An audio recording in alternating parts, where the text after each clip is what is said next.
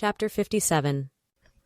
They numbered scarce 8 summers when a name rose on their souls and stirred much motions there, as thrill the buds and shape their hidden frame at penetration of the quickening air.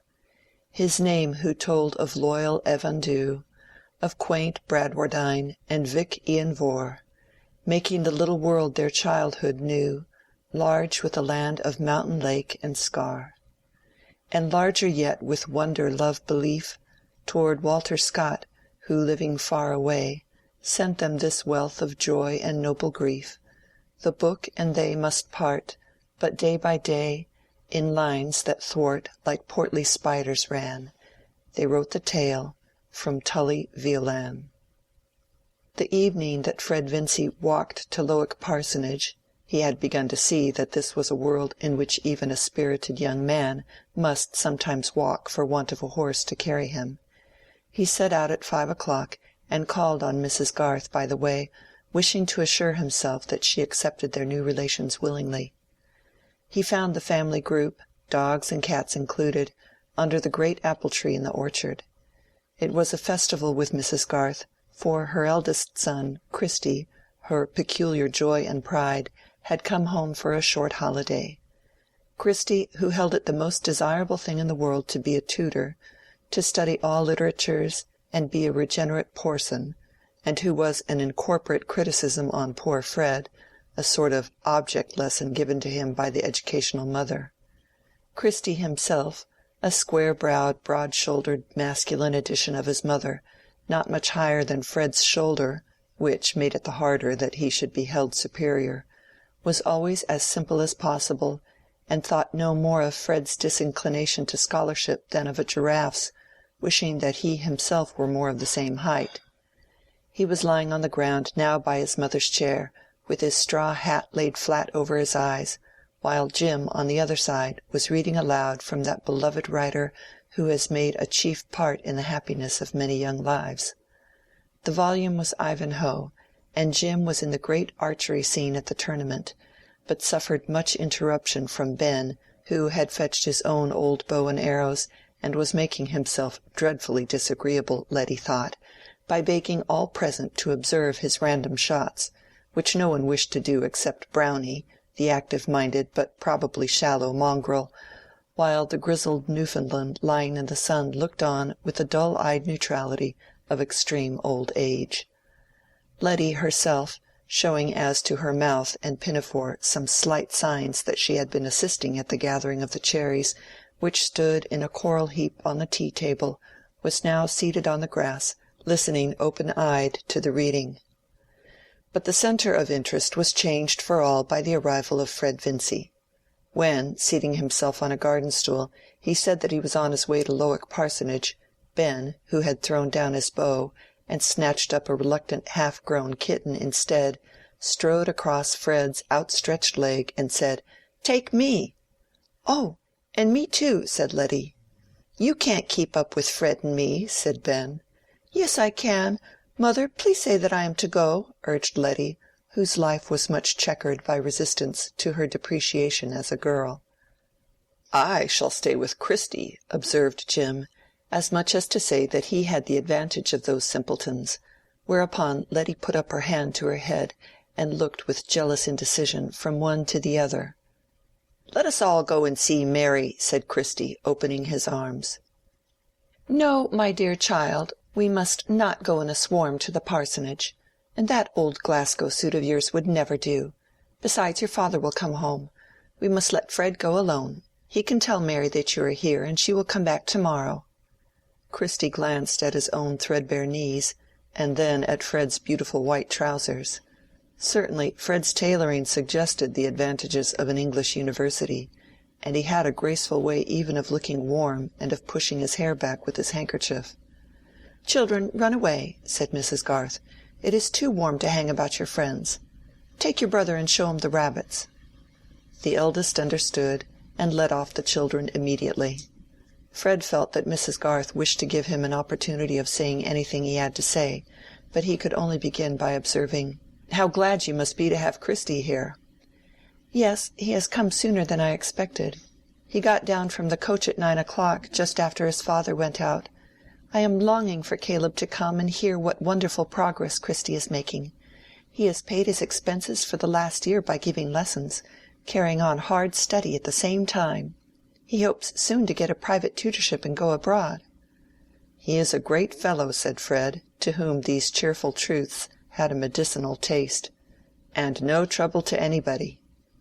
After a slight pause he added, "But I fear you will think that I am going to be a great deal of trouble to Mr. Garth." "Caleb likes taking trouble. He is one of those men who always do more than any one would have thought of asking them to do," answered Mrs. Garth. She was knitting, and could either look at Fred or not, as she chose, always an advantage when one is bent on loading speech with salutary meaning. And though Mrs. Garth intended to be duly reserved, she did wish to say something that Fred might be the better for. "I know you think me very undeserving, Mrs. Garth, and with good reason," said Fred, his spirit rising a little at the perception of something like a disposition to lecture him. "I happen to have behaved just the worst to the people I can't help wishing for the most from. But while two men like Mr. Garth and Mr. Farebrother have not given me up, I don't see why I should give myself up." Fred thought it might be well to suggest these masculine examples to Mrs. Garth. "Assuredly," said she, with gathering emphasis. "A young man for whom two such elders had devoted themselves would indeed be culpable if he threw himself away and made their sacrifices vain." Fred wondered a little at this strong language, but only said, "I hope it will not be so with me, Mrs. Garth, since I have some encouragement to believe that I may win Mary. Mr. Garth has told you about that?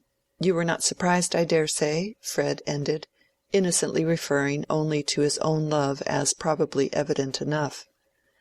"Not surprised that Mary has given you encouragement?" returned Mrs. Garth, who thought it would be well for Fred to be more alive to the fact that Mary's friends could not possibly have wished this beforehand, whatever the Vinceys might suppose.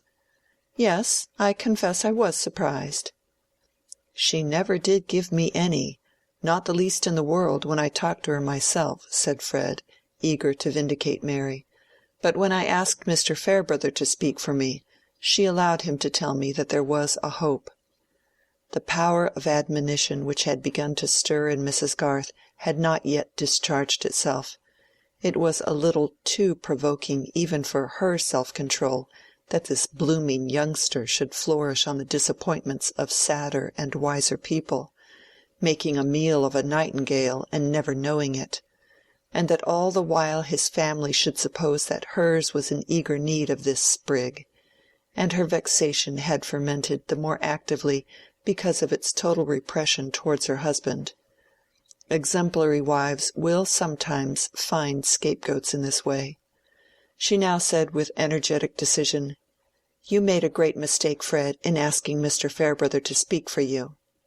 "Did I?" said Fred, reddening instantaneously. He was alarmed, but at a loss to know what Mrs. Garth meant, and added in an apologetic tone, "Mr. Farebrother has always been such a friend of ours, and Mary, I knew, would listen to him gravely, and he took it on himself quite readily." "Yes, young people are usually blind to everything but their own wishes, and seldom imagine how much those wishes cost others," said Mrs. Garth. She did not mean to go beyond this salutary general doctrine, and threw her indignation into a needless unwinding of her worsted, knitting her brow at it with a grand air.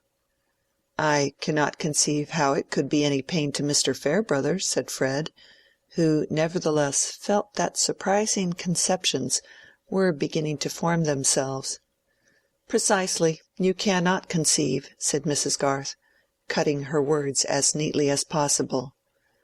For a moment Fred looked at the horizon with a dismayed anxiety, and then turning with a quick movement said almost sharply, "Do you mean to say, Mrs. Garth, that Mr. Farebrother is in love with Mary?" "And if it were so, Fred, I think you are the last person who ought to be surprised," returned Mrs. Garth, laying her knitting down beside her and folding her arms. It was an unwonted sign of emotion in her that she should put her work out of her hands. In fact, her feelings were divided between the satisfaction of giving Fred his discipline and the sense of having gone a little too far. Fred took his hat and stick and rose quickly. "Then you think I am standing in his way and in Mary's too?" he said, in a tone which seemed to demand an answer. Mrs. Garth could not speak immediately. She had brought herself into the unpleasant position of being called on to say what she really felt, yet what she knew there were strong reasons for concealing.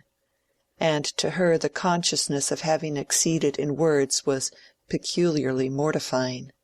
Besides, Fred had given out unexpected electricity, and he now added, "Mr. Garth seemed pleased that Mary should be attached to me. He could not have known anything of this." Mrs. Garth felt a severe twinge at this mention of her husband, the fear that Caleb might think her in the wrong not being easily endurable. She answered, wanting to check unintended consequences, "I spoke from inference only. I am not aware that Mary knows anything of the matter." But she hesitated to beg that he would keep entire silence on the subject, which she had herself unnecessarily mentioned, not being used to stoop in that way; and while she was hesitating there was already a rush of unintended consequences under the apple-tree where the tea-things stood. Ben, bouncing across the grass with Brownie at his heels, and seeing the kitten dragging the knitting by a lengthening line of wool, shouted and clapped his hands. Brownie barked, the kitten, desperate, jumped on the tea-table and upset the milk, then jumped down again and swept half the cherries with it, and Ben, snatching up the half-knitted sock-top, fitted it over the kitten's head as a new source of madness, while Letty, arriving, cried out to her mother against this cruelty. It was a history as full of sensation as "This is the house that Jack built." Mrs. Garth was obliged to interfere. The other young ones came up, and the tête-à-tête with Fred was ended. He got away as soon as he could, and Mrs. Garth could only imply some retractation of her severity by saying "God bless you" when she shook hands with him. She was unpleasantly conscious that she had been on the verge of speaking as "one of the foolish women speaketh," telling first and entreating silence after. But she had not entreated silence, and to prevent Caleb's blame she determined to blame herself and confess all to him that very night. It was curious what an awful tribunal the mild Caleb's was to her whenever he set it up, but she meant to point out to him that the revelation might do Fred Vincy a great deal of good. No doubt it was having a strong effect on him as he walked to Lowick. Fred's light hopeful nature had perhaps never had so much of a bruise as from this suggestion that if he had been out of the way Mary might have made a thoroughly good match. Also he was piqued that he had been what he called such a stupid lout as to ask that intervention from Mr. Farebrother. But it was not in a lover's nature, it was not in Fred's, that the new anxiety raised about Mary's feeling should not surmount every other. Notwithstanding his trust in Mr. Farebrother's generosity, notwithstanding what Mary had said to him, Fred could not help feeling that he had a rival. It was a new consciousness, and he objected to it extremely, not being in the least ready to give up Mary for her good, being ready rather to fight for her with any man whatsoever. But the fighting with Mr. Farebrother must be of a metaphorical kind, which was much more difficult to Fred than the muscular. Certainly this experience was a discipline for Fred hardly less sharp than his disappointment about his uncle's will. The iron had not entered into his soul, but he had begun to imagine what the sharp edge would be. It did not once occur to Fred that Mrs. Garth might be mistaken about Mr. Farebrother, but he suspected that she might be wrong about Mary. Mary had been staying at the parsonage lately, and her mother might know very little of what had been passing in her mind. He did not feel easier when he found her looking cheerful with the three ladies in the drawing-room. They were in animated discussion on some subject which was dropped when he entered, and Mary was copying the labels from a heap of shallow cabinet drawers in a minute handwriting which she was skilled in. Mr. Farebrother was somewhere in the village, and the three ladies knew nothing of Fred's peculiar relation to Mary. It was impossible for either of them to propose that they should walk around the garden, and Fred predicted to himself that he should have to go away without saying a word to her in private. He told her first of Christy's arrival, and then of his own engagement with her father, and he was comforted by seeing that this latter news touched her keenly. She said hurriedly, "I'm so glad," and then bent over her writing to hinder any one from noticing her face. But here was a subject which Mrs. Farebrother could not let pass. "You don't mean, my dear Miss Garth, that you are glad to hear of a young man giving up the church for which he was educated. You only mean that things being so, you are glad that he should be under an excellent man like your father." "No, really, Mrs. Farebrother, I am glad of both, I fear," said Mary, cleverly getting rid of one rebellious tear. "I have a dreadfully secular mind. I never liked any clergyman except the Vicar of Wakefield and Mr. Farebrother." "Now, why, my dear?" said Mrs. Farebrother, pausing on her large wooden knitting needles and looking at Mary. "You have always a good reason for your opinions, but this astonishes me. Of course I put out of the question those who preach new doctrine. But why should you dislike clergymen?" "Oh dear," said Mary, her face breaking into merriment as she seemed to consider a moment, "I don't like their neckcloths." "Why, you don't like Camden's, then?" said Miss Winifred, in some anxiety. "Yes, I do," said Mary. "I don't like the other clergymen's neckcloths, because it is they who wear them." "How very puzzling," said Miss Noble, feeling that her own intellect was probably deficient. "My dear, you are joking. You would have better reasons than these for slighting so respectable a class of men," said Mrs. Farebrother, majestically. "Miss Garth has such severe notions of what people should be that it is difficult to satisfy her," said Fred.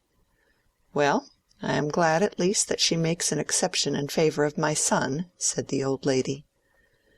Mary was wondering at Fred's piqued tone, when Mr. Farebrother came in and had to hear the news about the engagement under Mr. Garth. At the end he said with quiet satisfaction, "That is right," and then bent to look at Mary's labels and praise her handwriting.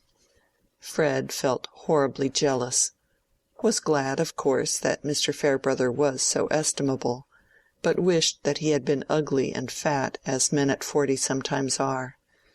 It was clear what the end would be, since Mary openly placed Farebrother above everybody, and these women were all evidently encouraging the affair. He was feeling sure that he should have no chance of speaking to Mary, when Mr. Farebrother said, "Fred, help me to carry these drawers back to my study. You have never seen my fine new study. Pray come too, Miss Garth. I want you to see a stupendous spider I found this morning." Mary at once saw the vicar's intention. He had never since the memorable evening deviated from his old pastoral kindness to her, and her momentary wonder and doubt had quite gone to sleep. Mary was accustomed to think rather rigorously of what was probable, and if a belief flattered her vanity she felt warned to dismiss it as ridiculous, having early had much exercise in such dismissals. It was as she had foreseen. When Fred had been asked to admire the fittings of the study, and she had been asked to admire the spider, Mr. Farebrother said, "Wait here a minute or two. I am going out to look at an engraving which Fred is tall enough to hang for me. I shall be back in a few minutes." And then he went out. Nevertheless, the first word Fred said to Mary was, "It is of no use whatever I do, Mary. You are sure to marry Farebrother at last." There was some rage in his tone. "What do you mean, Fred?" Mary exclaimed indignantly, blushing deeply, and surprised out of all of her readiness in reply. "It is impossible that you should not see it all clearly enough, you who see everything." "I only see that you are behaving very ill, Fred, in speaking so of Mr. Farebrother after he has pleaded your cause in every way. How can you have taken up such an idea?" Fred was rather deep, in spite of his irritation. If Mary had really been unsuspicious, there was no good in telling her what Mrs. Garth had said. "It follows as a matter of course," he replied. "When you are continually seeing a man who beats me in everything and whom you set up above everybody, I can have no fair chance." "You are very ungrateful, Fred," said Mary. "I wish I had never told Mr. Farebrother that I cared for you in the least." "No, I am not ungrateful. I should be the happiest fellow in the world if it were not for this. I told your father everything, and he was very kind. He treated me as if I were his son. I could go at the work with a will, writing and everything, if it were not for this." "For this? For what?" said Mary, imagining now that something specific must have been said or done. "This dreadful certainty that I shall be bowled out by Farebrother." Mary was appeased by her inclination to laugh. "Fred," she said, peeping round to catch his eyes, which were sulkily turned away from her, "you are too delightfully ridiculous. If you were not such a charming simpleton, what a temptation this would be to play the wicked coquette, and let you suppose that somebody besides you has made love to me." "Do you really like me best, Mary?" said Fred, turning eyes full of affection on her, and trying to take her hand. "I don't like you at all this moment," said Mary, retreating and putting her hands behind her. "I only said that no mortal ever made love to me besides you, and that is no argument that a very wise man ever will," she ended, merrily. "I wish you would tell me that you could not possibly ever think of him," said Fred. "Never dare to mention this any more to me, Fred," said Mary, getting serious again. "I don't know whether it is more stupid or ungenerous in you not to see that Mr. Farebrother has left us together on purpose that we might speak freely. I am disappointed that you should be so blind to his delicate feeling." There was no time to say any more before Mr. Farebrother came back with the engraving, and Fred had to return to the drawing-room, still with a jealous dread in his heart, but yet with comforting arguments from Mary's words and manner. The result of the conversation was on the whole more painful to Mary. Inevitably her attention had taken a new attitude, and she saw the possibility of new interpretations. She was in a position in which she seemed to herself to be slighting Mr. Farebrother, and this, in relation to a man who is much honored, is always dangerous to the firmness of a grateful woman. To have a reason for going home the next day was a relief, for Mary earnestly desired to be always clear that she loved Fred best. When a tender affection has been storing itself in us through many of our years, the idea that we could accept any exchange for it seems to be a cheapening of our lives. And we can set a watch over our affections and our constancy, as we can over other treasures. Fred has lost all his other expectations. He must keep this, Mary said to herself, with a smile curling her lips. It was impossible to help fleeting visions of another kind, new dignities, and an acknowledged value of which she had often felt the absence. But these things with Fred outside them, Fred forsaken and looking sad for the want of her, could never tempt her deliberate thought. Chapter 57. Chapter 58. For there can live no hatred in thine eye, therefore in that I cannot know thy change. In many's looks the false heart's history is writ in moods and frowns and wrinkles strange. But heaven in thy creation did decree that in thy face sweet love should ever dwell. Whate'er thy thoughts or thy heart's workings be, thy looks should nothing thence but sweetness tell. Shakespeare Sonnets. At the time when Mr. Vincy uttered that presentiment about Rosamond, she herself had never had the idea that she should be driven to make the sort of appeal which he foresaw. She had not yet had any anxiety about ways and means, though her domestic life had been expensive as well as eventful. Her baby had been born prematurely, and all the embroidered robes and caps had to be laid by in darkness. This misfortune was attributed entirely to her having persisted in going out on horseback one day when her husband had desired her not to do so, but it must not be supposed that she had shown temper on the occasion, or rudely told him that she would do as she liked. What led her particularly to desire horse exercise was a visit from Captain Lydgate, the baronet's third son, who, I am sorry to say, was detested by our Tertius of that name as a vapid fop, parting his hair from brow to nape in a despicable fashion, not followed by Tertius himself, and showing an ignorant security that he knew the proper thing to say on every topic. Lydgate inwardly cursed his own folly that he had drawn down this visit by consenting to go to his uncle's on the wedding tour, and he made himself rather disagreeable to Rosamond by saying so in private. For to Rosamond this visit was a source of unprecedented but gracefully concealed exultation. She was so intensely conscious of having a cousin who was a baronet's son staying in the house, that she imagined the knowledge of what was implied by his presence to be diffused through all other minds, and when she introduced Captain Lydgate to her guests, she had a placid sense that his rank penetrated them as if it had been an odour. The satisfaction was enough for the time to melt away some disappointment in the conditions of marriage with a medical man even of good birth. It seemed now that her marriage was visibly as well as ideally floating her above the Middlemarch level, and the future looked bright with letters and visits to and from Quallingham, and vague advancement in consequence for Tertius. Especially as, probably as the captain's suggestion, his married sister, Mrs. Mengan, had come with her maid and stayed 2 nights on her way from town. Hence it was clearly worth while for Rosamond to take pains with her music and the careful selection of her lace. As to Captain Lydgate himself, his low brow, his aquiline nose bent on one side, and his rather heavy utterance, might have been disadvantageous in any young gentleman who had not a military bearing and a moustache to give him what is doted on by some flower-like blonde heads as style. He had, moreover, that sort of high breeding which consists in being free from the petty solicitudes of middle-class gentility, and he was a great critic of feminine charms.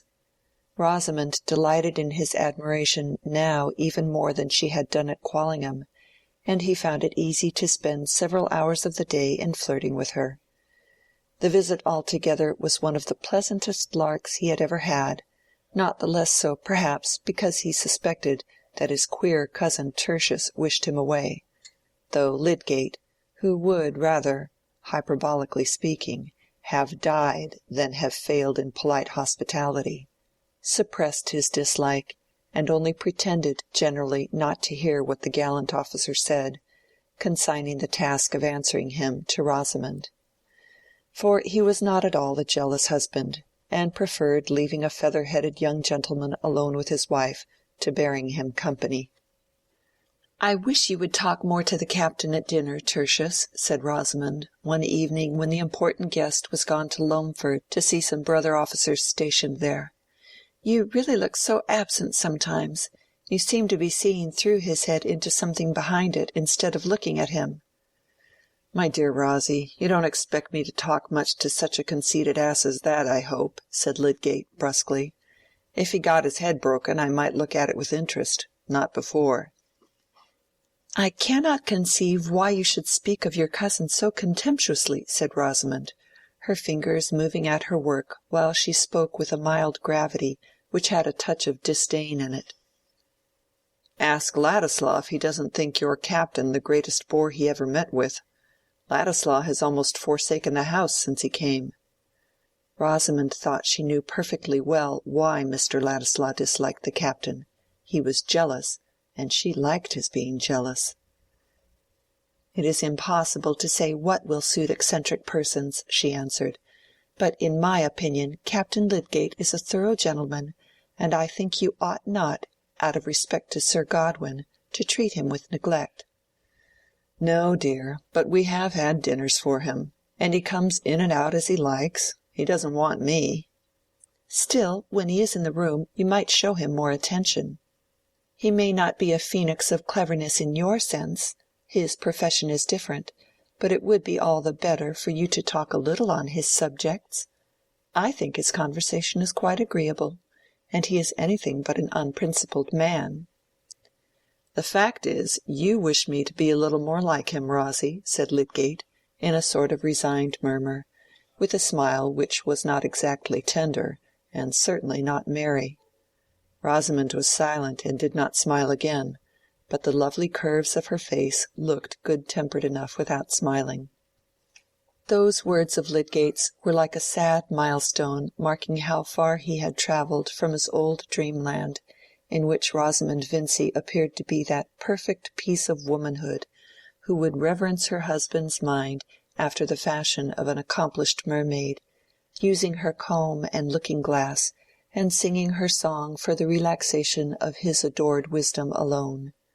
He had begun to distinguish between that imagined adoration and the attraction towards a man's talent because it gives him prestige, and is like an order in his buttonhole or an honorable before his name.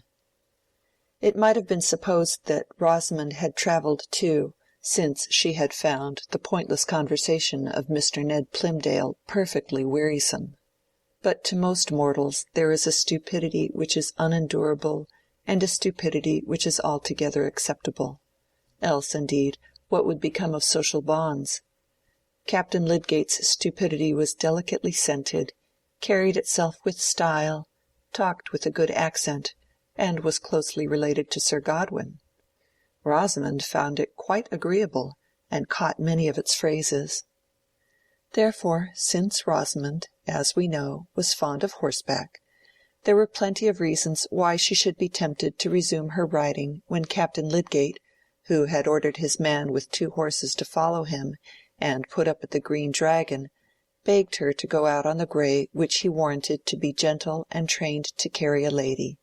Indeed, he had bought it for his sister, and was taking it to Quallingham. Rosamond went out the first time without telling her husband, and came back before his return.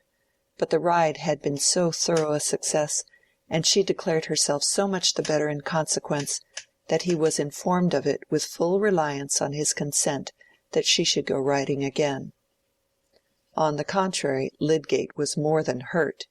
He was utterly confounded that she had risked herself on a strange horse without referring the matter to his wish. After the first almost thundering exclamations of astonishment, which sufficiently warned Rosamond of what was coming, he was silent for some moments. "However, you have come back safely," he said, at last, in a decisive tone. "You will not go again, Rosie, that is understood. If it were the quietest, most familiar horse in the world, there would always be the chance of accident. And you know very well that I wished you to give up riding the roan on that account." "But there is the chance of accident indoors, Tertius." "My darling, don't talk nonsense," said Lydgate, in an imploring tone. "Surely I am the person to judge for you. I think it is enough that I say you are not to go again." Rosamond was arranging her hair before dinner, and the reflection of her head in the glass showed no change in its loveliness except a little turning aside of the long neck. Lydgate had been moving about with his hands in his pockets, and now paused near her, as if he awaited some assurance. "I wish you would fasten up my plaits, dear," said Rosamond, letting her arms fall with a little sigh, so as to make a husband ashamed of standing there like a brute. Lydgate had often fastened the plaits before, being among the deftest of men with his large finely formed fingers. He swept up the soft festoons of plaits and fastened in the tall comb. To such uses do men come. And what could he do then but kiss the exquisite nape which was shown in all its delicate curves? But when we do what we have done before, it is often with a difference. Lydgate was still angry, and had not forgotten his point. "I shall tell the captain that he ought to have known better than offer you his horse," he said, as he moved away. "I beg you will not do anything of the kind, Tertius," said Rosamond, looking at him with something more marked than usual in her speech. "It will be treating me as if I were a child. Promise that you will leave the subject to me." There did seem to be some truth in her objection. Lydgate said, "Very well," with a surly obedience, and thus the discussion ended with his promising Rosamond, and not with her promising him. In fact, she had been determined not to promise. Rosamond had that victorious obstinacy which never wastes its energy in impetuous resistance. What she liked to do was to her the right thing, and all her cleverness was directed to getting the means of doing it. She meant to go out riding again on the grey, and she did go on the next opportunity of her husband's absence, not intending that he should know until it was late enough not to signify to her. The temptation was certainly great. She was very fond of the exercise, and the gratification of riding on a fine horse, with Captain Lydgate, Sir Godwin's son, on another fine horse by her side, and of being met in this position by any one but her husband, was something as good as her dreams before marriage. Moreover, she was riveting the connection with the family at Quallingham, which must be a wise thing to do.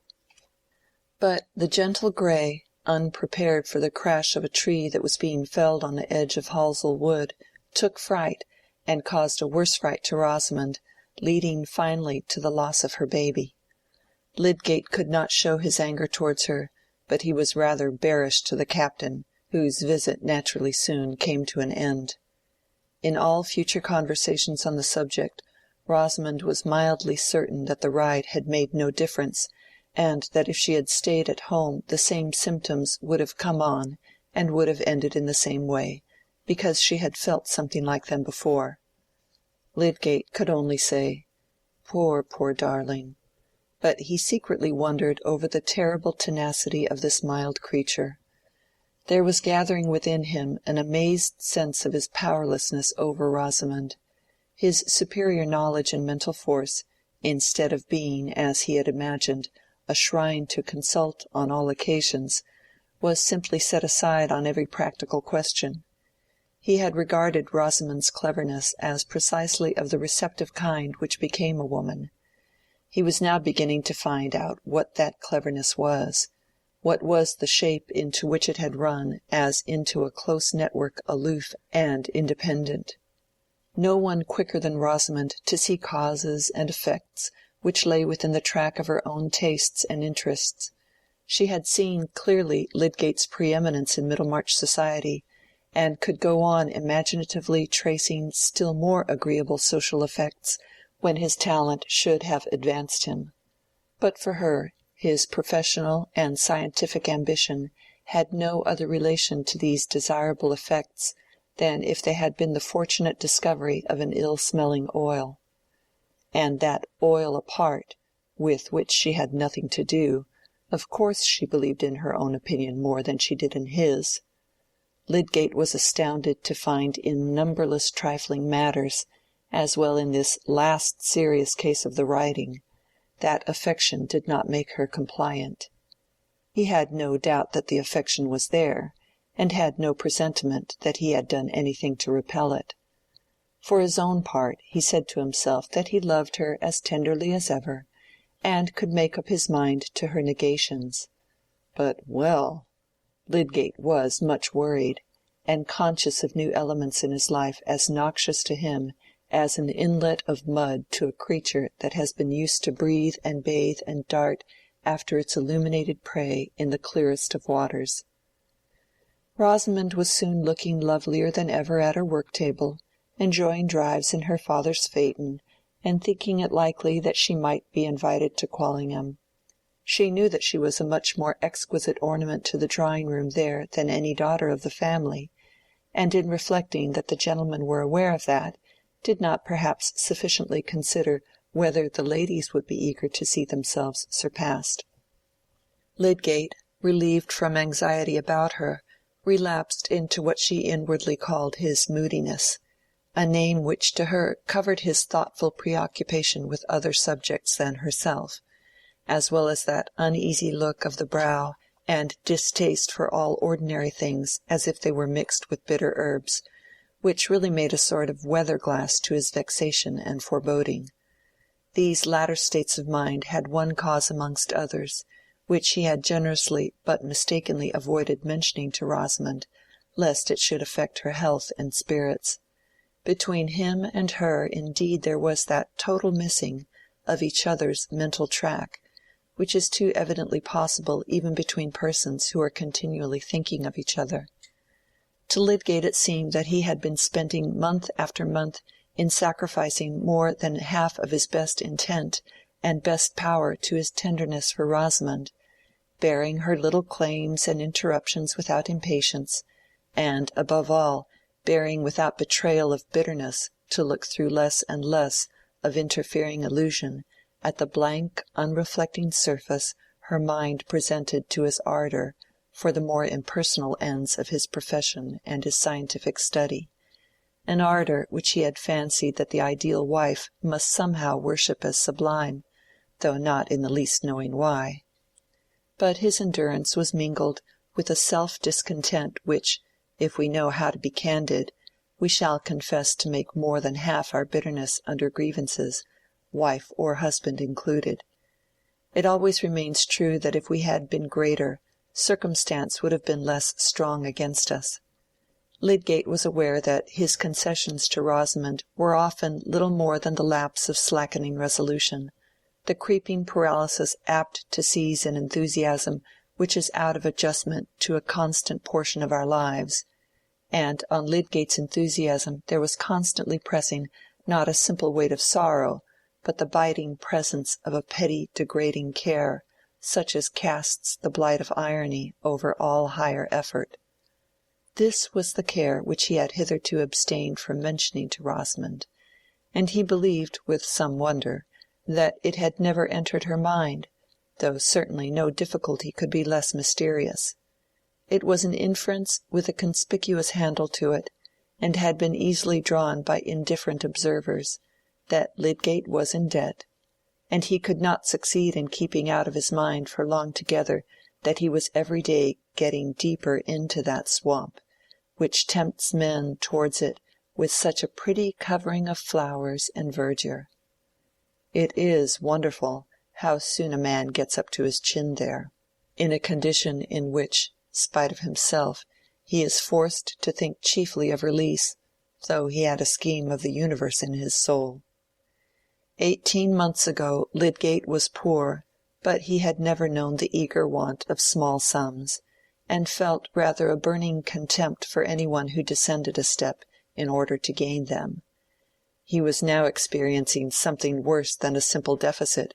He was assailed by the vulgar, hateful trials of a man who has bought and used a great many things which might have been done without, and which he is unable to pay for, though the demand for payment has become pressing.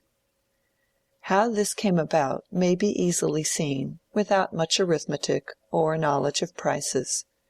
When a man, in setting up a house and preparing for marriage, finds that his furniture and other initial expenses come to between £400 and £500 more than he has capital to pay for, when at the end of a year it appears that his household expenses, horses and etc., mount to nearly 1,000, while the proceeds of the practice, reckoned from the old books to be worth 800 per annum, have sunk like a summer pond, and make hardly 500, chiefly in unpaid entries, the plain inference is that, whether he minds it or not, he is in debt. Those were less expensive times than our own, and provincial life was comparatively modest. But the ease with which a medical man who has lately bought a practice, who thought he was obliged to keep 2 horses, whose table was supplied without stint, and who paid an insurance on his life and a high rent for house and garden, might find his expenses doubling his receipts, can be convinced by any one who does not think these details beneath his consideration. Rosamond, accustomed from her childhood to an extravagant household, thought that good housekeeping consisted simply in ordering the best of everything. Nothing else answered, and Lydgate supposed that if things were done at all they must be done properly. He did not see how they were to live otherwise. If each head of household expenditure had been mentioned to him beforehand, he would have probably observed that it could hardly come to much, and if any one had suggested a saving on a particular article, for example the substitution of cheap fish for dear, it would have appeared to him simply a penny-wise, mean notion. Rosamond, even without such an occasion as Captain Lydgate's visit, was fond of giving invitations, and Lydgate, though he often thought the guests tiresome, did not interfere. This sociability seemed a necessary part of professional prudence, and the entertainment must be suitable. It is true Lydgate was constantly visiting the homes of the poor and adjusting his prescriptions of diet to their small means, but, dear me, has it not by this time ceased to be remarkable? Is it not rather that we expect in men that they should have numerous strands of experience lying side by side and never compare them with each other? Expenditure, like ugliness and errors, becomes a totally new thing when we attach our own personality to it, and measure it by that wide difference which is manifest, in our own sensations, between ourselves and others. Lydgate believed himself to be careless about his dress, and he despised a man who calculated the effects of his costume. It seemed to him only a matter of course that he had abundance of fresh garments. Such things were naturally ordered in sheaves. It must be remembered that he had never hitherto felt the check of importunate debt, and he walked by habit, not by self-criticism. But the check had come. Its novelty made it the more irritating. He was amazed, disgusted that conditions so foreign to all his purposes, so hatefully disconnected with the objects he cared to occupy himself with, should have lain in ambush and clutched him when he was unaware. And there was not only the actual debt, there was the certainty that in his present position he must go on deepening it. 2 furnishing tradesmen at Brassing, whose bills had been incurred before his marriage, and whom uncalculated current expenses had ever since prevented him from paying, had repeatedly sent him unpleasant letters which had forced themselves on his attention. This could hardly have been more galling to any disposition than to Lydgate's, with his intense pride, his dislike of asking a favor or being under an obligation to any one. He had scorned even to form conjectures about Mr. Vincey's intentions on money matters, and nothing but extremity could have induced him to apply to his father-in-law, even if he had not been made aware in various indirect ways since his marriage that Mr. Vincey's own affairs were not flourishing, and that the expectation of help from him would be resented. Some men easily trust in the readiness of friends. It had never in the former part of his life occurred to Lydgate that he should need to do so. He had never thought what borrowing would be to him, but now that the idea had entered his mind, he felt that he would rather incur any other hardship. In the meantime he had no money or prospects of money, and his practice was not getting more lucrative. No wonder that Lydgate had been unable to suppress all signs of inward trouble during the last few months, and now that Rosamond was regaining brilliant health, he meditated taking her entirely into confidence on his difficulties. New conversance with tradesmen's bills had forced his reasoning into a new channel of comparison. He had begun to consider from a new point of view what was necessary and unnecessary in goods ordered, and to see that there must be some change of habits. How could such a change be made without Rosamond's concurrence? The immediate occasion of opening the disagreeable fact to her was forced upon him. Having no money, and having privately sought advice as to what security could possibly be given a man in his position, Lydgate had offered the one good security in his power to the less peremptory creditor, who was a silversmith and jeweller, and who consented to take on himself the upholsterer's credit too, accepting interest for a given term.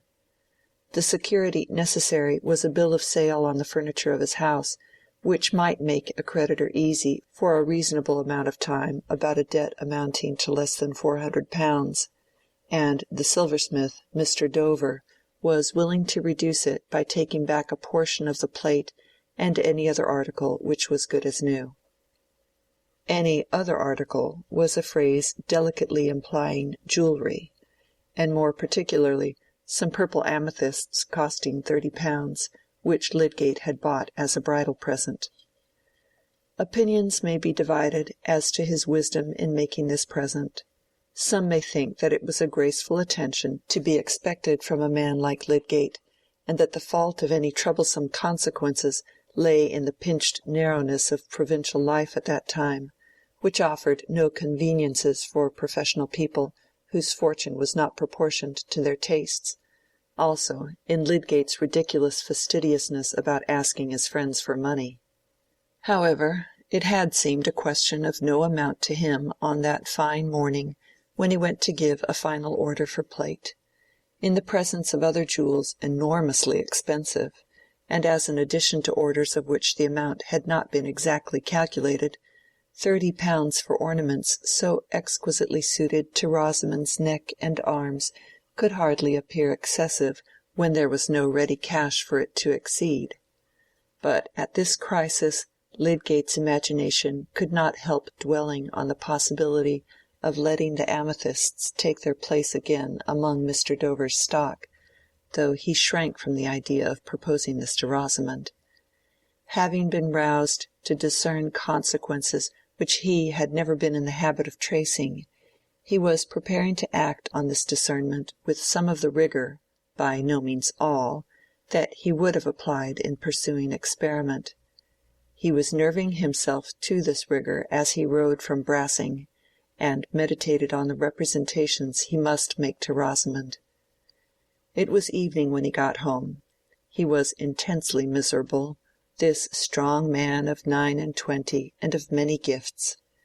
He was not saying angrily within himself that he had made a profound mistake, but the mistake was at work in him like a recognized chronic disease, mingling its uneasy importunities with every prospect and enfeebling every thought. As he went along the passage to the drawing-room, he heard the piano and singing. Of course, Ladislaw was there.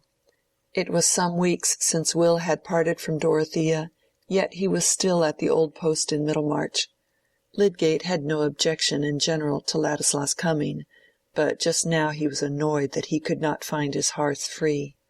When he opened the door, the two singers went on towards the key-note, raising their eyes and looking at him indeed, but not regarding his entrance as an interruption.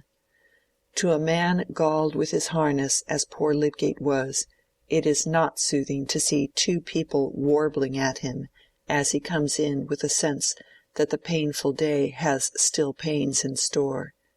His face, already paler than usual, took on a scowl as he walked across the room and flung himself into a chair. The singers, feeling themselves excused by the fact that they had only 3 bars to sing, now turned round. "How are you, Lydgate?" said Will, coming forward to shake hands. Lydgate took his hand, but did not think it necessary to speak. "Have you dined, Tertius? I expected you much earlier," said Rosamond, who had already seen that her husband was in a horrible humour. She seated herself in her usual place as she spoke. "I have dined. I should like some tea, please," said Lydgate curtly, still scowling and looking markedly at his legs stretched out before him. Will was too quick to need more. "I shall be off," he said, reaching his hat. "Tea is coming," said Rosamond. "Pray don't go." "Yes, Lydgate is bored," said Will, who had more comprehension of Lydgate than Rosamond had, and was not offended by his manner, easily imagining outdoor causes of annoyance. "There is the more need for you to stay," said Rosamond, playfully, and in her lightest accent. "He will not speak to me all the evening." "Yes, Rosamond, I shall," said Lydgate, in his strong baritone.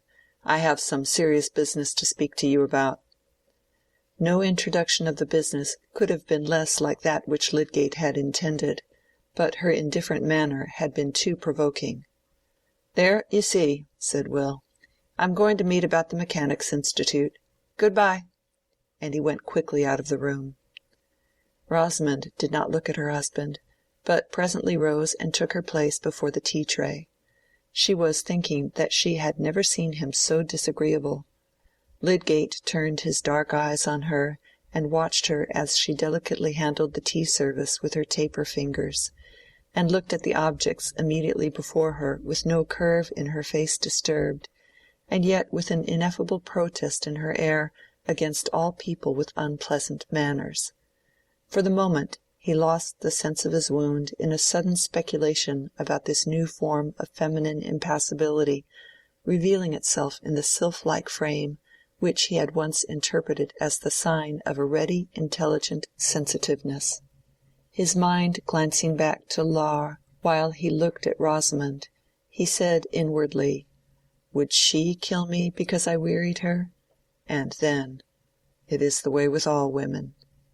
But this power of generalizing which gives men so much the superiority in mistake over the dumb animals was immediately thwarted by Lydgate's memory of wondering impressions from the behavior of another woman, from Dorothea's looks and tones of emotion about her husband when Lydgate began to attend him, from her passionate cry to be taught what would best comfort that man for whose sake it seemed as if she must quell every impulse in her except the yearnings of faithfulness and compassion.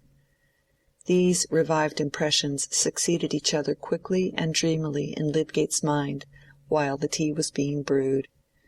He had shut his eyes in the last instant of reverie while he heard Dorothea saying, "Advise me. Think what I can do.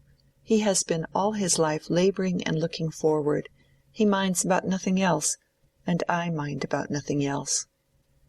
That voice of deep-souled womanhood had remained within him as the enkindling conceptions of dead and sceptred genius had remained within him. Is there not a genius for feeling nobly, which also reigns over human spirits and their conclusions? The tones were a music from which he was falling away. He had really fallen into a momentary doze, when Rosamond said in her silvery neutral way, "Here's your tea, Tertius," setting it on the table by his side, and then moved back to her place without looking at him. Lydgate was too hasty in attributing insensibility to her, after her own fashion. She was sensitive enough and took lasting impressions. Her impression now was one of offence and repulsion. But then Rosamond had no scowls, and had never raised her voice. She was quite sure that no one could justly find fault with her. Perhaps Lydgate and she had never felt so far off each other before, but there were strong reasons for not deferring his revelation, even if he had not already begun it by that abrupt announcement. Indeed, some of the angry desire to rouse her into more sensibility on his account, which had prompted him to speak prematurely, still mingled with his pain in the prospect of her pain. But he waited till the tray was gone, the candles were lit, and the evening quiet might be counted on. The interval had left time for repelled tenderness to return into the old course. He spoke kindly. "Dear Rosie, lay down your work and come to sit by me," he said, gently pushing away the table, and stretching out his arm to draw a chair near his own. Rosamond obeyed.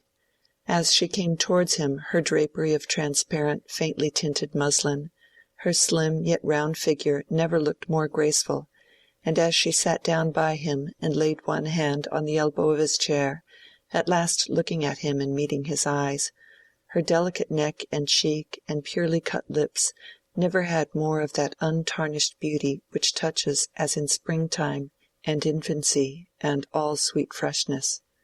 It touched Lydgate now, and mingled the early moments of his love for her with all the other memories which were stirred in this crisis of deep trouble. He laid his ample hand softly on hers, saying, "Dear," with the lingering utterance which affection gives to the word.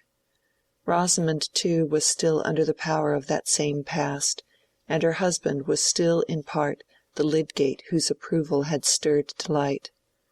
She put his hair lightly away from his forehead, then laid her other hand on his, and was conscious of forgiving him. I am obliged to tell you what will hurt you, Rosie, but there are things which husband and wife must think of together. I dare say it has occurred to you already that I am short of money." Lydgate paused, but Rosamond turned her neck and looked at a vase on the mantelpiece. "I was not able to pay for all the things we had to get before we were married, and there have been expenses since which I have been obliged to meet. The consequence is, there is a large debt at Brassing, £380, which has been pressing on me a good while, and in fact we are getting deeper every day, for people don't pay me the faster because others want the money. I took pains to keep it from you while you were not well, but now we must think together about it, and you must help me." "What can I do, Tertius?" said Rosamond, turning her eyes on him again. That little speech of 4 words, like so many others in all languages, is capable by varied vocal inflections of expressing all states of mind, from helpless dimness to exhaustive argumentative perception, from the completest self-devoting fellowship to the most neutral aloofness. Rosamond's thin utterance threw into the words, "What can I do?" as much neutrality as they could hold. They fell like a mortal chill on Lydgate's roused tenderness. He did not storm in indignation, he felt too sad a sinking of the heart, and when he spoke again it was more in the tone of a man who forces himself to fulfill a task. "It is necessary for you to know, because I have to give security for a time, and a man must come to make an inventory of the furniture." Rosamond coloured deeply. "Have you not asked papa for money?" she said, as soon as she could speak. "No." "Then I must ask him," she said, releasing her hand from Lydgate's, and rising to stand at 2 yards' distance from him. "No, Rosie," said Lydgate decisively. "It is too late to do that. The inventory will be begun tomorrow. Remember, it is a mere security. It will make no difference. It is a temporary affair. I insist upon it that your father shall not know unless I choose to tell him," added Lydgate, with a more peremptory emphasis. This certainly was unkind, but Rosamond had thrown him back on evil expectation as to what she would do in the way of quiet, steady disobedience. The unkindness seemed unpardonable to her. She was not given to weeping, and disliked it, but now her chin and lips began to tremble, and the tears welled up. Perhaps it was not possible for Lydgate, under the double stress of outward material difficulty and of his own proud resistance to humiliating consequences, to imagine fully what this sudden trial was to a young creature who had known nothing but indulgence, and whose dreams had all been of a new indulgence, more exactly to her taste. But he did wish to spare her as much as he could, and her tears cut him to the heart. He could not speak again immediately, but Rosamond did not go on sobbing. She tried to conquer her agitation and wiped away her tears, continuing to look before her at the mantelpiece. "Try not to grieve, darling," said Lydgate, turning his eyes up towards her. That she had chosen to move away from him in this moment of her trouble made everything harder to say, but he must absolutely go on. "We must brace ourselves to do what is necessary. It is I who have been at fault. I ought to have seen that I could not afford to live in this way. But many things have told against me in my practice, and it really just now has ebbed to a low point. I may recover it, but in the meantime we must pull up. We must change our way of living. We shall weather it. When I have given this security I shall have time to look about me. And you are so clever that if you turn your mind to managing you will school me into carefulness. I have been a thoughtless rascal about squaring prices. But come, dear, sit down and forgive me."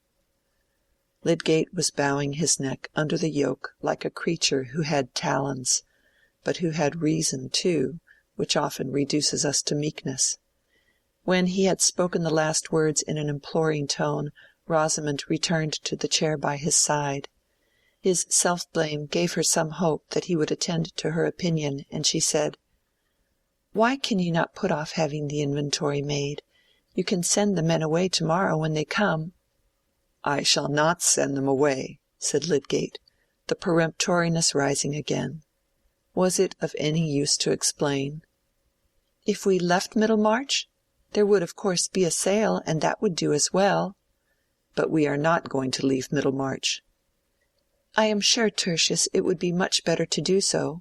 Why can we not go to London, or near Durham, where your family is known?" "We can go nowhere without money, Rosamond." "Your friends would not wish you to be without money. And surely these odious tradesmen might be made to understand that, and to wait, if you would make proper representations to them." "This is idle, Rosamond," said Lydgate angrily. "You must learn to take my judgment on questions you don't understand. I have made necessary arrangements, and they must be carried out. As to friends, I have no expectations whatever from them, and shall not ask them for anything." Rosamond sat perfectly still. The thought in her mind was that if she had known how Lydgate would behave, she would never have married him. "We have no time to waste now on unnecessary words, dear," said Lydgate, trying to be gentle again. "There are some details that I want to consider with you. Dover says he will take a good deal of the plate back again, and any of the jewelry we like. He really behaves very well." "Are we to go without spoons and forks, then?" said Rosamond, whose very lips seemed to get thinner with the thinness of her utterance. She was determined to make no further resistance or suggestions. "Oh no, dear," said Lydgate. "But look here," he continued, drawing a paper from his pocket and opening it. "Here is Dover's account. See, I have marked a number of articles, which if we returned them would reduce the amount by £30 and more. I have not marked any of the jewelry." Lydgate had really felt this point of the jewelry very bitter to himself, but he had overcome the feeling by severe argument. He could not propose to Rosamond that she should return any particular present of his, but he had told himself that he was bound to put Dover's offer before her, and her inward prompting might make the affair easy. "It is useless for me to look, Tertius," said Rosamond calmly. "You will return what you please." She would not turn her eyes on the paper, and Lydgate, flushing up to the roots of his hair, drew it back and let it fall on his knee. Meanwhile Rosamond quietly went out of the room, leaving Lydgate helpless and wondering. Was she not coming back? It seemed that she had no more identified herself with him than if they had been creatures of different species and opposing interests. He tossed his head and thrust his hands deep into his pockets with a sort of vengeance. There was still science, there were still good objects to work for.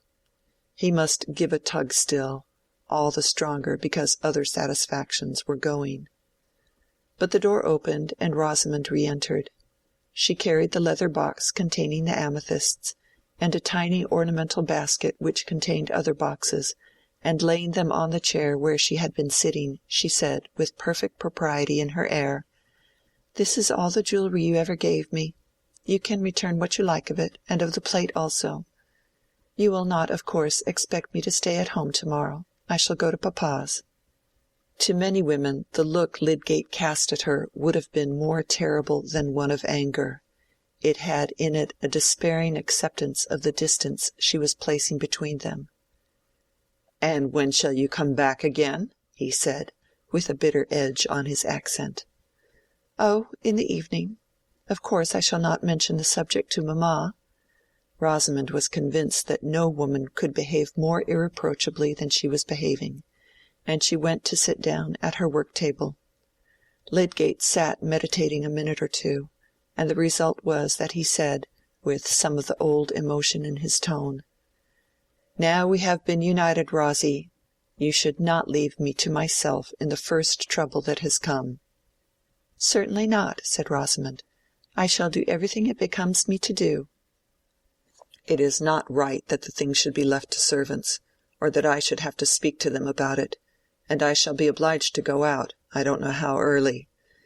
I understand your shrinking from the humiliation of these money affairs, but, my dear Rosamond, as a question of pride, which I feel just as much as you can, it is surely better to manage the thing ourselves and let the servants see as little of it as possible. And since you are my wife, there is no hindering your share in my disgraces. if there were disgraces. Rosamond did not answer immediately, but at last she said, "Very well, I will stay at home." "I shall not touch these jewels, Rosie. Take them away again. But I will write out a list of plate that we may return, and that can be packed up and sent at once." "The servants will know that," said Rosamond, with the slightest touch of sarcasm. "Well, we must meet some disagreeables as necessities. Where's the ink, I wonder?" said Lydgate, rising, and throwing the account on the larger table where he meant to write.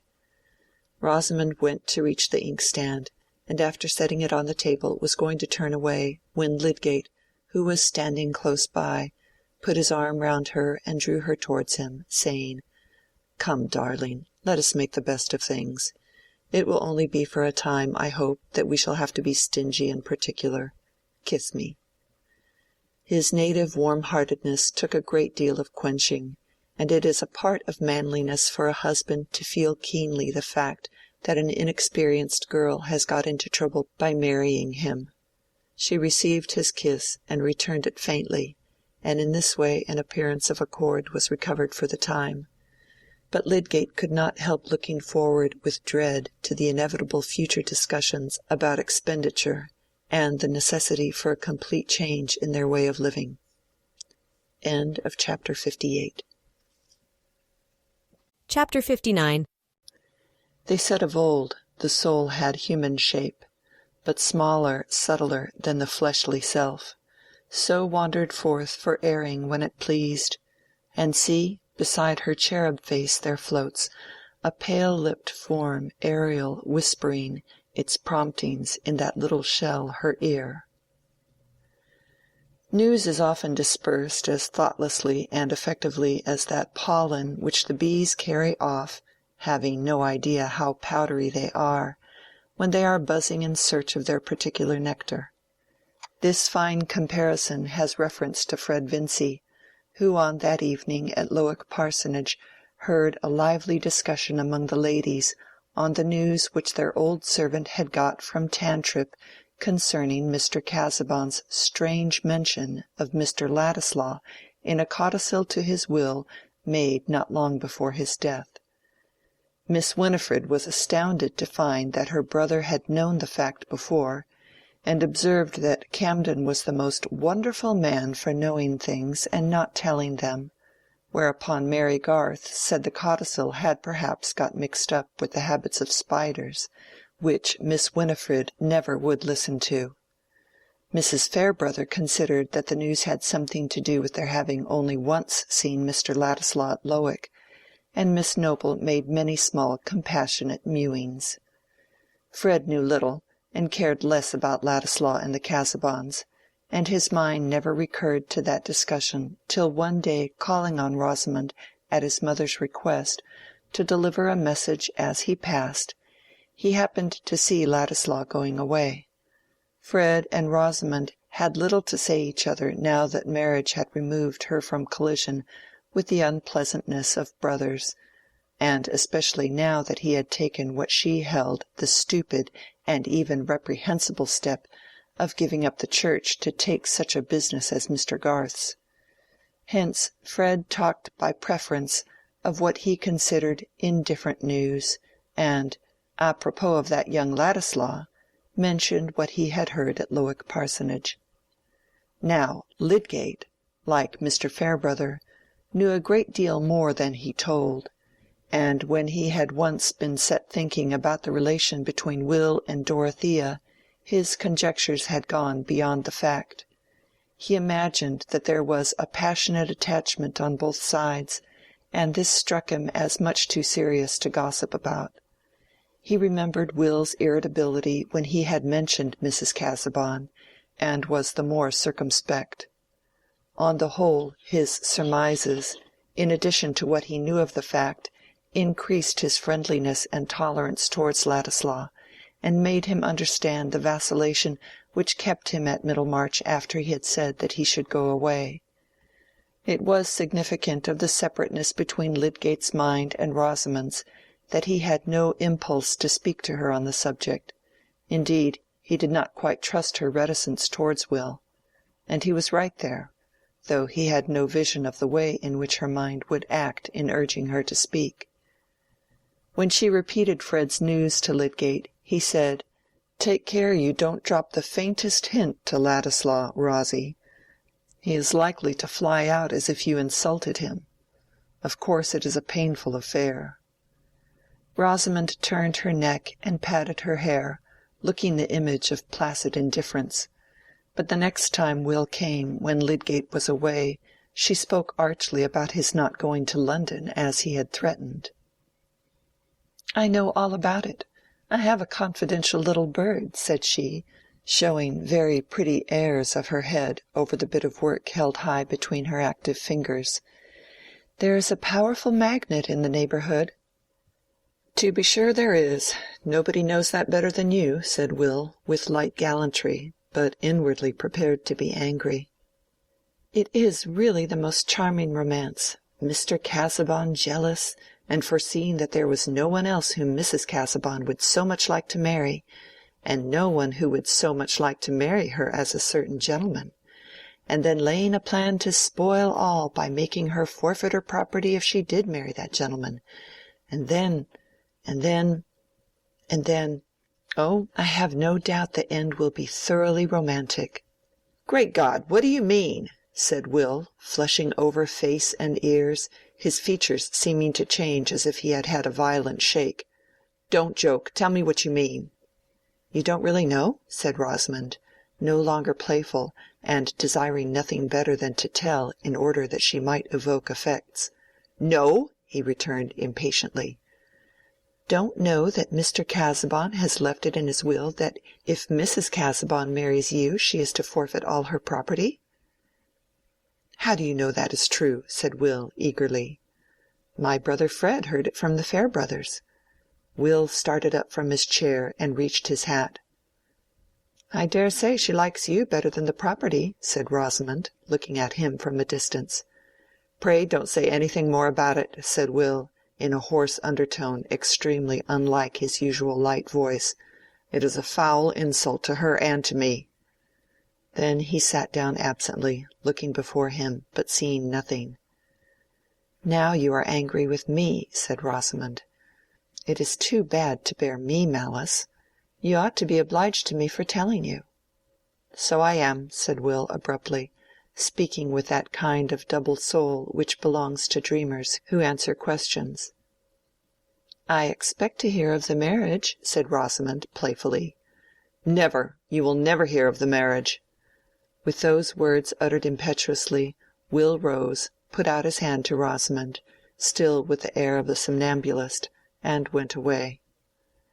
When he was gone, Rosamond left her chair and walked to the other end of the room, leaning when she got there against a chiffoniere, and looking out of the window wearily.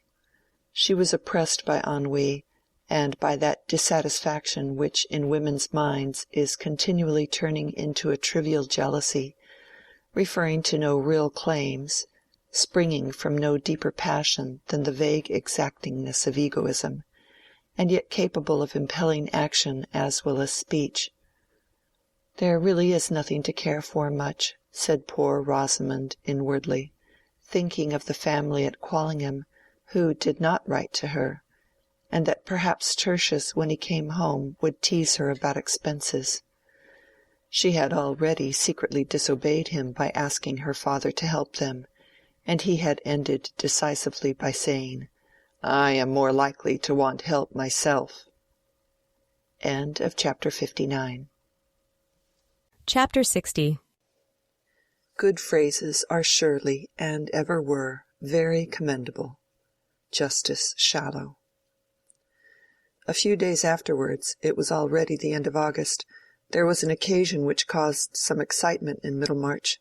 The public, if it chose, was to have the advantage of buying, under the distinguished auspices of Mr. Borthrop Trumbull, the furniture, books, and pictures which anybody might see by the handbills to be the best in every kind, belonging to Edwin Larcher, Esquire. This was not one of the sales indicating the depression of trade.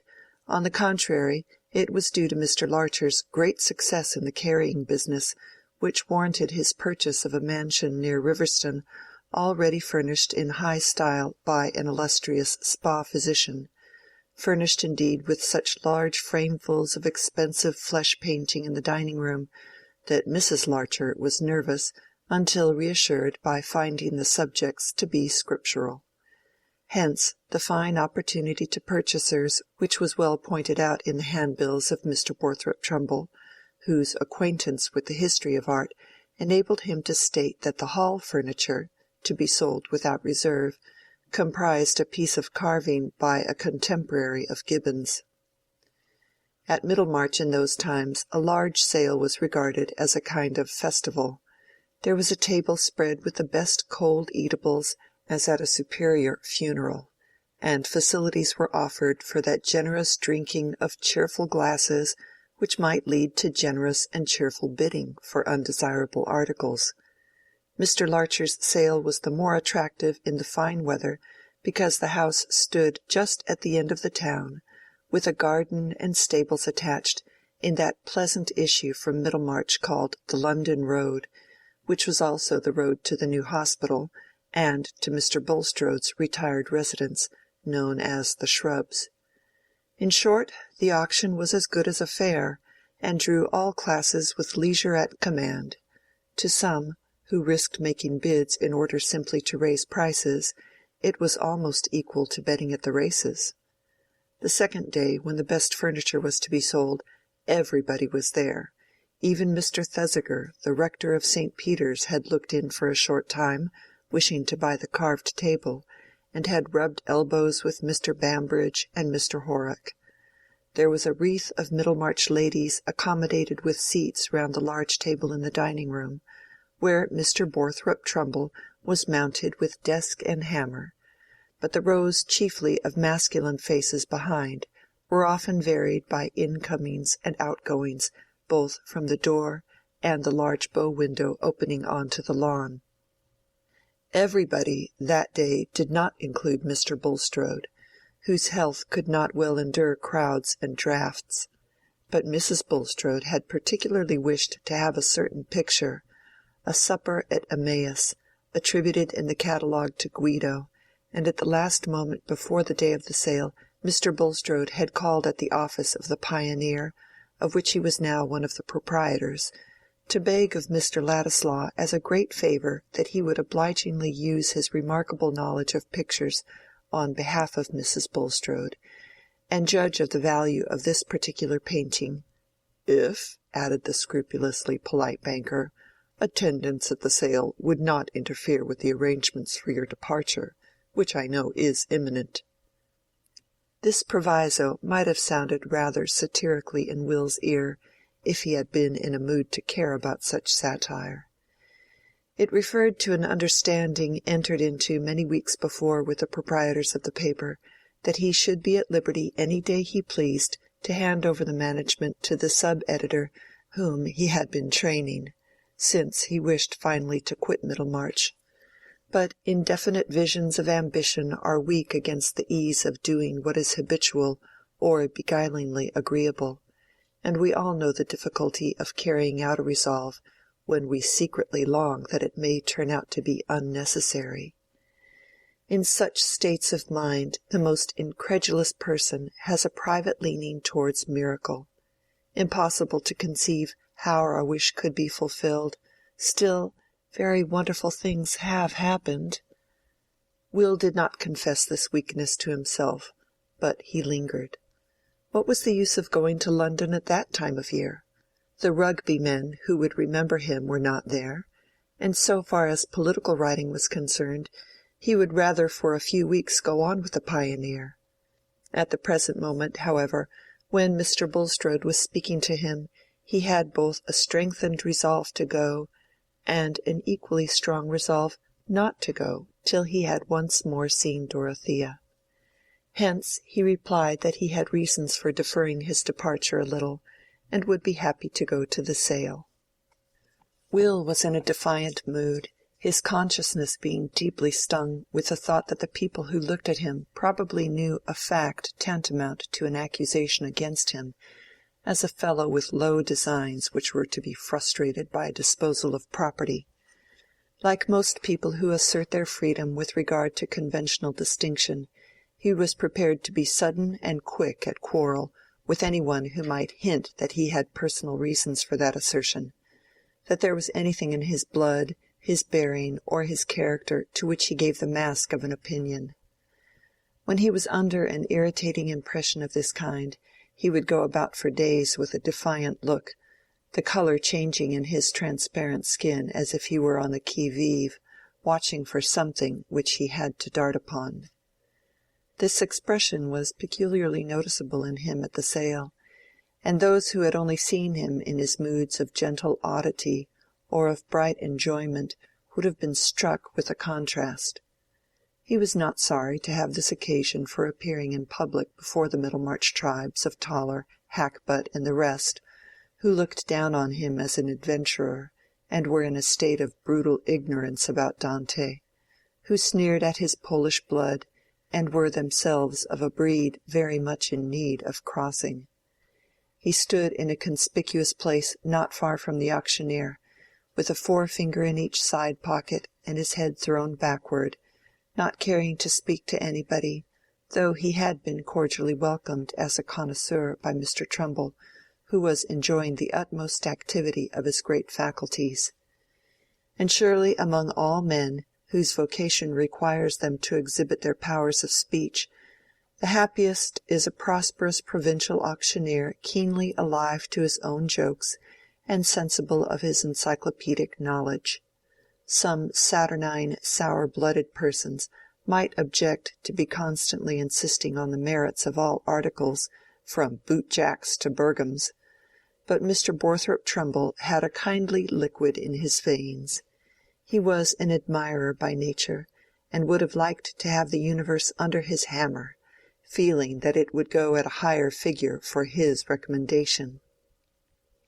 Meanwhile, Mrs. Larcher's drawing-room furniture was enough for him. When Will Ladislaw had come in, a second fender, said to have been forgotten in its right place, suddenly claimed the auctioneer's enthusiasm, which he distributed on the equitable principle of praising those things most which were most in need of praise. The fender was of polished steel, with much lancet-shaped openwork and a sharp edge. "Now, ladies," said he, "I shall appeal to you. Here is a fender which at any other sale would hardly be offered without reserve, being, as I may say, for quality of steel and quaintness of design, a kind of thing." Here Mr. Trumbull dropped his voice, and became slightly nasal, trimming his outlines with his left finger, "that might not fall in with ordinary tastes. Allow me to tell you that by and by this style of workmanship will be the only one in vogue. Half-a-crown, you said? Thank you, going at half-a-crown. This characteristic fender, and I have particular information that the antique style is very much sought after in higher quarters. 3 shillings, 3 and 6pence. Hold it well up, Joseph. Look, ladies, at the chastity of the design. I have no doubt myself that it was turned out in the last century. 4 shillings, Mrs. Mawmsey, 4 shillings. "It's not a thing that I would put in my drawing-room," said Mrs. Mawmsey, audibly, for the warning of the rash husband. "I wonder at Mrs. Larcher. Every blessed child's head that fell against it would be cut in two. The edge is like a knife." "Quite true," rejoined Mr. Trumbull, quickly, "and most uncommonly useful to have a fender at hand that will cut, if you have a leather shoe-tie or a bit of string that wants cutting and no knife at hand. Many a man has been left hanging because there was no knife to cut him down. Gentlemen, here's a fender that if you had the misfortune to hang yourselves would cut you down in no time, with astonishing celerity.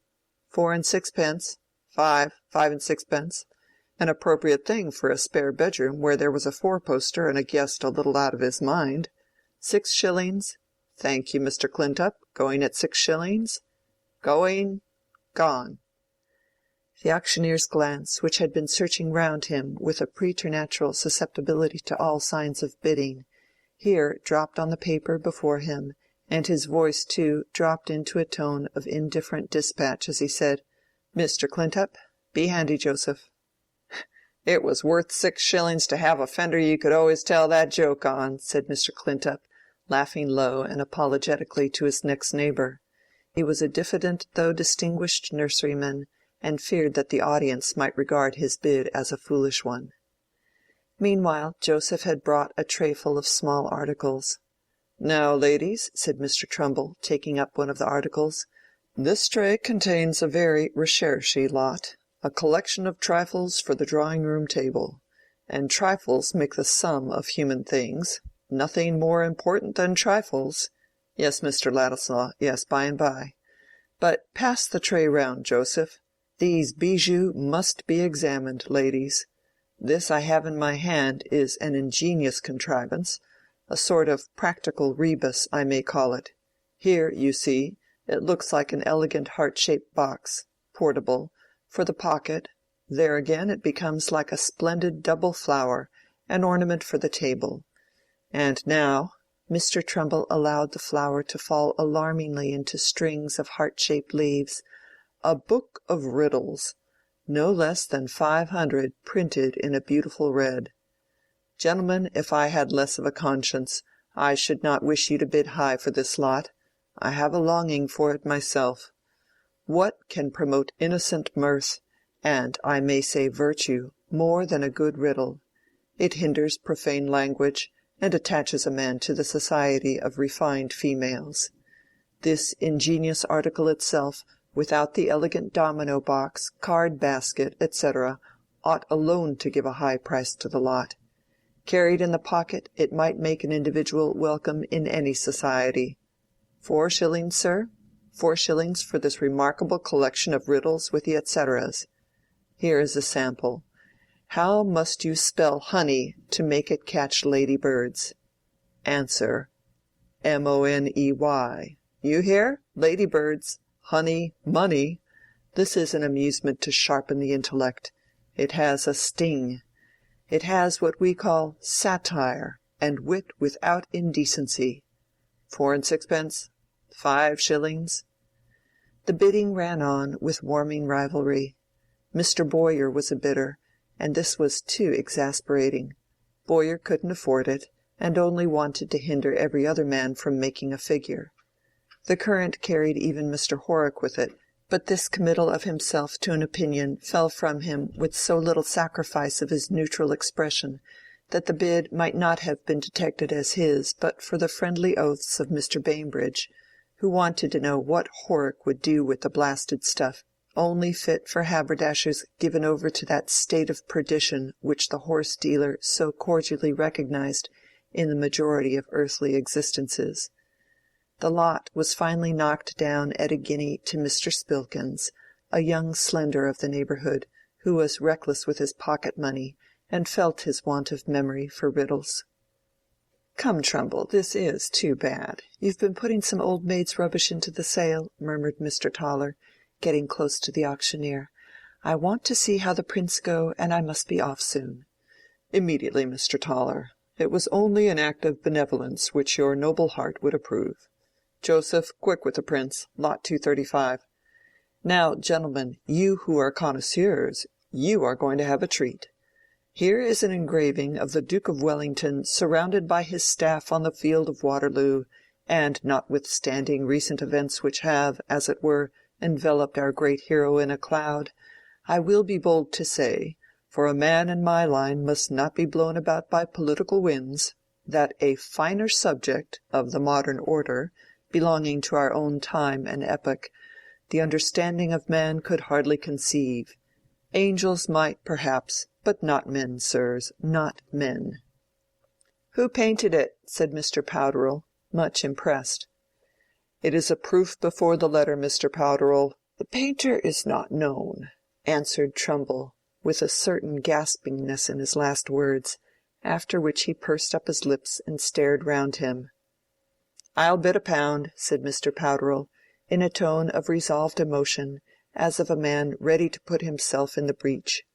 Whether from awe or pity, nobody raised the price on him.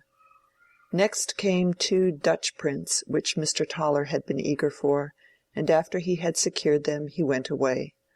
Other prints, and afterwards some paintings, were sold to leading Middlemarchers who had come with a special desire for them, and there was a more active movement of the audience in and out, some, who had bought what they wanted, going away, others coming in either quite newly or from a temporary visit to the refreshments which were spread under the marquee on the lawn.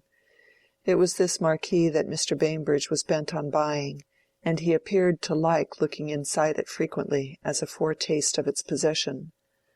On the last occasion of his return from it he was observed to bring with him a new companion, a stranger to Mr. Trumbull and every one else, whose appearance, however, led to the supposition that he might be a relative of the horse-dealer's, also given to indulgence. His large whiskers, imposing swagger and swing of the leg made him a striking figure, but his suit of black, rather shabby at the edges, caused the prejudicial inference that he was not able to afford himself as much indulgence as he liked. "Who is it you've picked up, Bam?" said Mr. Horrock, aside. "Ask him yourself," returned Mr. Bambridge. "He said he'd just turned in from the road." Mr. Horrock eyed the stranger, who was leaning back against his stick with one hand, using his toothpick with the other, and looking about him with a certain restlessness, apparently under the silence imposed on him by circumstances. At length the supper at Emmaus was brought forward, to Will's immense relief, for he was getting so tired of the proceedings that he had drawn back a little and leaned his shoulder against the wall just behind the auctioneer. He now came forward again, and his eye caught the conspicuous stranger, who, rather to his surprise, was staring at him markedly. But Will was immediately appealed to by Mr. Trumbull. "Yes, Mr. Ladislaw, yes, this interests you as a connoisseur, I think. It is some pleasure," the auctioneer went on with a rising fervor, "to have a picture like this to show to a company of ladies and gentlemen, a picture worth any sum to an individual whose means were on a level with his judgment. It is a painting of the Italian school, by the celebrated Guido, the greatest painter in the world, the chief of the old masters, as they are called, I take it, because they were up to a thing or two beyond most of us, in possession of secrets now lost to the bulk of mankind. Let me tell you, gentlemen, I have seen a great many pictures by the old masters, and they are not all up to this mark. Some of them are darker than you might like, and not family subjects. But here is a Guido. The frame alone is worth pounds, which any lady might be proud to hang up, a suitable thing for what we call a refectory in a charitable institution, if any gentleman of the corporation wished to show his munificence. Turn it a little, sir? Yes. Joseph, turn it a little towards Mr. Ladislaw. Mr. Ladislaw, having been abroad, understands the merit of these things, you observe." All eyes were for a moment turned towards Will, who said coolly, "£5." The auctioneer burst out in deep remonstrance. "Ah, Mr. Ladislaw, the frame alone is worth that. Ladies and gentlemen, for the credit of the town, suppose it should be discovered hereafter that a gem of art has been amongst us in this town, and nobody in Middlemarch awake to it. 5 guineas, 576, 510. Still, ladies, still. It is a gem, and full many a gem, as the poet says, has been allowed to go at a nominal price because the public knew no better, because it was offered in circles where there was, I was going to say a low feeling, but no. £6, 6 guineas. A Guido of the first order going at 6 guineas. It is an insult to religion, ladies. It touches us all as Christians, gentlemen, that a subject like this should go at such a low figure. £6 10, 7. The bidding was brisk, and Will continued to share in it, remembering that Mrs. Bulstrode had a strong wish for the picture, and thinking that he might stretch the price to £12. But it was knocked down to him at 10 guineas, whereupon he pushed his way towards the bow window and went out. He chose to go under the marquee to get a glass of water, being hot and thirsty. It was empty of other visitors, and he asked the woman in attendance to fetch him some fresh water, but before she was well gone he was annoyed to see entering the florid stranger who had stared at him. It struck Will at this moment that the man might be one of those political parasitic insects of the bloated kind who had once or twice claimed acquaintance with him as having heard him speak on the reform question, and who might think of getting a shilling by news. In this light his person, already rather heating to behold on a summer's day, appeared the more disagreeable, and Will, half seated on the elbow of a garden-chair, turned his eyes carefully away from the corner. But this signified little to our acquaintance, Mr. Raffles, who never hesitated to thrust himself on unwilling observation, if it suited his purpose to do so. He moved a step or two till he was in front of Will, and said with full-mouthed haste, "Excuse me, Mr. Ladislaw, was your mother's name Sarah Dunkirk?" Will, starting to his feet, moved backward a step, frowning, and saying with some fierceness, "Yes, sir, it was. And what is that to you?" It was in Will's nature that the first spark it threw out was a direct answer of the question and a challenge of the consequences. To have said, "What is that to you?" in the first instance would have seemed like shuffling, as if he minded who knew anything about his origin. Raffles on his side had not the same eagerness for a collision which was implied in Ladislaw's threatening air. The slim young fellow with his girl's complexion looked like a tiger-cat ready to spring on him. Under such circumstances Mr. Raffles's pleasure in annoying his company was kept in abeyance. "No offence, my good sir, no offence. I only remember your mother. I knew her when she was a girl. But it is your father that you feature, sir. I had the pleasure of seeing your father, too. Parents alive, Mr. Ladislaw?" "No," thundered Will, in the same attitude as before. "Should be glad to do you a service, Mr. Ladislaw, by Jove I should. Hope to meet again." Hereupon Raffles, who had lifted his hat with the last words, turned himself round with a swing of his leg and walked away. Will looked after him a moment, and could see that he did not re-enter the auction-room, but appeared to be walking towards the road. For an instant he thought that he had been foolish not to let the man go on talking. But no, on the whole he preferred doing without knowledge from that source.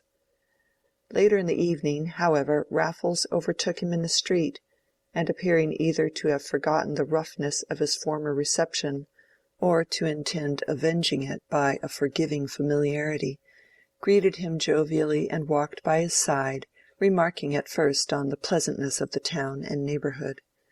Will suspected that the man had been drinking, and was considering how to shake him off, when Raffles said, "I've been abroad myself, Mr. Ladislaw. I've seen the world. Used to parlez-vous a little. It was at Boulogne I saw your father. A most uncommon likeness you are of him, by Jove. Mouth, nose, eyes, hair turned off your brow just like his, a little in the foreign style. John Bull doesn't do much of that.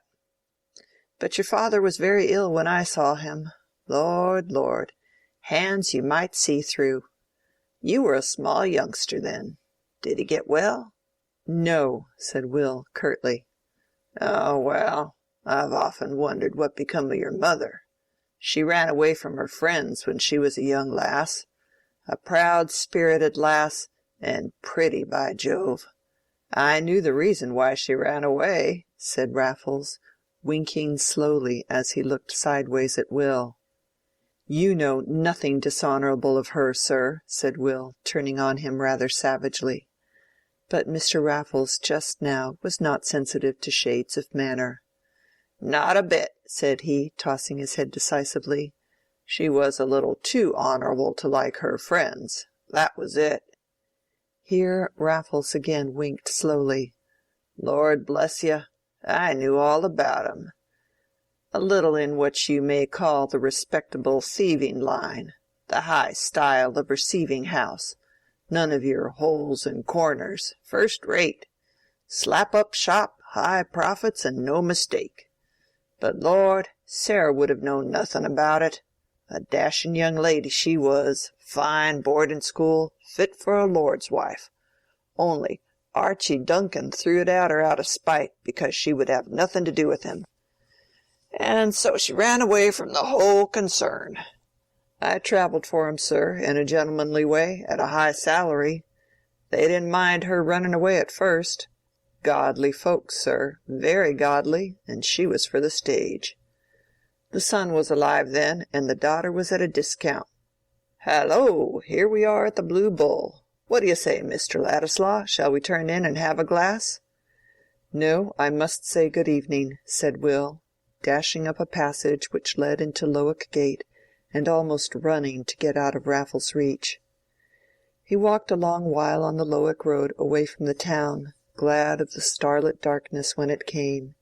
He felt as if he had dirt cast on him amidst shouts of scorn. There was this to confirm the fellow's statement, that his mother never would tell him the reason why she had run away from her family. Well, what was he, Will Ladislaw, the worse, supposing the truth about that family to be the ugliest? His mother had braved hardship in order to separate herself from it. But if Dorothea's friends had known this story, if the Chethams had known it, they would have had a fine colour to give their suspicions a welcome ground for thinking him unfit to come near her. However, let them suspect what they pleased, they would find themselves in the wrong. They would find out that the blood in his veins was as free from the taint of meanness as theirs. End of chapter 60. Chapter 61. Inconsistencies, answered Imlah, cannot both be right, but imputed to man they may both be true. Rasselas. The same night, when Mr. Bulstrode returned from a journey to Brassing on business, his good wife met him in the entrance-hall, and drew him into his private sitting-room. "Nicholas," she said, fixing her honest eyes upon him anxiously, "there has been such a disagreeable man here asking for you. It has made me quite uncomfortable." "What kind of man, my dear?" said Mr. Bulstrode, dreadfully certain of the answer. "A red-faced man with large whiskers, and most impudent in his manner. He declared he was an old friend of yours, and said you would be sorry not to see him. He wanted to wait for you here, but I told him he could see you at the bank tomorrow morning. Most impudent he was, stared at me and said his friend Nick had luck in wives. I don't believe he would have gone away if Blucher had not happened to break his chain and come running round on the gravel, for I was in the garden, so I said, 'You'd better go away, the dog is very fierce and I can't hold him.' Do you really know anything of such a man?" "I believe I know who he is, my dear," said Mr. Bulstrode, in his usual subdued voice, "an unfortunate dissolute wretch, whom I helped too much in days gone by. However, I presume you will not be troubled by him again. He will probably come to the bank, to beg, doubtless." No more was said on the subject until the next day, when Mr. Bulstrode had returned from the town and was dressing for dinner. His wife, not sure that he was come home, looked into his dressing-room and saw him with his coat and cravat off, leaning one arm on a chest of drawers and staring absently at the ground. He started nervously and looked up as she entered. "You look very ill, Nicholas. Is there anything the matter?" "I have a good deal of pain in my head," said Mr. Bulstrode, who was so frequently ailing that his wife was always ready to believe in this cause of depression. "Sit down and let me sponge it with vinegar." Physically, Mr. Bulstrode did not want the vinegar, but morally the affectionate attention soothed him. Though always polite, it was his habit to receive such services with marital coolness as his wife's duty. But to-day, while she was bending over him, he said, "You are very good, Harriet," in a tone which had something new in it to her ear.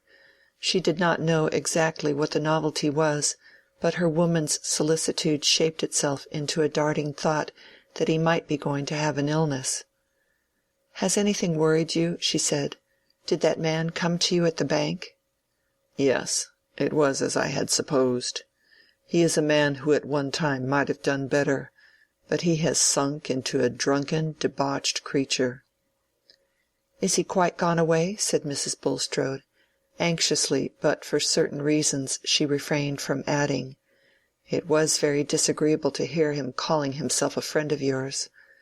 At that moment she would not have liked to say anything which implied her habitual consciousness that her husband's earlier connections were not quite on a level with her own. Not that she knew much about them.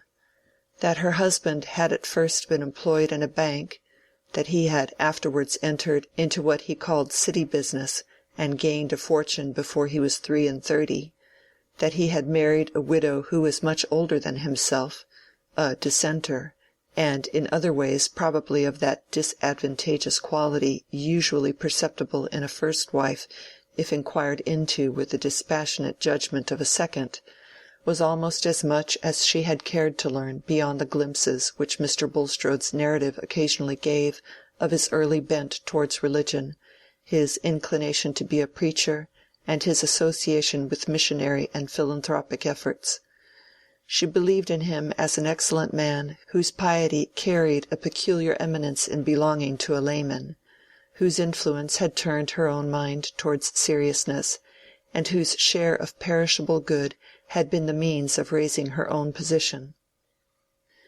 But she also liked to think that it was well in every sense for Mr. Bulstrode to have won the hand of Harriet Vincy, whose family was undeniable in a Middlemarch light, a better light surely than any thrown in London thoroughfares or dissenting chapel yards.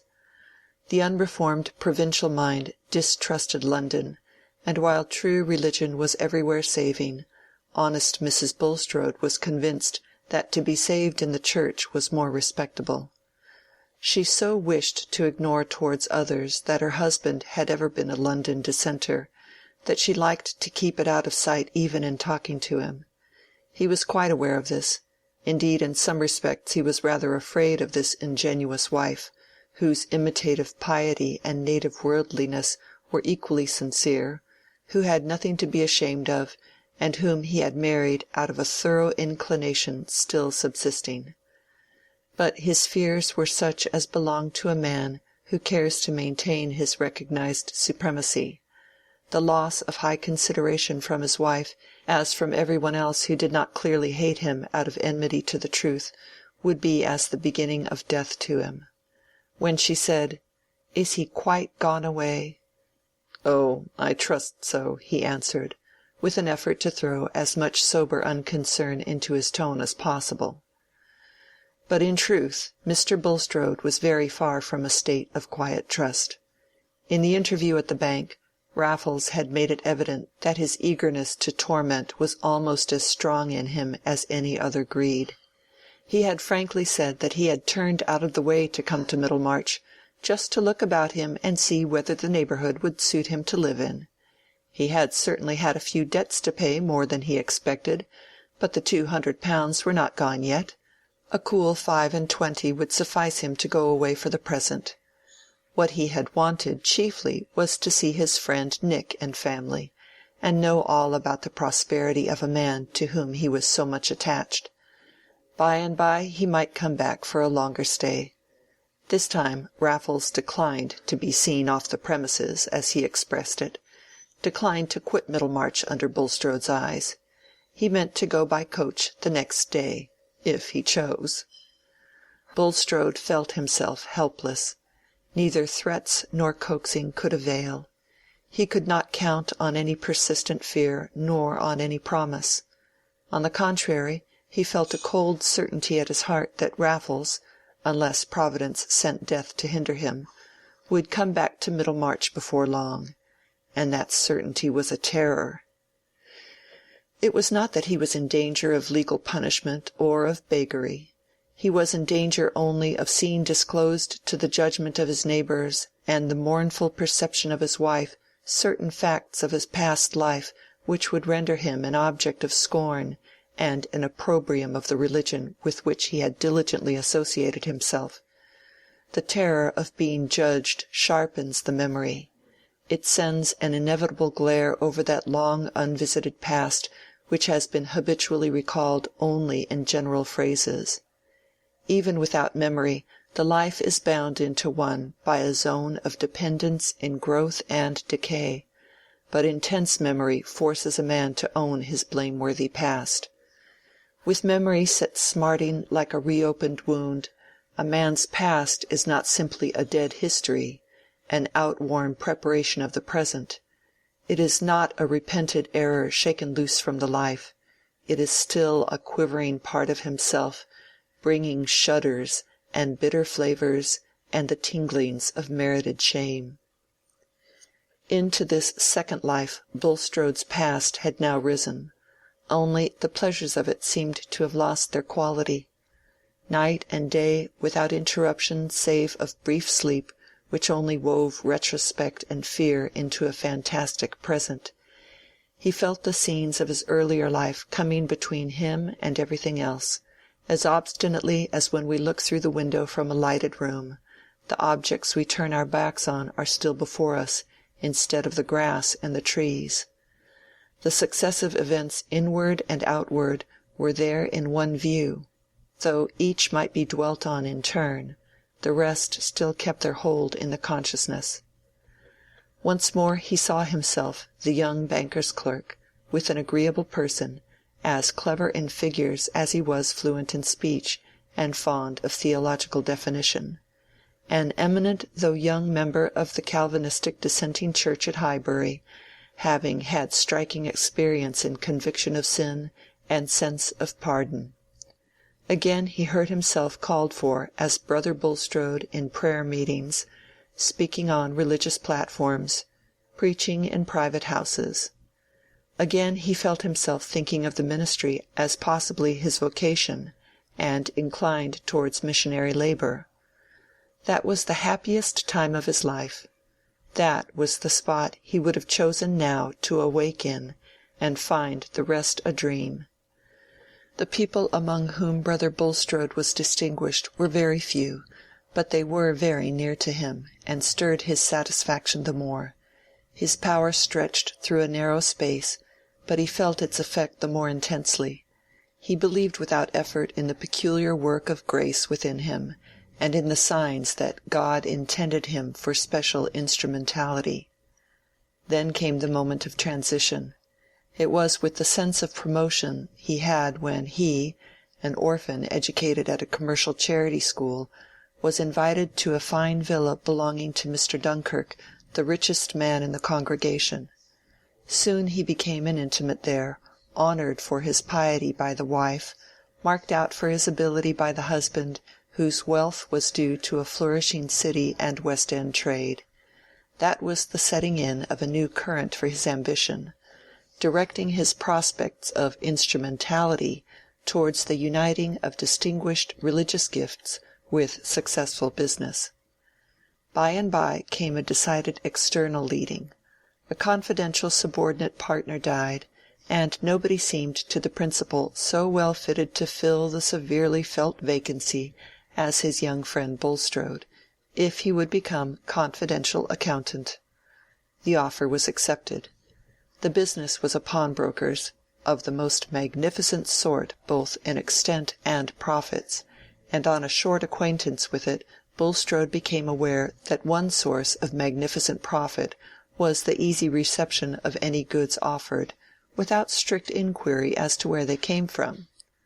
But there was a branch house at the West End, and no pettiness or dinginess to give suggestions of shame. He remembered his first moments of shrinking. They were private, and were filled with arguments, some of these taking the form of prayer. The business was established and had old roots. Is it not one thing to set up a new gin palace, and another to accept an investment in an old one? The profits made out of lost souls, where can the line be drawn at which they begin in human transactions? Was it not even God's way of saving his chosen? "Thou knowest," the young Bulstrode had said then, as the older Bulstrode was saying now, "thou knowest how loose my soul sits from these things, how I view them all as implements for tilling. Thy garden rescued here and there from the wilderness." Metaphors and precedents were not wanting. Peculiar spiritual experiences were not wanting, which at last made the retention of his position seem a service demanded of him. The vista of a fortune had already opened itself, and Bulstrode's shrinking remained private. Mr. Dunkirk had never expected that there would be any shrinking at all. He had never conceived that trade had anything to do with the scheme of salvation. And it was true that Bulstrode found himself carrying on two distinct lives. His religious activity could not be incompatible with his business as soon as he had argued himself into not feeling it incompatible. Mentally surrounded with that past again, Bulstrode had the same pleas. Indeed, the years had been perpetually spinning them into intricate thickness, like masses of spider-web, padding the moral sensibility. Nay, as age made egoism more eager but less enjoying, his soul had become more saturated with the belief that he did everything for God's sake, being indifferent to it for his own. And yet, if he could be back in that far-off spot with his youthful poverty, why then he would choose to be a missionary. But the train of causes in which he had locked himself went on. There was trouble in the fine villa at Highbury. Years before, the only daughter had run away, defied her parents, and gone on the stage, and now the only boy died, and after a short time Mr. Dunkirk died also.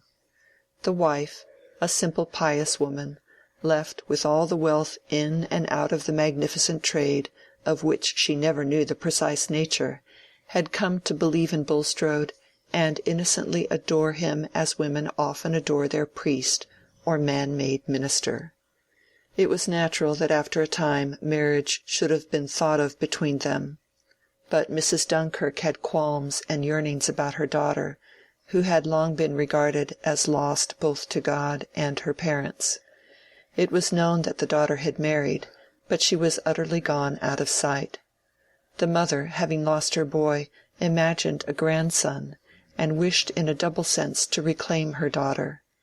If she were found, there would be a channel for property, perhaps a wide one, in the provision for several grandchildren. Efforts to find her must be made before Mrs. Dunkirk would marry again. Bulstrode concurred, but after advertisement as well as other modes of inquiry had been tried, the mother believed that her daughter was not to be found, and consented to marry without reservation of property. The daughter had been found, but only one man besides Bulstrode knew it, and he was paid for keeping silence and carrying himself away. That was the bare fact which Bulstrode was now forced to see in the rigid outline with which acts present themselves onlookers. But for himself at that distant time, and even now in burning memory, the fact was broken into little sequences, each justified as it came by reasonings which seemed to prove it righteous. Bulstrode's course up to that time had, he thought, been sanctioned by remarkable providences, appearing to point the way for him to be the agent in making the best use of a large property and withdrawing it from perversion. Death and other striking dispositions, such as feminine trustfulness, had come, and Bulstrode would have adopted Cromwell's words, "Do you call these bare events? The Lord pity you." The events were comparatively small, but the essential condition was there, namely, that they were in favor of his own ends. It was easy for him to settle what was due from him to others by inquiring what were God's intentions with regard to himself. Could it be for God's service that this fortune should in any considerable proportion go to a young woman and her husband who were given up to the lightest pursuits, and might scatter it abroad in triviality, people who seemed to lie outside the path of remarkable providences? Bulstrode had never said to himself beforehand, "The daughter shall not be found." Nevertheless, when the moment came, he kept her existence hidden, and when other moments followed, he soothed the mother with consolation in the probability that the unhappy young woman might be no more. There were hours in which Bulstrode felt that his action was unrighteous, but how could he go back? He had mental exercises, called himself naught, laid hold on redemption, and went on in his course of instrumentality. And after 5 years death again came to widen his path by taking away his wife. He did gradually withdraw his capital, but he did not make the sacrifices requisite to put an end to the business, which was carried on for 13 years afterwards before it finally collapsed. Meanwhile Nicholas Bulstrode had used his 100,000 discreetly, and was become provincially, solidly important, a banker, a churchman, a public benefactor, also a sleeping partner in trading concerns, in which his ability was directed to economy in the raw material, as in the case of the dyes which rotted Mr. Vincey's silk.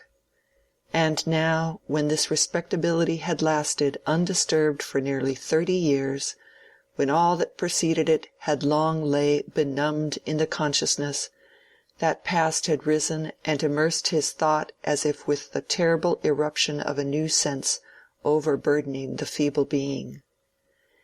Meanwhile, in his conversation with Raffles, he had learned something momentous, something which entered actively into the struggle of his longings and terrors.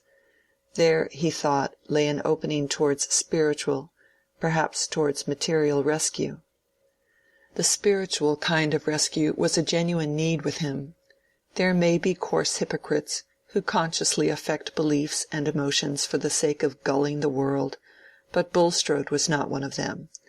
He was simply a man whose desires had been stronger than his theoretic beliefs, and who had gradually explained the gratification of his desires into satisfactory agreement with those beliefs.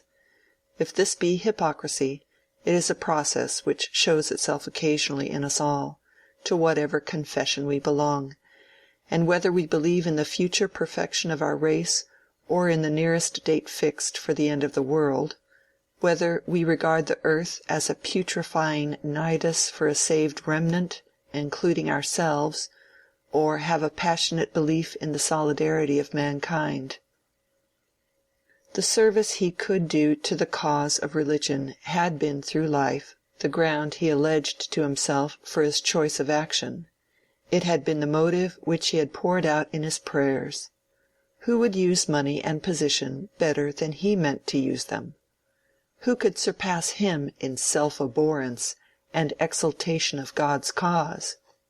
And to Mr. Bulstrode, God's cause was something distinct from his own rectitude of conduct. It enforced a discrimination of God's enemies, who were to be used merely as instruments, and whom it would be as well, if possible, to keep out of money and consequent influence.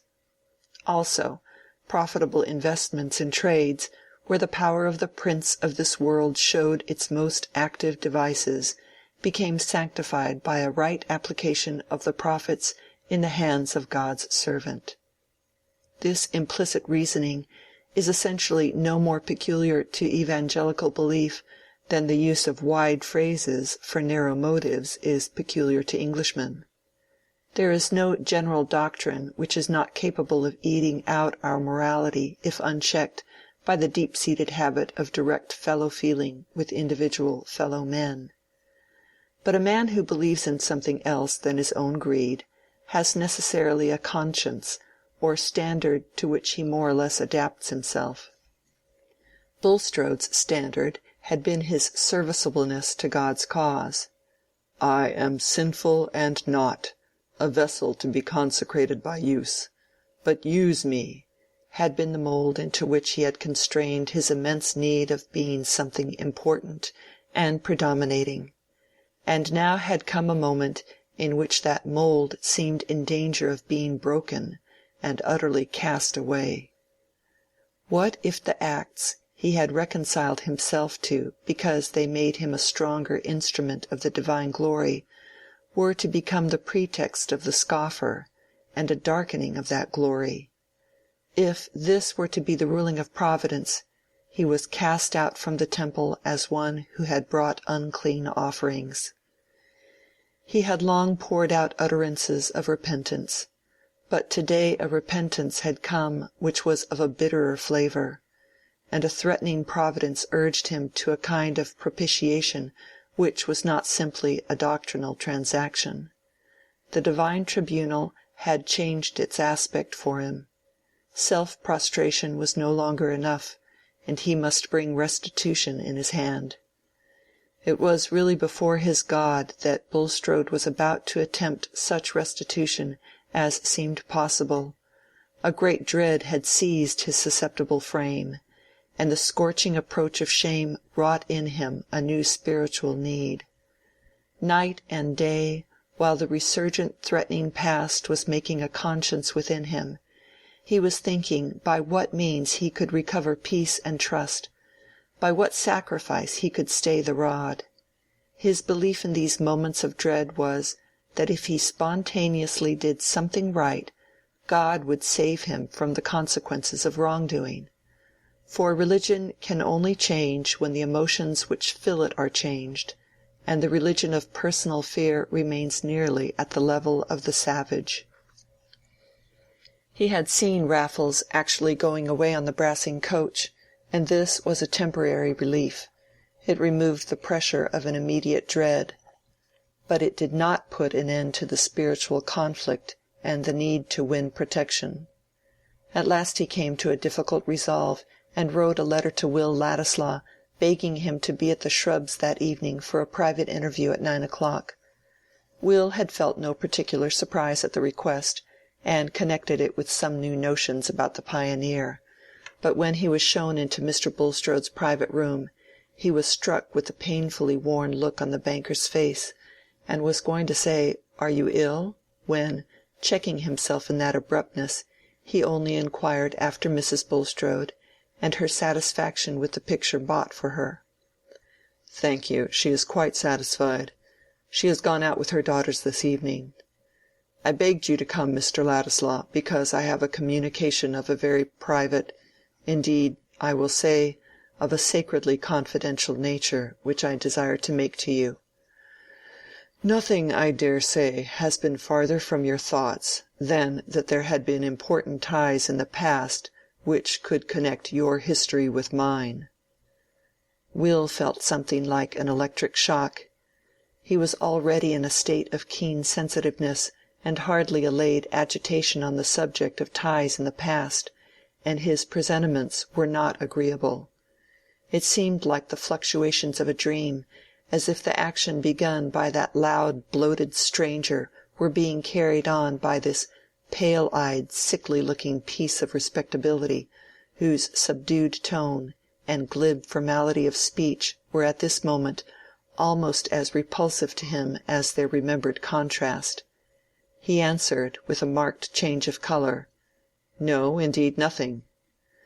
"You see before you, Mr. Ladislaw, a man who is deeply stricken. But for the urgency of conscience and the knowledge that I am before the bar of the one who seeth not as man seeth, I should be under no compulsion to make the disclosure which has been my object in asking you to come here tonight.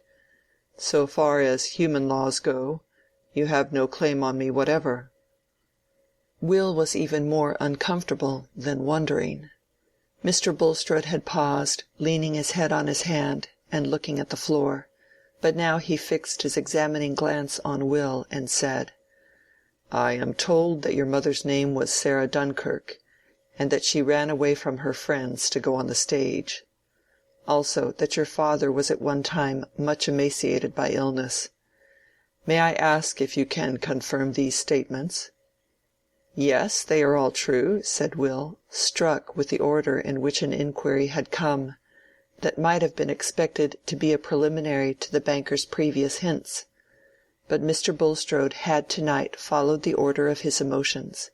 He entertained no doubt that the opportunity for restitution had come, and he had an overpowering impulse towards the penitential expression by which he was deprecating chastisement. "Do you know any particulars of your mother's family?" he continued. "No, she never liked to speak of them. She was a very generous, honorable woman," said Will, almost angrily. "I do not wish to allege anything against her. Did she never mention her mother to you at all?" "I have heard her say that she thought her mother did not know the reason of her running away. She said poor mother in a pitying tone. "That mother became my wife," said Bulstrode, and then paused a moment before he added, "You have a claim on me, Mr. Ladislaw. As I said before, not a legal claim, but one which my conscience recognizes. I was enriched by that marriage, a result which would probably not have taken place, certainly not to the same extent, if your grandmother could have discovered her daughter. That daughter, I gather, is no longer living." "No," said Will, feeling suspicion and repugnance rising so strongly within him, that without quite knowing what he did, he took his hat from the floor and stood up. The impulse within him was to reject the disclosed connection. "Pray be seated, Mr. Ladislaw," said Bulstrode, anxiously. "Doubtless you are startled by the suddenness of this discovery.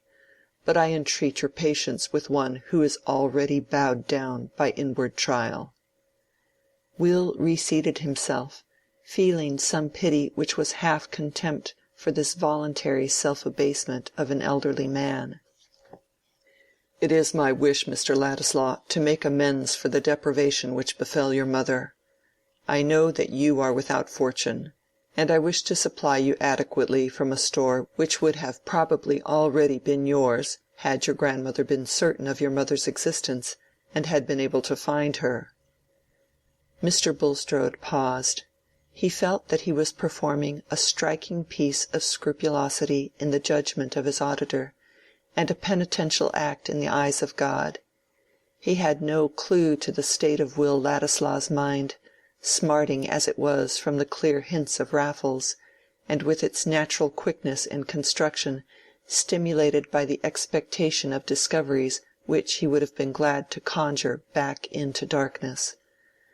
Will made no answer for several moments, till Mr. Bulstrode, who at the end of his speech had cast his eyes on the floor, now raised them with an examining glance, which Will met fully, saying, "I suppose you did know of my mother's existence, and knew where she might have been found?" Bulstrode shrank. There was a visible quivering in his face and hands. He was totally unprepared to have his advances met in this way, or to find himself urged into more revelation than he had beforehand set down as needful. But at that moment he dared not tell a lie, and he felt suddenly uncertain of his ground which he had trodden with some confidence before. "I will not deny that you conjecture rightly," he answered, with a faltering in his tone. "And I wish to make atonement to you as the one still remaining who has suffered a loss through me. You enter, I trust, into my purpose, Mr. Ladislaw, which has a reference to higher than merely human claims, and as I have already said, is entirely independent of any legal compulsion. I am ready to narrow my own resources and the prospects of my family by binding myself to allow you £500 yearly during my life, and to leave you a proportional capital at my death, nay, to do still more, if more should be definitely necessary to any laudable project on your part." Mr. Bulstrode had gone on to particulars in the expectation that these would work strongly on Ladislaw, and merge other feelings in grateful acceptance. But Will was looking as stubborn as possible, with his lip pouting and his fingers in his side pockets. He was not in the least touched, and said firmly, "Before I make any reply to your proposition, Mr. Bulstrode, I must beg you to answer a question or two. Were you connected with the business by which that fortune you speak of was originally made?" Mr. Bulstrode's thought was, "Raffles has told him." How could he refuse to answer when he had volunteered what drew forth the question? He answered, "Yes." "And was that business, or was it not, a thoroughly dishonorable one, nay, one that, if its nature had been made public, might have ranked those concerned in it with thieves and convicts?" Will's tone had a cutting bitterness. He was moved to put his question as nakedly as he could. Bulstrode reddened with irrepressible anger. He had been prepared for a scene of self-abasement, but his intense pride and his habit of supremacy overpowered penitence, and even dread, when this young man, whom he had meant to benefit, turned on him with the air of a judge. "The business was established before I became connected with it, sir, nor is it for you to institute an inquiry of that kind," he answered, not raising his voice, but speaking with quick defiantness. "Yes, it is," said Will, starting up again with his hat in his hand.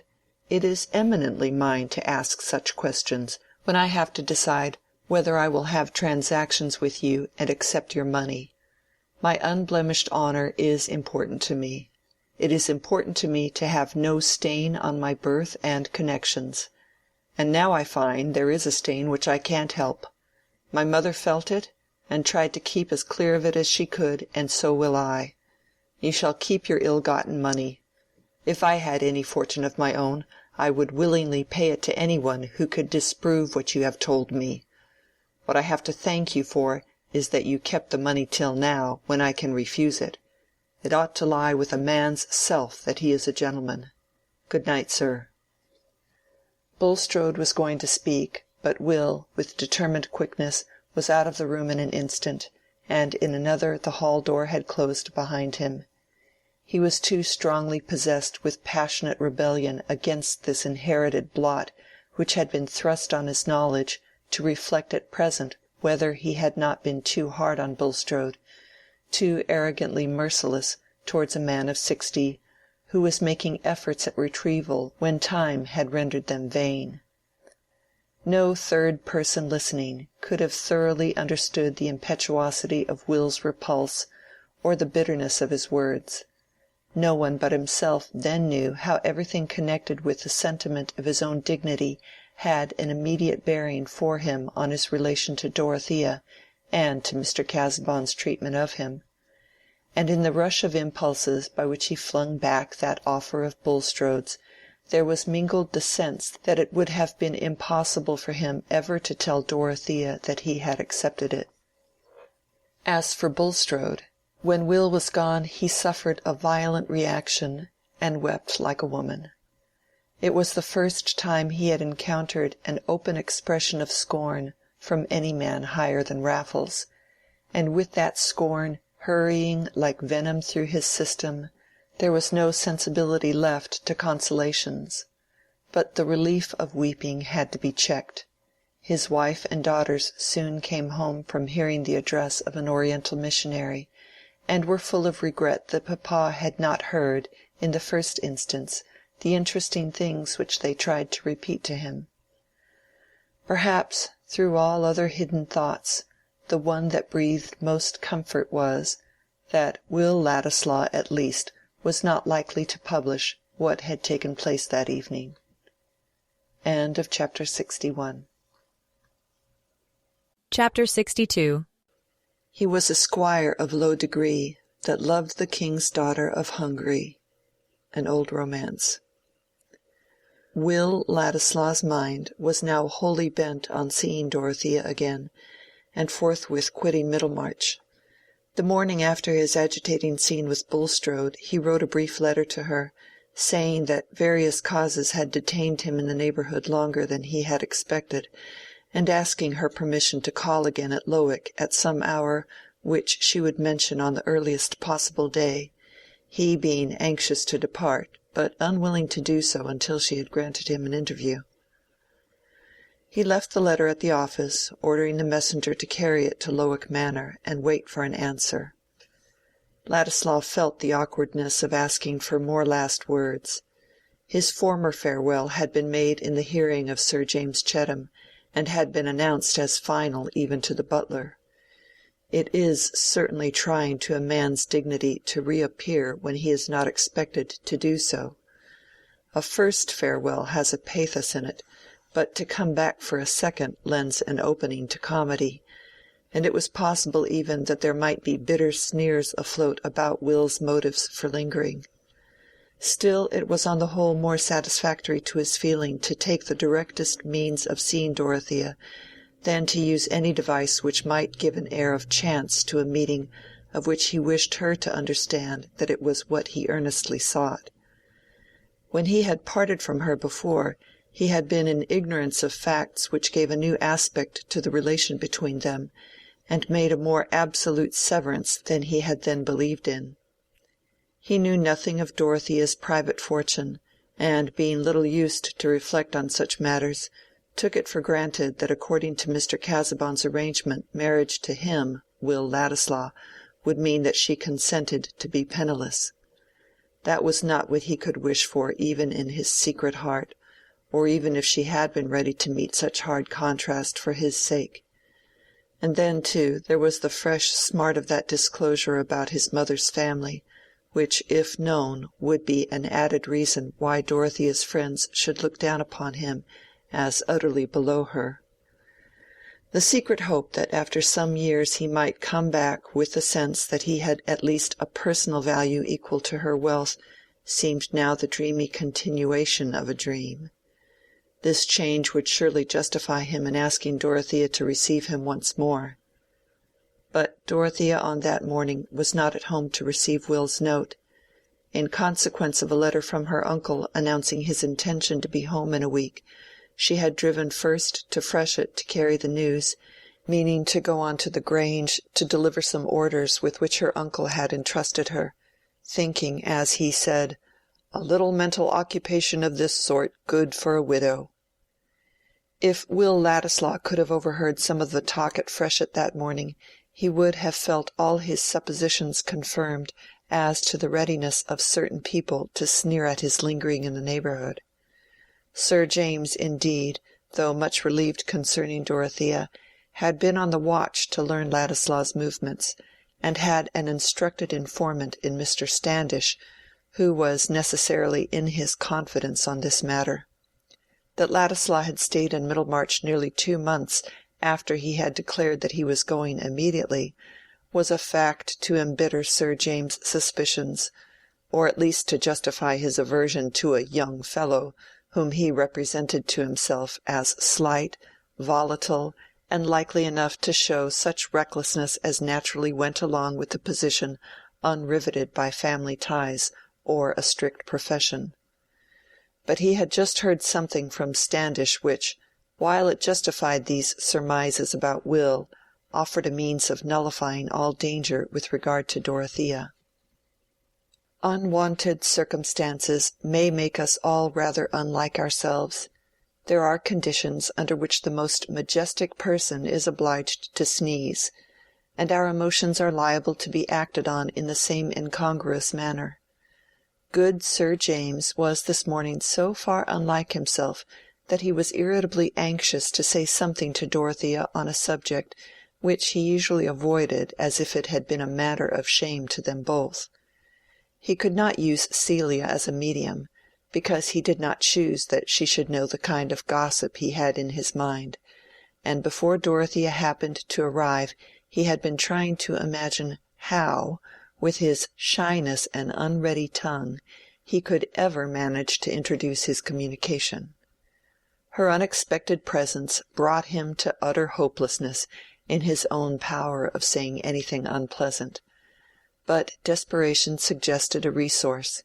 He sent the groom on an unsaddled horse across the park with a penciled note to Mrs. Cadwallader, who already knew the gossip, and would think it no compromise of herself to repeat it as often as required. Dorothea was detained on the good pretext that Mr. Garth, whom she wanted to see, was expected at the Hall within the hour, and she was still talking to Caleb on the gravel when Sir James, on the watch for the rector's wife, saw her coming and met her with the needful hints. "Enough! I understand," said Mrs. Cadwallader. "You shall be innocent. I am such a blackamoor that I cannot smirch myself." "I don't mean that it's of any consequence," said Sir James, disliking that Mrs. Cadwallader should understand too much. "Only it is desirable that Dorothea should know there are reasons why she should not receive him again, and I really can't say so to her. It will come lightly from you." It came very lightly indeed. When Dorothea quitted Caleb and turned to meet them, it appeared that Mrs. Cadwallader had stepped across the park by the merest chance in the world, just to chat with Celia in a matronly way about the baby. And so Mr. Brooke was coming back? Delightful. Coming back, it was to be hoped, quite cured of parliamentary fever and pioneering. Apropos of the pioneer, somebody had prophesied that it would soon be like a dying dolphin, and turn all colours for want of knowing how to help itself, because Mr. Brooke's protégé, the brilliant young Ladislaw, was gone or going. Had Sir James heard that? The three were walking along the gravel slowly, and Sir James, turning aside to whip a shrub, said he had heard something of that sort. "All false," said Mrs. Cadwallader. "He is not gone or going, apparently. The Pioneer keeps its colour, and Mr. Orlando Ladislaw is making a sad dark blue scandal by warbling continually with your Mr. Lydgate's wife, who they tell me is as pretty can be. It seems nobody ever goes into the house without finding this young gentleman lying on the rug or warbling at the piano. But the people in manufacturing towns are always disreputable." "You began by saying that one report was false, Mrs. Cadwallader, and I believe this is false too," said Dorothea, with indignant energy. "At least, I feel sure it is a misrepresentation. I will not hear any evil spoken of Mr. Ladislaw. He has already suffered too much injustice." Dorothea, when thoroughly moved, cared little what any one thought of her feelings, and even if she had been able to reflect, she would have held it petty to keep silence at injurious words about Will, from fear of being herself misunderstood. Her face was flushed and her lip trembled. Sir James, glancing at her, repented of his stratagem, but Mrs. Cadwallader, equal to all occasions, spread the palms of her hands outward and said, "Heaven grant it, my dear. I mean that all bad tales about anybody may be false. But it is a pity that young Lydgate should have married one of these Middlemarch girls. Considering he's a son of somebody, he might have got a woman with good blood in her veins, and not too young, who would have put up with his profession. There's Clara Harfager, for instance, whose friends don't know what to do with her, and she has a portion. Then we might have had her among us. However, it's no use being wise for other people. Where is Celia? Pray let us go in." "I am going on immediately to Tipton," said Dorothea, rather haughtily. "Good-bye." Sir James could say nothing as he accompanied her to the carriage. He was altogether discontented with the result of a contrivance which had cost him some secret humiliation beforehand. Dorothea drove along between the buried hedgerows and the shorn cornfields, not seeing or hearing anything around. The tears came and rolled down her cheeks, but she did not know it. The world, it seemed, was turning ugly and hateful, and there was no place for her trustfulness. "It is not true, it is not true," was the voice within her that she listened to.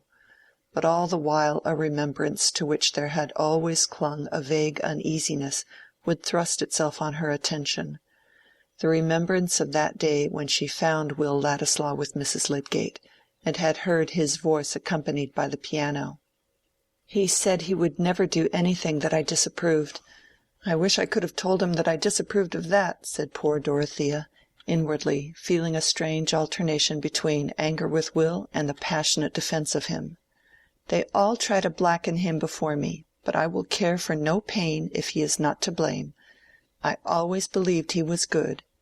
These were her last thoughts before she felt that the carriage was passing under the archway of the lodge gate at the Grange, when she hurriedly pressed her handkerchief to her face and began to think of her errands.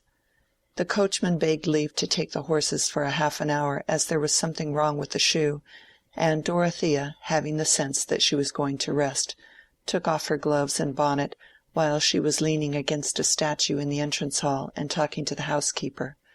At last she said, "I must stay here a little, Mrs. Kell. I will go into the library and write you some memoranda from my uncle's letter, if you will open the shutters for me." "The shutters are open, madam," said Mrs. Kell, following Dorothea, who had walked along as she spoke. "Mr. Ladislaw is there, looking for something." Will had come to fetch a portfolio of his own sketches which he had missed in the act of packing his movables, and did not choose to leave behind. Dorothea's heart seemed to turn over as if it had had a blow, but she was not perceptibly checked. In truth, the sense that Will was there was for the moment all satisfying to her, like the sight of something precious that one has lost. When she reached the door she said to Mrs. Kell, "Go in first and tell him that I am here." Will had found his portfolio, and had laid it on the table at the far end of the room, to turn over the sketches and please himself by looking at the memorable piece of art which had a relation to nature too mysterious for Dorothea. He was smiling at it still, and shaking the sketches into order with the thought that he might find a letter from her awaiting him at Middlemarch, when Mrs. Kell, close to his elbow, said, "Mrs. Casaubon is coming in, sir." Will turned round quickly, and the next moment Dorothea was entering. As Mrs. Kell closed the door behind her, they met. Each was looking at the other, and consciousness was overflowed by something that suppressed utterance. It was not confusion that kept them silent, for they both felt that a parting was near, and there is no shamefacedness in a sad parting. She moved automatically towards her uncle's chair against the writing-table, and Will, after drawing it out a little for her, went a few paces off and stood opposite to her. "Pray sit down," said Dorothea, crossing her hands on her lap. "I am very glad you are here." Will thought that her face looked just as it did when she first shook hands with him in Rome, for her widow's cap, fixed in her bonnet, had gone off with it, and he could see that she had lately been shedding tears. But the mixture of anger in her agitation had vanished at the sight of him. She had been used, when they were face to face, always to feel confidence and the happy freedom which comes with mutual understanding, and how could other people's words hinder that effect on a sudden? Let the music which can take possession of our frame and fill the air with joy for us sound once more. What does it signify that we heard it found fault with in its absence? "I have sent a letter to Lowick Manor to-day asking leave to see you," said Will, seating himself opposite to her. "I am going away immediately, and I could not go without speaking to you again." "I thought we had parted when you came to Lowick many weeks ago. You thought you were going then," said Dorothea, her voice trembling a little. "Yes, but I was in ignorance then of things which I know now, things which have altered my feelings about the future. When I saw you before, I was dreaming that I might come back some day. I don't think I ever shall now." Will paused here. "You wished me to know the reasons?" said Dorothea, timidly. "Yes," said Will, impetuously, shaking his head backward, and looking away from her with irritation in his face. "Of course I must wish it. I have been grossly insulted in your eyes and in the eyes of others. There has been a mean implication against my character. I wish you to know that under no circumstances would I have lowered myself under no circumstances would I have given men the chance of saying that I sought money under the pretext of seeking something else. There was no need of other safeguard against me. The safeguard of wealth was enough." Will rose from his chair with the last word and went. He hardly knew where, but it was to the projecting window nearest him, which had been open as now about the same season a year ago, when he and Dorothea had stood within it and talked together. Her whole heart was going out at this moment in sympathy with Will's indignation. She only wanted to convince him that she had never done him injustice, and he seemed to have turned away from her as if she too had been part of the unfriendly world. "It would be very unkind of you to suppose that I ever attributed any meanness to you," she began. Then, in her ardent way, wanting to plead with him, she moved from her chair and went in front of him to her old place in the window, saying, "Do you suppose that I ever disbelieved in you?" When Will saw her there, he gave a start and moved backward out of the window, without meeting her glance. Dorothea was hurt by this movement, following up the previous anger of his tone. She was ready to say that it was as hard on her as on him, and that she was helpless, but those strange particulars of their relation which neither of them could explicitly mention kept her always in dread of saying too much. At this moment she had no belief that Will would in any case have wanted to marry her, and she feared using words which might imply such a belief. She only said earnestly, recurring to his last word, "I am sure no safeguard was ever needed against you." Will did not answer. In the stormy fluctuation of his feelings, these words of hers seemed to him cruelly neutral, and he looked pale and miserable after his angry outburst. He went to the table and fastened up his portfolio, while Dorothea looked at him from the distance. They were wasting these last moments together in wretched silence. What could he say, since what had got obstinately uppermost in his mind was the passionate love for her which he forbade himself to utter?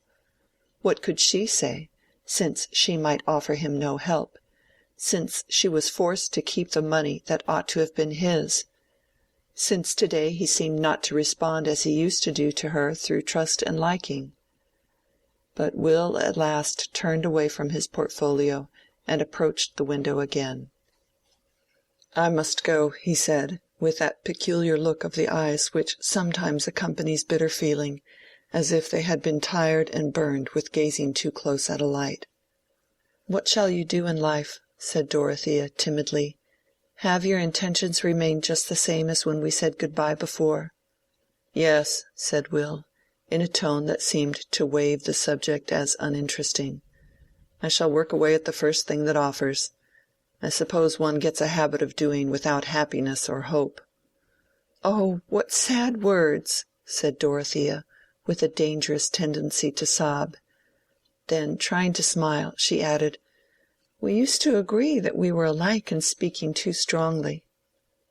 "I have not spoken too strongly now," said Will, leaning back against the angle of the wall. "There are certain things which a man can only go through once in his life, and he must know some time or other that the best is over with him. This experience has happened to me while I am very young, that is all. What I care more for than I can ever care for anything else is absolutely forbidden to me. I don't mean merely by being out of reach, but forbidden me, even if it were within my reach, by my own pride and honor, by everything I respect myself for. Of course I shall go on living as a man might do who had seen heaven in a trance." Will paused, imagining that it would be impossible for Dorothea to misunderstand this. Indeed he felt that he was contradicting himself and offending against his self-approval in speaking to her so plainly, but still it could not be fairly called wooing a woman to tell her that he would never woo her. It must be admitted to be a ghostly kind of wooing. But Dorothea's mind was rapidly going over the past with quite another vision than his. The thought that she herself might be what Will cared for did throb through her an instant, but then came doubt. The memory of the little they had lived through together turned pale and shrank before the memory which suggested how much fuller might have been the intercourse between Will and some one else with whom he had constant companionship. Everything he had said might refer to that other relation, and whatever passed between him and herself was thoroughly explained by what she had always regarded as their simple friendship, and the cruel obstruction thrust upon it by her husband's injurious act. Dorothea stood silent, with her eyes cast down dreamily, while images crowded upon her which left the sickening certainty that Will was referring to Mrs. Lydgate. But why sickening? He wanted her to know that here too his conduct should be above suspicion. Will was not surprised at her silence. His mind also was tumultuously busy while he watched her, and he was feeling rather wildly that something must happen to hinder their parting, some miracle, clearly nothing in their own deliberate speech. Yet, after all, had she any love for him? He could not pretend to himself that he would rather believe her to be without that pain. He could not deny that a secret longing for the assurance that she loved him was at the root of all his words. Neither of them knew how long they stood in that way. Dorothea was raising her eyes and was about to speak, when the door opened and her footman came to say, "The horses are ready, madam, whenever you like to start." "Presently," said Dorothea. Then turning to Will, she said, "I have some memoranda to write for the housekeeper." "I must go," said Will, when the door had closed again, advancing towards her. "The day after tomorrow I shall leave Middlemarch." "You have acted in every way rightly," said Dorothea, in a low tone, feeling a pressure at her heart which made it difficult to speak. She put out her hand, and Will took it for an instant without speaking, for her words had seemed to him cruelly cold and unlike herself. Their eyes met, but there was discontent in his, and in hers there was only sadness. He turned away and took his portfolio under his arm. "I have never done you injustice. Please remember me," said Dorothea, repressing a rising sob. "Why should you say that?" said Will, with irritation. "As if I were not in danger of forgetting everything else." He had really a movement of anger against her at that moment, and it impelled him to go away without pause. It was all one flash to Dorothea, his last words, his distant bow to her as he reached the door, the sense that he was no longer there. She sank into the chair, and for a few moments sat like a statue, while images and emotions were hurrying upon her. Joy came first, in spite of the threatening train behind it, joy in the impression that it was really herself whom Will loved and was renouncing, that there was really no other love less permissible, more blameworthy, which honor was hurrying him away from. They were parted all the same, but Dorothea drew a deep breath and felt her strength return. She could think of him unrestrainedly. At that moment the parting was easy to bear. The first sense of loving and being loved excluded sorrow. It was as if some hard icy pressure had melted, and her consciousness had room to expand. Her past was come back to her with larger interpretation.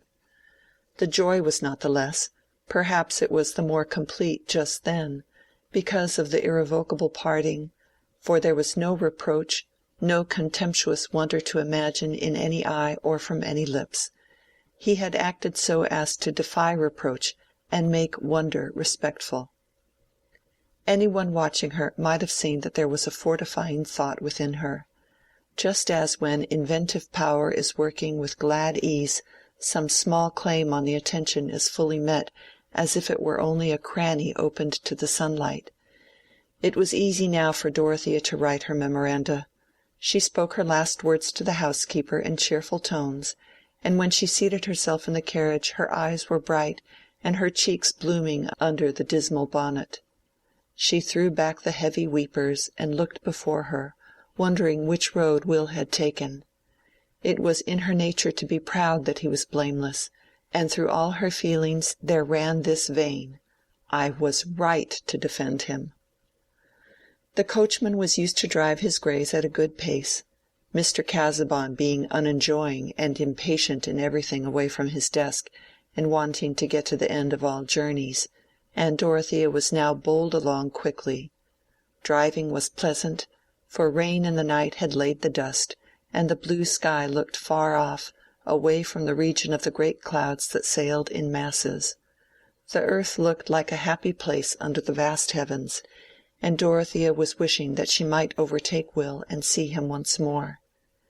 After a turn of the road, there he was with the portfolio under his arm, but the next moment she was passing him while he raised his hat, and she felt a pang at being seated there in a sort of exultation, leaving him behind. She could not look back at him. It was as if a crowd of indifferent objects had thrust them asunder and forced them along different paths, taking them farther and farther away from each other, and making it useless to look back. She could no more make any sign that would seem to say, "Need we part?" than she could stop the carriage to wait for him. Nay, what a world of reasons crowded upon her against any movement of her thought towards a future that might reverse the decision of this day. "I only wish I had known before. I wish he knew, that we could be quite happy in thinking of each other, though we are forever parted. And if I could but have given him the money and made things easier for him," were the longings that came back the most persistently.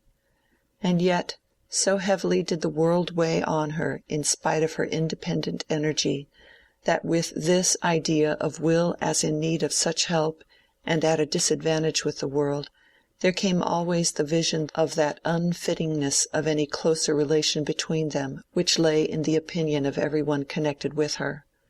She felt to the full all the imperativeness of the motives which urged Will's conduct.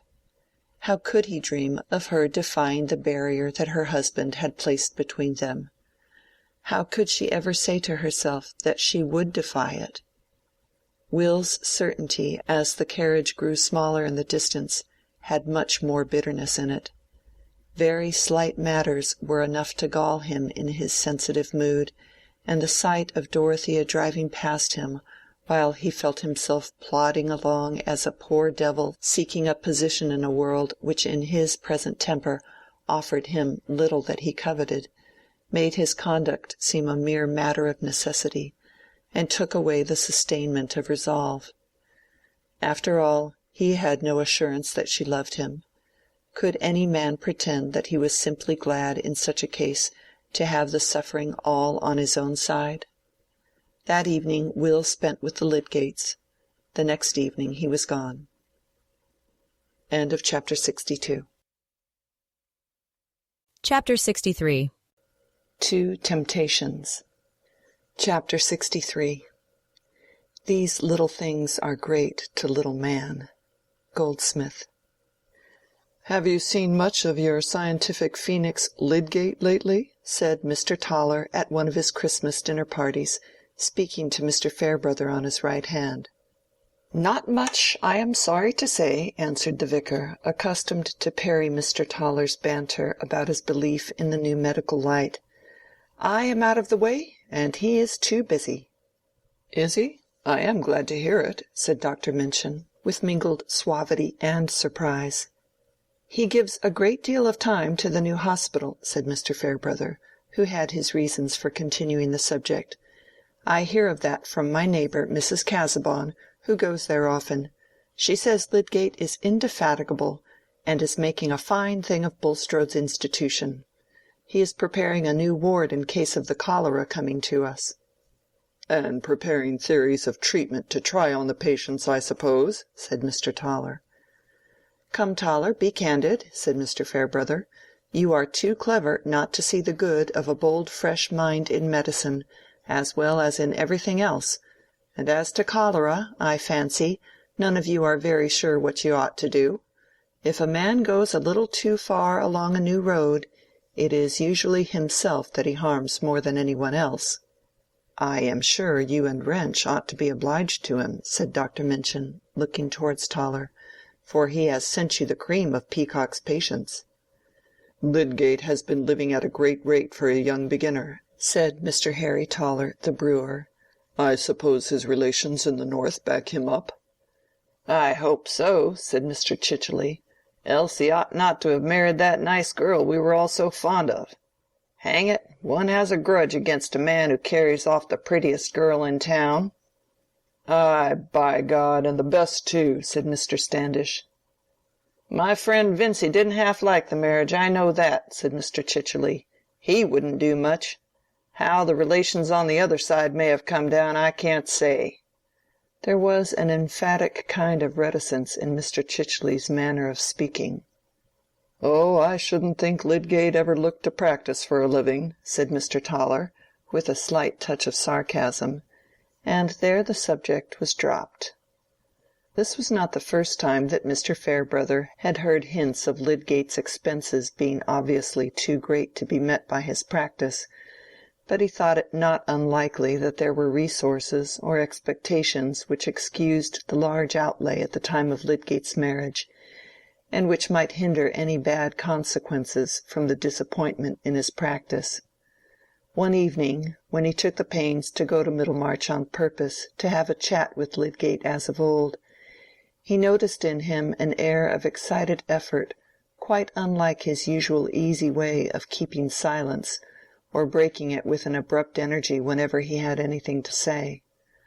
Lydgate talked persistently when they were in his workroom, putting arguments for and against the probability of certain biological views, but he had none of those definite things to say or to show which gave the waymarks of a patient uninterrupted pursuit, such as he used himself to insist on, saying that there must be a systole and a diastole in all inquiry, and that a man's mind must be continually expanding and shrinking between the whole human horizon and the horizon of an object-glass. That evening he seemed to be talking widely for the sake of resisting any personal bearing, and before long they went into the drawing-room, where Lydgate, having asked Rosamond to give them music, sank back in his chair in silence, but with a strange light in his eyes. He may have been taking an opiate, was a thought that crossed Mr. Farebrother's mind. Tic douloureux, perhaps, or medical worries. It did not occur to him that Lydgate's marriage was not delightful. He believed, as the rest did, that Rosamond was an amiable, docile creature, though he had always thought her rather uninteresting, a little too much the pattern card of the finishing school, and his mother could not forgive Rosamond because she never seemed to see that Henrietta Noble was in the room. However, Lydgate fell in love with her, said the vicar to himself, and she must be to his taste. Mr. Farebrother was aware that Lydgate was a proud man, but having very little corresponding fibre in himself, and perhaps too little care about personal dignity, except the dignity of not being mean or foolish, he could hardly allow enough for the way in which Lydgate shrank, as from a burn, from the utterance of any word about his private affairs. And soon after that conversation at Mr. Toller's, the vicar learned something which made him watch the more eagerly for an opportunity of indirectly letting Lydgate know that if he wanted to open himself about any difficulty, there was a friendly ear ready. The opportunity came at Mr. Vincey's, where on New Year's Day there was a party to which Mr. Farebrother was irresistibly invited, on the plea that he must not forsake his old friends on the first New Year of his being a greater man, and rector as well as vicar. And this party was thoroughly friendly. All the ladies of the Farebrother family were present. The Vincey children all dined at the table, and Fred had persuaded his mother that if she did not invite Mary Garth, the Farebrothers would regard it as a slight to themselves, Mary being their particular friend. Mary came, and Fred was in high spirits, though his enjoyment was of a checkered kind. Triumph that his mother should see Mary's importance with the chief personages in the party being much streaked with jealousy when Mr. Farebrother sat down by her. Fred used to be much more easy about his own accomplishments in the days when he had not begun to dread being bowled out by Farebrother, and this terror was still before him. Mrs. Vincy, in her fullest matronly bloom, looked at Mary's little figure, rough wavy hair, and visage quite without lilies and roses, and wondered, trying unsuccessfully to fancy herself caring about Mary's appearance in wedding clothes, or feeling complacency in grandchildren who would feature the Garths. However, the party was a merry one, and Mary was particularly bright, being glad for Fred's sake that his friends were getting kinder to her, and being also quite willing that they should see how much she was valued by others whom they must admit to be judges. Mr. Farebrother noticed that Lydgate seemed bored, and that Mr. Vincey spoke as little as possible to his son-in-law. Rosamond was perfectly graceful and calm, and only a subtle observation such as the vicar had not been roused to bestow on her would have perceived the total absence of that interest in her husband's presence which a loving wife is sure to betray, even if etiquette keeps her aloof from him. When Lydgate was taking part in the conversation, she never looked towards him any more than if she had been a sculptured Psyche modelled to look another way, and when, after being called out for an hour or two, he re-entered the room, she seemed unconscious of the fact, which 18 months before would have had the effect of a numeral before ciphers. In reality, however, she was intensely aware of Lydgate's voice and movements, and her pretty good-tempered air of unconsciousness was a studied negation by which she satisfied her inward opposition to him without compromise of propriety.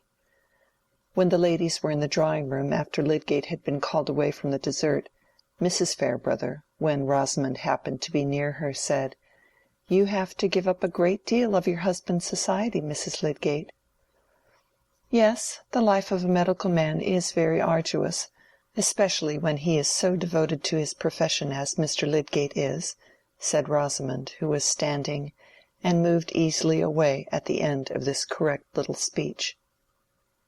"It is dreadfully dull for her when there is no company," said Mrs. Vincy, who was seated at the old lady's side. "I am sure I thought so when Rosamond was ill, and I was staying with her. You know, Mrs. Farebrother, ours is a cheerful house. I am of a cheerful disposition myself, and Mr. Vincey always likes something to be going on. That is what Rosamond has been used to. Very different from a husband out at odd hours, and never knowing when he will come home, and of a close, proud disposition. I think—" Indiscreet Mrs. Vincy did lower her tone slightly with this parenthesis. "But Rosamond always had an angel of a temper. Her brothers used very often not to please her, but she was never the girl to show temper. From a baby she was always as good, and with a complexion beyond anything. But my children are all good-tempered, thank God." This was easily credible to any one looking at Mrs. Vincy, as she threw back her broad cap-strings and smiled towards her 3 little girls, aged from 7 to 11. But in that smiling glance she was obliged to include Mary Garth, whom the 3 girls had got into a corner to make her tell them stories. Mary was just finishing the delicious tale of Rumpelstiltskin, which she had well by heart, because Letty was never tired of communicating it to her ignorant elders from a favorite red volume. Louisa, Mrs. Vincy's darling, now ran to her with wide-eyed serious excitement, crying, "Oh, mamma, mamma, the little man stamped so hard on the floor he couldn't get his leg out again." "Bless you, my cherub," said mamma, "you shall tell me all about it to-morrow. Go and listen." And then, as her eyes followed Louisa back towards the attractive corner, she thought that if Fred wished her to invite Mary again, she would make no objection, the children being so pleased with her. But presently the corner became still more animated, for Mr. Farebrother came in, and seating himself behind Louisa, took her on his lap, whereupon the girls all insisted that he must hear Rumpelstiltskin, and Mary must tell it all over again. He insisted too, and Mary, without fuss, began again in her neat fashion, with precisely the same words as before. Fred, who had also seated himself near, would have felt unmixed triumph in Mary's effectiveness if Mr. Farebrother had not been looking at her with evident admiration, while he dramatized an intense interest in the tale to please the children. "You will never care any more about my one-eyed giant, Lou," said Fred at the end. "Yes, I shall. Tell about him now," said Louisa. "Oh, I dare say. I am quite cut out. Ask Mr. Farebrother." "Yes," added Mary, "ask Mr. Farebrother to tell you about the aunts whose beautiful house was knocked down by a giant named Tom, and he thought they didn't mind because he couldn't hear them cry, or see them use their pocket-handkerchiefs." "Please," said Louisa, looking up at the vicar. "No, no, I am a grave old parson. If I try to draw a story out of my bag, a sermon comes instead. Shall I preach you a sermon?" said he, putting on his short-sighted glasses, and pursing up his lips. "Yes," said Louisa, falteringly. "Let me see, then. Against cakes. How cakes are bad things. especially if they are sweet and have plums in them." Louisa took the affair rather seriously, and got down from the vicar's knee to go to Fred. "Ah, I see it will not do to preach on New Year's Day," said Mr. Farebrother, rising and walking away. He had discovered of late that Fred had become jealous of him, and also that he himself was not losing his preference for Mary above all other women. "A delightful young person is Miss Garth," said Mrs. Farebrother, who had been watching her son's movements. "Yes," said Mrs. Vincy, obliged to reply, as the old lady turned to her expectantly. "It is a pity she is not better looking." "I cannot say that," said Mrs. Farebrother decisively. "I like her countenance. We must not always ask for beauty when a good God has seen fit to make an excellent young woman without it. I put good manners first, and Miss Garth will know how to conduct herself in any station." The old lady was a little sharp in her tone, having a prospective reference to Mary's becoming her daughter-in-law, for there was this inconvenience in Mary's position with regard to Fred, that it was not suitable to be made public, and hence the three ladies at Lowick Parsonage were still hoping that Camden would choose Miss Garth. New visitors entered, and the drawing-room was given up to music and games, while whist tables were prepared in the quiet room on the other side of the hall. Mr. Farebrother played a rubber to satisfy his mother, who regarded her occasional whist as a protest against scandal and novelty of opinion, in which light even a revoke had its dignity. But at the end he got Mr. Chichely to take his place and left the room. As he crossed the hall, Lydgate had just come in and was taking off his great-coat. "You are the man I was going to look for," said the vicar, and instead of entering the drawing-room, they walked along the hall and stood against the fireplace, where the frosty air helped to make a glowing bank. "You see, I can leave the whist table easily enough," he went on, smiling at Lydgate.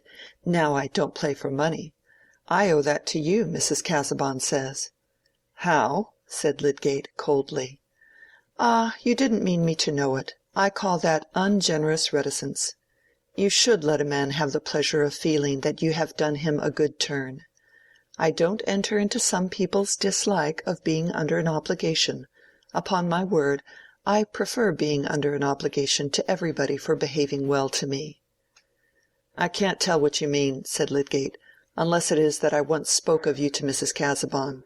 But I did not think that she would break her promise not to mention that I had done so," said Lydgate, leaning his back against the corner of the mantelpiece, and showing no radiance in his face.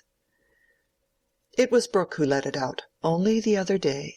He paid me the compliment of saying that he was very glad I had the living though you had come across his tactics, and had praised me up as a Lean and a Tillotson and that sort of thing, till Mrs. Casaubon would hear of no one else." "Oh, Brooke is such a leaky-minded fool," said Lydgate contemptuously. "Well, I was glad of the leakiness then. I don't see why you shouldn't like me to know that you wished to do me a service, my dear fellow. And you certainly have done me one. It's rather a strong check to one's self-complacency to find out much of one's right doing depends on not being in want of money. A man will not be tempted to say the Lord's Prayer backward to please the devil, if he doesn't want the devil's services. I have no need to hang on the smiles of chance now." "I don't see that there's any money-getting without chance," said Lydgate. "If a man gets it in a profession, it's pretty sure to come by chance." Mr. Farebrother thought he could account for this speech, in striking contrast with Lydgate's former way of talking, as the perversity which will often spring from the moodiness of a man ill at ease in his affairs. He answered in a tone of good-humored admission. "Ah, there's enormous patience wanted with the way of the world. But it is easier for a man to wait patiently when he has friends who love him and ask for nothing better than to help him through, so far as it lies in their power." "Oh yes," said Lydgate, in a careless tone, changing his attitude and looking at his watch. "People make much more of their difficulties than they need to do." He knew as distinctly as possible that this was an offer of help to himself from Mr. Farebrother, and he could not bear it. So strangely determined are we mortals, that, After having been long gratified with the sense that he had privately done the vicar a service, the suggestion that the vicar discerned his need of a service in return made him shrink into unconquerable reticence. Besides, behind all making of offers what else must come? That he should mention his case implied that he wanted specific things. At that moment suicide seemed easier. Mr. Farebrother was too keen a man not to know the meaning of that reply, and there was a certain massiveness in Lydgate's manner and tone, corresponding with his physique, which if he repelled your advances in the first instance seemed to put persuasive devices out of question. "What time are you?" said the vicar, devouring his wounded feeling. "After 11," said Lydgate, and they went into the drawing-room. Chapter 63. Chapter 64. First Gentleman. Where lies the power, there let the blame lie too. Second Gentleman. Nay, power is relative. You cannot fright the coming pest with border fortresses, or catch your carp with subtle argument. All force is twain in one. Cause is not cause unless effect be there, and action's self must needs contain a passive. So command exists, but with obedience. Even if Lydgate had been inclined to be quite open about his affairs, he knew that it would have hardly been in Mr. Farebrother's power to give him the help he immediately wanted. With the year's bills coming in from his tradesmen, with Dover's threatening hold on his furniture, and with nothing to depend on but slow dribbling payments from patients who must not be offended, for the handsome fees he had had from Freshitt Hall and Lowick Manor had been easily absorbed, nothing less than £1,000 would have freed him from actual embarrassment, and left a residue which, according to the favorite phrase of hopefulness in such circumstances, would have given him time to look about him. Naturally, the merry Christmas bringing the happy New Year, when fellow citizens expect to be paid for the trouble and goods they have smilingly bestowed on their neighbors, had so tightened the pressure of sordid cares on Lydgate's mind that it was hardly possible for him to think unbrokenly of any other subject, even the most habitual and soliciting. He was not an ill-tempered man. His intellectual activity, the ardent kindness of his heart, as well as his strong frame, would always, under tolerably easy conditions, have kept him above the petty uncontrolled susceptibilities which make bad temper. But he was now a prey to that worst irritation which arises not simply from annoyances, but from the second consciousness underlying those annoyances, of wasted energy and a degrading preoccupation, which was the reverse of all his former purposes. "This is what I am thinking of, and that is what I might have been thinking of," was the bitter incessant murmur within him, making every difficulty a double goad to impatience. Some gentlemen have made an amazing figure in literature by general discontent with the universe as a trap of dullness into which their great souls have fallen by mistake. But the sense of a stupendous self and an insignificant world may have its consolations. Lydgate's discontent was much harder to bear. It was the sense that there was a grand existence in thought and effective action lying around him, while his self was being narrowed into the miserable isolation of egoistic fears and vulgar anxieties for events that might allay such fears. His troubles will perhaps appear miserably sordid, and beneath the attention of lofty persons who can know nothing of debt except on a magnificent scale. Doubtless they were sordid, and for the majority, who are not lofty, there is no escape from sordidness but by being free from money-craving, with all its base hopes and temptations, its watching for death, its hinted requests, its horse-dealer's desire to make bad work pass for good, its seeking for function which ought to be another's, its compulsion often to long for luck in the shape of a wide calamity.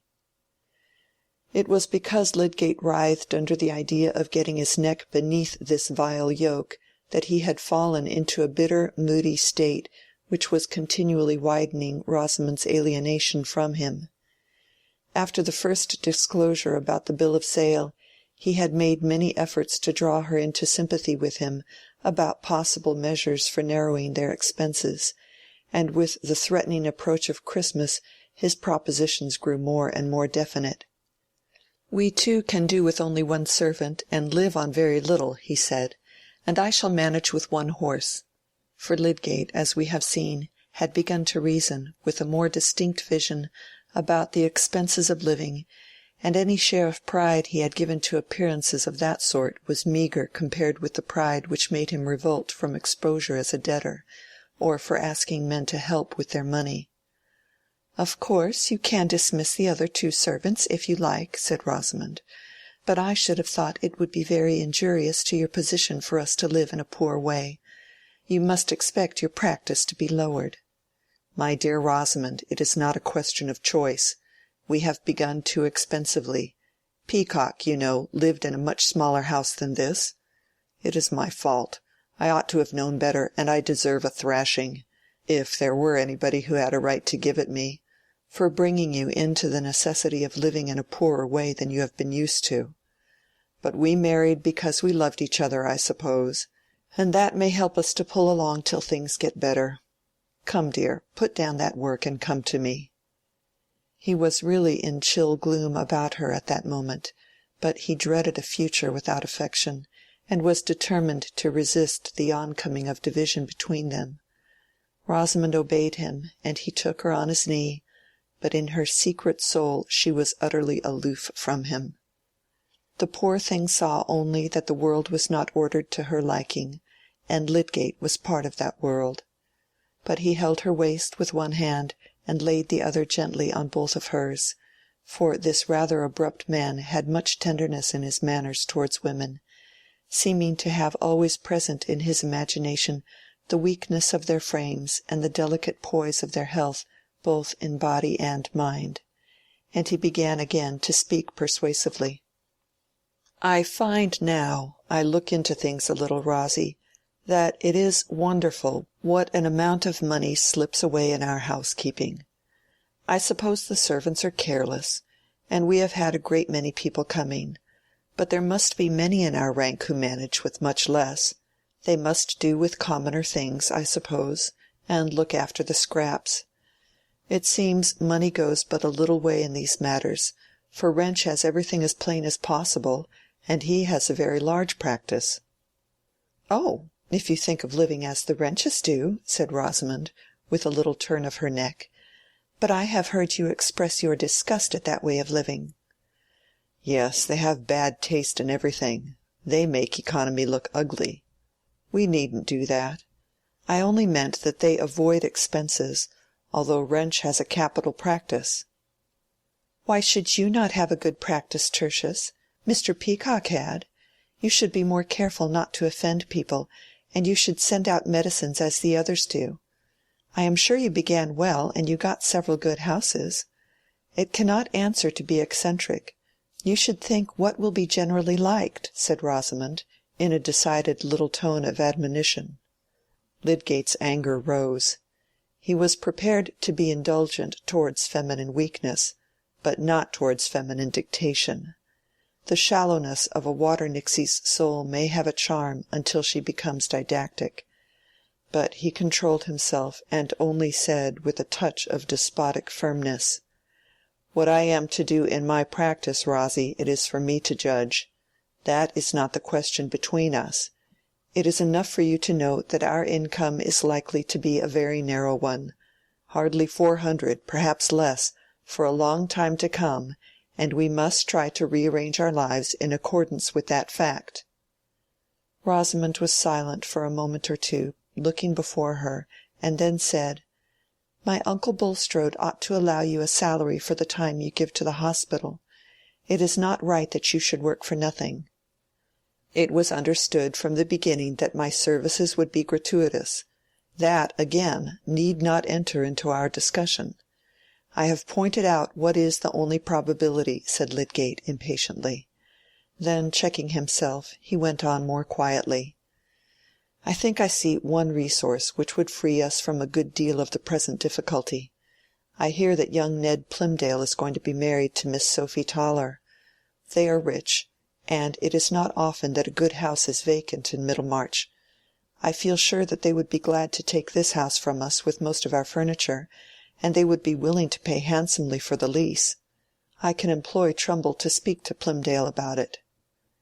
Rosamond left her husband's knee and walked slowly to the other end of the room. When she turned round and walked towards him it was evident that the tears had come, and that she was biting her under lip and clasping her hands to keep herself from crying. Lydgate was wretched, shaken with anger, and yet feeling that it would be unmanly to vent the anger just now. "I am very sorry, Rosamond. I know this is painful."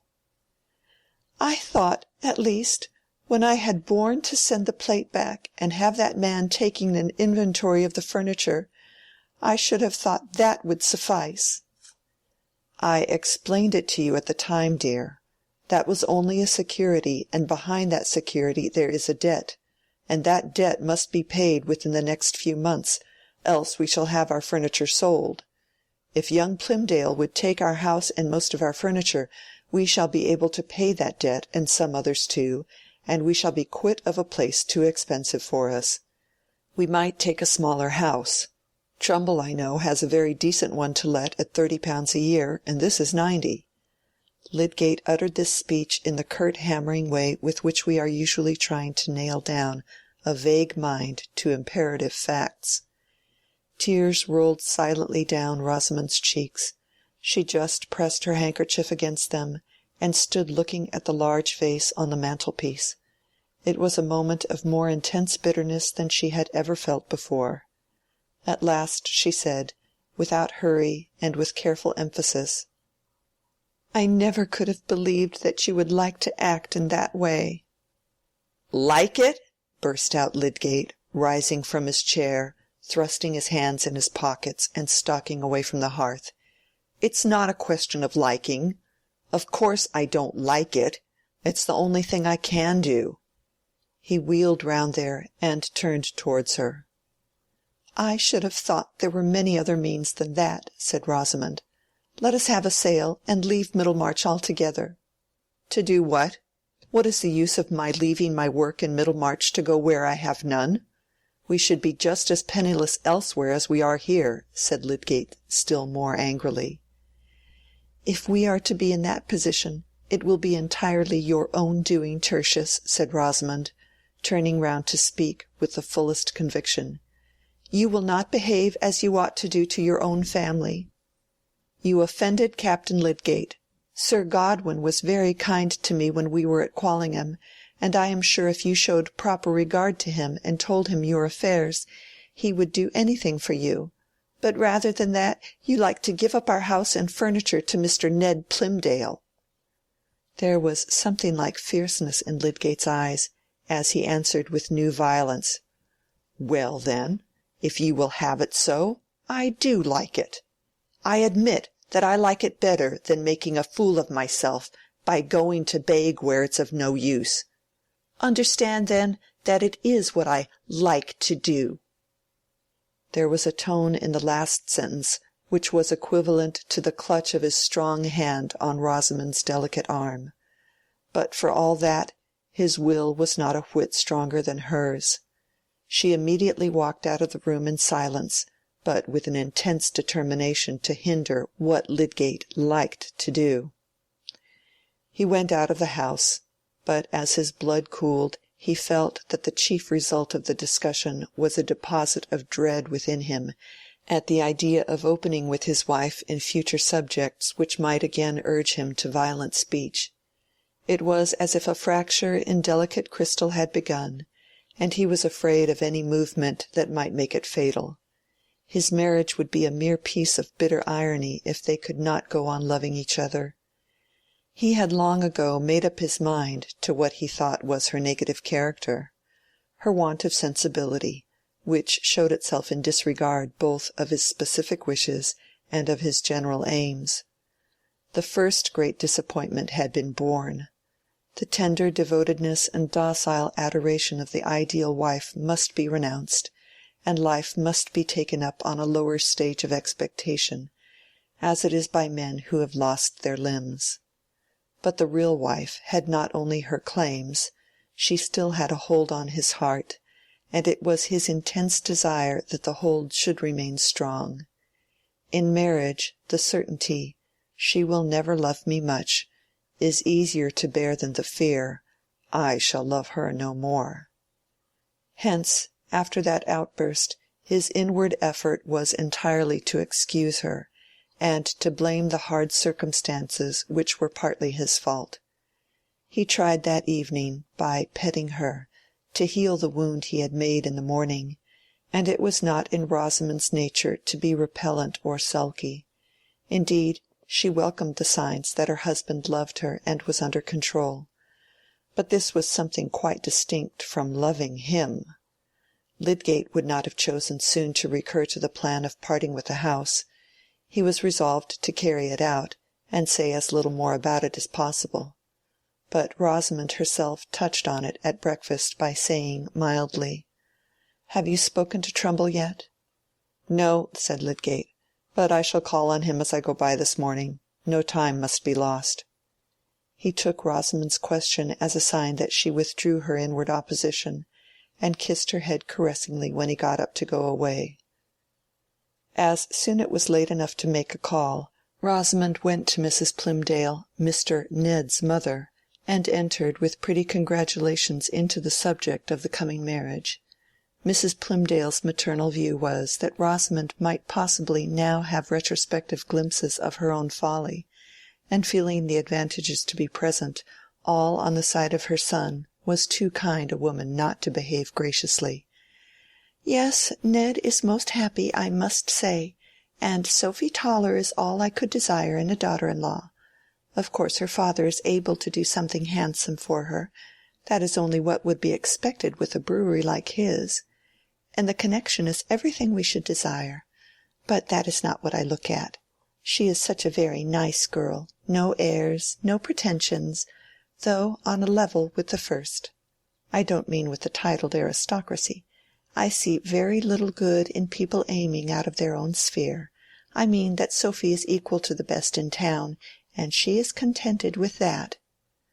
"I have always thought her very agreeable," said Rosamond. "I look upon it as a reward for Ned, who never held his head too high, that he should have got into the very best connection," continued Mrs. Plymdale, her native sharpness softened by a fervid sense that she was taking a correct view. "And such a particular people as the Tollers are, they might have objected because some of our friends are not theirs. It is well known that your Aunt Bulstrode and I have been intimate from our youth, and Mr. Plymdale has always been on Mr. Bulstrode's side. And I myself prefer serious opinions. But the Tollers have welcomed Ned all the same." "I am sure he is a very deserving, well-principled young man," said Rosamond, with a neat air of patronage in return for Mrs. Plymdale's wholesome corrections. "Oh, he has not the style of a captain in the army, or that sort of carriage as if everybody was beneath him, or that showy kind of talking and singing and intellectual talent. But I am thankful he has not. It is a poor preparation for both here and hereafter." "Oh, dear, yes. Appearances have very little to do with happiness," said Rosamond. "I think there is every prospect of their being a happy couple. What house will they take?" "Oh, as for that, they must put up with what they can get. They have been looking at the house in St. Peter's Place, next to Mr. Hackbutt's. It belongs to him, and he is putting it nicely in repair. I suppose they are not likely to hear of a better. Indeed, I think Ned will decide the matter to-day." "I should think it is a nice house. I like St. Peter's Place." "Well, it is near the church, and a genteel situation. But the windows are narrow, and it is all ups and downs. You don't happen to know of any other that would be at liberty?" said Mrs. Plymdale, fixing her round black eyes on Rosamond with the animation of a sudden thought in them. "Oh no, I hear so little of those things." Rosamond had not seen that question and answer in setting out to pay her visit. She had simply meant to gather any information which would help her to avert the parting with her own house under circumstances thoroughly disagreeable to her. As to the untruth in her reply, she no more reflected on it than she did on the untruth there was in her saying that appearances had very little to do with happiness. Her object, she was convinced, was thoroughly justifiable. It was Lydgate whose intention was inexcusable, and there was a plan in her mind which, when she had carried it out fully, would prove how very false a step it would have been for him to have descended from his position. She returned home by Mr. Borthrop Trumbull's office, meaning to call there. It was the first time in her life that Rosamond had thought of doing anything in the form of business, but she felt equal to the occasion. That she should be obliged to do what she intensely disliked was an idea which turned her quiet tenacity into active invention. Here was a case in which it could not be enough simply to disobey and be serenely, placidly obstinate. She must act according to her judgment, and she said to herself that her judgment was right. Indeed, if it had not been, she would not have wished to act on it. Mr. Trumbull was in the back room of his office, and received Rosamond with his finest manners, not only because he had much sensibility to her charms, but because the good-natured fibre in him was stirred by his certainty that Lydgate was in difficulties, and that this uncommonly pretty woman, this young lady with the highest personal attractions, was likely to feel the pinch of trouble, to find herself involved in circumstances beyond her control. He begged her to do him the honor to take a seat, and stood before her trimming and comporting himself with an eager solicitude, which was chiefly benevolent. Rosamond's first question was, whether her husband had called on Mr. Trumbull that morning to speak about disposing of their house. "Yes, ma'am, yes, he did so," said the good auctioneer, trying to throw something soothing into his iteration. "I was about to fulfill his order, if possible, this afternoon. He wished me not to procrastinate." "I called to tell you not to go any further, Mr. Trumbull, and I beg of you not to mention what has been said on the subject. Will you oblige me?" "Certainly I will, Mrs. Lydgate, certainly. Confidence is sacred with me on business or any other topic. I am then to consider the commission withdrawn?" said Mr. Trumbull, adjusting the long ends of his blue cravat with both hands, and looking at Rosamond deferentially. "Yes, if you please. I find that Mr. Ned Plymdale has taken a house, the one in St. Peter's Place next to Mr. Hackbutt's. Mr. Lydgate would be annoyed that his orders should be fulfilled uselessly, and besides that there are other circumstances which render the proposal unnecessary." "Very good, Mrs. Lydgate, very good. I am at your commands whenever you require any service of me," said Mr. Trumbull, who felt pleasure in conjecturing that some new resources had been opened. "Rely on me, I beg. The affair shall go no further." That evening Lydgate was a little comforted by observing that Rosamond was more lively than she had usually been of late, and even seemed interested in doing what would please him without being asked. He thought, if she will be happy and I can rub through, what does it all signify? It is only a narrow swamp that we have to pass in a long journey. If I can get my mind clear again, I shall do. He was so much cheered that he began to search for an account of experiments which he had long ago meant to look up, and had neglected out of that creeping self-despair which comes in the train of petty anxieties. He felt again some of the old delightful absorption in a far-reaching inquiry, while Rosamond played the quiet music which was helpful to his meditation as the plash of an oar on an evening lake. It was rather late. He had pushed away all of the books, and was looking at the fire with his hands clasped behind his head in forgetfulness of everything except the construction of a new controlling experiment, when Rosamond, who had left the piano and was leaning back in her chair watching him, said, Mr. Ned Plymdale has taken a house already." Lydgate, startled and jarred, looked up in silence for a moment, like a man who has been disturbed in his sleep. Then, flushing with an unpleasant consciousness, he asked, "How do you know?" "I called at Mrs. Plymdale's this morning, and she told me that he had taken the house in St. Peter's Place, next to Mr. Hackbutt's." Lydgate was silent. He drew his hands from behind his head and pressed them against the hair which was hanging, as it was apt to do, in a mass on his forehead, while he rested his elbows on his knees. He was feeling bitter disappointment, as if he had opened a door out of a suffocating place and had found it walled up. But he also felt sure that Rosamond was pleased with the cause of his disappointment. He preferred not looking at her and not speaking, until he had got over the first spasm of vexation. After all, he had said in his bitterness, what can a woman care about so much as house and furniture? A husband without them is an absurdity. When he looked up and pushed his hair aside, his dark eyes had a miserable blank non-expectance of sympathy in them, but he only said coolly, "Perhaps some one else may turn up. I told Trumbull to be on the lookout if he failed with Plymdale." Rosamond made no remark. She trusted to the chance that nothing more would pass between her husband and the auctioneer until some issue should have justified her interference. At any rate she had hindered the event which she immediately dreaded. After a pause she said, "How much money is it that those disagreeable people want?" "What disagreeable people?" "Those who took the list, and the others. I mean, how much money would satisfy them so that you need not be troubled any more?"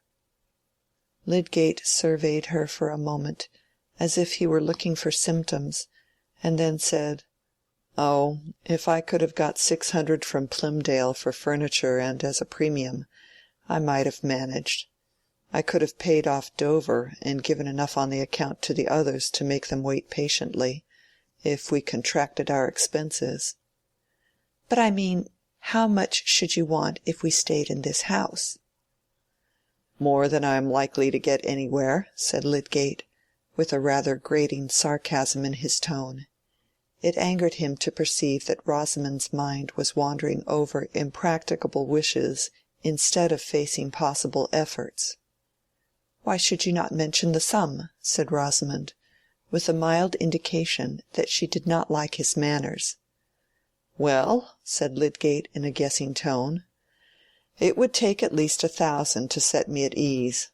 But," he added incisively, "I have to consider what I shall do without it, not with it." Rosamond said no more. But the next day she carried out her plan of writing to Sir Godwin Lydgate. Since the captain's visit she had received a letter from him, and also one from Mrs. Mengan, his married sister, condoling with her on the loss of her baby, and expressing vaguely the hope that they should see her again at Quallingham. Lydgate had told her that this politeness meant nothing, but she was secretly convinced that any backwardness in Lydgate's family towards him was due to his cold and contemptuous behavior, and she had answered the letters in her most charming manner, feeling some confidence that a specific invitation would follow. But there had been total silence. The captain evidently was not a great penman, and Rosamond reflected that the sisters might have been abroad.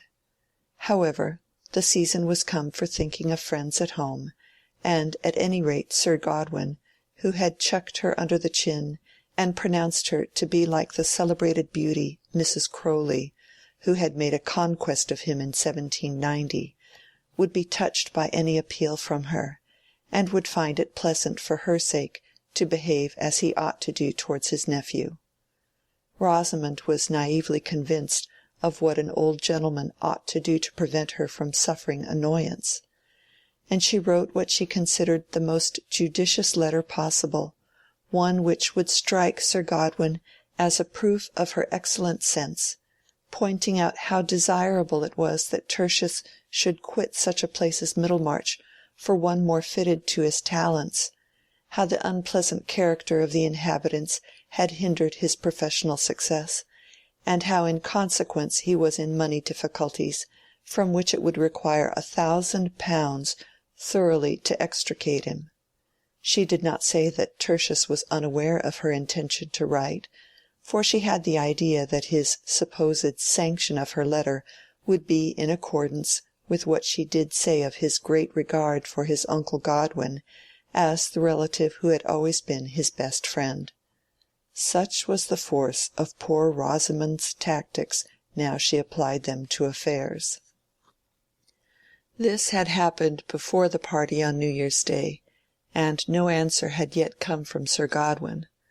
But on the morning of that day, Lydgate had to learn that Rosamond had revoked his order to Borthrop Trumbull.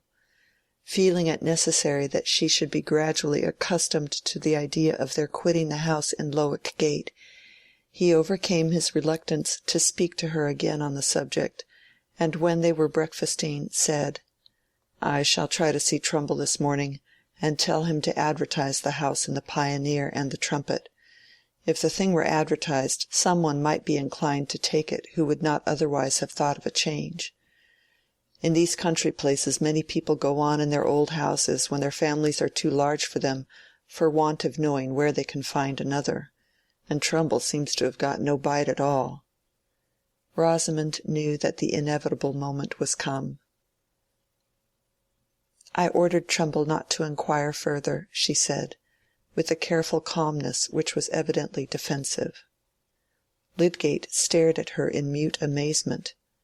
Only half an hour before he had been fastening up her plaits for her, and talking the little language of affection, which Rosamond, though not returning it, accepted as if she had been a serene and lovely image, now and then miraculously dimpling towards her votary. With such fibres still astir in him, the shock he received could not at once be distinctly anger, it was confused pain. He laid down the knife and fork with which he was carving, and throwing himself back in his chair, said at last, with a cool irony in his tone, "May I ask when and why you did so?" "When I knew that the Plymdales had taken a house, I called to tell him not to mention ours to them, and at the same time I told him not to let the affair go on any further. I knew that it would be very injurious to you if it were known that you wished to part with your house and furniture, and I had a very strong objection to it. I think that was reason enough." "It was of no consequence, then, that I had told you the imperative reasons of another kind? Of no consequence that I had come to a different conclusion, and given an order accordingly?" said Lydgate, bitingly, the thunder and lightning gathering about his brow and eyes. The effect of any one's anger on Rosamond had always been to make her shrink in cold dislike, and to become all the more calmly correct in the conviction that she was not the person to misbehave whatever others might do. She replied, "I think I had a perfect right to speak on a subject which concerns me at least as much as you." "Clearly. You had a right to speak, but only to me. You had no right to contradict my orders secretly, and treat me as if I were a fool," said Lydgate, in the same tone as before. Then, with some added scorn, "Is it possible to make you understand what the consequences will be? Is it of any use for me to tell you again why we must try to part with the house?" "It is not necessary for you to tell me again," said Rosamond, in a voice that fell and trickled like cold water drops. "I remembered what you said. You spoke just as violently as you do now. But that does not alter my opinion that you ought to try every other means rather than take a step which is so painful to me. And as to advertising the house, I think it would be perfectly degrading to you." "And suppose I disregard your opinion as you disregard mine?" You can do so, of course. But I think you ought to have told me before we were married that you would place me in the worst position, rather than give up your own will." Lydgate did not speak, but tossed his head on one side, and twitched the corners of his mouth in despair. Rosamond, seeing that he was not looking at her, rose and set his cup of coffee before him. But he took no notice of it, and went on with an inward drama and argument, occasionally moving in his seat, resting one arm on the table, and rubbing his hand against his hair. There was a conflux of emotions and thoughts in him that would not let him either give thorough way to his anger or persevere with simple rigidity of resolve. Rosamond took advantage of his silence. "When we were married, every one felt that your position was very high. I could not have imagined then that you would want to sell our furniture and take a house in Bride Street, where the rooms are like cages. If we are to live in that way, let us at least leave Middlemarch." "These would be very strong considerations," said Lydgate, half ironically. Still there was a withered paleness about his lips as he looked at his coffee, and did not drink. "These would be very strong considerations, if I did not happen to be in debt." "Many persons must have been in debt in the same way, but if they are respectable, people trust them. I am sure I have heard papa say that the Torbits were in debt, and they went on very well. It cannot be good to act rashly," said Rosamond, with serene wisdom. Lydgate sat paralyzed by opposing impulses. Since no reasoning he could apply to Rosamond seemed likely to conquer her assent, he wanted to smash and grind some object on which he could at least produce an impression, or else to tell her brutally that he was master and she must obey. But he not only dreaded the effect of such extremities on their mutual life, he had a growing dread of Rosamond's quiet elusive obstinacy, which would not allow any assertion of power to be final, and again she had touched him in a spot of keenest feeling by implying that she had been deluded with a false vision of happiness in marrying him. As to saying that he was master, it was not the fact. The very resolution to which he had wrought himself by dint of logic and honorable pride was beginning to relax under her torpedo contact. He swallowed half his cup of coffee and then rose to go. "I may at least request that you will not go to Trumbull at present, until it has been seen that there are no other means," said Rosamond. Although she was not subject to much fear, she felt it safer not to betray that she had written to Sir Godwin. "Promise me that you will not go to him for a few weeks, or without telling me." Lydgate gave a short laugh. "I think it is I who should exact a promise that you will do nothing without telling me," he said, turning his eyes sharply upon her, and then moving to the door. "You remember that we're going to dine at papa's," said Rosamond, wishing that he should turn and make a more thorough concession to her. But he only said, "Oh yes," impatiently, and went away. She held it to be very odious in him that he did not think the painful propositions he had had to make to her were enough, without showing so unpleasant a temper. And when she put the moderate request that he should defer going to Trumbull again, it was cruel in him not to assure her of what he meant to do. She was convinced of her having acted in every way for the best, and each grating or angry speech of Lydgate's served only as an addition to the register of offences in her mind. Poor Rosamond for months had begun to associate her husband with feelings of disappointment, and the terribly inflexible relation of marriage had lost its charm of encouraging delightful dreams. It had freed her from the disagreeables of her father's house, but it had not given her everything that she had wished and hoped. The Lydgate with whom she had been in love had been a group of airy conditions for her, most of which had disappeared, while their place had been taken by everyday details which must be lived through slowly from hour to hour, not floated through with a rapid selection of favourable aspects. The habits of Lydgate's profession, his home preoccupation with scientific subjects, which seemed to her almost like a morbid vampire's taste, his peculiar views of things which had never entered into the dialogue of courtship, all these continually alienating influences, even without the fact of his having placed himself at a disadvantage in the town, and without that first shock of revelation about Dover's debt, would have made his presence dull to her. There was another presence which ever since the early days of her marriage, until 4 months ago, had been an agreeable excitement, but that was gone.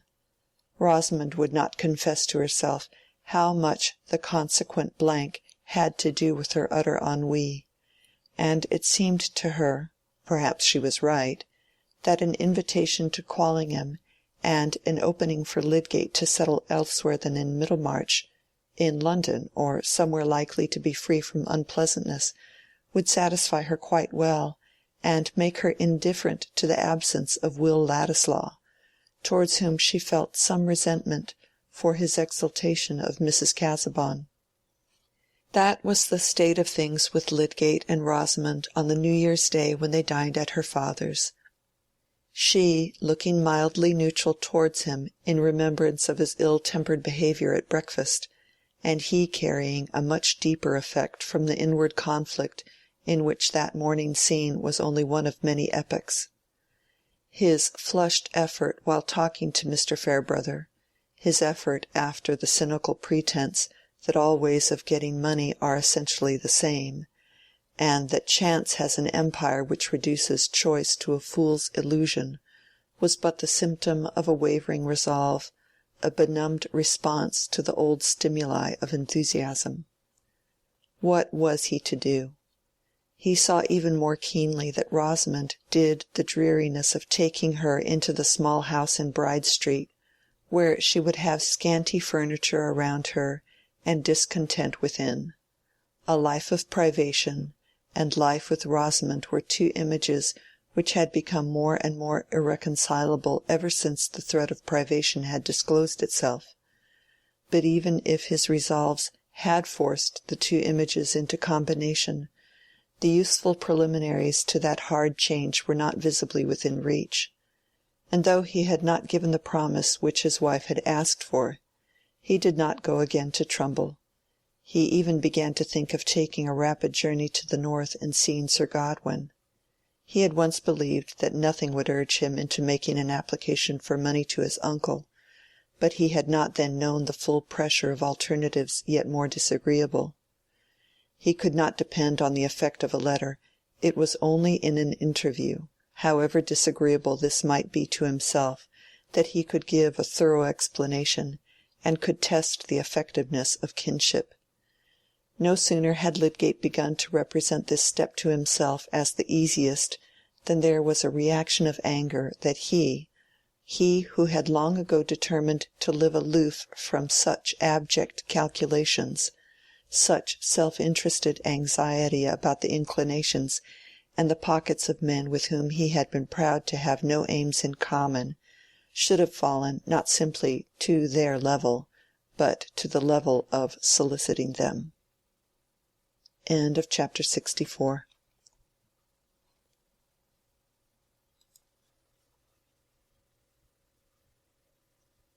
Chapter 65. One of us two must bowen, doubtless, and sith a man is more reasonable than woman is, ye men most be sufferable. Chaucer, Canterbury Tales. The bias of human nature to be slow in correspondence triumphs even over the present quickening in the general pace of things. What wonder, then, that in 1832 old Sir Godwin Lydgate was slow to write a letter which was of consequence to others rather than to himself.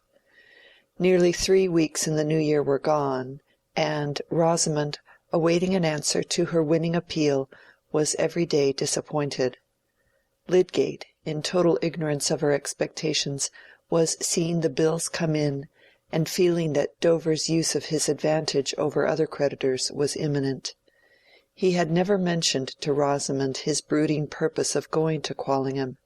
He did not want to admit what would appear to her a concession to her wishes after indignant refusal until the last moment, but he was really expecting to set off soon. A slice of the railway would enable him to manage the whole journey and back in 4 days. But one morning after Lydgate had gone out, a letter came addressed to him, which Rosamond saw clearly to be from Sir Godwin. She was full of hope. Perhaps there might be a particular note to her enclosed, but Lydgate was naturally addressed on the question of money or other aid, and the fact that he was written to, nay, the very delay in writing at all, seemed to certify that the answer was thoroughly compliant. She was too much excited by these thoughts to do anything but light stitching in a warm corner of the dining-room, with the outside of this momentous letter lying on the table before her. About 12 she heard her husband's step in the passage, and tripping to open the door, she said in her lightest tones, "Tertius, come in here. Here is a letter for you." "Ah," he said, not taking off his hat, but turning her round within his arm to walk towards the spot where the letter lay. "My uncle Godwin!" he exclaimed, while Rosamond reseated herself and watched him as he opened the letter. She had expected him to be surprised. While Lydgate's eyes glanced rapidly over the brief letter, she saw his face, usually of a pale brown, taking on a dry whiteness. With nostrils and lips quivering, he tossed down the letter before her and said violently, "It will be impossible to endure life with you if you will always be acting secretly, acting in opposition to me and hiding your actions." He checked his speech and turned his back on her, then wheeled round and walked out, sat down, and got up again restlessly, grasping hard the objects deep down in his pockets. He was afraid of saying something irremediably cruel. Rosamond too had changed colour as she read. The letter ran in this way: "Dear Tertius, don't set your wife to write to me when you have anything to ask. It is a roundabout wheeling sort of thing which I should not have credited you with. I never choose to write to a woman on matters of business.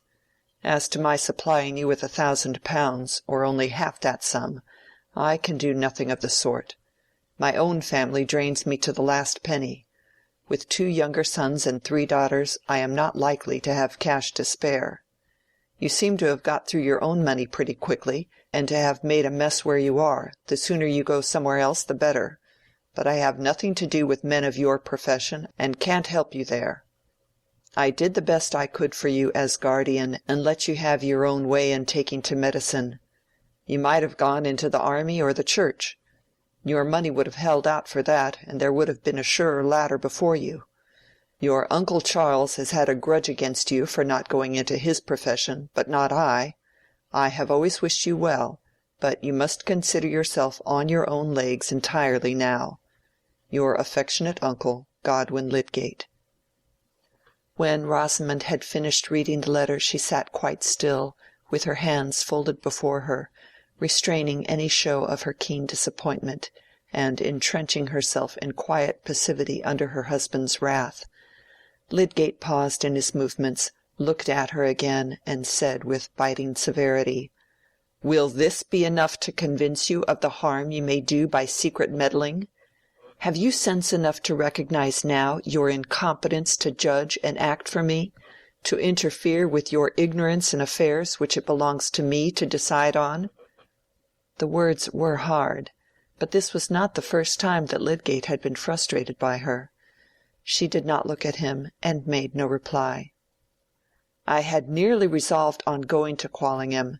It would have cost me pain enough to do it, yet it might have been of some use. But it has been of no use for me to think of anything. You have been always counteracting me secretly. You delude me with a false assent, and then I am at the mercy of your devices. If you mean to resist every wish I express, say so and defy me. I shall at least know what I am doing then." It is a terrible moment in young lives when the closeness of love's bond has turned to this power of galling. In spite of Rosamond's self-control, a tear fell silently and rolled over her lips. She still said nothing, but under that quietude was hidden an intense affect. She was in such entire disgust with her husband that she wished she had never seen him. Sir Godwin's rudeness towards her and utter want of feeling ranged him with Dover and all other creditors, disagreeable people who only thought of themselves, and did not mind how annoying they were to her. Even her father was unkind, and might have done more for them. In fact, there was but one person in Rosamond's world whom she did not regard as blameworthy, and that was the graceful creature with blonde plaits and with little hands crossed before her, who had never expressed herself unbecomingly and had always acted for the best naturally being what she best liked. Lydgate, pausing and looking at her, began to feel that half-maddening sense of helplessness which comes over passionate people when their passion is met by an innocent-looking silence whose meek, victimized air seems to put them in the wrong, and at last infects even the justest indignation with a doubt of its justice. He needed to recover the full sense that he was in the right by moderating his words. "Can you not see, Rosamond," he began again, trying to be simply grave and not bitter, "that nothing can be so fatal as a want of openness and confidence between us? It has happened again and again that I have expressed a decided wish, and you have seemed to assent, yet after that you have secretly disobeyed my wish. In that way I can never know what I have to trust to. There would be some hope for us if you would admit this. Am I such an unreasonable, furious brute? Why should you not be open with me?" Still silence. "Will you only say that you have been mistaken, and that I may depend on your not acting secretly in the future?" said Lydgate, urgently, but with something of request in his tone which Rosamond was quick to perceive. She spoke with coolness. "I cannot possibly make admissions or promises in answer to such words as you have used towards me. I have not been accustomed to language of that kind. You have spoken of my secret meddling, and my interfering ignorance, and my false assent. I have never expressed myself in that way to you, and I think that you ought to apologize. You spoke of its being impossible to live with me. Certainly you have not made my life pleasant to me of late.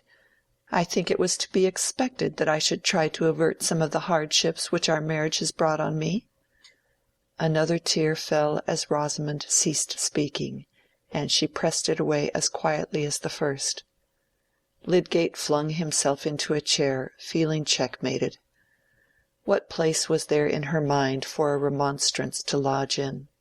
He laid down his hat, flung an arm over the back of his chair, and looked down for some moments without speaking. Rosamond had the double purchase over him of insensibility to the point of justice in his reproach, and of sensibility to the undeniable hardships now present in her married life. Although her duplicity in the affair of the house had exceeded what he knew, and had really hindered the Plymdales from knowing of it, she had no consciousness that her action could rightly be called false. We are not obliged to identify our acts according to a strict classification, any more than the materials of our grocery and clothes. Rosamond felt that she was aggrieved, and that this was what Lydgate had to recognize.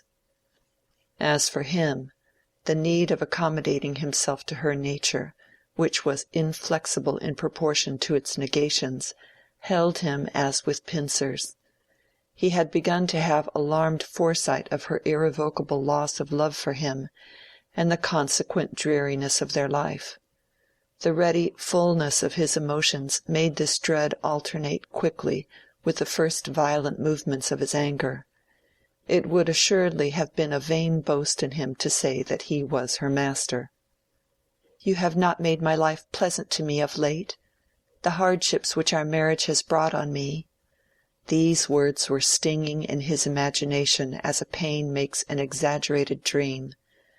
If he were not only to sink from his highest resolve, but to sink into the hideous fettering of domestic hate? "Rosamond," he said, turning his eyes on her with a melancholy look, "you should allow for a man's words when he is disappointed and provoked. You and I cannot have opposite interests. I cannot part my happiness from yours. If I am angry with you, it is that you seem not to see how any concealment divides us. How could I wish to make anything hard to you either by my words or conduct? When I hurt you, I hurt a part of my own life. I should never be angry with you if you would be quite open with me." "I have only wished to prevent you from hurrying us into wretchedness without any necessity," said Rosamond, the tears coming again from a softened feeling now that her husband had softened. "It is so very hard to be disgraced here among all the people we know, and to live in such a miserable way. I wish I had died with the baby." She spoke and wept with that gentleness which makes such words and tears omnipotent over a loving-hearted man. Lydgate drew his chair near to hers, and pressed her delicate head against his cheek with his powerful tender hand. He only caressed her, he did not say anything, for what was there to say? He could not promise to shield her from the dreaded wretchedness, for he could see no sure means of doing so. When he left her to go out again, he told himself that it was 10 times harder for her than for him. He had a life away from home, and constant appeals to his activity on behalf of others. He wished to excuse everything in her if he could, but it was inevitable that in that excusing mood he should think of her as if she were an animal of another and feebler species. Nevertheless, she had mastered him. End of chapter 65. Chapter 66. "'Tis one thing to be tempted, Aeschylus, another thing to fall." Measure for Measure. Lydgate certainly had good reason to reflect on the service his practice did him in counteracting his personal cares. He had no longer free energy enough for spontaneous research and speculative thinking, but by the bedside of patients the direct external calls on his judgment and sympathies brought the added impulse needed to draw him out of himself. It was not simply that beneficent harness of routine which enables silly men to live respectably and unhappy men to live calmly. It was a perpetual claim on the immediate fresh application of thought, and on the consideration of another's need and trial. Many of us looking back through life would say that the kindest man we have ever known has been a medical man, or perhaps that surgeon whose fine tact, directed by deeply informed perception, has come to us in our need with a more sublime beneficence than that of miracle workers. Some of that twice blessed mercy was always with Lydgate in his work at the hospital or in private houses, serving better than any opiate to quiet and sustain him under his anxieties and his sense of mental degeneracy. Mr. Farebrother's suspicion as to the opiate was true, however. Under the first galling pressure of foreseen difficulties, and the first perception that his marriage, if it were not to be a yoked loneliness, must be a state of effort to go on loving without too much care about being loved, he had once or twice tried a dose of opium.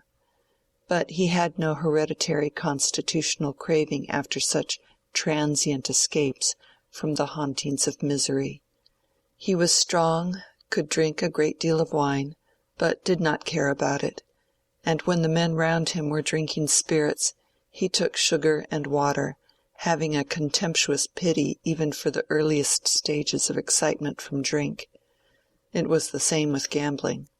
He had looked on at a great deal of gambling in Paris, watching it as if it had been a disease. He was no more tempted by such winning than he was by drink. He had said to himself that the only winning he cared for must be attained by a conscious process of high, difficult combination tending towards a beneficent result.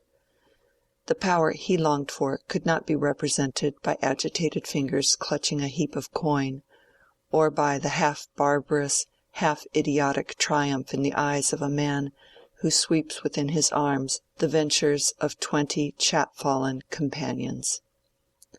But just as he had tried opium, so his thought now began to turn upon gambling, not with appetite for its excitement, but with sort of a wistful inward gaze after that easy way of getting money, which implied no asking and brought no responsibility. If he had been in London or Paris at that time, it is probable that such thoughts, seconded by opportunity, would have taken him into a gambling house, no longer to watch the gamblers, but to watch with them in kindred eagerness. Repugnance would have been surmounted by the immense need to win, if chance would be kind enough to let him. An incident which happened not very long after that airy notion of getting aid from his uncle had been excluded, was a strong sign of the effect that might have followed any extant opportunity of gambling. The billiard-room at the Green Dragon was the constant resort of a certain set, most of whom, like our acquaintance Mr. Bambridge, were regarded as men of pleasure. It was here that poor Fred Vincey had made part of his memorable debt, having lost money in betting, and been obliged to borrow of that gay companion. It was generally known in Middlemarch that a good deal of money was lost and won in this way, and the consequent repute of the Green Dragon as a place of dissipation naturally heightened in some quarters the temptation to go there.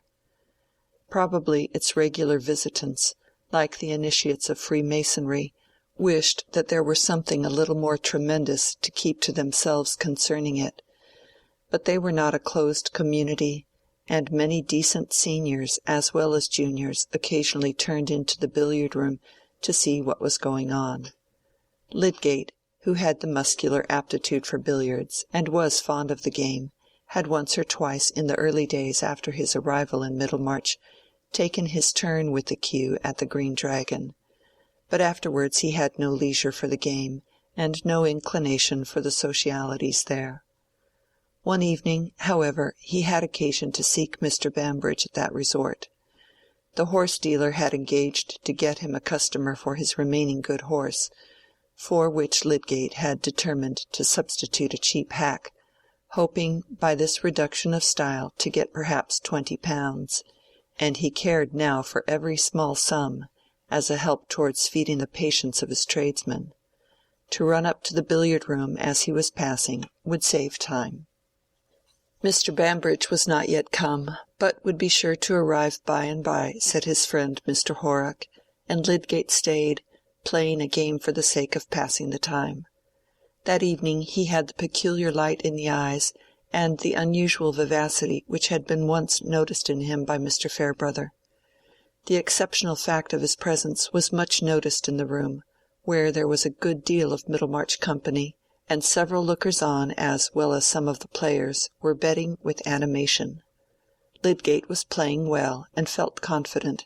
The bets were dropping round him, and with a swift glancing thought of the probable gain which might double the sum he was saving from his horse, he began to bet on his own play, and won again and again. Mr. Bambridge had come in, but Lydgate did not notice him. He was not only excited with his play, but visions were gleaming on him of going the next day to Brassing, where there was gambling on a grander scale to be had, and where, by one powerful snatch at the devil's bait, he might carry it off without the hook, and buy his rescue from his daily solicitings. He was still winning when two new visitors entered. One of them was a young Hawley, just come in from his law studies in town, and the other was Fred Vincey, who had spent several evenings of late at this old haunt of his. Young Hawley, an accomplished billiard-player, brought a cool fresh hand to the cue, but Fred Vincey, startled at seeing Lydgate, was astonished to see him betting with an excited air, stood aside and kept out of the circle round the table. Fred had been rewarding resolution by a little laxity of late. He had been working heartily for 6 months at all outdoor occupations under Mr. Garth, and by dint of severe practice had nearly mastered the defects of his handwriting, this practice being, perhaps, a little the less severe that it was often carried on in the evening at Mr. Garth's under the eyes of Mary. But the last fortnight Mary had been staying at Lowick Parsonage with the ladies there, during Mr. Farebrother's residence in Middlemarch, where he was carrying out some parochial plans, and Fred, not seeing anything more agreeable to do, had turned into the Green Dragon, partly to play at billiards, partly to taste the old flavour of discourse about horses, sport, and things in general, considered from a point of view which was not strenuously correct. He had not been out hunting once this season, had had no horse of his own to ride, and had gone from place to place chiefly with Mr. Garth in his gig, or on the sober cob which Mr. Garth could lend him. It was a little too bad, Fred began to think, that he should be kept in the traces with more severity than if he had been a clergyman. "I will tell you what, Mistress Mary, it will be rather harder work to learn surveying and drawing plans than it would have been to write sermons," he had said, wishing her to appreciate what he went through for her sake. "And as to Hercules and Theseus, they were nothing to me. They had sport and never learned to write a book-keeping hand." And now, Mary being out of the way for a little while, Fred, like any other strong dog who cannot slip his collar, had pulled up the staple of his chain and made a small escape, not of course meaning to go fast or far. There could be no reason why he should not play at billiards, but he was determined not to bet. As to money just now, Fred had in his mind the heroic project of saving almost all of the £80 that Mr. Garth offered him, and returning it, which he could easily do by giving up all futile money-spending, since he had a superfluous stock of clothes and no expense in his board. In that way he could in 1 year go a good way towards repaying the £90 of which he had deprived Mrs. Garth, unhappily at a time when she needed the sum more than she did now. Nevertheless, it must be acknowledged that on this evening, which was the 5th of his recent visits to the billiard-room, Fred had, not in his pocket, but in his mind, the £10 which he meant to reserve for himself from his half-year's salary, having before him the pleasure of carrying 30 to Mrs. Garth when Mary was likely to be come home again. He had those £10 in his mind as a fund from which he might risk something, if there were a chance of a good bet. Why? Well, when sovereigns were flying about, why shouldn't he catch a few?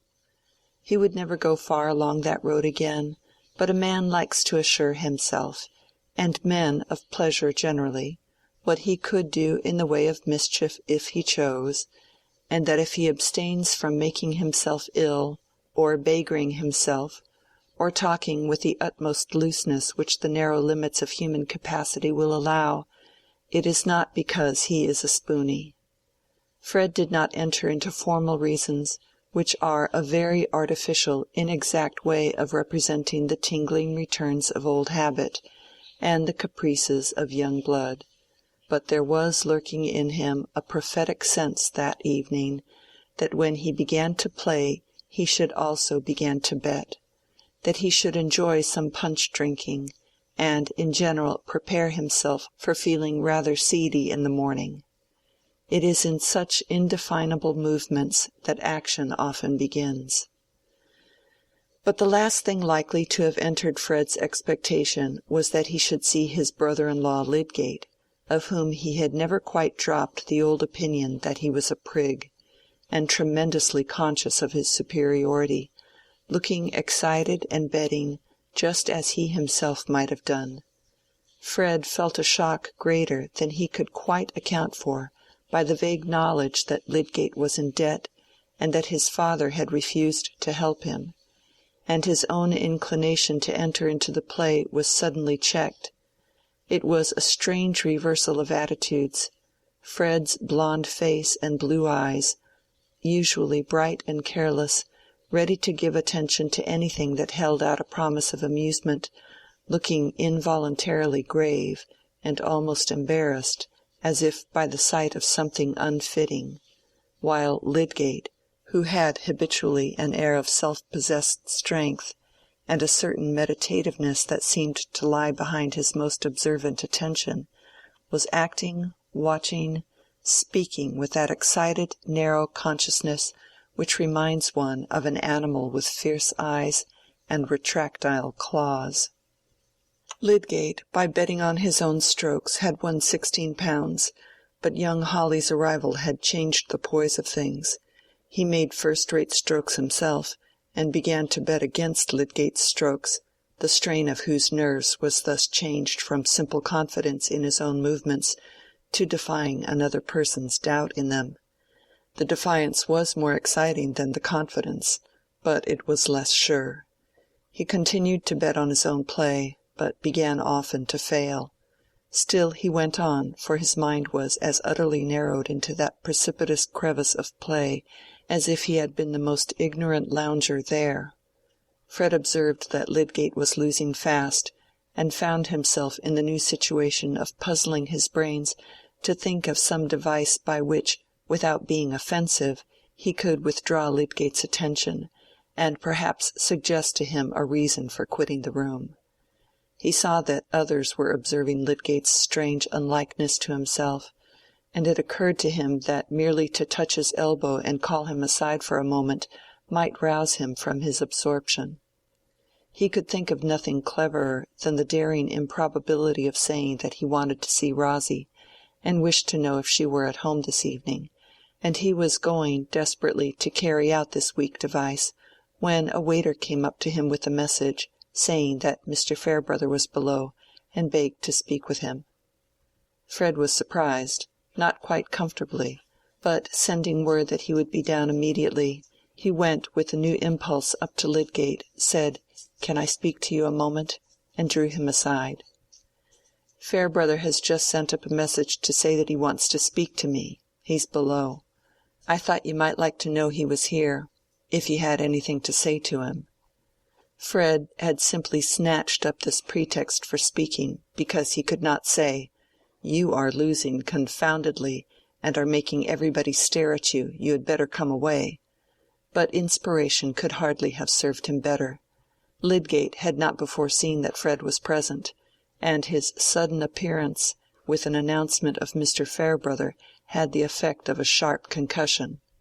"No, no," said Lydgate. "I have nothing particular to say to him, but the game is up. I must be going. I came in just to see Bambridge."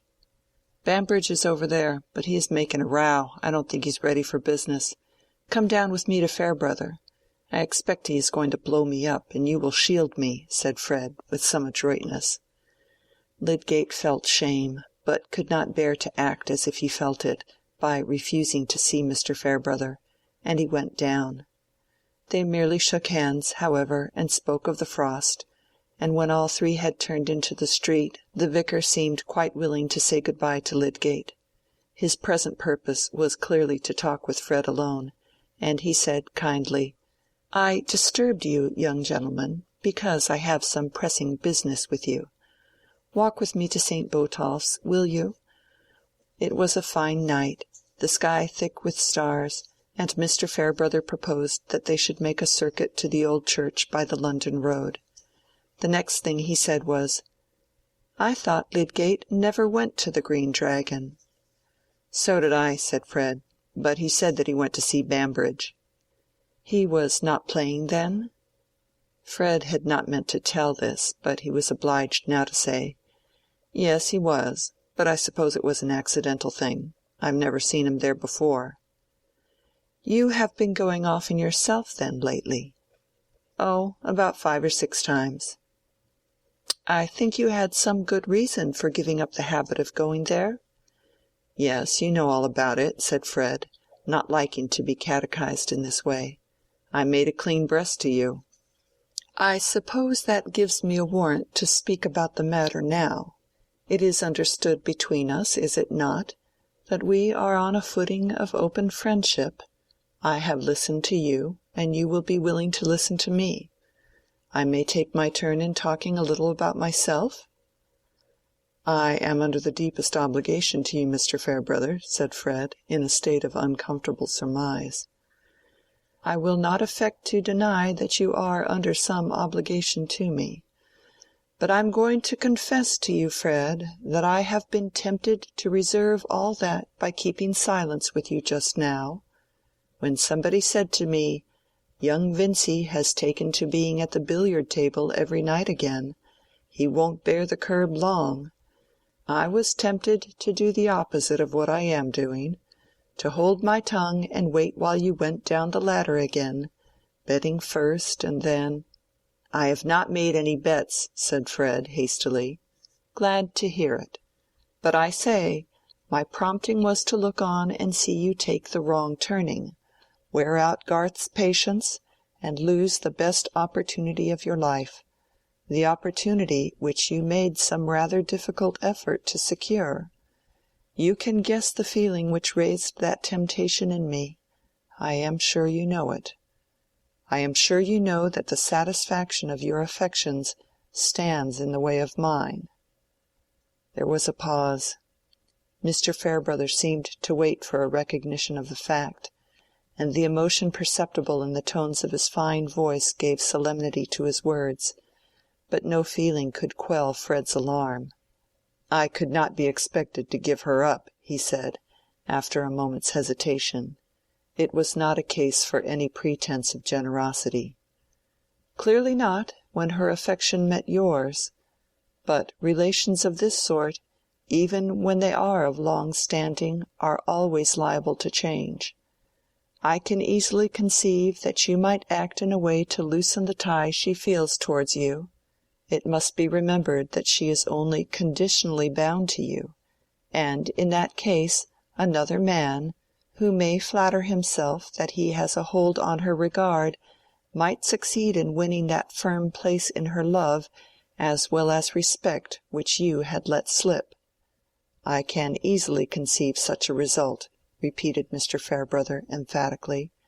"There is a companionship of ready sympathy which might get the advantage even over the longest associations." It seemed to Fred that if Mr. Farebrother had had a beak and talons instead of his very capable tongue, his mode of attack could hardly be more cruel. He had a horrible conviction that behind all this hypothetic statement there was a knowledge of some actual change in Mary's feeling. "Of course I know it might easily be all up with me," he said, in a troubled voice. "If she is beginning to compare—" He broke off, not liking to betray all he felt, and then said, by the help of a little bitterness, "But I thought you were friendly to me." "So I am. That is why we are here. But I have had a strong disposition to be otherwise. I have said to myself, if there is a likelihood of that youngster doing himself harm, why should you interfere?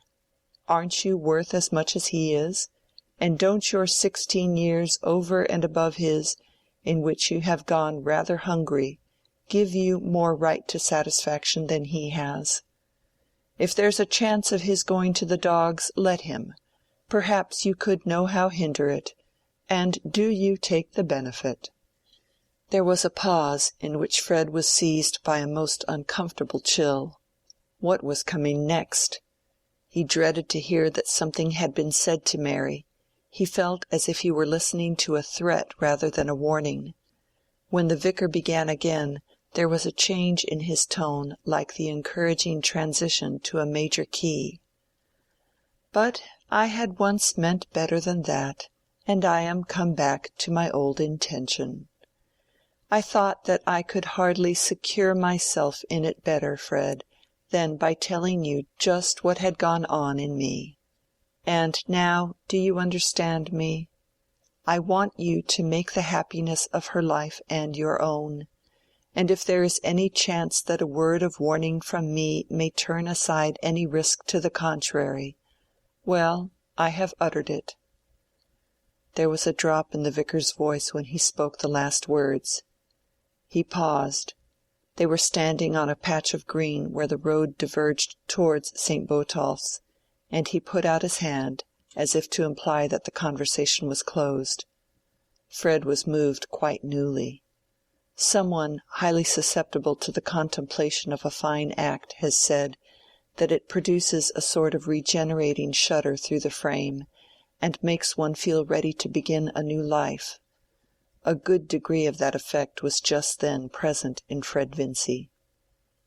"I will try to be worthy," he said, breaking off before he could say, "of you as well as of her." And meanwhile Mr. Farebrother had gathered the impulse to say something more. "You must not imagine that I believe there is at present any decline in her preference of you, Fred. Set your heart at rest, that if you keep right, other things will keep right." "I shall never forget what you have done," Fred answered. "I can't say anything that seems worth saying, only I will try that your goodness shall not be thrown away." "That's enough. Good-bye, and God bless you." In that way they parted, but both of them walked about a long while before they went out of the starlight. Much of Fred's rumination might be summed up in the words, "It certainly would have been a fine thing for her to marry Farebrother, but if she loves me best, and I am a good husband—" Perhaps Mr. Farebrother's might be concentrated into a single shrug and one little speech.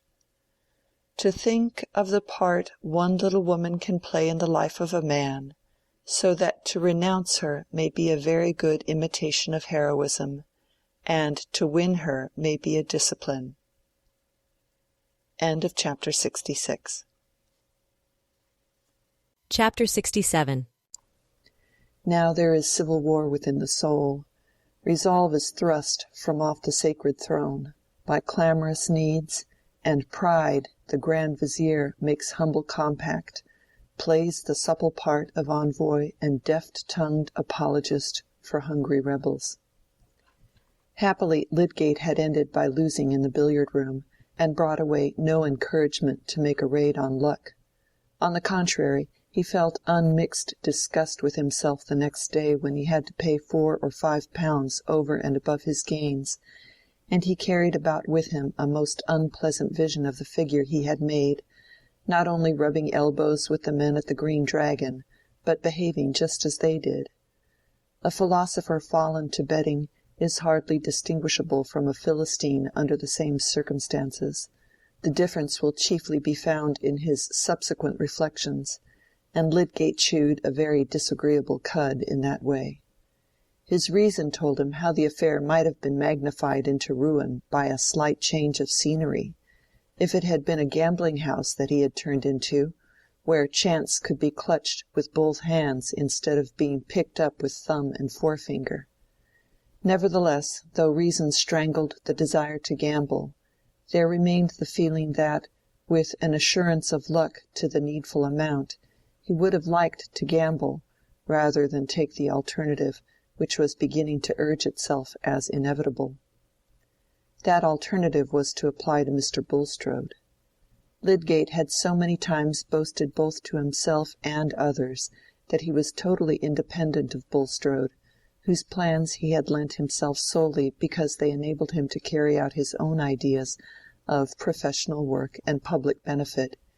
He had so constantly, in their personal intercourse, had his pride sustained by the sense that he was making a good social use of this predominating banker, whose opinions he thought contemptible, and whose motives often seemed to him an absurd mixture of contradictory impressions, that he had been creating for himself strong ideal obstacles to the proffering of any considerable request to him on his own account. Still, early in March, his affairs were at that pass in which men begin to say that their oaths were delivered in ignorance, and to perceive that the act which they had called impossible to them is becoming manifestly possible. With Dover's ugly security soon to be put in force, with the proceeds of his practice immediately absorbed in paying back debts, and with the chance, if the worst were known, of daily supplies being refused on credit, above all with the vision of Rosamond's hopeless discontent continually haunting him, Lydgate had begun to see that he should inevitably bend himself to ask help from somebody or other. At first he had considered whether he should write to Mr. Vincey, but on questioning Rosamond he found that, as he had suspected, She had already applied twice to her father, the last time being since the disappointment from Sir Godwin, and papa had said that Lydgate must look out for himself. Papa said he had come, with one bad year after another, to trade more and more on borrowed capital, and had had to give up many indulgences. He could not spare a single hundred from the charges of his family. He said, "Let Lydgate ask Bulstrode. They have always been hand and glove." Indeed, Lydgate himself had come to the conclusion that if he must end by asking for a free loan, his relations with Bulstrode, more at least than with any other man, might take the shape of a claim which was not purely personal. Bulstrode had indirectly helped to cause the failure of his practice, and had also been highly gratified by getting a medical partner in his plans. But who among us ever reduced himself to the sort of dependence in which Lydgate now stood, without trying to believe that he had claims which diminished the humiliation of asking?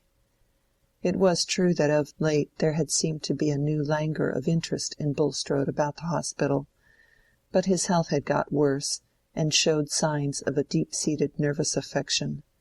In other respects he did not appear to be changed. He had always been highly polite, but Lydgate had observed in him from the first a marked coldness about his marriage and other private circumstances, a coldness which he had hitherto preferred to any warmth of familiarity between them. He deferred the intention from day to day, his habit of acting on his conclusions being made infirm by his repugnance to every possible conclusion and its consequent act. He saw Mr. Bulstrode often, but he did not try to use any occasion for his private purpose. At one moment he thought, "I will write a letter. I prefer that to any circuitous talk." At another he thought, "No, if I were talking to him I could make a retreat before any signs of disinclination." Still the days passed, and no letter was written, no special interview sought.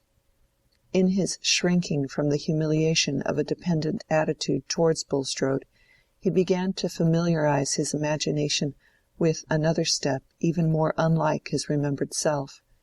He began spontaneously to consider whether it would be possible to carry out that puerile notion of Rosamond's which had often made him angry, namely, that they should quit Middlemarch without seeing anything beyond that preface. The question came, would any man buy the practice of me even now, for as little as it is worth? Then the sale might happen as a necessary preparation for going away. But against his taking this step, which he still felt to be a contemptible relinquishment of present work, a guilty turning aside from what was real and might be a widening channel for worthy activity, to start again without any justified destination, there was this obstacle, that the purchaser, if procurable at all, might not be quickly forthcoming. And afterwards? Rosamond in a poor lodging, though in the largest city or most distant town, would not find a life that could save her from gloom, and save him from the reproach of having plunged her into it. For when a man is at the foot of the hill in his fortunes, he may stay a long while there in spite of professional accomplishment. In the British climate there is no incompatibility between scientific insight and furnished lodgings. The incompatibility is chiefly between scientific ambition and a wife who objects to that kind of residence. But in the midst of his hesitation, opportunity came to decide him. A note from Mr. Bulstrode requested Lydgate to call on him at the bank. A hypochondriacal tendency had shown itself in the banker's constitution of late, and a lack of sleep, which was really only a slight exaggeration of a habitual dyspeptic symptom, had been dwelt on by him as a sign of threatening insanity. He wanted to consult Lydgate without delay on that particular morning, although he had nothing to tell beyond what he had told before. He listened eagerly to what Lydgate had to say in dissipation of his fears, though this too was only a repetition, and this moment in which Bulstrode was receiving a medical opinion with a sense of comfort seemed to make the communication of a personal need to him easier than it had been in Lydgate's contemplation beforehand. He had been insisting that it would be well for Mr. Bulstrode to relax his attention to business. "One sees how any mental strain, however slight, may affect a delicate frame," said Lydgate, at that stage of the consultation when the remarks tend to pass from the personal to the general, "by the deep stamp which anxiety will make for a time even on the young and vigorous. I am naturally very strong, yet I have been thoroughly shaken lately by an accumulation of trouble. I presume that a constitution in the susceptible state in which mine at present is, would be especially liable to fall a victim to cholera if it visited our district, and since its appearance near London, we may well besiege the Mercy seat for our protection," said Mr. Bulstrode, not intending to evade Lydgate's allusion, but really preoccupied with alarms about himself. "You have, at all events, taken your share in using good practical precautions for the town, and that is the best mode of asking for protection," said Lydgate, with a strong distaste for the broken metaphor and bad logic of the banker's religion, somewhat increased by the apparent deafness of his sympathy. But his mind had taken up its long-prepared movement towards getting help, and was not yet arrested. He added, "The town has done well in the way of cleansing and finding appliances, and I think that if the cholera should come, even our enemies will admit that the arrangements in the hospital are a public good." "Truly," said Mr. Bulstrode, with some coldness. "With regard to what you say, Mr. Lydgate, about the relaxation of my mental labor, I have for some time been entertaining a purpose to that effect, a purpose of a very decided character. I contemplate at least a temporary withdrawal from the management of much business, whether benevolent or commercial. Also, I think of changing my residence for a time. Probably I shall close or let the Shrubs, and take some place near the coast, under advice, of course, as to salubrity. That would be a measure which you would recommend?" "Oh, yes," said Lydgate, falling back in his chair, with ill-repressed impatience under the banker's pale earnest eyes and intense preoccupation with himself. "I have for some time felt that I should open this subject with you in relation to our hospital," continued Bulstrode. "Under the circumstances I have indicated, of course I must cease to have any personal share in the management, and it is contrary to my views of responsibility to continue a large application of means to an institution which I cannot watch over, and to some extent regulate. I shall, therefore, in case of my ultimate decision to leave Middlemarch, consider that I withdraw other support to the new hospital than that which will subsist in the fact that I chiefly supplied the expenses of building it, and have contributed further large sums to its successful working." Lydgate's thought, when Bulstrode paused according to his wont, was, "He has perhaps been losing a good deal of money." This was the most plausible explanation of a speech which had caused rather a startling change in his expectations. He said in reply, "The loss to the hospital can hardly be made up, I fear." "Hardly," returned Bulstrode, in the same deliberate silvery tone, "except by some changes of plan. The only person who may be certainly counted on as willing to increase her contributions is Mrs. Casaubon. I have had an interview with her on the subject, and I have pointed out to her, as I am about to do to you, that it will be desirable to win a more general support to the new hospital by a change of system." Another pause, but Lydgate did not speak. "The change I mean is an amalgamation with the infirmary, so that the new hospital shall be regarded as a special addition to the elder institution, having the same directing board. It will be necessary, also, that the medical management of the two shall be combined. In this way any difficulty as to the adequate maintenance of our new establishment will be removed. The benevolent interests of the town will cease to be divided." Mr. Bulstrode had lowered his eyes from Lydgate's face to the buttons of his coat as he again paused. "No doubt that is a good device as to ways and means," said Lydgate, with an edge of irony in his tone. "But I can't be expected to rejoice in it at once, since one of the first results will be that the other medical men will upset or interrupt my methods, if it were only because they are mine. I myself, as you know, Mr. Lydgate, highly valued the opportunity of new and independent procedure which you have diligently employed. The original plan, I confess, was one which I had much at heart, under submission to the divine will. But since providential indications demand a renunciation from me, I renounce." Bulstrode showed a rather exasperating ability in this conversation. The broken metaphor and bad logic of motive which had stirred his hearer's contempt were quite consistent with a mode of putting the facts which made it difficult for Lydgate to vent his own indignation and disappointment. After some rapid reflection, he only asked, "What did Mrs. Casaubon say?" "That was the further statement which I wished to make to you," said Bulstrode, who had thoroughly prepared his ministerial explanation.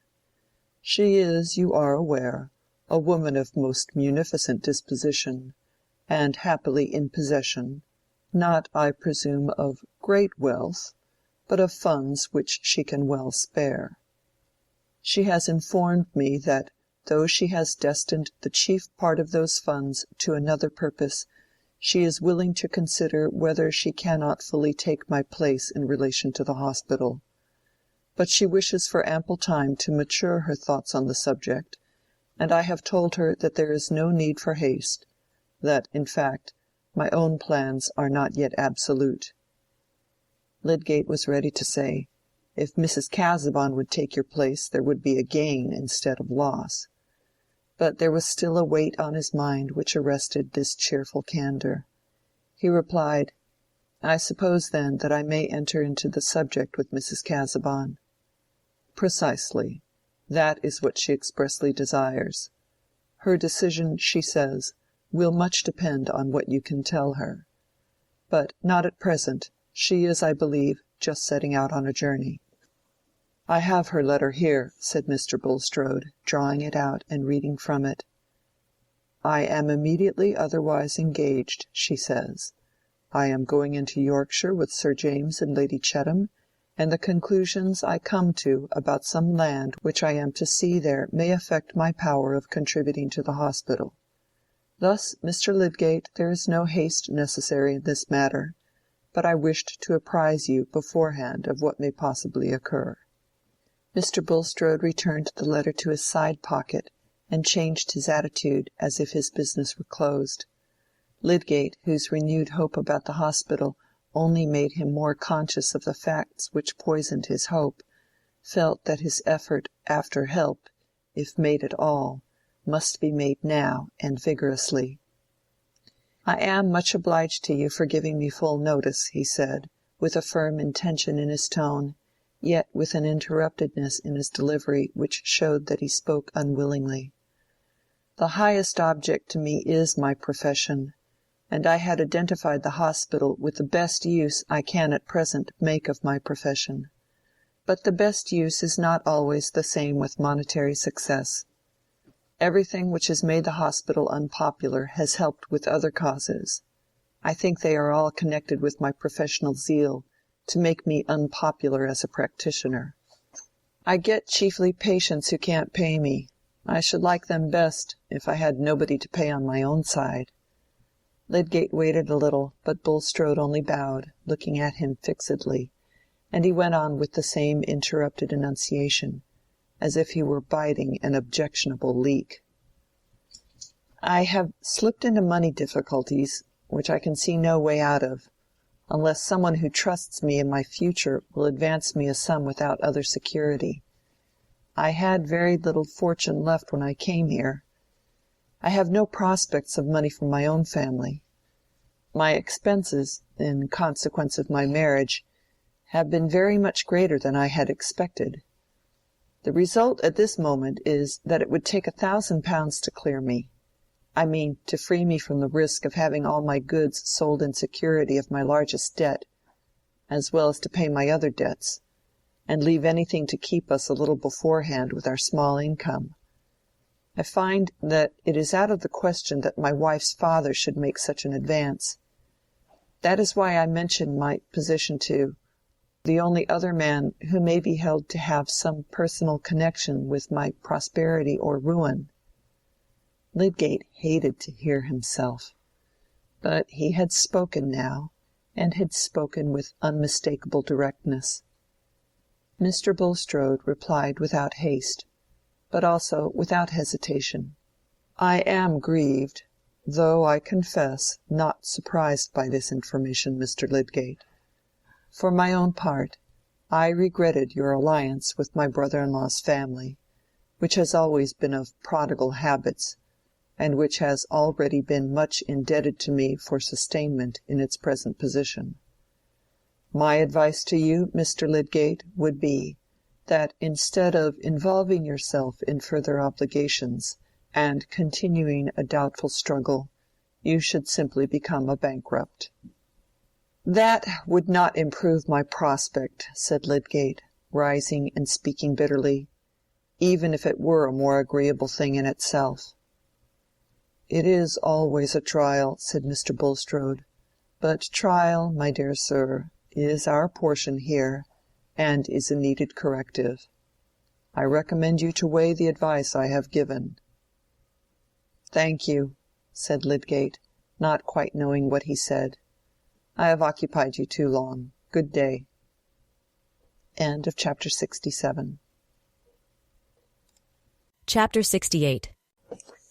What suit of grace hath virtue to put on, if vice shall wear as good and do as well?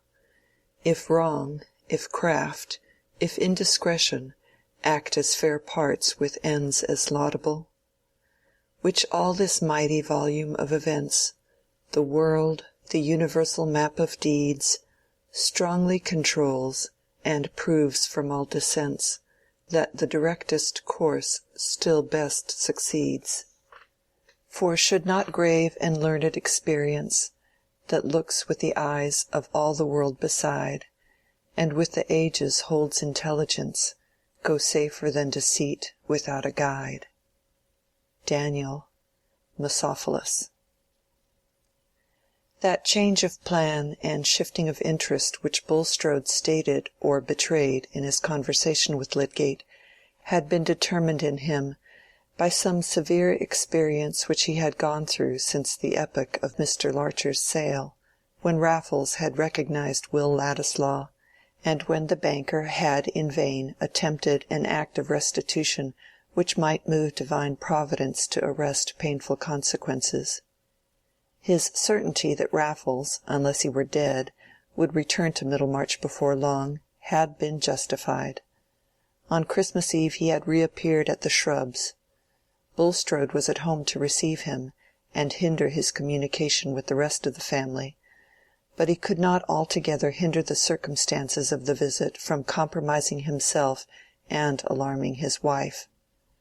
Raffles proved more unmanageable than he had shown himself to be in his former appearances. His chronic state of mental restlessness, the growing effect of habitual intemperance, quickly shaking off every impression from what was said to him.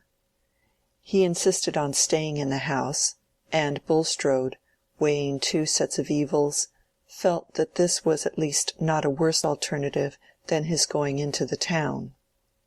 He kept him in his room for the evening, and saw him to bed, Raffles all the while amusing himself with the annoyance he was causing this decent and highly prosperous fellow sinner, an amusement which he facetiously expressed as sympathy with his friend's pleasure in entertaining a man who had been serviceable to him, and who had not had all his earnings. There was a cunning calculation under this noisy joking, a cool resolve to extract something the handsomer from Bulstrode as a payment for release from this new application of torture. But his cunning had a little overcast its mark. Bulstrode was indeed more tortured than the coarse fibre of Raffles could enable him to imagine. He had told his wife that he was simply taking care of this wretched creature, the victim of vice, who might otherwise injure himself. He implied, without the direct form of falsehood, that there was a family tie which bound him to this care, and that there were signs of mental alienation in Raffles which urged caution. He would himself drive the unfortunate being away the next morning. In these hints he felt that he was supplying Mrs. Bulstrode with precautionary information for his daughters and servants, and accounting for his allowing no one but himself to enter the room even with food and drink. But he sat in an agony of fear lest Raffles should be overheard in his loud and plain references to past facts, lest Mrs. Bulstrode should be even tempted to listen at the door. How could he hinder her? How betray his terror by opening the door to detect her? She was a woman of honest direct habits, and little likely to take so low a course in order to arrive at a painful knowledge, but fear was stronger than the calculation of probabilities. In this way Raffles had pushed the torture too far, and produced an effect which had not been in his plan. By showing himself hopelessly unmanageable, he had made Bulstrode feel that a strong defiance was the only resource left. After taking Raffles to bed that night, the banker ordered his closed carriage to be ready at 7:30 the next morning. At 6 o'clock he had already been long dressed, and had spent some of his wretchedness in prayer, pleading his motives for averting the worst evil if in anything he had used falsity and spoken what was not true before God. For Bulstrode shrank from a direct lie with an intensity disproportionate to the number of his more indirect misdeeds. But many of these misdeeds were like the subtle muscular movements which are not taken account of in the consciousness, though they bring about the end that we fix our mind on and desire. It is only what we are vividly conscious of that we can vividly imagine to be seen by omniscience. Bulstrode carried his candle to the bedside of Raffles, who was apparently in a painful dream. He stood silent, hoping that the presence of the light would serve to waken the sleeper gradually and gently, for he feared some noise, as the consequence of a too sudden awakening. He had watched for a couple of minutes or more the shudderings and pantings which seemed likely to end in waking, when Raffles, with a long half-stifled moan, started up and stared round him in terror, trembling and gasping. But he made no further noise, and Bulstrode, setting down the candle, awaited his recovery. It was a quarter of an hour later before Bulstrode, with a cold peremptoriness of manner which he had not before shown, said, "I came to call you thus early, Mr. Raffles, because I have ordered the carriage to be ready at 7:30, and intend myself to conduct you as far as Isley, where you can either take the railway or await a coach." Raffles was about to speak, but Bulstrode anticipated him imperiously with the words, "Be silent, sir, and hear what I have to say. I shall supply you with money now, and I will furnish you with a reasonable sum from time to time, on your application to me by letter. But if you choose to present yourself here again, if you return to Middlemarch, if you use your tongue in a manner injurious to me, you will have to live on such fruits as your malice can bring you, without help from me. Nobody will pay you well for blasting my name. I know the worst you can do against me, and I shall brave it if you dare to thrust yourself upon me again. Get up, sir, and do as I order you, without noise, or I will send for a policeman to take you off my premises, and you may carry your stories into every pothouse in the town, but you shall have no sixpence from me to pay your expenses there." Bulstrode had rarely in his life spoken with such nervous energy. He had been deliberating on this speech and its probable effects through a large part of the night, and though he did not trust to its ultimately saving him from any return of Raffles, he had concluded that it was the best throw he could make. It succeeded in enforcing submission from the jaded man this morning. His empoisoned system at this moment quailed before Bulstrode's cold, resolute bearing, and he was taken off quietly in the carriage before the family breakfast time. The servants imagined him to be a poor relation, and were not surprised that a strict man like their master, who held his head high in the world, should be ashamed of such a cousin and want to get rid of him. The banker's drive of 10 miles with his hated companion was a dreary beginning of the Christmas day, but at the end of the drive Raffles had recovered his spirits and parted in a contentment for which there was the good reason that the banker had given him £100. Various motives urged Bulstrode to this open-handedness, but he did not himself inquire closely into all of them. As he had stood watching Raffles in his uneasy sleep, it had certainly entered his mind that the man had been much shattered since the first gift of £200.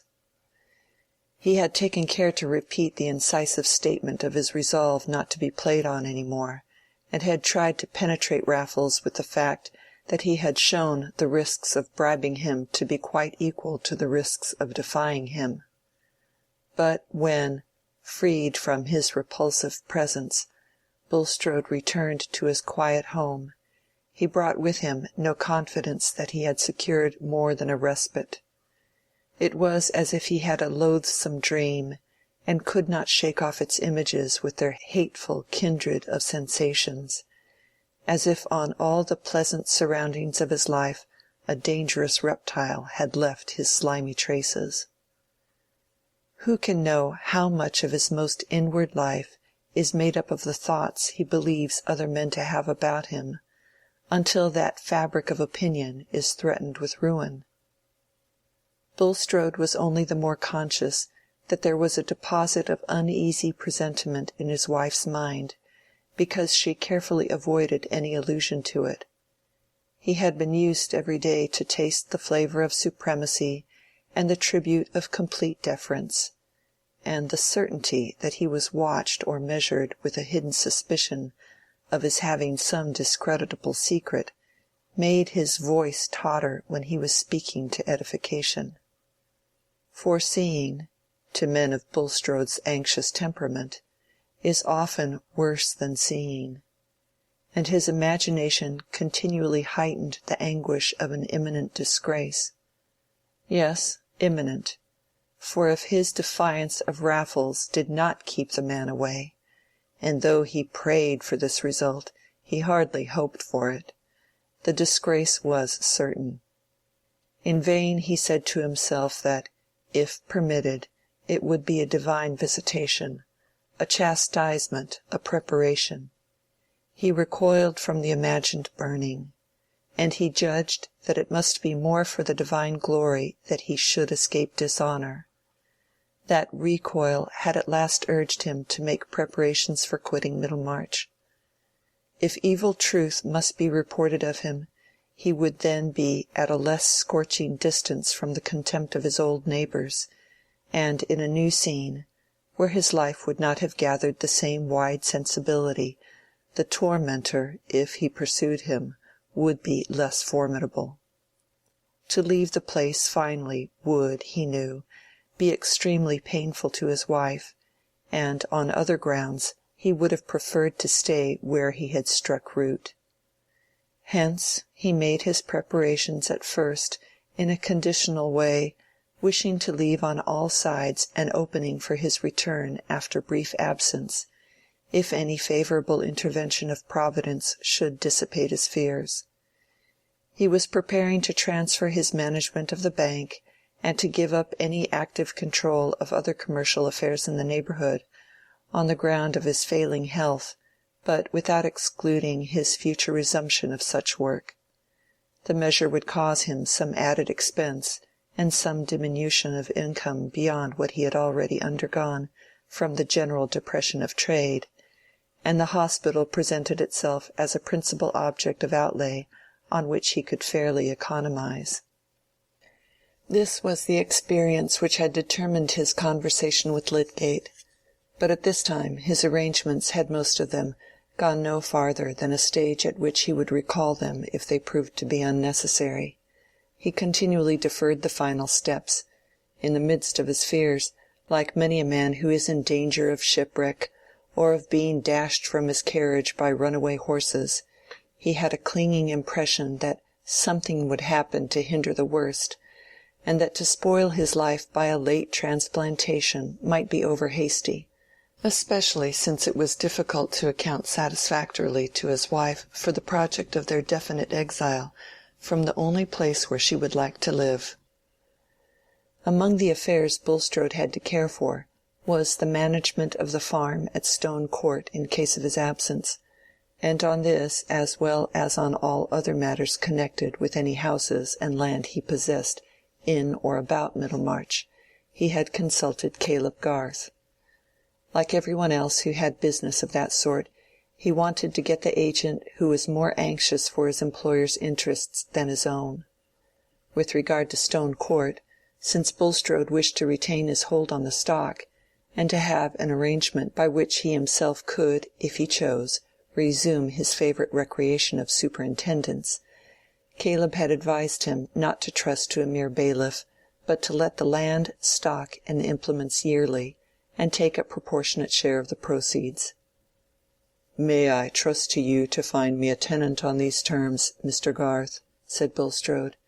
"And will you mention to me the yearly sum which would repay you for managing these affairs which we have discussed together?" "I'll think about it," said Caleb in his blunt way. "I'll see how I can make it out." If it had not been that he had to consider Fred Vincey's future, Mr. Garth would not probably have been glad of any addition to his work, of which his wife was always fearing an excess for him as he grew older.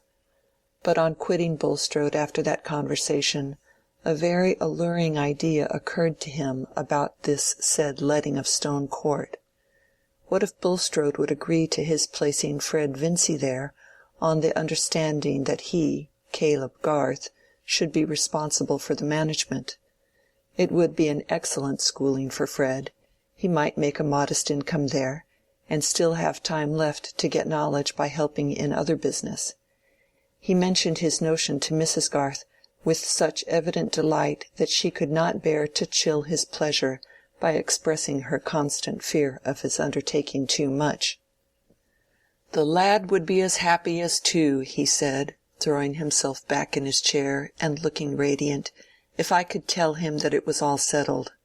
Think, Susan, his mind had been running on that place for years before old Featherstone died, and it would be as pretty a turn of things as could be that he should hold the place in a good industrious way after all, by his taking to business.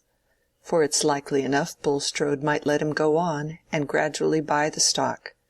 He hasn't made up his mind, I can see, whether or not he shall settle somewhere else as a lasting thing.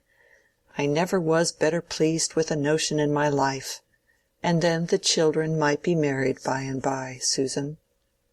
"You will not give any hint of the plan to Fred until you are sure that Bulstrode would agree to the plan?" said Mrs. Garth, in a tone of gentle caution.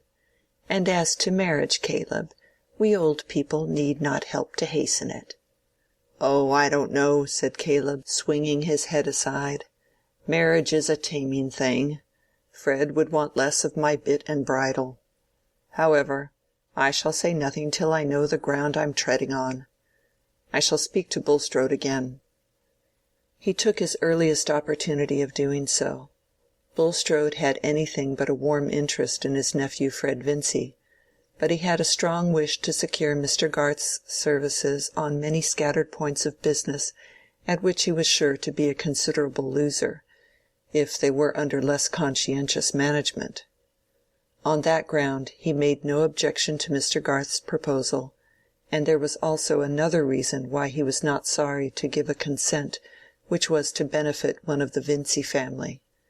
It was that Mrs. Bulstrode, having heard of Lydgate's debts, had been anxious to know whether her husband could not do something for poor Rosamond, and had been much troubled on learning from him that Lydgate's affairs were not easily remediable, and that the wisest plan was to let them take their course.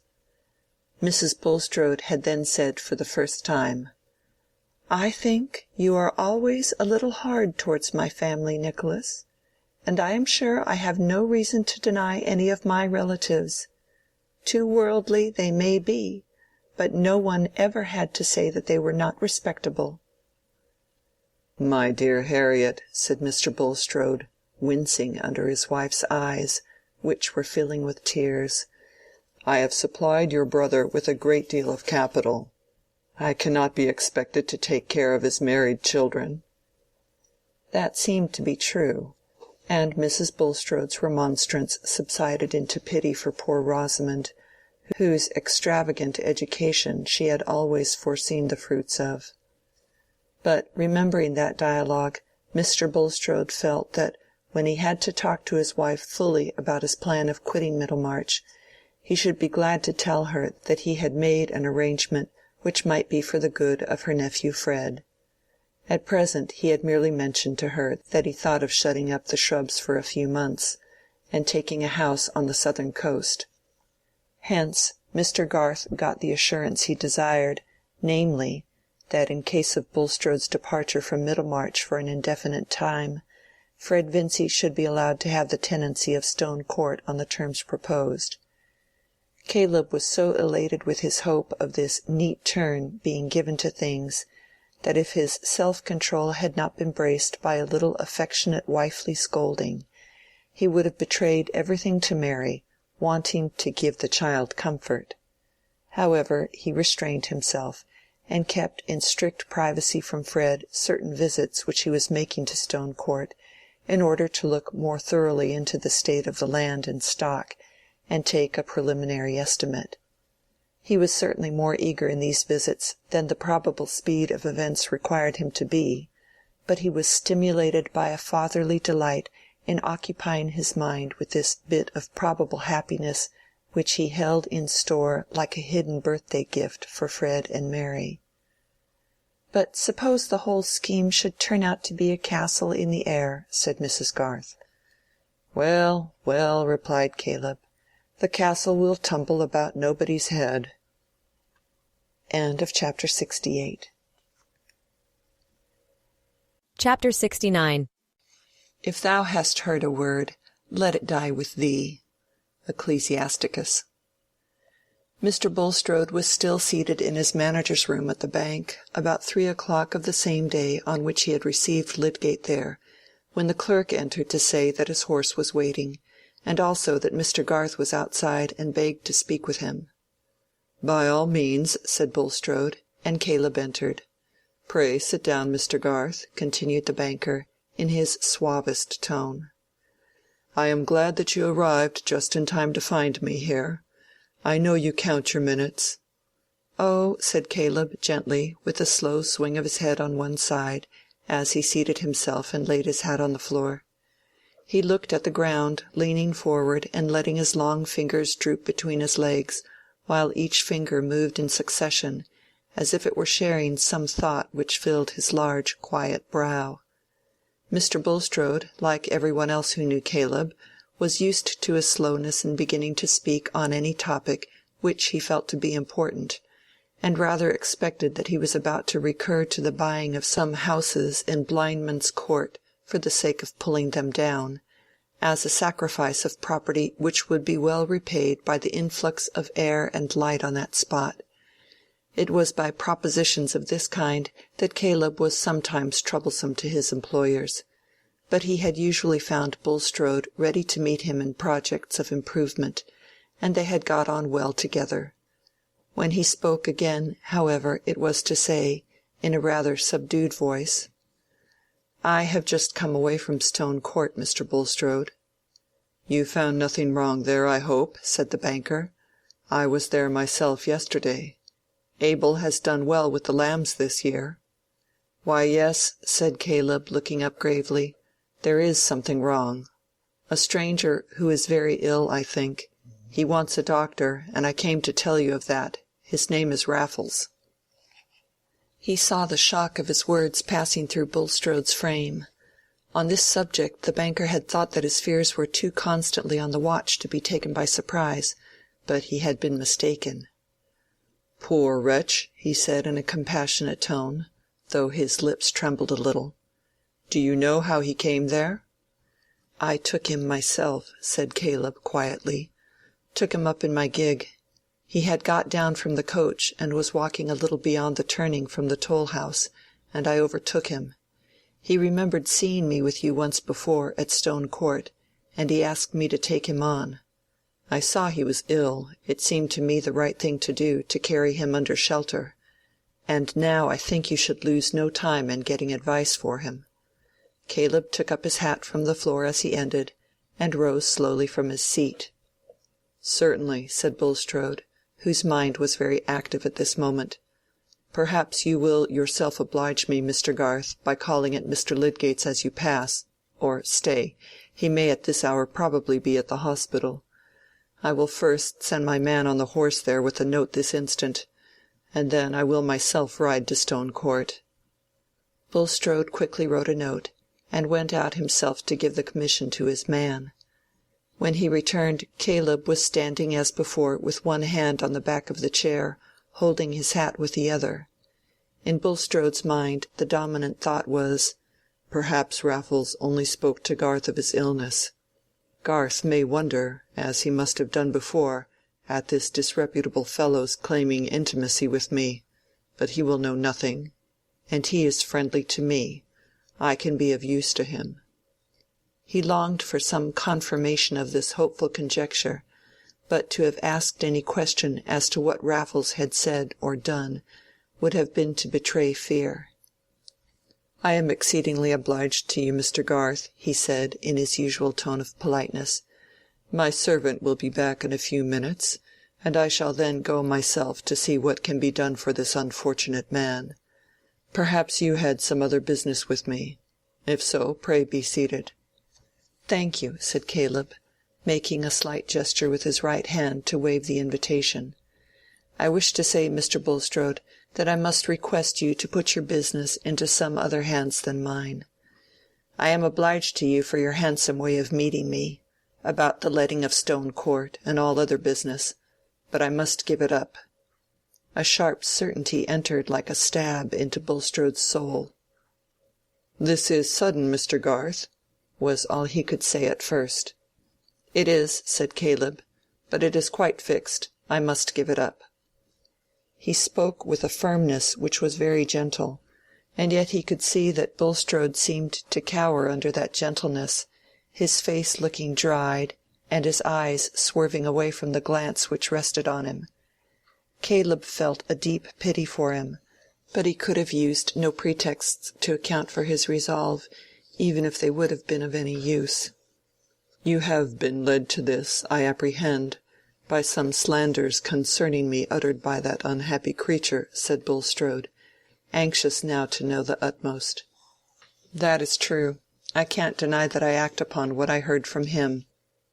"You are a conscientious man, Mr. Garth, a man, I trust, who feels himself accountable to God. You would not wish to injure me by being too ready to believe a slander," said Bulstrode, casting about for pleas that might be adapted to his hearer's mind. "That is a poor reason for giving up a connection which I think I may say will be mutually beneficial." "I would injure no man if I could help it," said Caleb, "even if I thought God winked at it. I hope I should have a feeling for my fellow creature.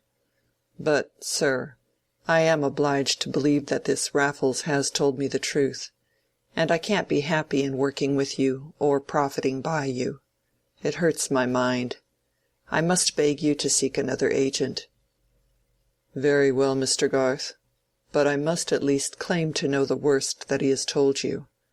I must know what is the foul speech that I am liable to be victim of," said Bulstrode, a certain amount of anger beginning to mingle with his humiliation before this quiet man who renounced his benefits. "That's needless," said Caleb, waving his hand, bowing his head slightly, and not swerving from the tone which had in it the merciful intention to spare this pitiable man. What he has said to me will never pass from my lips, unless something now unknown forces it from me. If you led a harmful life for gain, and kept others out of their rights by deceit, to get more for yourself, I dare say you repent. You would like to go back, and can't. That must be a bitter thing." Caleb paused a moment and shook his head. "It is not for me to make your life harder to you." "But you do make it harder for me," said Bulstrode, constrained into a genuine pleading cry. "You make it harder to me by turning your back on me." "That I am forced to do," said Caleb, still more gently, lifting up his hand. "I am sorry. I don't judge you, and say he is wicked, and I am righteous. God forbid. I don't know everything. A man may do wrong, and his will may rise clear out of it, though he can't get his life clear. That's a bad punishment. If it is so with you, well, I'm very sorry for you. But I have that feeling inside me that I can't go on working with you. That's all, Mr. Bulstrode. Everything else is buried as far as my will goes. And I wish you good day." "One moment, Mr. Garth," said Bulstrode, hurriedly. "I may trust then to your solemn assurance that you will not repeat either to man or woman what, even if it have any degree of truth in it, is yet a malicious representation?" Caleb's wrath was stirred, and he said indignantly, "Why should I have said it if I didn't mean it? I am in no fear of you. Such tales as that will never tempt my tongue." "Excuse me. I am agitated. I am the victim of this abandoned man." "Stop a bit.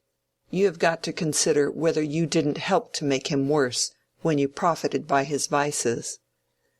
"You are wronging me by too readily believing him," said Bulstrode, oppressed, as by a nightmare, with the inability to deny flatly what Raffles might have said, and yet feeling it an escape that Caleb had not so stated it to him as to ask for that flat denial.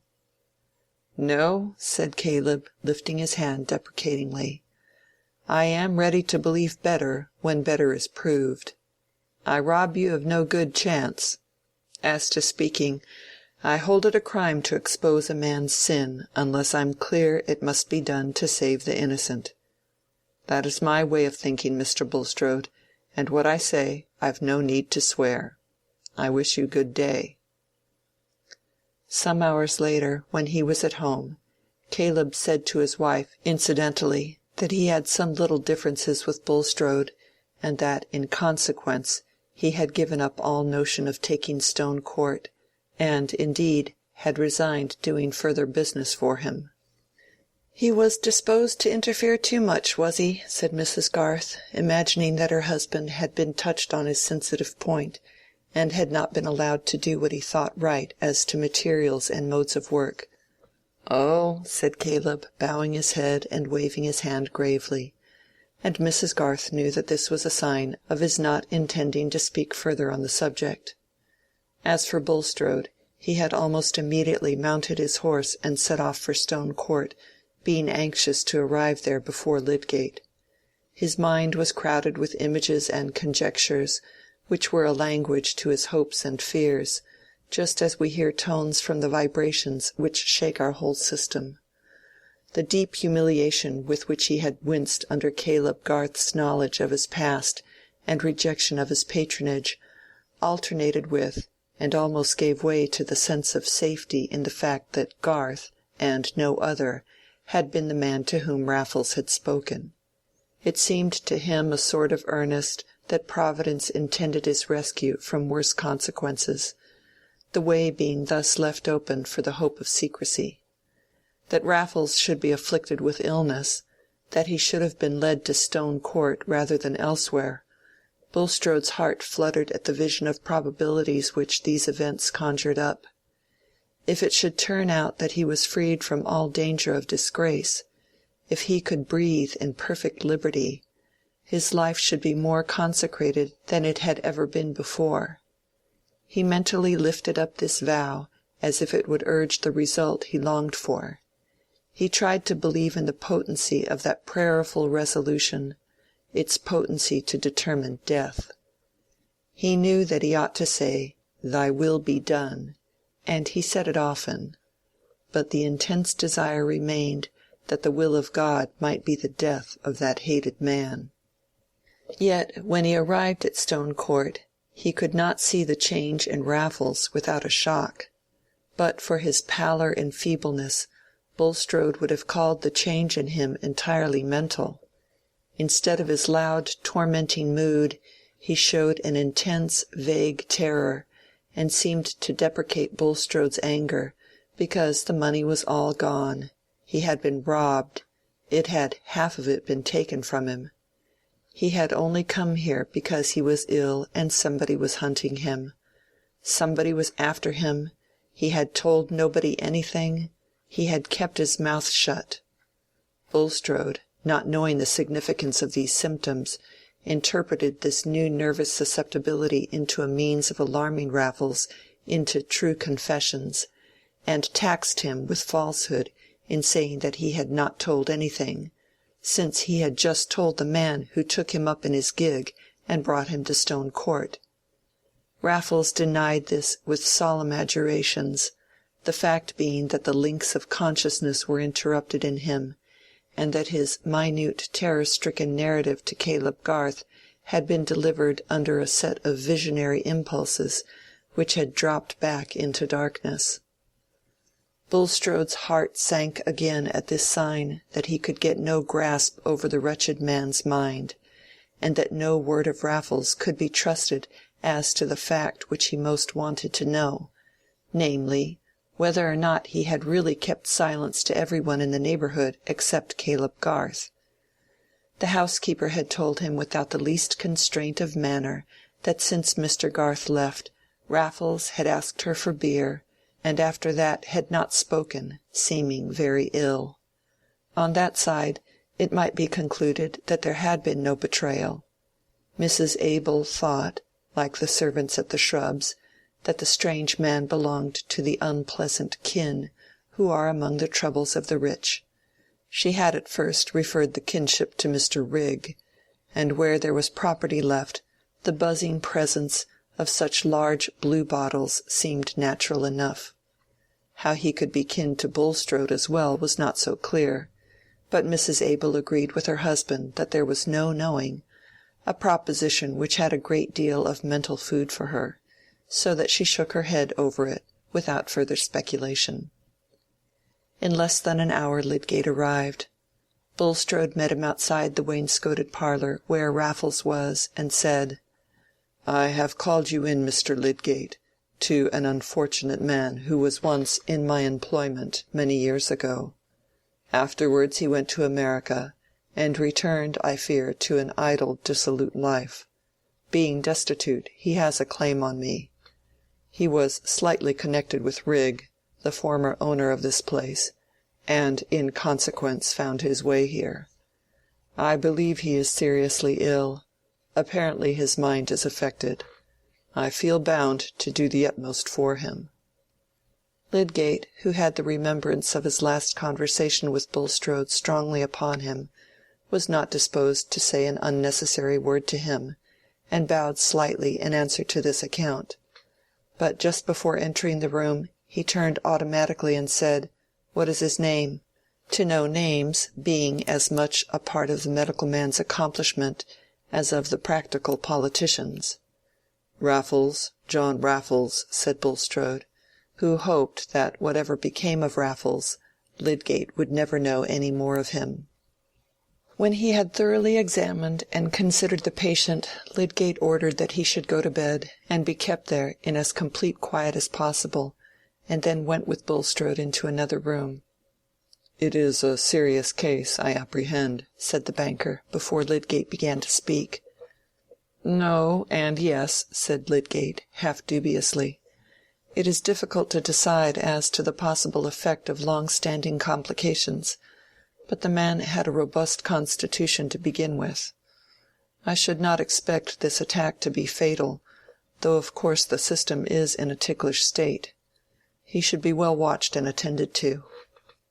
"I will remain here myself," said Bulstrode. "Mrs. Abel and her husband are inexperienced.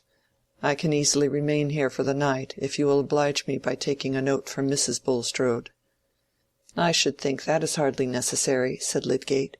"He seems tame and terrified enough. He might become more unmanageable. But there is a man here, is there not?" "I have more than once stayed here a few nights for the sake of seclusion," said Bulstrode indifferently. "I am quite disposed to do so now. Mrs. Abel and her husband can relieve or aid me if necessary." "Very well. Then I need give my directions only to you," said Lydgate, not feeling surprised at a little peculiarity in Bulstrode.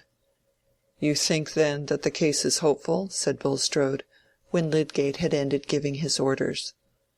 "Unless there turn out to be further complications, such as I have not at present detected, yes," said Lydgate.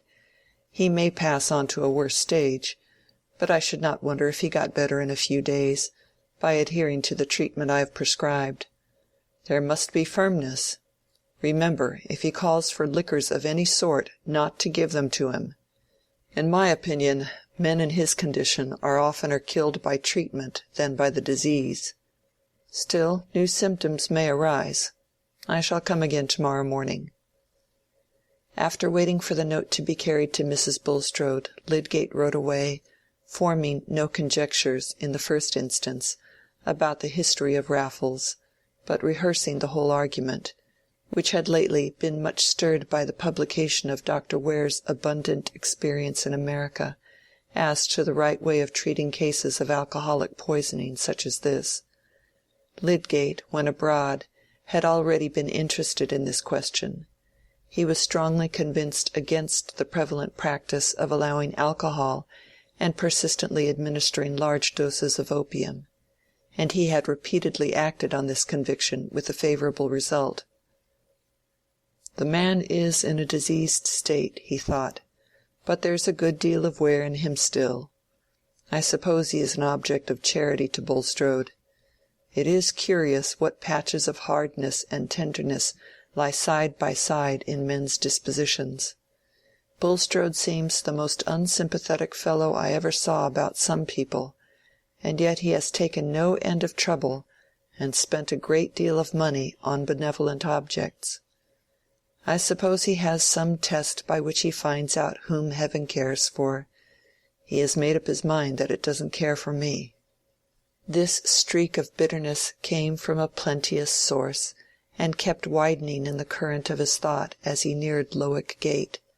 He had not been there since his first interview with Bulstrode in the morning, having been found at the hospital by the banker's messenger, and for the first time he was returning to his home without the vision of any expedient in the background which left him a hope of raising money enough to deliver him from the coming destitution of everything which made his married life tolerable, everything which saved him and Rosamond from that bare isolation in which they would be forced to recognize how little of a comfort they could be to each other. It was more bearable to do without tenderness for himself than to see that his own tenderness could make no amends for the lack of other things to her. The sufferings of his own pride from humiliations past and to come were keen enough, yet they were hardly distinguishable to himself from that more acute pain which dominated them, the pain of foreseeing that Rosamond would come to regard him chiefly as the cause of disappointment and unhappiness to her. He had never liked the makeshifts of poverty, and they had never before entered into his prospects for himself, but he was beginning now to imagine how two creatures who loved each other and had a stock of thoughts in common might laugh over their shabby furniture and their calculations how far they could afford butter and eggs. But the glimpse of that poetry seemed as far off from him as the carelessness of the golden age. In poor Rosamond's mind there was not room enough for luxuries to look small in. He got down from his horse in a very sad mood and went into the house, not expecting to be cheered except by his dinner, and reflecting that before the evening closed it would be wise to tell Rosamond of his application to Bulstrode and its failure. It would be well not to lose time in preparing her for the worst. But his dinner waited long for him before he was able to eat it, for on entering he found that Dover's agent had already put a man in the house, and when he asked where Mrs. Lydgate was, he was told that she was in her bedroom. He went up and found her stretched on that bed, pale and silent, without an answer even in her face to any word or look of his. He sat down by the bed, and leaning over her, said with almost a cry of prayer, "Forgive me for this misery, my poor Rosamond. Let us only love one another." She looked at him silently, still with the blank despair on her face, but then the tears began to fill her blue eyes, and her lip trembled. The strong man had had too much to bear that day. He let his head fall beside hers and sobbed. He did not hinder her from going to her father early in the morning. It seemed now that he ought not to hinder her from doing as she pleased. In half an hour she came back, and said that papa and mamma wished her to go and stay with them while things were in this miserable state. Papa said he could do nothing about the debt. If he paid this, there would be half a dozen more. She had better come back home again till Lydgate had got a comfortable home for her. "Do you object, Tertius?" "Do as you like," said Lydgate. "But things are not coming to a crisis immediately. There is no hurry." "I should not go till tomorrow," said Rosamond. "I shall want to pack my clothes." "Oh, I would wait a little longer than tomorrow.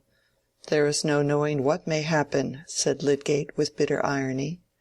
"I may get my neck broken, and that may make things easier to you." It was Lydgate's misfortune, and Rosamond's too, that his tenderness towards her, which was both an emotional prompting and a well-considered resolve, was inevitably interrupted by these outbursts of indignation either ironical or remonstrant.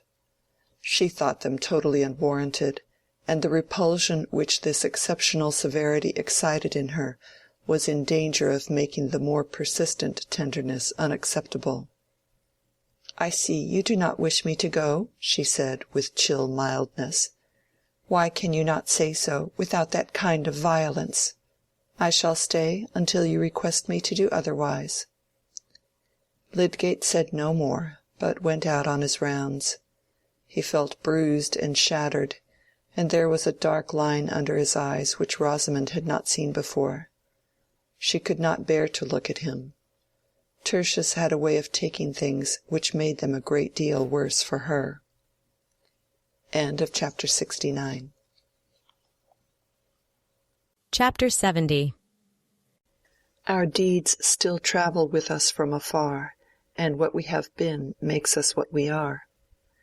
Bulstrode's first object after Lydgate had left Stone Court was to examine Raffles's pockets, which he imagined were sure to carry signs in the shape of hotel bills of the places he had stopped in, if he had not told the truth in saying that he had come straight from Liverpool because he was ill and had no money. There were various bills crammed into his pocket-book, but none of a later date than Christmas at any other place, except one which bore date that morning. This was crumpled up with a handbill about a horse fair in one of his tail pockets, and represented the cost of 3 days' stay at an inn in Bilkley, where the fair was held, a town at least 40 miles from Middlemarch. The bill was heavy, and since Raffles had no luggage with him, it seemed probable that he had left his portmanteau behind in payment, in order to save money for his travelling fare, for his purse was empty, and he had only a couple of sixpences and some loose pence in his pockets. Bulstrode gathered a sense of safety from these indications that Raffles had really kept at a distance from Middlemarch since his memorable visit at Christmas. At a distance and among people who were strangers to Bulstrode, what satisfaction could there be to Raffles' tormenting, self-magnifying vein in telling old scandalous stories about a Middlemarch banker? And what harm if he did talk? The chief point now was to keep watch over him as long as there was any danger of that intelligible raving, that unaccountable impulse to tell, which seemed to have acted towards Caleb Garth, and Bulstrode felt much anxiety lest some impulse should come over him at the sight of Lydgate. He sat up alone with him through the night, only ordering the housekeeper to lie down in her clothes, so as to be ready when he called her, alleging his own indisposition to sleep and his anxiety to carry out the doctor's orders. He did carry them out faithfully, although Raffles was incessantly asking for brandy, and declaring that he was sinking away, that the earth was sinking away from under him. He was restless and sleepless, but still quailing and manageable. On the offer of the food ordered by Lydgate, which he refused, and the denial of other things which he demanded, he seemed to concentrate all his terror on Bulstrode, imploringly deprecating his anger, his revenge on him by starvation, and declaring with strong oaths that he never told any mortal a word against him. Even this Bulstrode felt that he would not have liked Lydgate to hear, but a more alarming sign of fitful alternation in his delirium was, that in the morning twilight Raffles suddenly seemed to imagine a doctor present, addressing him and declaring that Bulstrode wanted to starve him to death out of revenge for telling, when he never had told. Bulstrode's native imperiousness and strength of determination served him well. This delicate-looking man, himself nervously perturbed, found the needed stimulus in his strenuous circumstances, and through that difficult night and morning, while he had the air of an animated corpse returned to movement without warmth, holding the mastery by its chill impassibility, his mind was intensely at work thinking of what he had to guard against, and what would win him security. Whatever prayers he might lift up, whatever statements he might inwardly make of this man's wretched spiritual condition, and the duty he himself was under to submit to the punishment divinely appointed for him rather than to wish for evil to another, through all this effort to condense words into a solid mental state, there pierced and spread with irresistible vividness the images of the events he desired. And in the train of those images came their apology. He could not but see the death of Raffles, and see in it his own deliverance. What was the removal of this wretched creature? He was impenitent, but were not public criminals impenitent? Yet the law decided on their fate. Should Providence in this case award death, there was no sin in contemplating death as the desirable issue, if he kept his hands from hastening it, if he scrupulously did what was prescribed. Even here there might be a mistake. Human prescriptions were fallible things. Lydgate had said that treatment had hastened death. Why not his own method of treatment? But of course intention was everything in the question of right and wrong. And Bulstrode set himself to keep his intention separate from his desire. He inwardly declared that he intended to obey orders. Why should he have got into any argument about the validity of these orders? It was only the common trick of desire, which avails itself of any irrelevant skepticism, finding larger room for itself in all uncertainty about effects, in every obscurity that looks like the absence of law. Still, he did obey the orders. His anxieties continually glanced towards Lydgate, and his remembrance of what had taken place between them the morning before was accompanied with sensibilities which had been roused at all during the actual scene. He had then cared but little about Lydgate's painful impressions with regard to the suggested change in the hospital, or about the disposition towards himself which what he had held to be his justifiable refusal of a rather exorbitant request might call forth. He recurred to the scene now with a perception that he had probably made Lydgate his enemy, and with an awakened desire to propitiate him, or rather to create in him a strong sense of personal obligation. He regretted that he had not at once made even an unreasonable money sacrifice. For in case of unpleasant suspicions, or even knowledge gathered from the raving of Raffles, Bulstrode would have felt that he had a defence in Lydgate's mind by having conferred a momentous benefit on him. But the regret had perhaps come too late.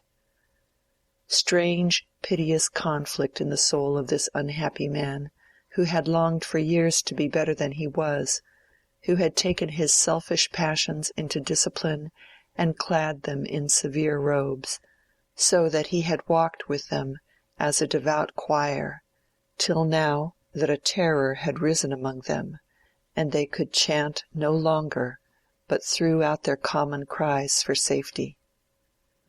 It was nearly the middle of the day before Lydgate arrived.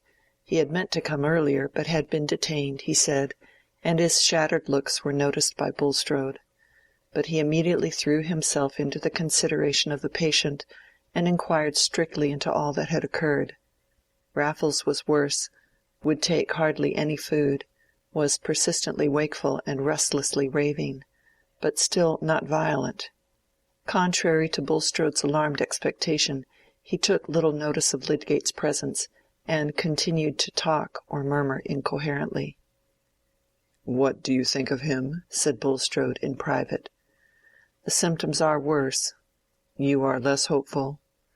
"No, I still think he may come round." "Are you going to stay here yourself?" said Lydgate, looking at Bulstrode with an abrupt question, which made him uneasy, though in reality it was not due to any suspicious conjecture. "Yes, I think so," said Bulstrode, governing himself and speaking with deliberation. "Mrs. Bulstrode is advised of the reasons which detain me. Mrs. Abel and her husband are not experienced enough to be left quite alone, and this kind of responsibility is scarcely included in their service of me. You have some fresh instructions, I presume?" The chief new instruction that Lydgate had to give was on the administration of extremely moderate doses of opium, in case of the sleeplessness continuing after several hours. He had taken the precaution of bringing opium in his pocket, and he gave minute directions to Bulstrode as to the doses, and the point at which they should cease. He insisted on the risk of not ceasing, and repeated his order that no alcohol should be given. "From what I see of the case," he ended, "narcotism is the only thing I should be afraid of. He may wear through even without much food. There's a good deal of strength in him." "You look ill yourself, Mr. Lydgate, a most unusual, I may say unprecedented thing in my knowledge of you," said Bulstrode, showing a solicitude as unlike his indifference the day before, as his present recklessness about his own fatigue was unlike his habitual self-cherishing anxiety. "I fear you are harassed." "Yes, I am," said Lydgate, brusquely, holding his hat and ready to go. "Something new, I fear," said Bulstrode, inquiringly. "Pray be seated." "No, thank you," said Lydgate, with some hauteur. "I mentioned to you yesterday what was the state of my affairs. There is nothing to add, except that the execution has since then been actually put into my house. One can tell a good deal of trouble in a short sentence. I will say good morning." "Stay, Mr. Lydgate, stay," said Bulstrode. "I have been reconsidering this subject. I was yesterday taken by surprise, and saw it superficially. Mrs. Bulstrode is anxious for her niece, and I myself should grieve at a calamitous change in your position. Claims on me are numerous, but on reconsideration, I esteem it right that I should incur a small sacrifice rather than leave you unaided. You said, I think, that £1,000 would suffice entirely to free you from your burdens, and enable you to recover a firm stand?" "Yes," said Lydgate, a great leap of joy within him surmounting every other feeling. "That would pay all my debts, and leave me a little on hand. I could set about economizing in our way of living, and by my practice might look up." "If you will wait a moment, Mr. Lydgate, I will draw a check to that amount. I am aware that help, to be effectual in these cases, should be thorough." While Bulstrode wrote, Lydgate turned to the window thinking of his home, thinking of his life with its good start saved from frustration, its good purposes still unbroken. "You can give me a note of hand for this, Mr. Lydgate," said the banker, advancing towards him with the cheque, "and by, I hope, you may be in circumstances gradually to repay me. Meanwhile, I have pleasure in thinking that you will be released from further difficulty." "I am deeply obliged to you," said Lydgate. "You have restored to me the prospect of working with some happiness and some chance of good." It appeared to him a very natural movement in Bulstrode that he should have reconsidered his refusal. It corresponded with the more munificent side of his character. But as he put his hack into a canter, that he might get the sooner home, and tell the good news to Rosamond, and get cash at the bank to pay over to Dover's agent, there crossed his mind, with an unpleasant impression, as from a dark-winged flight of evil augury across his vision, the thought of that contrast in himself which a few months had brought, that he should be overjoyed at being under a strong personal obligation, that he should be overjoyed at getting money for himself from Bulstrode. The banker felt that he had done something to nullify one cause of uneasiness, and yet he was scarcely the easier. He did not measure the quantity of diseased motive which had made him wish for Lydgate's good will, but the quantity was none the less actively there, like an irritating agent in his blood. A man vows, and yet will not cast away the means of breaking his vow. Is it that he distinctly means to break it? Not at all, but the desires which tend to break it are at work in him dimly, and make their way into his imagination, and relax his muscles in the very moments when he is telling himself over again the reasons for his vow. Raffles, recovering quickly, returning to the free use of his odious powers, how could Bulstrode wish for that? Raffles dead was the image that brought release, and indirectly he prayed for that way of release, beseeching that, if it were possible, the rest of his days here below might be freed from the threat of an ignominy which would break him utterly as an instrument of God's service. Lydgate's opinion was not on the side of promise that his prayer would be fulfilled, and as the day advanced, Bulstrode felt himself getting irritated at the persistent life in this man, whom he would fain have seen sinking into the silence of death. Imperious will stirred murderous impulses towards this brute life, over which will, by itself, had no power. He said inwardly that he was getting too much worn. He would not sit up with the patient to-night, but leave him to Mrs. Abel, who, if necessary, could call her husband.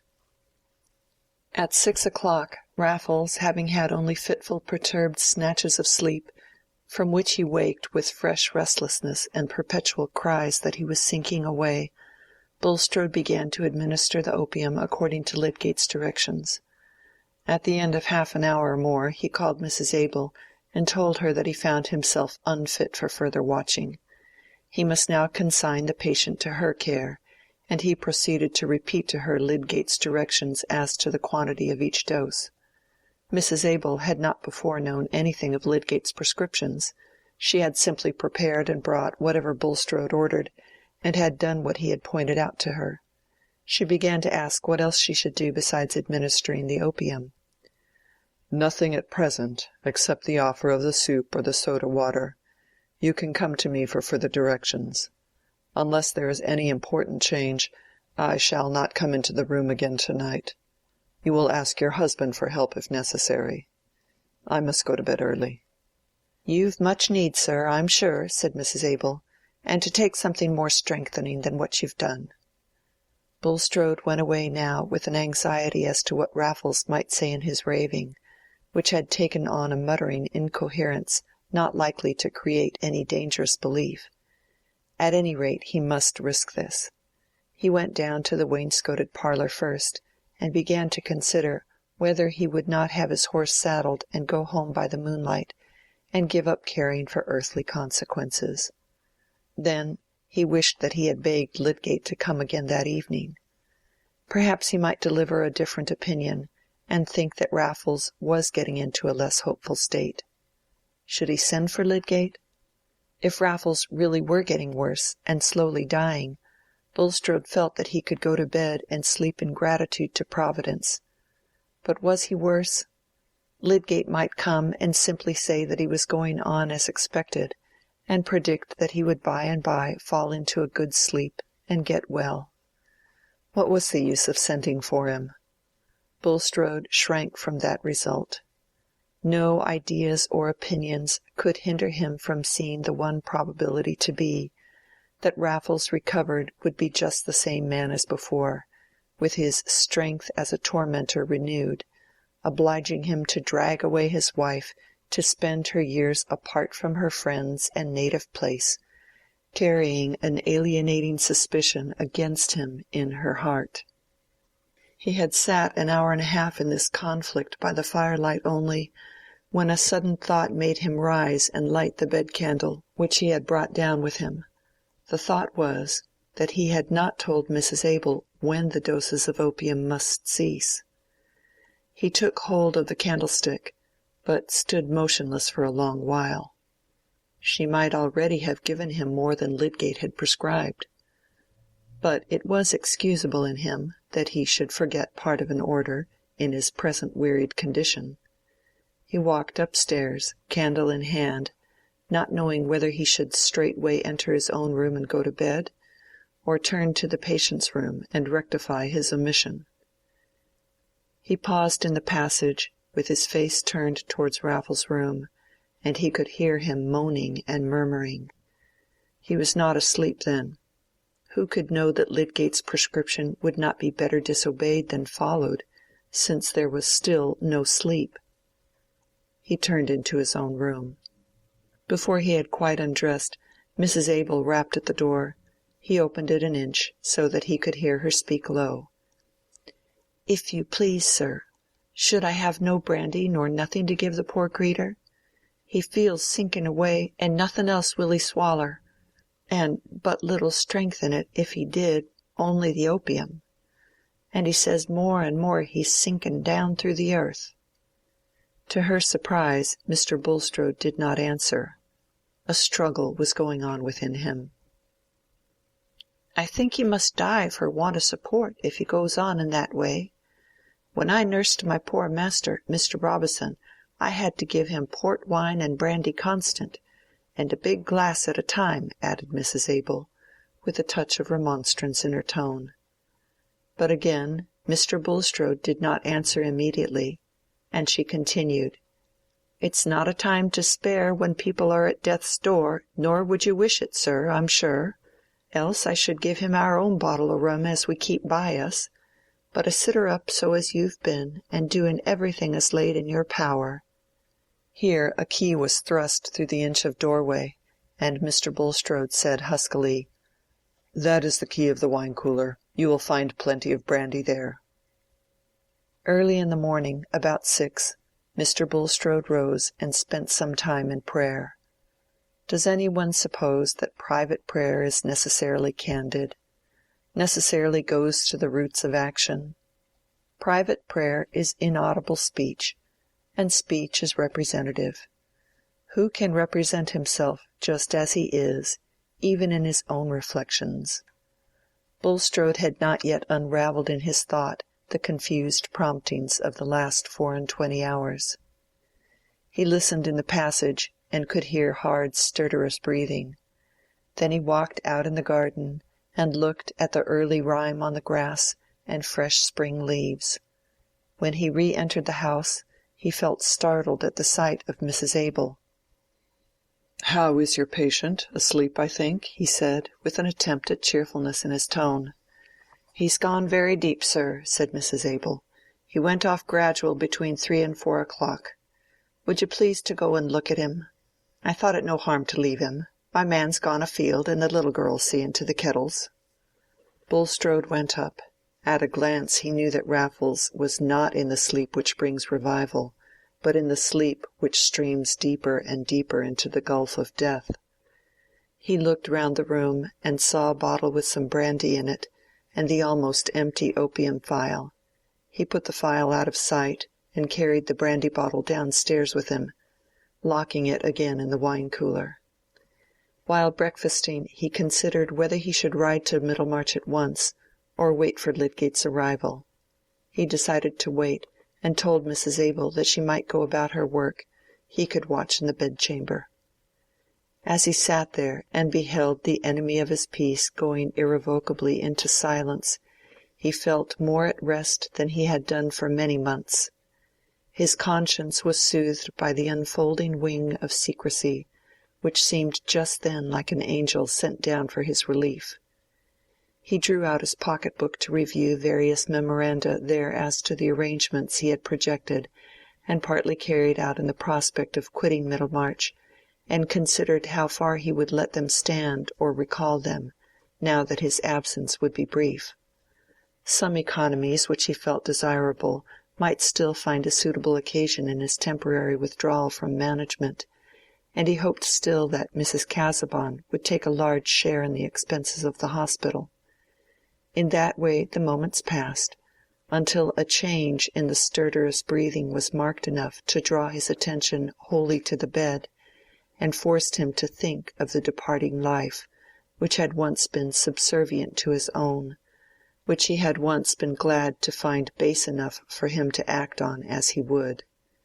It was his gladness, then, which impelled him now to be glad that the life was at an end. And who could say that the death of Raffles had been hastened? Who knew what would have saved him? Lydgate arrived at 10:30, in time to witness the final pause of the breath. When he entered the room, Bulstrode observed a sudden expression in his face, which was not so much surprise as a recognition that he had not judged correctly. He stood by the bed in silence for some time, with his eyes turned on the dying man, but with that subdued activity of expression which showed that he was carrying on an inward debate.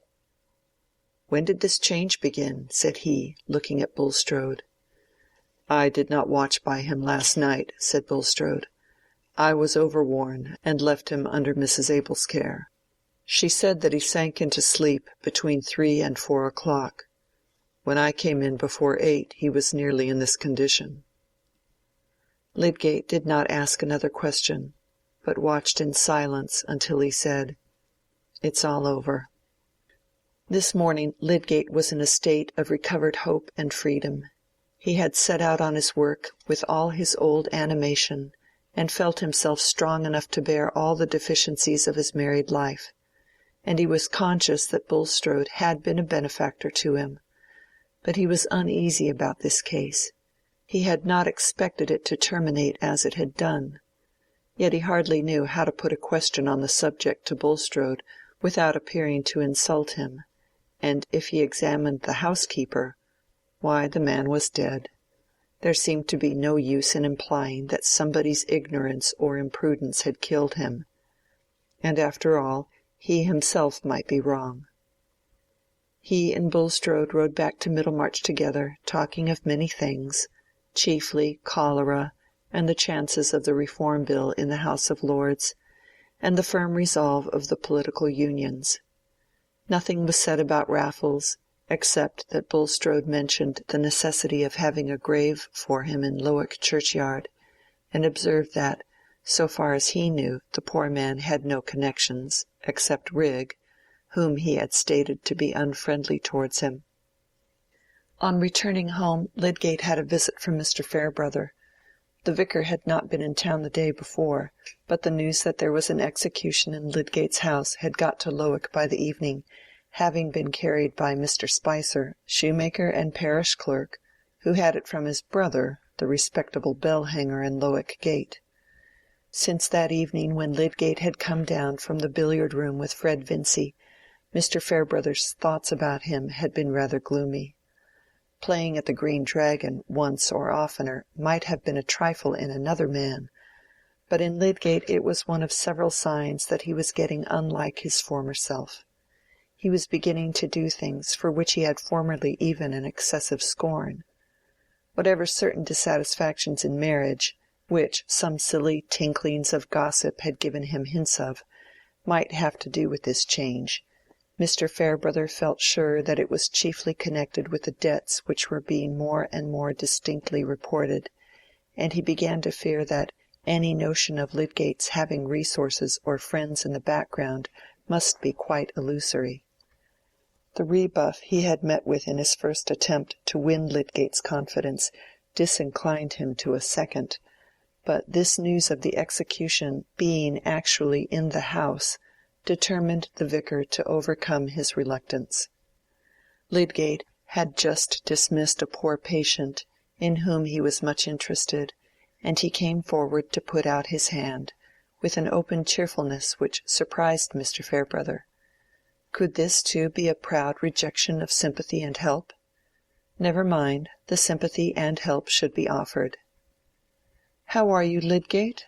I came to see you because I had heard something which made me anxious about you," said the vicar, in the tone of a good brother, only that there was no reproach in it. They were both seated by this time, and Lydgate answered immediately, "I think I know what you mean. You had heard that there was an execution in the house?" "Yes. Is it true?" "It was true," said Lydgate, with an air of freedom, as if he did not mind talking about the affair now. "But the danger is over, the debt is paid.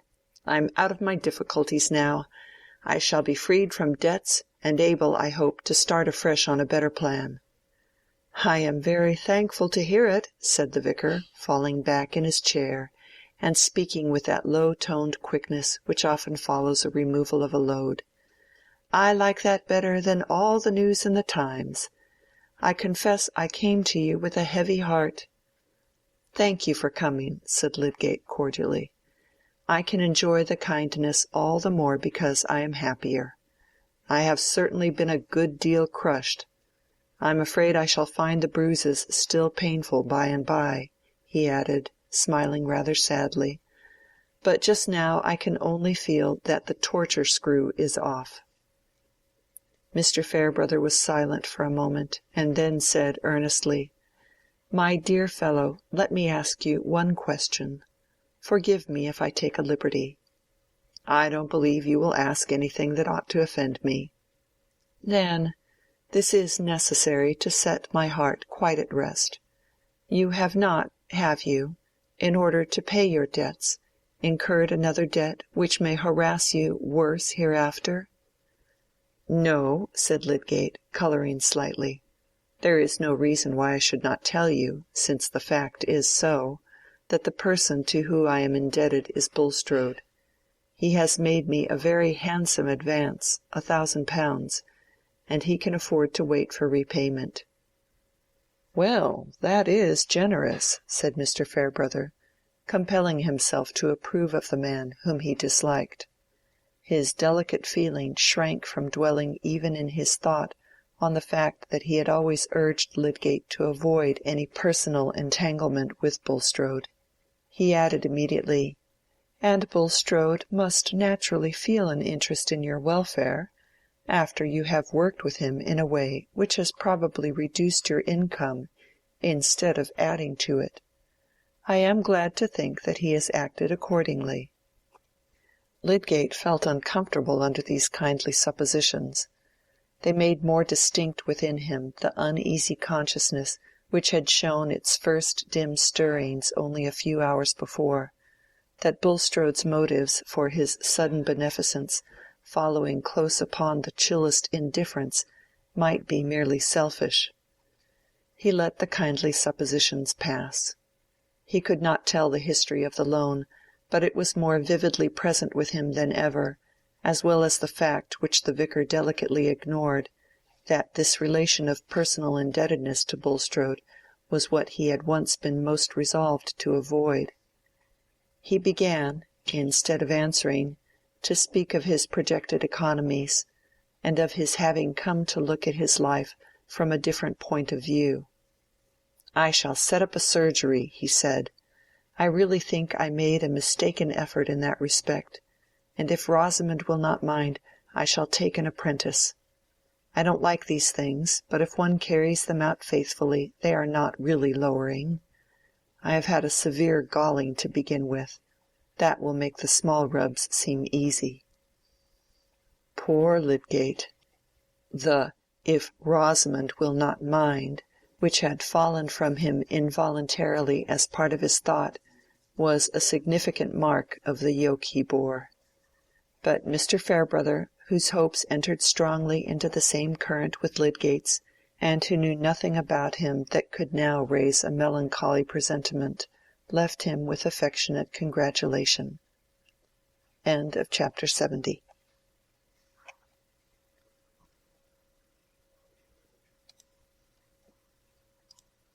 Chapter 71. Clown. 'Twas in the bunch of grapes, where, indeed, you have a delight to sit, have you not? Froth. I have so, because it is an open room and good for winter. Clown. Why, very well then, I hope here be truths.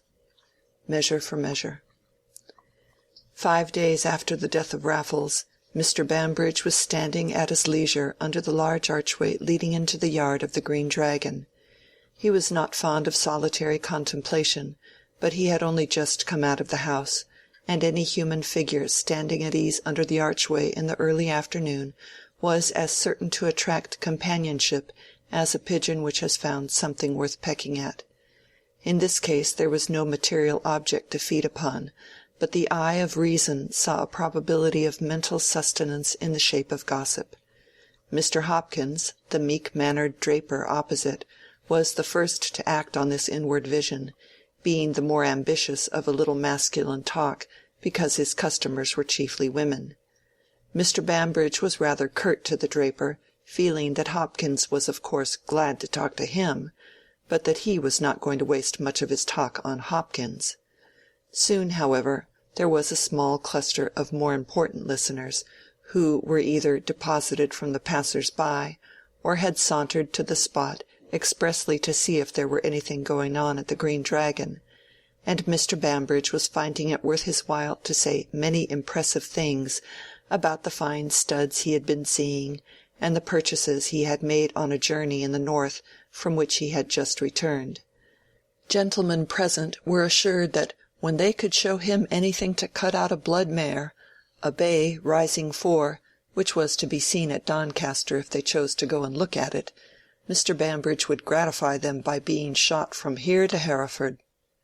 Also a pair of blacks which he was going to put into the brake recalled vividly to his mind a pair which he had sold to Faulkner in 19 for 100 guineas, and which Faulkner had sold for 160 2 months later, any gent who could disprove this statement being offered the privilege of calling Mr. Bambridge by a very ugly name until the exercise made his throat dry. When the discourse was at this point of animation came up Mr. Frank Hawley. He was not a man to compromise his dignity by lounging at the Green Dragon, but happening to pass along the High Street and seeing Bambridge on the other side, he took some of his long strides across to ask the horse-dealer whether he had found the first-rate gig-horse which he had engaged to look for. Mr. Hawley was requested to wait until he had seen a grey selected at Bilkley. If that did not meet his wishes to a hair, Bambridge did not know a horse when he saw it, which seemed to be the highest conceivable unlikelihood.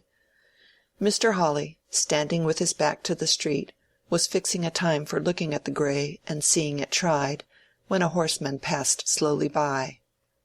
"Bulstrode," said 2 or 3 voices at once in a low tone, one of them, which was the draper's, respectfully prefixing the Mr., but nobody having more intention in this interjectural naming than if they had said the Riverston coach when that vehicle appeared in the distance. Mr. Hawley gave a careless glance round at Bulstrode's back, but as Bambridge's eyes followed it he made a sarcastic grimace. "By Jingo, that reminds me," he began, lowering his voice a little. "I picked up something else at Bilkley besides your gig-horse, Mr. Hawley. I picked up a fine story about Bulstrode.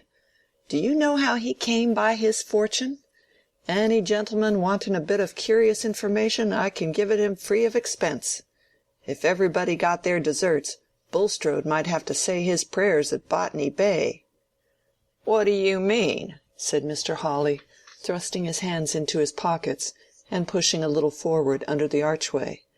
If Bulstrode should turn out to be a rascal, Frank Hawley had a prophetic soul. "I had it from a party who was an old chum of Bulstrode's. I'll tell you where I first picked him up," said Bambridge, with a sudden gesture of his forefinger. "He was at Larcher's sale, but I knew nothing of him then. He slipped through my fingers. Was after Bulstrode, no doubt. He tells me he can tap Bulstrode to any amount, knows all his secrets. However, he blabbed to me at Bilkley. He takes a stiff glass. Damn if I think he meant to turn's king evidence. But he's that sort of bragging fellow. The bragging runs over hedge and ditch with him, till he'd brag of a spavin as if it'd fetch money. A man should know when to pull up." Mr. Bambridge made this remark with an air of disgust, satisfied that his own bragging showed a fine sense of the marketable. "What's the man's name? Where can he be found?" said Mr. Hawley. "As to where he is to be found, I left him to it at the Saracen's Head, but his name is Raffles." "Raffles!" exclaimed Mr. Hopkins. "I furnished his funeral yesterday. He was buried at Lowick. Mr. Bulstrode followed him. A very decent funeral." There was a strong sensation among the listeners. Mr. Bambridge gave an ejaculation in which brimstone was the mildest word, and Mr. Hawley, knitting his brows and bending his head forward, exclaimed, "What? Where did the man die?" "At Stone Court," said the draper. "The housekeeper said he was a relation of the master's. He came there ill on Friday." "Why, it was on Wednesday I took a glass with him," interposed Bambridge. "Did any doctor attend him?" said Mr. Hawley. "Yes, Mr. Lydgate. Mr. Bulstrode sat up with him one night. He died the third morning." "Go on, Bambridge," said Mr. Hawley insistently. "What did this fellow say about Bulstrode?" The group had already become larger, the town clerk's presence being a guarantee that something worth listening to was going on there, and Mr. Bambridge delivered his narrative in the hearing of 7. It was mainly what we know, including the fact about Will Ladislaw, with some local colour and circumstance added. It was what Bulstrode had dreaded the betrayal of, and hoped to have buried forever with the corpse of Raffles. It was that haunting ghost of his earlier life which, as he rode past the archway of the Green Dragon, he was trusting that Providence had delivered him from. Yes, Providence. He had not confessed to himself yet that he had done anything in the way of contrivance to this end. He had accepted what seemed to have been offered. It was impossible to prove that he had done anything which hastened the departure of that man's soul. But this gossip about Bulstrode spread through Middlemarch like the smell of fire. Mr. Frank Hawley followed up his information by sending a clerk whom he could trust to Stone Court on a pretext of inquiring about hay, but really to gather all that could be learned about Raffles and his illness from Mrs. Abel. In this way it came to his knowledge that Mr. Garth had carried the man to Stone Court in his gig, and Mr. Hawley in consequence took an opportunity of seeing Caleb, calling at his office to ask whether he had time to undertake an arbitration if it were required, and then asking him incidentally about Raffles. Caleb was betrayed into no word injurious to Bulstrode beyond the fact which he was forced to admit, that he had given up acting for him within the last week. Mr. Hawley drew his inferences, and feeling convinced that Raffles had told his story to Garth, and that Garth had given up Bulstrode's affairs in consequence, said so a few hours later to Mr. Toller.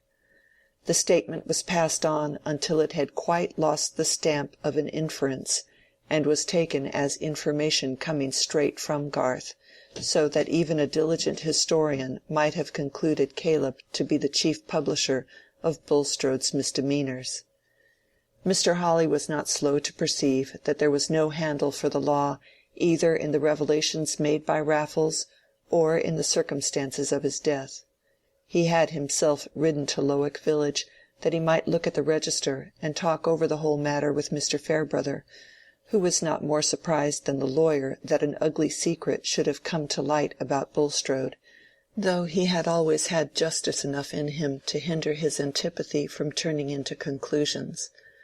But while they were talking, another combination was silently going forward in Mr. Farebrother's mind, which foreshadowed what was soon to be loudly spoken of in Middlemarch as a necessary putting of two and two together.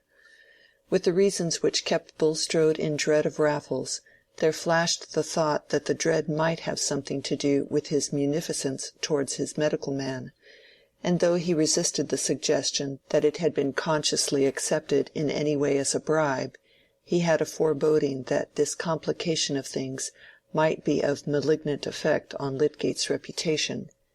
He perceived that Mr. Hawley knew nothing at present of the sudden relief from debt, and he himself was careful to glide away from all approaches towards the subject. "Well," he said, with a deep breath, wanting to wind up the illimitable discussion of what might have been, though nothing could be legally proven, "it is a strange story. So our mercurial Ladislaw has a queer genealogy.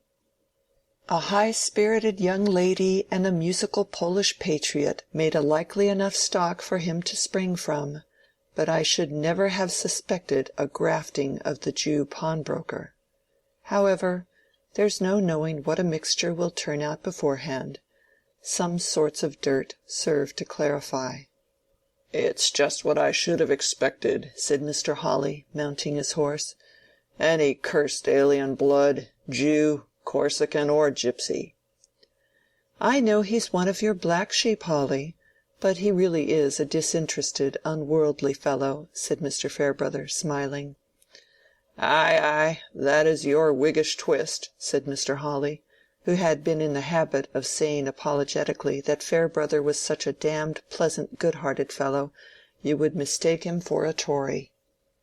Mr. Hawley rode home without thinking of Lydgate's attendance on Raffles in any other light than as a piece of evidence on the side of Bulstrode. But the news that Lydgate had all at once become able not only to get rid of the execution in his house, but to pay all his debts in Middlemarch was spreading fast, gathering round it conjectures and comments which gave it new body and impetus, and soon filling the ears of other persons besides Mr. Hawley, who were not slow to see a significant relation between this sudden command of money and Bulstrode's desire to stifle the scandal of Raffles. That the money came from Bulstrode would infallibly have been guessed even if there had been no direct evidence of it, for it had beforehand entered into the gossip about Lydgate's affairs that neither his father-in-law nor his own family would do anything for him, and direct evidence was furnished not only by a clerk at the bank, but by innocent Mrs. Bulstrode herself, who mentioned the loan to Mrs. Plymdale, who mentioned it to her daughter-in-law of the house of Toller, who mentioned it generally. The business was felt to be so public and important that it required dinners to feed it, and many invitations were just then issued and accepted on the strength of this scandal concerning Bulstrode and Lydgate. Wives, widows, and single ladies took their work and went out to tea oftener than usual, and all public conviviality, from the Green Dragon to Dollops, gathered a zest which could not be won from the question whether the Lords would throw out the Reform Bill. For hardly anybody doubted that some scandalous reason or other was at the bottom of Bulstrode's liberality to Lydgate.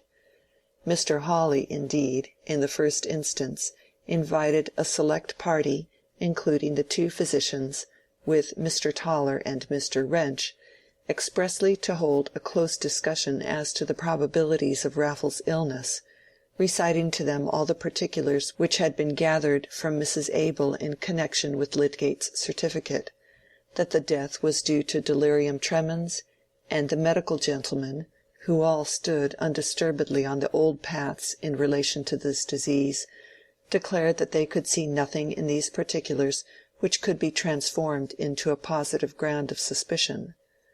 But the moral grounds of suspicion remained. The strong motives Bulstrode clearly had for wishing to be rid of Raffles, and the fact that at this critical moment he had given Lydgate the help which he must for some time have known the need for. The disposition, moreover, to believe that Bulstrode would be unscrupulous, and the absence of any indisposition to believe that Lydgate might be as easily bribed as any other haughty-minded men when they have found themselves in want of money, even if the money had been given merely to make him hold his tongue about the scandal of Bulstrode's earlier life. The fact threw an odious light on Lydgate, who had long been sneered at as making himself subservient to the banker for the sake of working himself into predominance, and discrediting the elder members of his profession. Hence, in spite of the negative as to any direct sign of guilt in relation to the death at Stone Court, Mr. Hawley's select party broke up with the sense that the affair had an ugly look. But this vague conviction of indeterminable guilt, which was enough to keep up much head-shaking and biting innuendo even among substantial professional seniors, had for the general mind all the superior power of mystery over fact. Everybody liked better to conjecture how the thing was than simply to know it, for conjecture soon became more confident than knowledge, and had a more liberal allowance for the incompatible. Even the more definite scandal concerning Bulstrode's earlier life was, for some minds, melted into the mass of mystery, as so much lively metal to be poured out in dialogue, and to take such fantastic shapes as heaven pleased. This was the tone of thought chiefly sanctioned by Mrs. Dollop, the spirited landlady of the Tankard in Slaughter Lane, who had often to resist the shallow pragmatism of customers disposed to think that their reports from the outer world were of equal force with what had come up in her mind.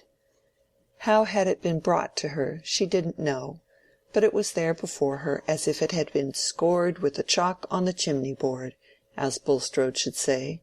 His inside was that black as if the hairs of his head knowed the thoughts of his heart, he'd tear 'em up by the roots.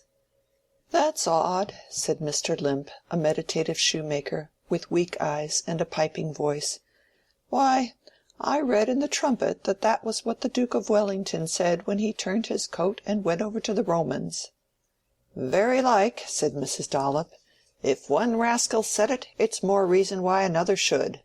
But hypocrite as he's been, and holding things with that high hand, as there was no parson in the country good enough for him, he was forced to take old Harry into his counsel, and old Harry's been too many for him." "Ay, ay, he's a complice you can't send out of the country," said Mr. Crabbe, the glazier, who gathered much news and groped among it dimly. "But by what I can make out, there's them says Bulstrode was for running away, for fear of being found out before now." "He'll be drove away whether or no," said Mr. Dill, the barber, who had just dropped in.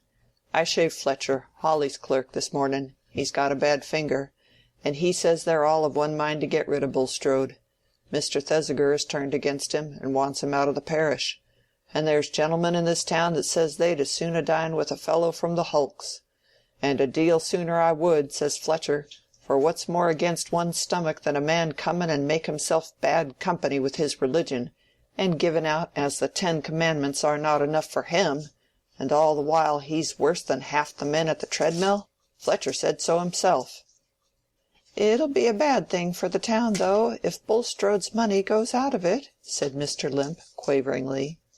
"Ah, there's better folks spend their money worse," said a firm-voiced dyer, whose crimson hands looked out of keeping with his good-natured face. "But he won't keep his money by what I can make out," said the glazier. "Don't they say as there's somebody can strip it off him? By what I can understand, they could take every penny off him if they went to lawing." "No such thing," said the barber, who felt himself a little above his company at Dollop's, but liked it none the worse. "Fletcher says it's no such thing. He says they might prove over and over again whose child this young Ladislaw was, and they'd do no more than if they proved I came out of the fens. He couldn't touch a penny." "Look you there now," said Mrs. Dollop indignantly. "I thank the Lord he took my children to himself, if that's all the law can do for the motherless. Then by that, It's a no use who your father and mother is. But as to listening to what one lawyer says without asking another, I wonder at a man of your cleverness, Mr. Dill. It's well known there's always two sides, if no more. Else who'd go to law, I should like to know. It's a poor tale, with all the law as there is up and down, if it's no use proving whose child you are. Fletcher may say that if he likes, but I say, don't Fletcher me." Mr. Dill affected to laugh in a complimentary way at Mrs. Dollop, as a woman who was more than a match for the lawyers, being disposed to submit to such twitting from a landlady who had a long score against him. "If they come to lying, and it's all true as folks say, there's more to be looked to nor money," said the glazier. "There's this poor creetur as is dead and gone, by what I can make out. He'd seen the day when he was a deal finer gentleman nor Bulstrode." "Finer gentleman, I'll warrant him," said Mrs. Dollop, "and a far personabler man by what I can hear. As I said when Mr. Baldwin, the tax-gatherer, comes in, a-standing where you sit, and says, 'Bulstrode got all his money as he brought into this town by thieving and swindling,' I said, 'You don't make me no wiser, Mr. Baldwin. It set my blood a-creeping to look at him ever sin he came here into Slaughter Lane, a-wanting to buy the house o'er my head. Folks don't look the colour o' the dough-tub, and stare at you as if they wanted to see into your backbone for nothink.' That was what I said, and Mr. Baldwin can bear me witness." "And in the rights of it too," said Mr. Crabbe, "for by what I can make out, this Raffles, as they call him, was a lusty, fresh-coloured man as you'd wish to see, and the best o' company. Though dead he lies in Lowick churchyard sure enough. And by what I can understand, there's them knows more than they should know about how he got there." "I'll believe you," said Mrs. Dollop, with a touch of scorn at Mr. Crabbe's apparent dimness. "When a man's been ticed to a lone house, and there's them can pay for hospitals and nurses for half the countryside choose to be sitters up night and day, and nobody to come near but a doctor as is known to stick at nothink, and as poor as he can hang together, and after that so flush o' money as he can pay off Mr. Biles the butcher as his bill has been running for the best o' joints since last Michaelmas was a 12-month, I don't want anybody to come and tell me as there's been more going on nor the prayer book's got a service for. I don't want to stand winking and blinking and thinking." Mrs. Dollop looked around with the air of a landlady accustomed to dominate her company. There was a chorus of adhesion from the more courageous, but Mr. Limp, after taking a draught, placed his flat hands together and pressed them hard between his knees, looking down at them with blear-eyed contemplation, as if the scorching power of Mrs. Dollop's speech had quite dried up and nullified his wits until they could be brought round again by further moisture. "Why shouldn't they dig the man up and have the crowner?" said the dyer. "It's been done many and many's the time. If there's been foul play they might find it out." "Not they, Mr. Jonas," said Mrs. Dollop emphatically. "I know what doctors are. They're a deal too cunning to be found out. And this Dr. Lydgate that's been for cutting up everybody before the breath was well out of their body, it's plain enough what use he wanted to make o' looking into respectable people's insides. He knows drugs, you may be sure, as you can neither smell nor see, neither before they're swallowed nor after. Why, I've seen drops myself ordered by Dr. Gambit, as is our club doctor and a good character, and has brought more live children into the world nor ever another in Middlemarch. I say, I've seen drops myself as made no difference whether they was in the glass or out, and have yet griped you the next day. So I'll leave your own sense to judge. Don't tell me. All I say is, it's a mercy they didn't take this Dr. Lydgate onto our club. There's many a mother's child might ha' rued it."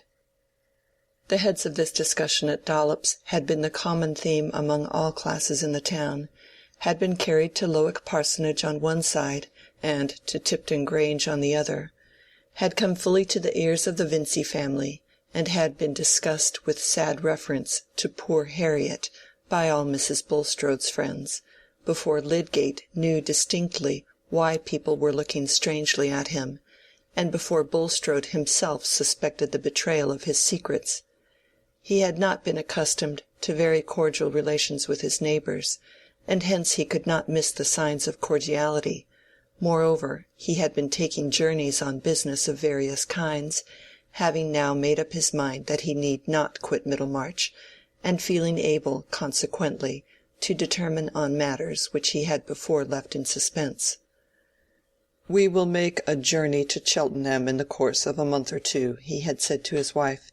"There are great spiritual advantages to be had in that town, along with the air and the waters, and 6 weeks there will be eminently refreshing to us." He really believed in the spiritual advantages, and meant that his life henceforth should be the more devoted because of those later sins which he represented to himself as hypothetic, praying hypothetically for their pardon, "if I have herein transgressed." As to the hospital, he avoided saying anything further to Lydgate, fearing to manifest a too sudden change of plans immediately on the death of Raffles. In his secret soul he believed that Lydgate suspected his orders to have been intentionally disobeyed, and suspecting this, he must also suspect a motive. But nothing had been betrayed to him as to the history of Raffles, and Bulstrode was anxious not to do anything which would give emphasis to his undefined suspicions. As to any certainty that a particular method of treatment would either save or kill, Lydgate himself was constantly arguing against such dogmatism. He had no right to speak, and he had every motive for being silent. Hence Bulstrode felt himself providentially secured. The only incident he had strongly winced under had been an occasional encounter with Caleb Garth, who, however, had raised his hat with mild gravity. Meanwhile, on the part of the principal townsmen, a strong determination was growing against him. A meeting was to be held in the town hall on a sanitary question which had risen into pressing importance by the occurrence of a cholera case in the town. Since the Act of Parliament, which had been hurriedly passed, authorizing assessments for sanitary measures, there had been a board for the superintendence of such measures appointed in Middlemarch, and much cleansing and preparation had been concurred in by Whigs and Tories. The question now was, whether a piece of ground outside the town should be secured as a burial ground by means of assessment or by private subscription. The meeting was to be open, and almost everybody of importance in the town was expected to be there. Mr. Bulstrode was a member of the board, and just before 12 o'clock he started from the bank with the intention of urging the plan of private subscription. Under the hesitation of his projects, he had for some time kept himself in the background, and he felt that he should this morning resume his old position as a man of action and influence in the public affairs of the town, where he expected to end his days. Among the various persons going in the same direction he saw Lydgate. They joined, talked over the object of the meeting, and entered it together. It seemed that everybody of mark had been earlier than they, but there were still spaces left near the head of a large central table, and they made their way thither. Mr. Farebrother sat opposite, not far from Mr. Hawley. All the medical men were there. Mr. Thesiger was in the chair, and Mr. Brooke of Tipton was on his right hand. Lydgate noticed a peculiar interchange of glances when he and Bulstrode took their seats. After the business had been fully opened by the chairman, who pointed out the advantages of purchasing by subscription a piece of ground large enough to be ultimately used as a general cemetery, Mr. Bulstrode, whose rather subdued and fluent voice the town was used to at meetings of this sort, rose and asked leave to deliver his opinion. Lydgate could see again the peculiar interchange of glances before Mr. Hawley started up, and said in his firm resonant voice, "Mr. Chairman, I request that before any one delivers his opinion on this point, I may be permitted to speak on a question of public feeling, which not only by myself, but by many gentlemen present, is regarded as preliminary." Mr. Hawley's mode of speech, even when public decorum repressed his awful language, was formidable in its curtness and self-possession. Mr. Thesiger sanctioned the request, Mr. Bulstrode sat down, and Mr. Hawley continued. "In what I have to say, Mr. Chairman, I am not speaking simply on my own behalf. I am speaking with the concurrence and at the express request of no fewer than 8 of my fellow townsmen who are immediately around us.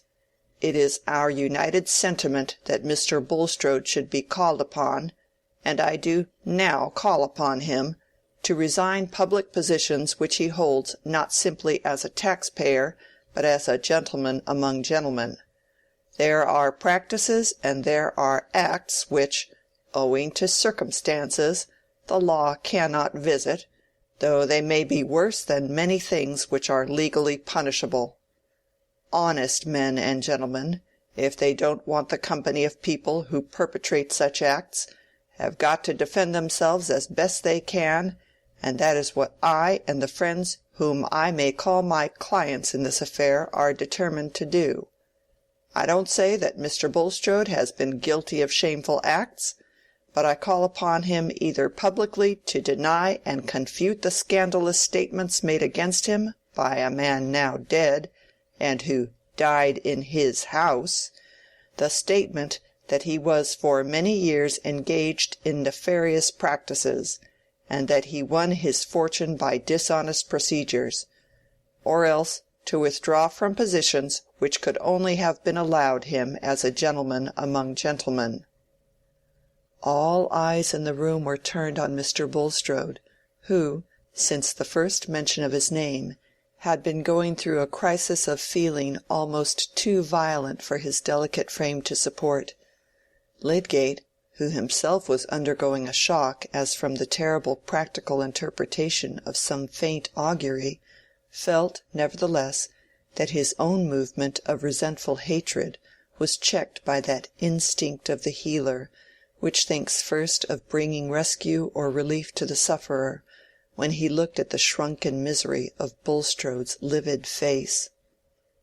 The quick vision that his life was after all a failure, that he was a dishonored man, and must quail before the glance of those towards whom he had habitually assumed the attitude of a reprover, that God had disowned him before men and left him unscreened to the triumphant scorn of those who were glad to have their hatred justified, the sense of utter futility in that equivocation with his conscience in dealing with the life of his accomplice, an equivocation which now turned venomously upon him with the full-grown fang of a discovered lie. All this rushed through him like the agony of terror which fails to kill, and leaves the ears still open to the returning wave of execration. The sudden sense of exposure after the re-established sense of safety came, not to the coarse organization of a criminal, but to the susceptible nerve of a man whose intensest being lay in such mastery and predominance as the conditions of his life had shaped for him. But in that intense being lay the strength of reaction.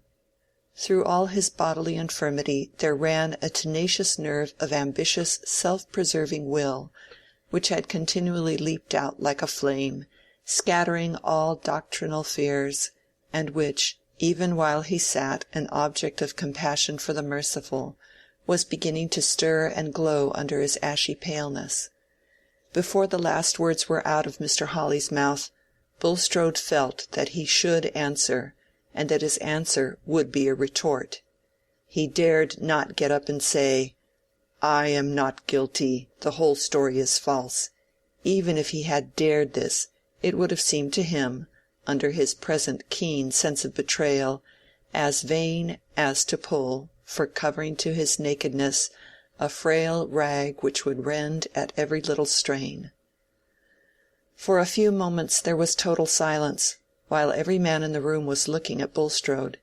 He sat perfectly still, leaning hard against the back of his chair. He could not venture to rise, and when he began to speak he pressed his hands upon the seat on each side of him. But his voice was perfectly audible, though hoarser than usual, and his words were distinctly pronounced, though he paused between sentence as if short of breath. He said, turning first towards Mr. Thesiger, and then looking at Mr. Hawley, "I protest before you, sir, as a Christian minister, against the sanction of proceedings towards me which are dictated by virulent hatred. Those who are hostile to me are glad to believe any libel uttered by a loose tongue against me, and their consciences become strict against me. Say that the evil speaking of which I am to be made the victim accuses me of malpractices." Here Bulstrode's voice rose and took on a more biting accent, till it seemed a low cry. "Who shall be my accuser? Not men whose lives are unchristian, nay, scandalous. Not men who themselves use low instruments to carry out their ends, whose profession is a tissue of chicanery, who have been spending their income on their own sensual enjoyments, while I have been devoting mine to advance the best objects with regard to this life and the next." After the word chicanery there was a growing noise, half of murmurs and half of hisses, while 4 persons started up at once, Mr. Hawley, Mr. Toller, Mr. Chichely, and Mr. Hackbutt. But Mr. Hawley's outburst was instantaneous, and left the others behind in silence. "If you mean me, sir, I call you and every one else to the inspection of my professional life. As to Christian or unchristian, I repudiate your canting, palavering Christianity. And as to the way in which I spend my income, it is not my principle to maintain thieves and cheat offspring of their due inheritance in order to support religion and set myself up as a saintly killjoy. I affect no niceness of conscience. I have not found any nice standards necessary to measure your actions by, sir, and I again call upon you to enter into satisfactory explanations concerning the scandals against you, or else to withdraw from posts in which we, at any rate, decline you as a colleague. I say, sir, we decline to cooperate with a man whose character is not cleared from infamous lights cast upon it, not only by reports, but by recent actions." "Allow me, Mr. Hawley," said the chairman, and Mr. Hawley, still fuming, bowed half impatiently, and sat down with his hands thrust deep in his pockets. "Mr. Bulstrode, it is not desirable, I think, to prolong the present discussion," said Mr. Thesiger, turning to the pallid, trembling man. "I must so far concur with what has fallen from Mr. Hawley in expression of a general feeling, as to think it due to your Christian profession that you should clear yourself, if possible, from unhappy aspersions. I, for my part, should be willing to give you full opportunity and hearing, but I must say that your present attitude is painfully inconsistent with those principles which you have sought to identify yourself with, and for the honor of which I am bound to care. I recommend you at present, as your clergyman, and one who hopes for your reinstatement in respect, to quit the room and avoid further hindrance to business." Bulstrode, after a moment's hesitation, took his hat from the floor and slowly rose, but he grasped the corner of the chair so totteringly that Lydgate felt sure there was not strength enough in him to walk away without support. What could he do? He could not see a man sink close to him for want of help. He rose and gave his arm to Bulstrode, and in that way led him out of the room. Yet this act, which might have been one of gentle duty and pure compassion, was at this moment unspeakably bitter to him. It seemed as if he were putting his sign manual to that association of himself with Bulstrode, of which he now saw the full meaning as it must have presented itself to other minds. He now felt the conviction that this man who was leaning tremblingly on his arm had given him the £1,000 as a bribe, and that somehow the treatment of Raffles had been tampered with from an evil motive. The inferences were closely linked enough. The town knew of the loan, believed it to be a bribe, and believed that he took it as a bribe. Poor Lydgate! His mind, struggling under the terrible clutch of this revelation, was all the while morally forced to take Mr. Bulstrode to the bank, send a man off for his carriage, and wait to accompany him home. Meanwhile the business of the meeting was dispatched, and fringed off into eager discussion among various groups concerning this affair of Bulstrode and Lydgate. Mr. Brooke, who had before heard only imperfect hints of it, and was very uneasy that he had gone a little too far in countenancing Bulstrode, now got himself fully informed, and felt some benevolent sadness in talking to Mr. Farebrother about the ugly light in which Lydgate had come to be regarded. Mr. Farebrother was going to walk back to Lowick. "Step into my carriage," said Mr. Brooke. "I'm going round to see Mrs. Casaubon. She has come back from Yorkshire last night. She will like to see me, you know." So they drove along, Mr. Brooke chatting with good-natured hope that there had not really been anything black in Lydgate's behavior, a young fellow whom he had seen to be quite above the common mark, when he brought a letter from his uncle Sir Godwin. Mr. Farebrother said little. He was deeply mournful. With a keen perception of human weakness, he could not be confident that under the pressure of humiliating needs Lydgate had not fallen below himself. When the carriage drove up to the gate of the manor, Dorothea was out on the gravel and came to greet them. "Well, my dear," said Mr. Brooke, "we have just come from a meeting, a sanitary meeting, you know." "Was Mr. Lydgate there?" said Dorothea, who looked full of health and animation, and stood with her head bare under the gleaming April lights. "I want to see him and have a great consultation with him about the hospital. I have engaged with Mr. Bulstrode to do so." "Oh, my dear," said Mr. Brooke, "we have been hearing bad news. Bad news, you know." They walked through the garden towards the churchyard gate, Mr. Farebrother wanting to go on to the parsonage, and Dorothea heard the whole sad story. She listened with deep interest, and begged to hear twice over the facts and impressions concerning Lydgate. After a short silence, pausing at the churchyard gate, and addressing Mr. Farebrother, she said energetically, "You don't believe that Mr. Lydgate is guilty of anything base? I will not believe it. Let us find out the truth and clear him." End of chapter 71.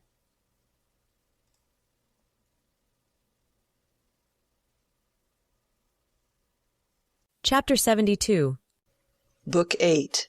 Sunset and Sunrise. Full souls are double mirrors, making still an endless vista of fair things before, repeating things behind.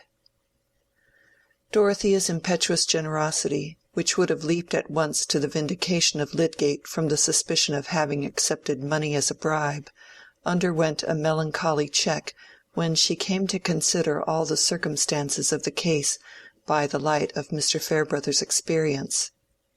"It's a delicate matter to touch," he said. "How can we begin to inquire into it? It must be either publicly, by setting the magistrate and coroner to work, or privately, by questioning Lydgate.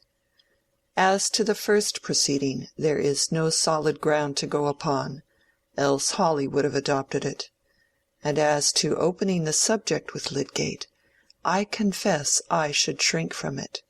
He would probably take it as a deadly insult. I have more than once experienced the difficulty of speaking to him on personal matters, and one should know the truth about his conduct beforehand to feel very confident of a good result. I feel convinced that his conduct has not been guilty. I believe that people are almost always better than their neighbors think they are," said Dorothea. Some of her intensest experience in the last 2 years had set her mind strongly in opposition to any unfavorable construction of others, and for the first time she felt rather discontented with Mr. Farebrother. She disliked this cautious weighing of consequences, instead of an ardent faith in efforts of justice and mercy, which would conquer by their emotional force. 2 days afterwards he was dining at the Manor with her uncle and the Chethams, and when the dessert was standing uneaten, the servants were out of the room, and Mr. Brooke was nodding in a nap, she returned to the subject with renewed vivacity. Mr. Lydgate would understand that if his friends hear a calumny about him, their first wish must be to justify him. What do we live for if it is not to make life less difficult to each other? I cannot be indifferent to the troubles of a man who advised me in my trouble, and attended me in my illness.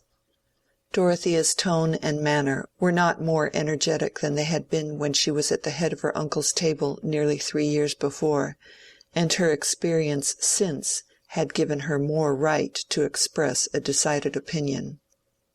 But Sir James Chettam was no longer the diffident and acquiescent suitor.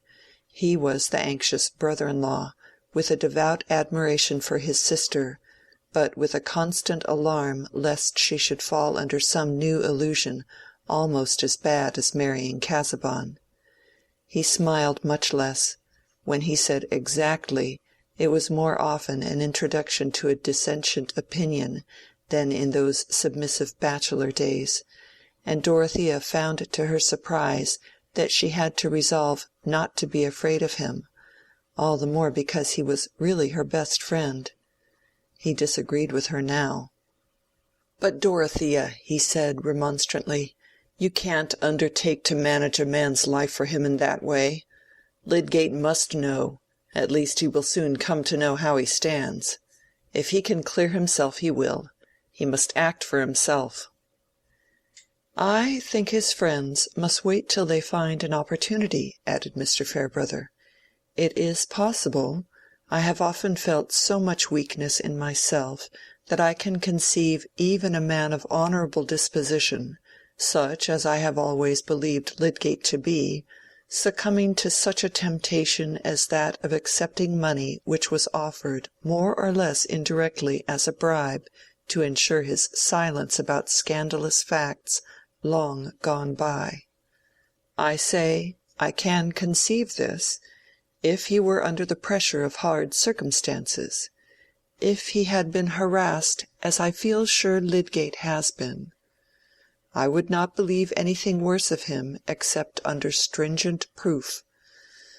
But there is the terrible nemesis following on some errors, that it is always possible for those who like it to interpret them into a crime. There is no proof in favor of the man outside his own consciousness and assertion." "Oh, how cruel!" said Dorothea, clasping her hands. "And would you not like to be the one person who believed in that man's innocence, if the rest of the world belied him? Besides, there is a man's character beforehand to speak for him." "But, my dear Mrs. Casaubon," said Mr. Farebrother, smiling gently at her ardor, "character is not cut in marble. It is not something solid and unalterable. It is something living and changing, and may become diseased as our bodies do." "Then it may be rescued and healed," said Dorothea. "I should not be afraid of asking Mr. Lydgate to tell me the truth, that I might help him. Why should I be afraid? Now that I am not to have the land, James, I might do as Mr. Bulstrode proposed, and take his place in providing for the hospital, and I have to consult Mr. Lydgate to know thoroughly what are the prospects of doing good by keeping up the present plans. There is the best opportunity in the world for me to ask his confidence, and he would be able to tell me things which might make all the circumstances clear.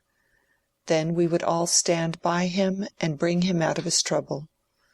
People glorify all sorts of bravery, except the bravery they might show on behalf of their nearest neighbors." Dorothea's eyes had a moist brightness in them, and the changed tones of her voice roused her uncle, who began to listen. "It is true that a woman may venture on some efforts of sympathy which would hardly succeed if we men undertook them," said Mr. Farebrother, almost converted by Dorothea's ardor. "Surely a woman is bound to be cautious, and listen to those who know the world better than she does," said Sir James, with his little frown. "Whatever you do in the end, Dorothea, you should really keep back at present, and not volunteer any meddling with this Bulstrode business. We don't know yet what may turn up. You must agree with me," he ended, looking at Mr. Farebrother. "I do think it would be better to wait," said the latter. "Yes, yes, my dear," said Mr. Brooke, not quite knowing at what point the discussion had arrived, but coming up to it with a contribution which was generally appropriate. "It is easy to go too far, you know. You must not let your ideas run away with you. And as to being in a hurry to put money into schemes, it won't do, you know. Garth has drawn me in uncommonly with repairs, draining, that sort of thing. I'm uncommonly out of pocket with one thing or another. I must pull up. As for you, Chettam, you are spending a fortune on those oak fences round your domain." Dorothea, submitting uneasily to this discouragement, went with Celia into the library, which was her usual drawing-room. "Now, Dodo, do listen to what James says," said Celia, "else you will be getting into a scrape. You always did, and you always will, when you set about doing as you please. And I think it is a mercy now after all that you have got James to think for you. He lets you have your plans, only he hinders you from being taken in. And that is the good of having a brother instead of a husband. A husband would not let you have your plans." "As if I wanted a husband," said Dorothea. "I only want not to have my feelings checked at every turn." Mrs. Casaubon was still undisciplined enough to burst into angry tears. "Now, really, Dodo," said Celia, with rather a deeper guttural than usual, "you are contradictory. First one thing and then another. You used to submit to Mr. Casaubon quite shamefully. I think you would have given up ever coming to see me if he had asked you." "Of course I submitted to him, because it was my duty, it was my feeling for him," said Dorothea, looking through the prism of her tears. "Then why can't you think it your duty to submit a little to what James wishes?" said Celia, with a sense of stringency in her argument. "Because he only wishes what is for your own good. And of course men know best about everything, except what women know better." Dorothea laughed and forgot her tears. "Well, I mean about babies and those things," explained Celia. "I should not give up to James when I knew he was wrong, as you used to do to Mr. Casaubon." Chapter 72. Chapter 73. Pity the laden one. This wandering woe may visit you and me. When Lydgate had allayed Mrs. Bulstrode's anxiety by telling her that her husband had been seized with faintness at the meeting, but that he trusted soon to see him better and would call again the next day, unless she sent for him earlier, he went directly home, got on his horse, and rode 3 miles out of the town for the sake of being out of reach. He felt himself becoming violent and unreasonable, as if raging under the pain of stings. He was ready to curse the day on which he had come to Middlemarch.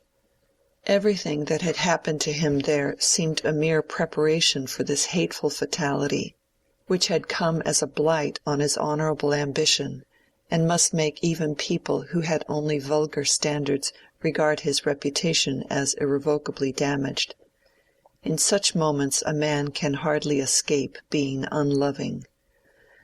Lydgate thought of himself as the sufferer, and of others as the agents who had injured his lot.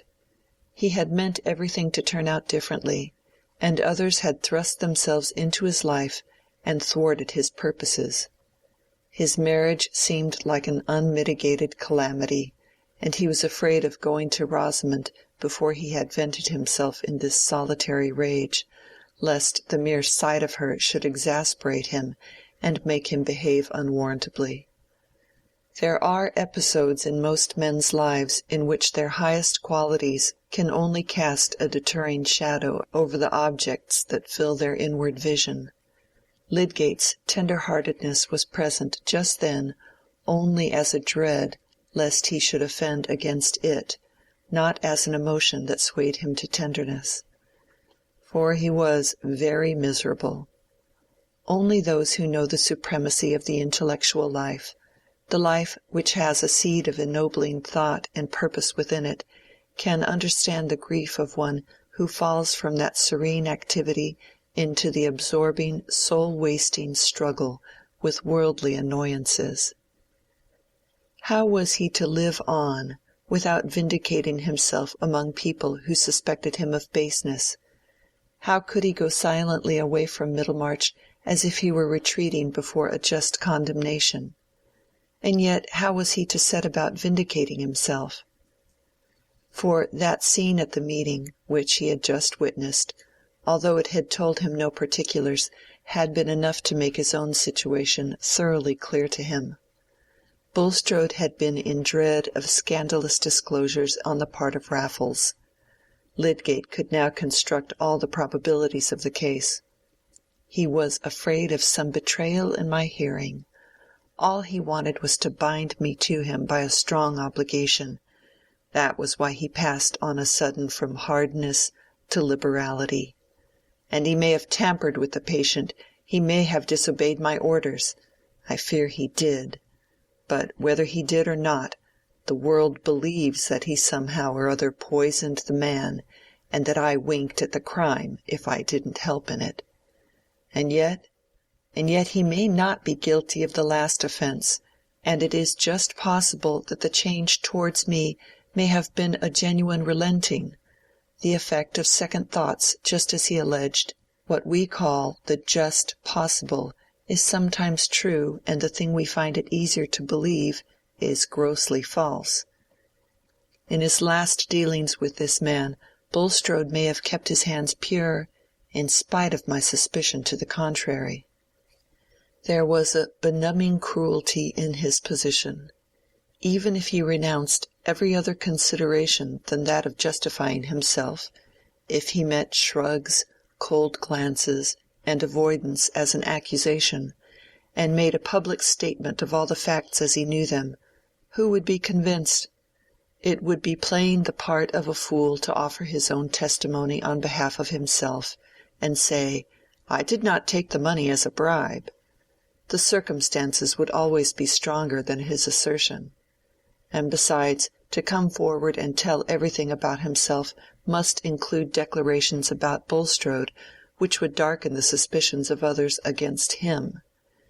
He must tell that he had not known of Raffles' existence when he first mentioned his pressing need of money to Bulstrode, and that he took the money innocently as a result of that communication, not knowing that a new motive for the loan might have arisen on his being called in to this man, and after all, the suspicion of Bulstrode's motives might be unjust.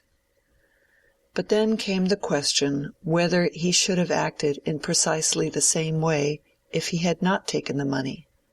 Certainly, if Raffles had continued alive and susceptible of further treatment when he arrived, and he had then imagined any disobedience to his orders on the part of Bulstrode, he would have made a strict inquiry, and if his conjecture had been verified, he would have thrown up the case, in spite of his recent heavy obligation. But if he had not received any money, if Bulstrode had never revoked his cold recommendation of bankruptcy, would he, Lydgate, have abstained from all inquiry even on finding the man dead? Would the shrinking from an insult to Bulstrode, would the dubiousness of all medical treatment and the argument that his own treatment would pass for the wrong with most members of his profession, have had just the same force or significance with him? That was the uneasy corner of Lydgate's consciousness while he was reviewing the facts and resisting all reproach. If he had been independent, this matter of a patient's treatment and the distinct rule that he must do or see done that which he believed best for the life committed to him, would have been the point on which he would have been the sturdiest.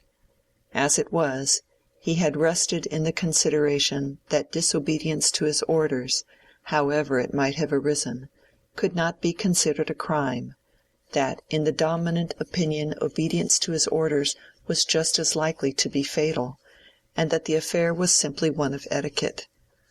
Whereas again and again, in his time of freedom, he had denounced the perversion of pathological doubt into moral doubt, and had said, "The purest experiment in treatment may still be conscientious.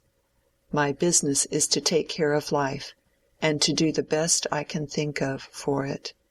Science is properly more scrupulous than dogma. Dogma gives a charter to mistake, but the very breath of science is a contest with mistake, and must keep the conscience alive." Alas, the scientific conscience had got into the debasing company of money obligation and selfish respects.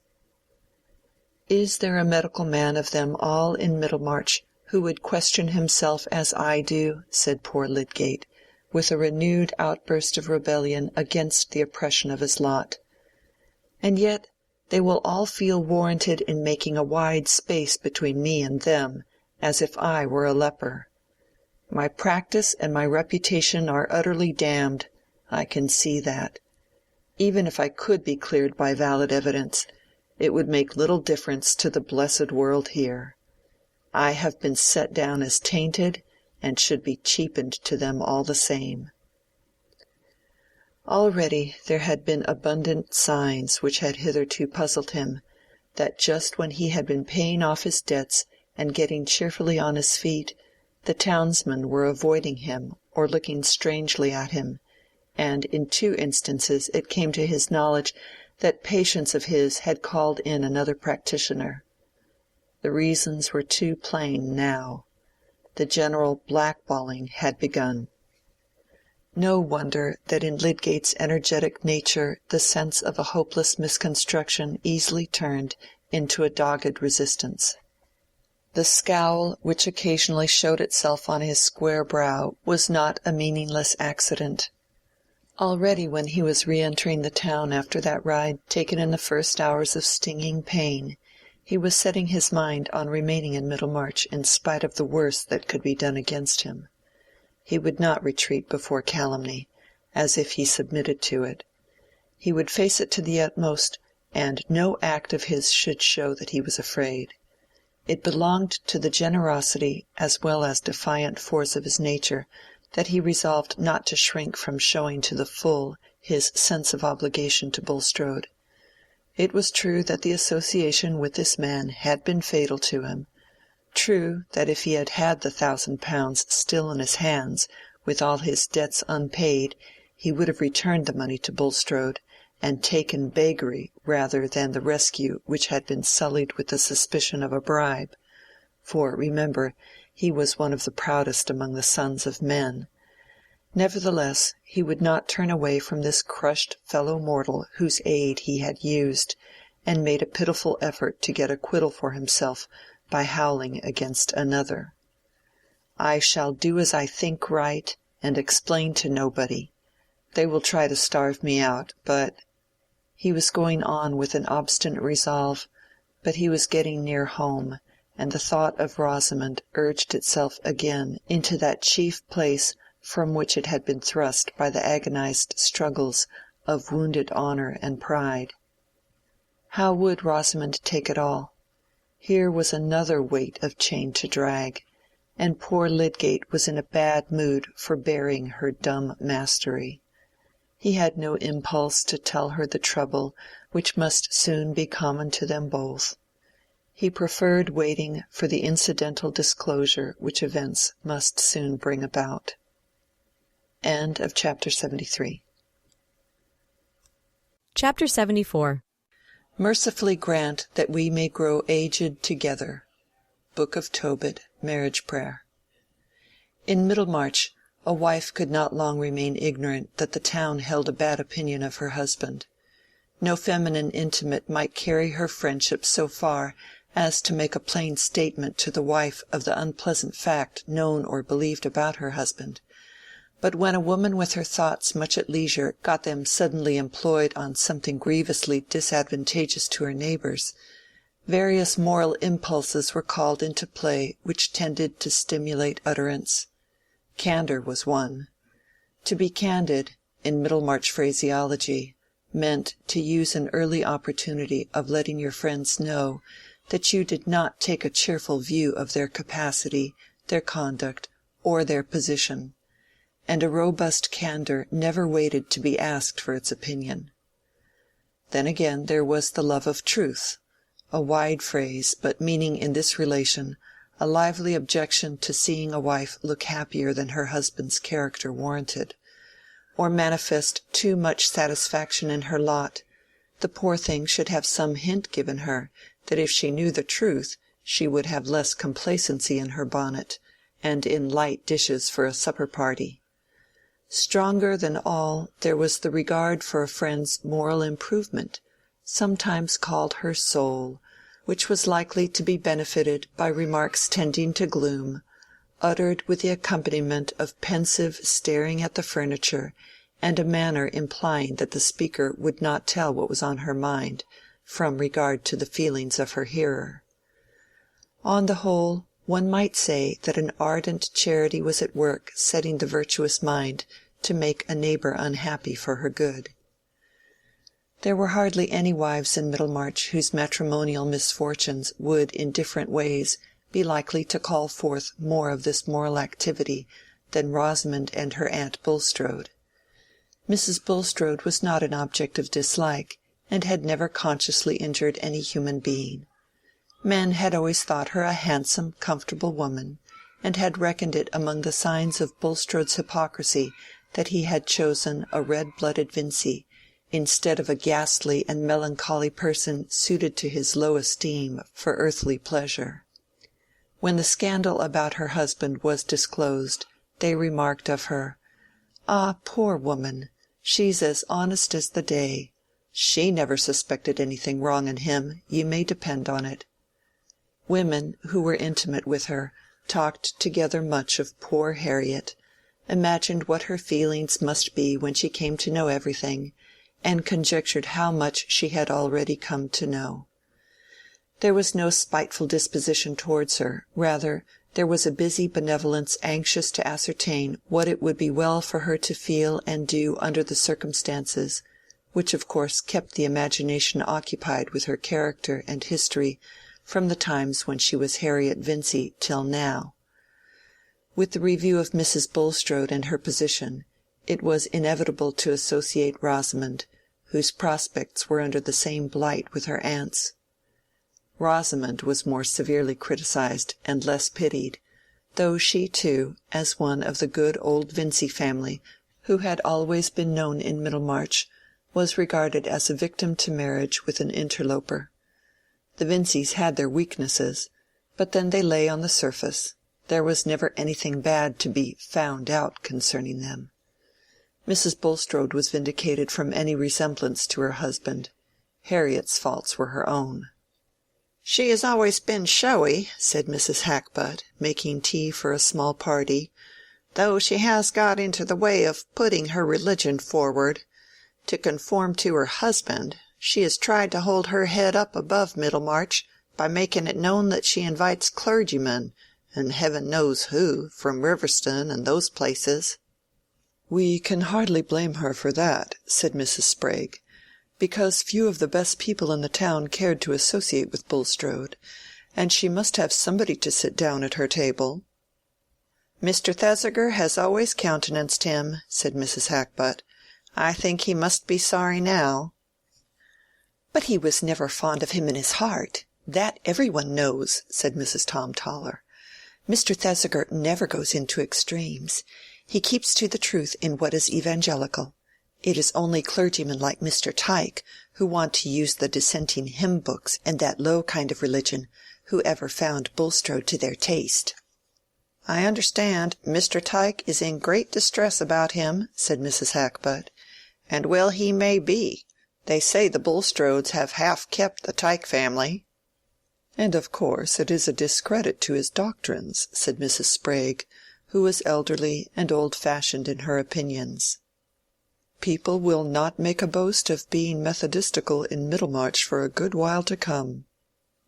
"I think we must not set down people's bad actions to their religion," said falcon-faced Mrs. Plymdale, who had been listening hitherto. "Oh, my dear, we are forgetting," said Mrs. Sprague. "We ought not to be talking of this before you." "I'm sure I have no reason to be partial," said Mrs. Plymdale, colouring. "It's true Mr. Plymdale has always been on good terms with Mr. Bulstrode, and Harriet Vincy was my friend long before she married him. But I have always kept my own opinions and told her where she was wrong, poor thing. Still, in point of religion, I must say Mr. Bulstrode might have done what he has, and worse, and yet have been a man of no religion. I don't say that there has not been a little too much of that. I like moderation myself. But truth is truth. The men tried at the assizes were not all over religious, I suppose." "Well," said Mrs. Hackbutt, wheeling adroitly, "all I can say is, that I think she ought to separate from him." "I can't say that," said Mrs. Sprague. "She took him for better or worse, you know." "But worse can never mean finding out that your husband is fit for Newgate," said Mrs. Hackbutt. "Fancy living with such a man! I should expect to be poisoned." "Yes, I think myself it is an encouragement to crime if such men are to be taken care of and waited on by good wives," said Mrs. Tom Toller. "And a good wife poor Harriet has been," said Mrs. Plymdale. "She thinks her husband the first of men. It's true he never has denied her anything." "Well, we shall see what she will do," said Mrs. Hackbutt. "I suppose she knows nothing yet, poor creature. I do hope and trust I shall not see her, for I should be frightened to death lest I should say anything about her husband. Do you think any hint has reached her?" "I should hardly think so," said Mrs. Tom Toller. "We hear that he is ill, and has never stirred out of the house since the meeting on Thursday. But she was with her girls at church yesterday, and they had new Tuscan bonnets. Her own had a feather in it. I have never seen that her religion made any difference in her dress." "She wears very neat patterns always," said Mrs. Plymdale, a little stung. "And that feather I know she got dyed a pale lavender on purpose to be consistent. I must say it of Harriet, that she wishes to do right." "As to her knowing what has happened, it can't be kept from her long," said Mrs. Hackbutt. "The Vinceys know, for Mr. Vincy was at the meeting. It will be a great blow to him. There is his daughter as well as his sister." "Yes, indeed," said Mrs. Sprague. "Nobody supposes that Mr. Lydgate can go on holding up his head in Middlemarch. Things look so black about the £1,000 he took just at that man's death. It really makes one shudder." "Pride must have a fall," said Mrs. Hackbutt. "I am not so sorry for Rosamond Vincy as I am for her aunt," said Mrs. Plymdale. "She needed a lesson." "I suppose the Bulstrodes will go and live abroad somewhere," said Mrs. Sprague. "That is what is generally done when there is anything disgraceful in a family." "And a most deadly blow it will be to Harriet," said Mrs. Plymdale. "If ever a woman was crushed, she will be. I pity her from my heart. And with all her faults, few women are better. From a girl she had the neatest ways, and was always good-hearted and as open as the day. You might look into her drawers when you would, always the same. And so she has brought up Kate and Ellen. You may think how hard it will be for her to go among foreigners." "The doctor says this is what he should recommend the Lydgates to do," said Mrs. Sprague. "He says Lydgate ought to have kept among the French." "That would suit her well enough, I dare say," said Mrs. Plymdale. "There is that kind of lightness about her. But she got that from her mother. She never got it from her aunt Bulstrode, who always gave her good advice, and to my knowledge would rather have had her marry elsewhere." Mrs. Plymdale was in a situation which caused her some complication of feeling. There had been not only her intimacy with Mrs. Bulstrode, but also a profitable business relation of the great Plymdale dyeing house with Mr. Bulstrode, which on the one hand would have inclined her to desire that the mildest view of his character should be the true one, but on the other made her the more afraid of seeming to palliate his culpability.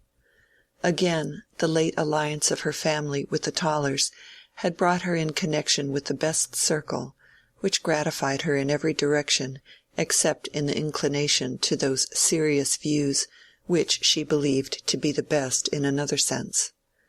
The sharp little woman's conscience was somewhat troubled in the adjustment of these opposing bests, and of her griefs and satisfactions under late events, which were likely to humble those who needed humbling, but also to fall heavily on her old friend, whose faults she would have preferred seeing on a background of prosperity. Poor Mrs. Bulstrode, meanwhile, had been no further shaken by the oncoming tread of calamity than in the busier stirring of that secret uneasiness which had always been present in her since the last visit of Raffles to the Shrubs. That the hateful man had come ill to Stone Court, and that her husband had chosen to remain there and watch over him, she allowed to be explained by the fact that Raffles had been employed and aided in earlier days, and that this made a tie of benevolence towards him in his degraded helplessness, and she had been since then innocently cheered by her husband's more hopeful speech about his own health and ability to continue his attention to business. The calm was disturbed when Lydgate had brought him home ill from the meeting, and in spite of comforting assurances during the next few days, she cried in private from the conviction that her husband was not suffering from bodily illness merely, but from something that afflicted his mind. He would not allow her to read to him, and scarcely to sit with him, alleging nervous susceptibility to sounds and movements, yet she suspected that in shutting himself up in his private room he wanted to be busy with his papers. Something, she felt sure, had happened. Perhaps it was some great loss of money, and she was kept in the dark.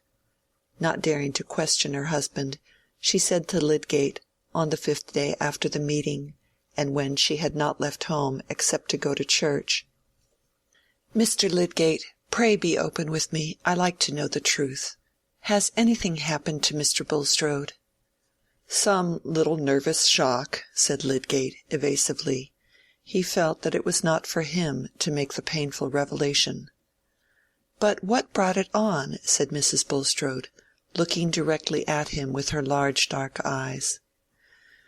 "There is often something poisonous in the air of public rooms," said Lydgate. "Strong men can stand it, but it tells on people in proportion to the delicacy of their systems. It is often impossible to account for the precise moment of an attack, or rather to say why the strength gives way at a particular moment." Mrs. Bulstrode was not satisfied with this answer. There remained in her the belief that some calamity had befallen her husband, of which she was to be kept in ignorance, and it was in her nature strongly to object to such concealment. She begged leave for her daughters to sit with their father, and drove into the town to pay some visits, conjecturing that if anything were known to have gone wrong in Mr. Bulstrode's affairs, she should see or hear some sign of it. She called on Mrs. Thesiger, who was not at home, and then drove to Mrs. Hackbutt's on the other side of the churchyard. Mrs. Hackbutt saw her coming from an upstairs window, and remembering her former alarm lest she should meet Mrs. Bulstrode, felt almost bound in consistency to send word that she was not at home. But against that there was a sudden strong desire within her for the excitement of an interview in which she was quite determined not to make the slightest allusion to what was in her mind. Hence Mrs. Bulstrode was shown into the drawing-room, and Mrs. Hackbutt went to her, with more tightness of lip and rubbing of her hands than was usually observable in her, these being precautions adopted against freedom of speech. She was resolved not to ask how Mr. Bulstrode was. "I have not been anywhere except to church for nearly a week," said Mrs. Bulstrode, after a few introductory remarks. but Mr. Bulstrode was taken so ill at the meeting on Thursday that I have not liked to leave the house." Mrs. Hackbutt rubbed the back of one hand with the palm of the other held against her chest, and let her eyes ramble over the pattern on the rug. "Was Mr. Hackbutt at the meeting?" persevered Mrs. Bulstrode. "Yes, he was," said Mrs. Hackbutt, with the same attitude. "The land is to be bought by subscription, I believe." "Let us hope that there will be no more cases of cholera to be buried in it," said Mrs. Bulstrode. "It is an awful visitation. But I always think Middlemarch a very healthy spot. I suppose it is being used to it from a child, but I never saw the town I should like to live at better, especially our end." "I am sure I should be glad that you should always live at Middlemarch, Mrs. Bulstrode," said Mrs. Hackbutt, with a slight sigh. "Still, we must learn to resign ourselves, wherever our lot may be cast. Though I am sure there will always be people in this town who will wish you well." Mrs. Hackbutt longed to say, "If you take my advice you will part from your husband," but it seemed clear to her that the poor woman knew nothing of the thunder ready to bolt on her head, and she herself could do no more than prepare her a little. Mrs. Bulstrode felt suddenly rather chill and trembling. There was evidently something unusual behind this speech of Mrs. Hackbutt's, but though she had set out with a desire to be fully informed, she found herself unable now to pursue her brave purpose, and turning the conversation by an inquiry about the young Hackbutts, she soon took her leave, saying that she was going to see Mrs. Plymdale. On her way thither she tried to imagine that there might have been some unusually warm sparring at the meeting between Mr. Bulstrode and some of his frequent opponents. Perhaps Mr. Hackbutt might have been one of them. That would account for everything. But when she was in conversation with Mrs. Plymdale, that comforting explanation seemed no longer tenable. Selina received her with a pathetic affectionateness and a disposition to give edifying answers on the commonest subjects, which could hardly have reference to an ordinary quarrel of which the most important consequence was a perturbation of Mr. Bulstrode's health. Beforehand, Mrs. Bulstrode had thought that she would sooner question Mrs. Plymdale than any one else, but she found to her surprise that an old friend is not always the person whom it is easiest to make a confidant of. There was the barrier of remembered communication under other circumstances. There was the dislike of being pitied and informed by one who had been long wont to allow her the superiority. For certain words of mysterious appropriateness that Mrs. Plymdale let fall about her resolution never to turn her back on her friends convinced Mrs. Bulstrode that what had happened must be some kind of misfortune, and instead of being able to say with her native directness, "What is it that you have in your mind?" she found herself anxious to get away before she had heard anything more explicit.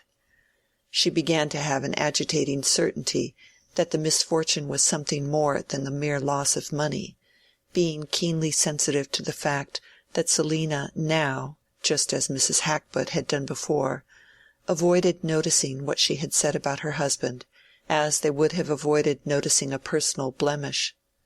She said good-bye with nervous haste, and told the coachman to drive to Mr. Vincey's warehouse.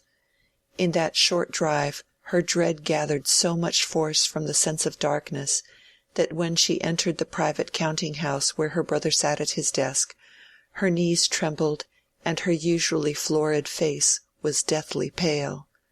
Something of the same effect was produced in him by the sight of her. He rose from his seat to meet her, took her by the hand, and said, with impulsive rashness, "God help you, Harriet, you know all." That moment was perhaps worse than any which came after. It contained that concentrated experience which in great crises of emotion reveals the bias of a nature, and is prophetic of the ultimate act which will end an intermediate struggle.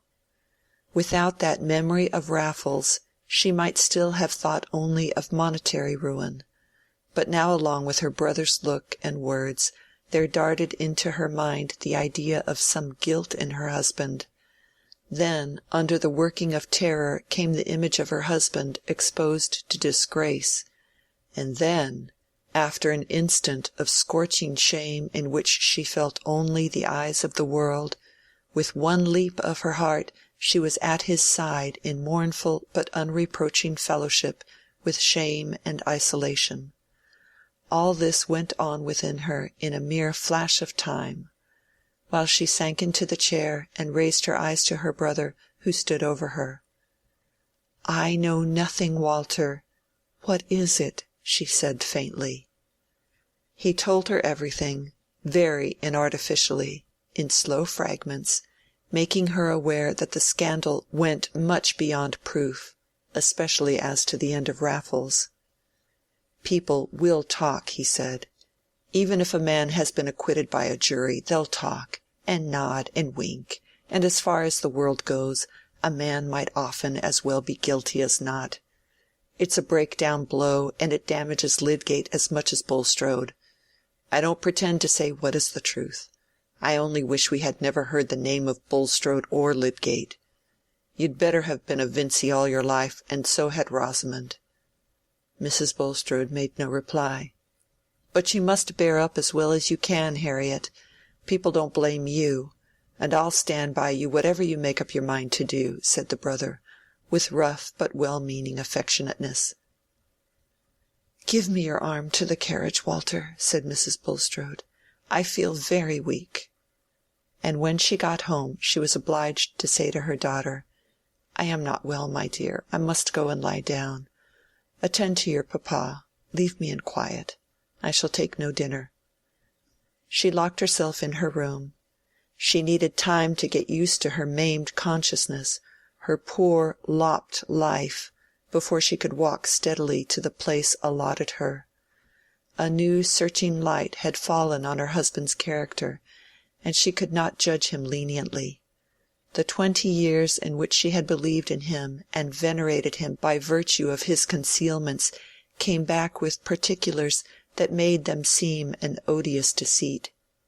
He had married her with that bad past life hidden behind him, and she had no faith left to protest his innocence of the worst that was imputed to him. Her honest, ostentatious nature made the sharing of a merited dishonour as bitter as it could be to any mortal. But this imperfectly taught woman, whose phrases and habits were an odd patchwork, had a loyal spirit within her. The man whose prosperity she had shared through nearly half a life, and who had unvaryingly cherished her, now that punishment had befallen him, it was not possible to her in any sense to forsake him. There is a forsaking which still sits at the same board and lies on the same couch with the forsaken soul, withering it the more by unloving proximity.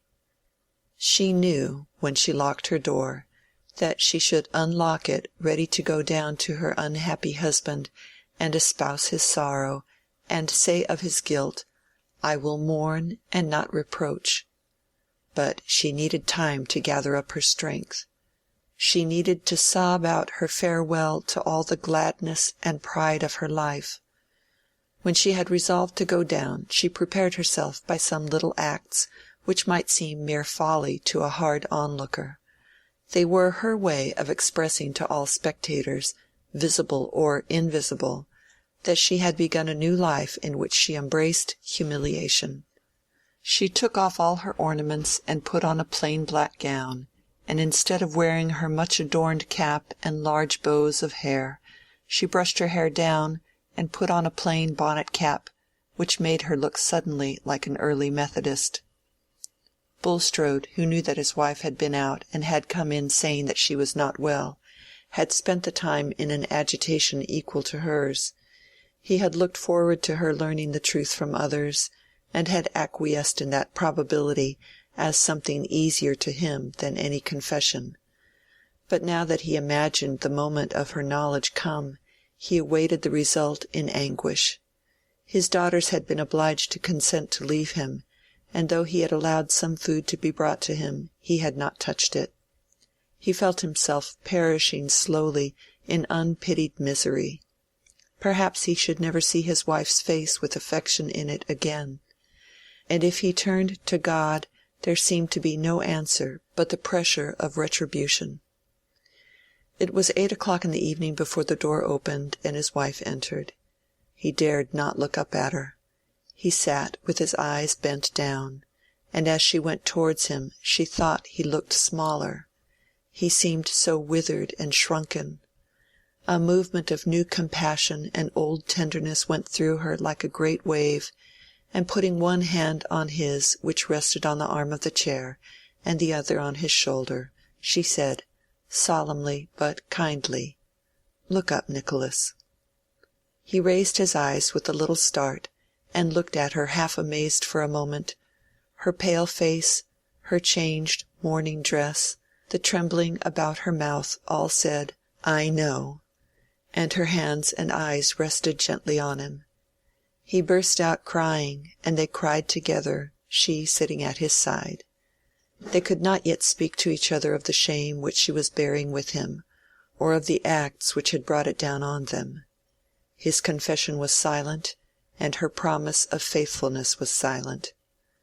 Open-minded as she was, she nevertheless shrank from the words which would have expressed their mutual consciousness, as she would have shrunk from flakes of fire.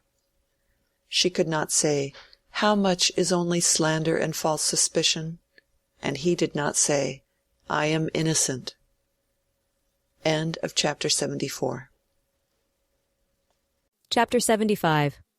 Le sentiment de la fausseté des plaisirs présents et l'ignorance de la vanité des plaisirs absents cause l'inconstance. Pascal. Rosamond had a gleam of returning cheerfulness when the house was freed from the threatening figure, and when all the disagreeable creditors were paid. But she was not joyous. Her married life had fulfilled none of her hopes, and had been quite spoiled for her imagination. In this brief interval of calm, Lydgate, remembering that he had often been stormy in his hours of perturbation, and mindful of the pain Rosamond had had to bear, was carefully gentle towards her. But he too had lost some of his old spirit, and he still felt it necessary to refer to an economical change in their way of living as a matter of course, trying to reconcile her to it gradually, and repressing his anger when she answered by wishing that he would go to live in London. When she did not make this answer, she listened languidly, and wondered what she had that was worth living for. The hard and contemptuous words which had fallen from her husband in his anger had deeply offended that vanity which he had at first called into active enjoyment, and what she regarded as his perverse way of looking at things kept up a secret repulsion which made her receive all his tenderness as a poor substitute for the happiness he had failed to give her. They were at a disadvantage with their neighbors, and there was no longer any outlook towards Quallingham. There was no outlook anywhere, except in an occasional letter from Will Ladislaw.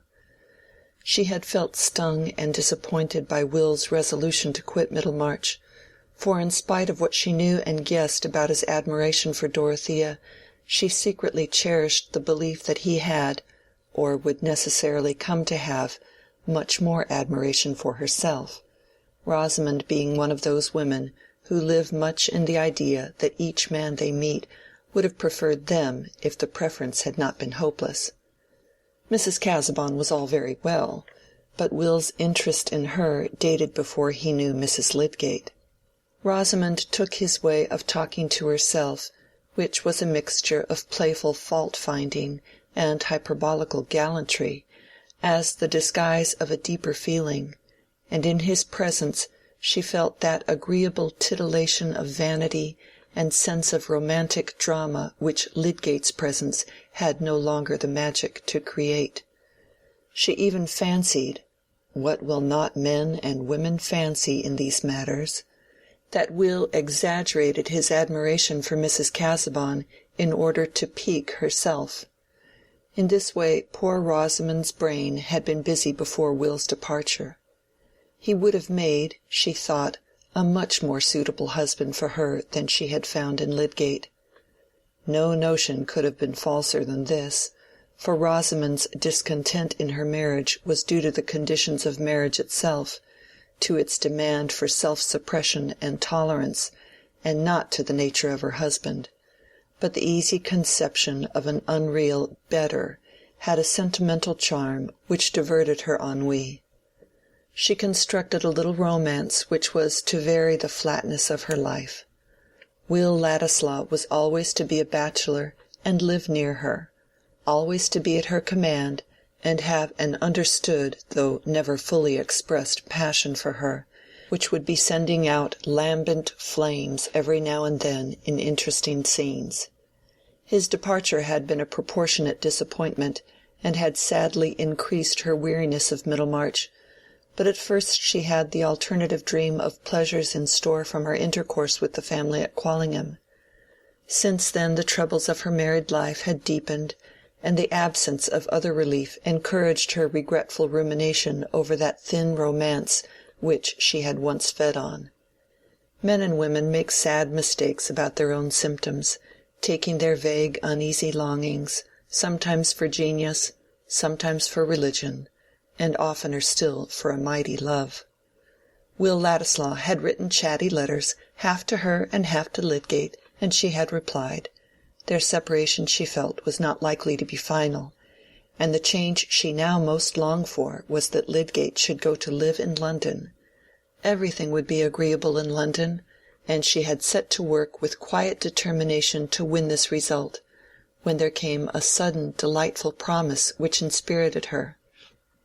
It came shortly before the memorable meeting at the town hall, and was nothing less than the letter from Will Ladislaw to Lydgate, which turned indeed chiefly on his new interest in plans of colonization, but mentioned incidentally that he might find it necessary to pay a visit to Middlemarch within the next few weeks, a very pleasant necessity, he said, almost as good as holidays to a schoolboy. He hoped there was his old place on the rug, and a great deal of music in store for him, but he was quite uncertain as to the time. While Lydgate was reading the letter to Rosamond, her face looked like a reviving flower. It grew prettier and more blooming. There was nothing unendurable now. The debts were paid, Mr. Ladislaw was coming, and Lydgate would be persuaded to leave Middlemarch and settle in London, which was so different from a provincial town. That was a bright bit of morning. But soon the sky became black over poor Rosamond. The presence of a new gloom in her husband, about which he was entirely reserved towards her, for he dreaded to expose his lacerated feeling to her neutrality and misconception, soon received a painfully strange explanation, alien to all her previous notions of what could affect her happiness. In the new gaiety of her spirits, thinking that Lydgate had merely a worse fit of moodiness than usual, causing him to leave her remarks unanswered, and evidently to keep out of her way as much as possible, she chose, a few days after the meeting, and without speaking to him on the subject, to send out notes of invitation for a small evening party, feeling convinced that this was a judicious step, since people seemed to have been keeping aloof from them, and wanted restoring to the old habit of intercourse. When the invitations had been accepted, she would tell Lydgate, and give him a wise admonition as to how a medical man should behave to his neighbors, for Rosamond had the gravest little airs possible about other people's duties. But all the invitations were declined, and the last answer came into Lydgate's hands. "This is Chichely's scratch. What is he writing to you about?" said Lydgate wonderingly as he handed the note to her. She was obliged to let him see it, and, looking at her severely, he said, "Why on earth have you been sending out invitations without telling me, Rosamond? I beg, I insist that you will not invite any one to this house. I suppose you've been inviting others, and they have refused too." She said nothing. "Do you hear me?" thundered Lydgate. "Yes, certainly I hear you," said Rosamond, turning her head aside with the movement of a graceful long-necked bird. Lydgate tossed his head without any grace and walked out of the room, feeling himself dangerous. Rosamond's thought was that he was getting more and more unbearable. Not that there was any new special reason for this peremptoriness. His indisposition to tell her anything in which he was sure beforehand that she would not be interested was growing into an unreflecting habit, and she was in ignorance of everything connected with the £1,000 except that the loan had come from her uncle Bulstrode. Lydgate's odious humours and their neighbours' apparent avoidance of them had an unaccountable date for her in their relief from money difficulties. If the invitations had been accepted, she would have gone to invite her mamma and the rest, whom she had seen nothing of for several days, and she now put on her bonnet to go and inquire what had become of them all, suddenly feeling as if there were a conspiracy to leave her in isolation with a husband disposed to offend everybody. It was after the dinner hour, and she found her father and mother seated together alone in the drawing-room. They greeted her with sad looks, saying, "Well, my dear," and no more. She had never seen her father look so downcast, and seating herself near him she said, "Is there anything the matter, papa?" He did not answer, but Mrs. Vincy said, "Oh, my dear, have you heard nothing? It won't be long before it reaches you." "Is it anything about Tertius?" said Rosamond, turning pale.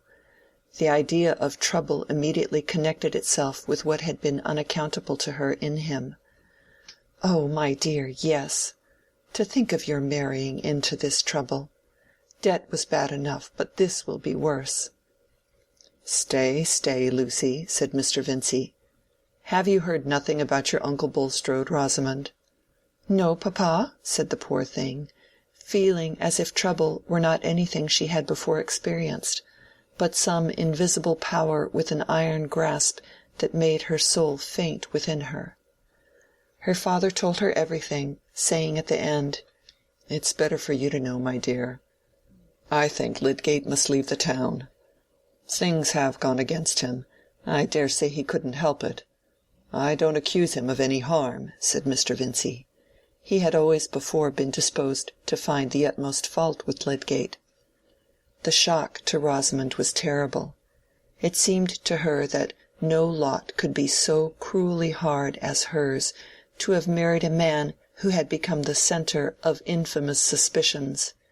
In many cases it is inevitable that the shame is felt to be the worst part of the crime, and it would have required a great deal of disentangling reflection, such as never entered into Rosamond's life, for her in these moments to feel that her trouble was less than if her husband had been certainly known to have done something criminal.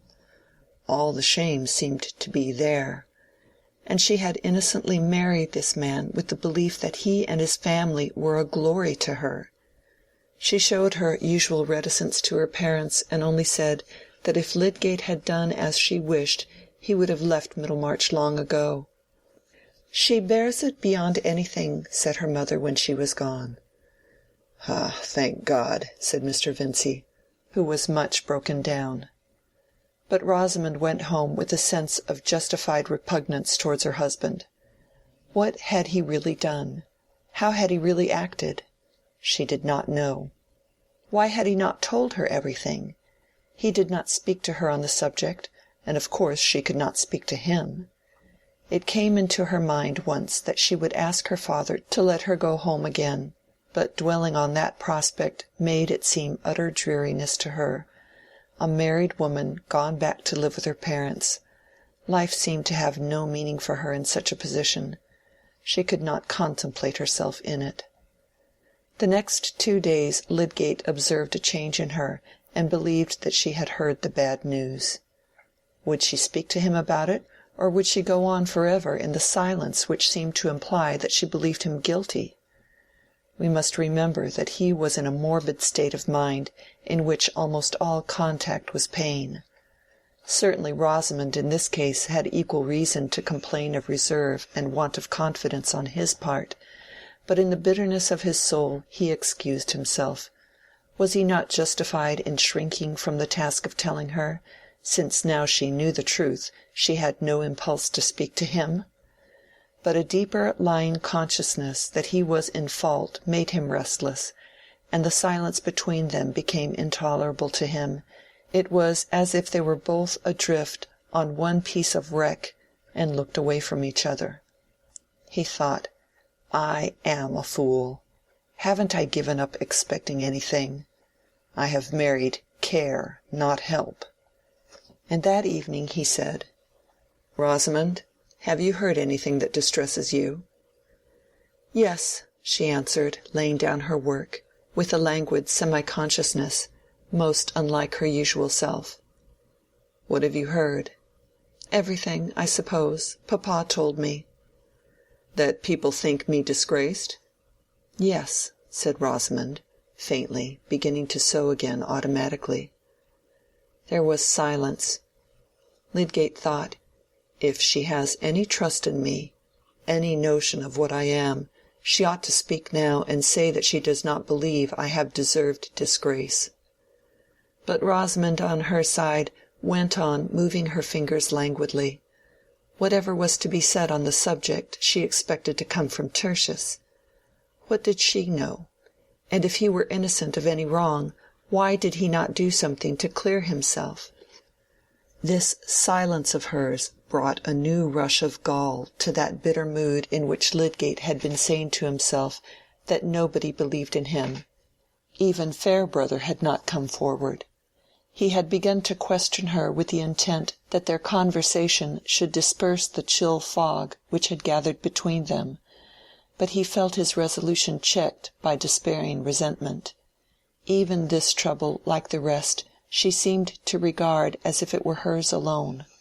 He was always to her a being apart, doing what she objected to.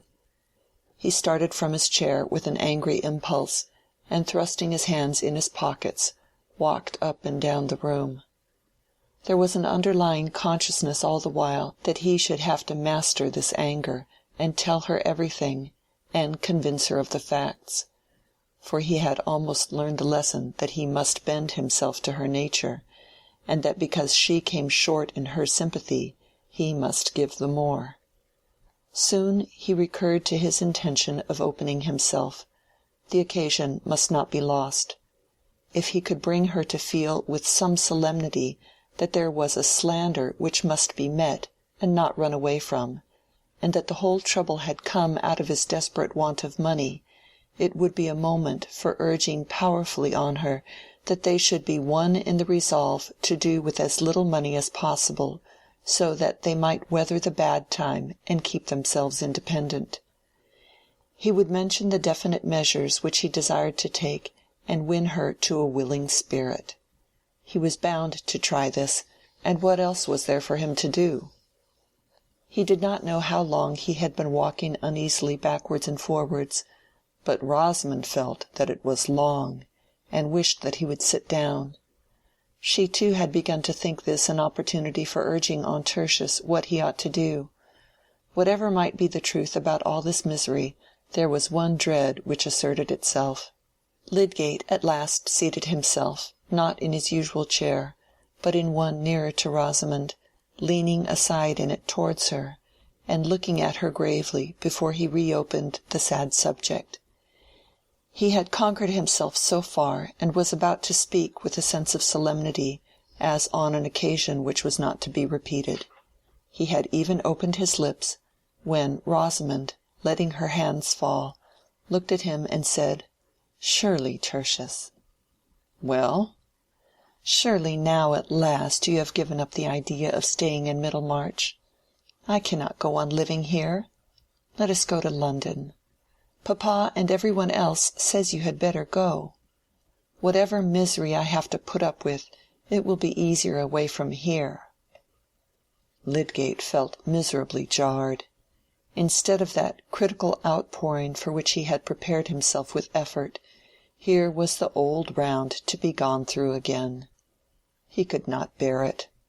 With a quick change of countenance, he rose and went out of the room. Perhaps if he had been strong enough to persist in his determination to be the more because she was less, that evening might have had better issue. If his energy could have borne down that check, he might still have wrought on Rosamond's vision and will. We cannot be sure that any natures, however inflexible or peculiar, will resist this effect from a more massive being than their own.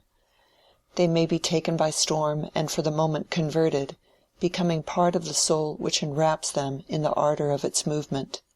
But poor Lydgate had a throbbing pain within him, and his energy had fallen short of its task.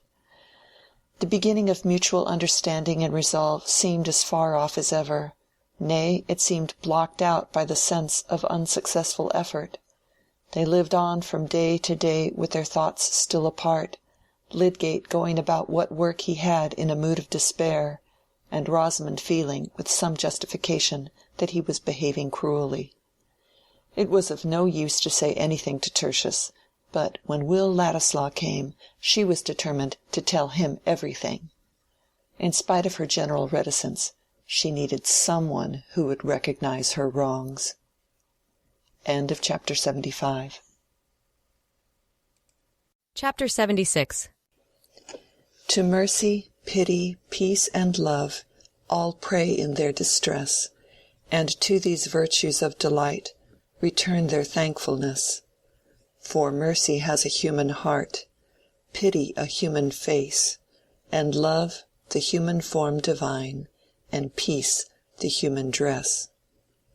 William Blake, Songs of Innocence. Some days later Lydgate was writing to Lowick Manor in consequence of a summons from Dorothea.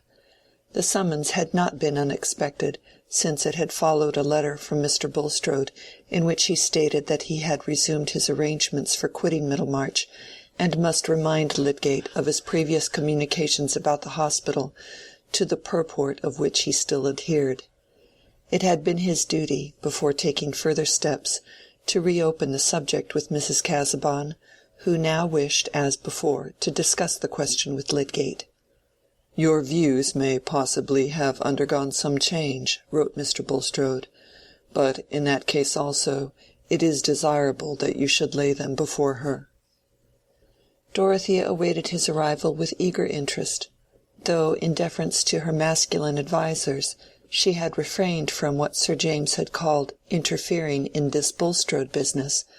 The hardship of Lydgate's position was continually in her mind, and when Bulstrode applied to her again about the hospital, she felt that the opportunity was come to her which she had been hindered from hastening. In her luxurious home, wandering under the boughs of her own great trees, her thought was going out over the lot of others, and her emotions were imprisoned. The idea of some active good within her reach haunted her like a passion, and another's need having once come to her as a distinct image, preoccupied her desire with a yearning to give relief, and made her own ease tasteless. She was full of confident hope about this interview with Lydgate, never heeding what was said of his personal reserve, never heeding that she was a very young woman. Nothing could have seemed more irrelevant to Dorothea than insistence on her youth and sex when she was moved to show her human fellowship. As she sat waiting in the library, she could do nothing but live through again all the past scenes which had brought Lydgate into her memories. They all owed their significance to her marriage and its troubles. But no, there were two occasions in which the image of Lydgate had come painfully in connection with his wife and some one else. The pain had been allayed for Dorothea, but it had left in her an awakened conjecture as to what Lydgate's marriage might be to him, a susceptibility to the slightest hint about Mrs. Lydgate. These thoughts were like a drama to her, and made her eyes bright, and gave an attitude of suspense to her whole frame, though she was only looking out from the brown library on to the turf and the bright green buds which stood in relief against the dark evergreens. When Lydgate came in, she was almost shocked at the change in his face, which was strikingly perceptible to her who had not seen him for 2 months. It was not the change of emaciation, but that effect which even young faces will very soon show from the persistent presence of resentment and despondency. Her cordial look, when she put out her hand to him, softened his expression, but only with melancholy.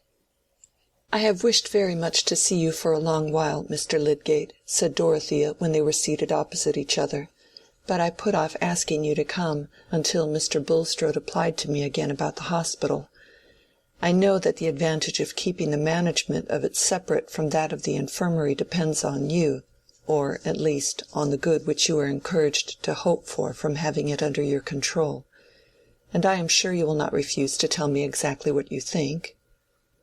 "You want to decide whether you should give a generous support to the hospital," said Lydgate. "I cannot conscientiously advise you to do it in dependence on any activity of mine.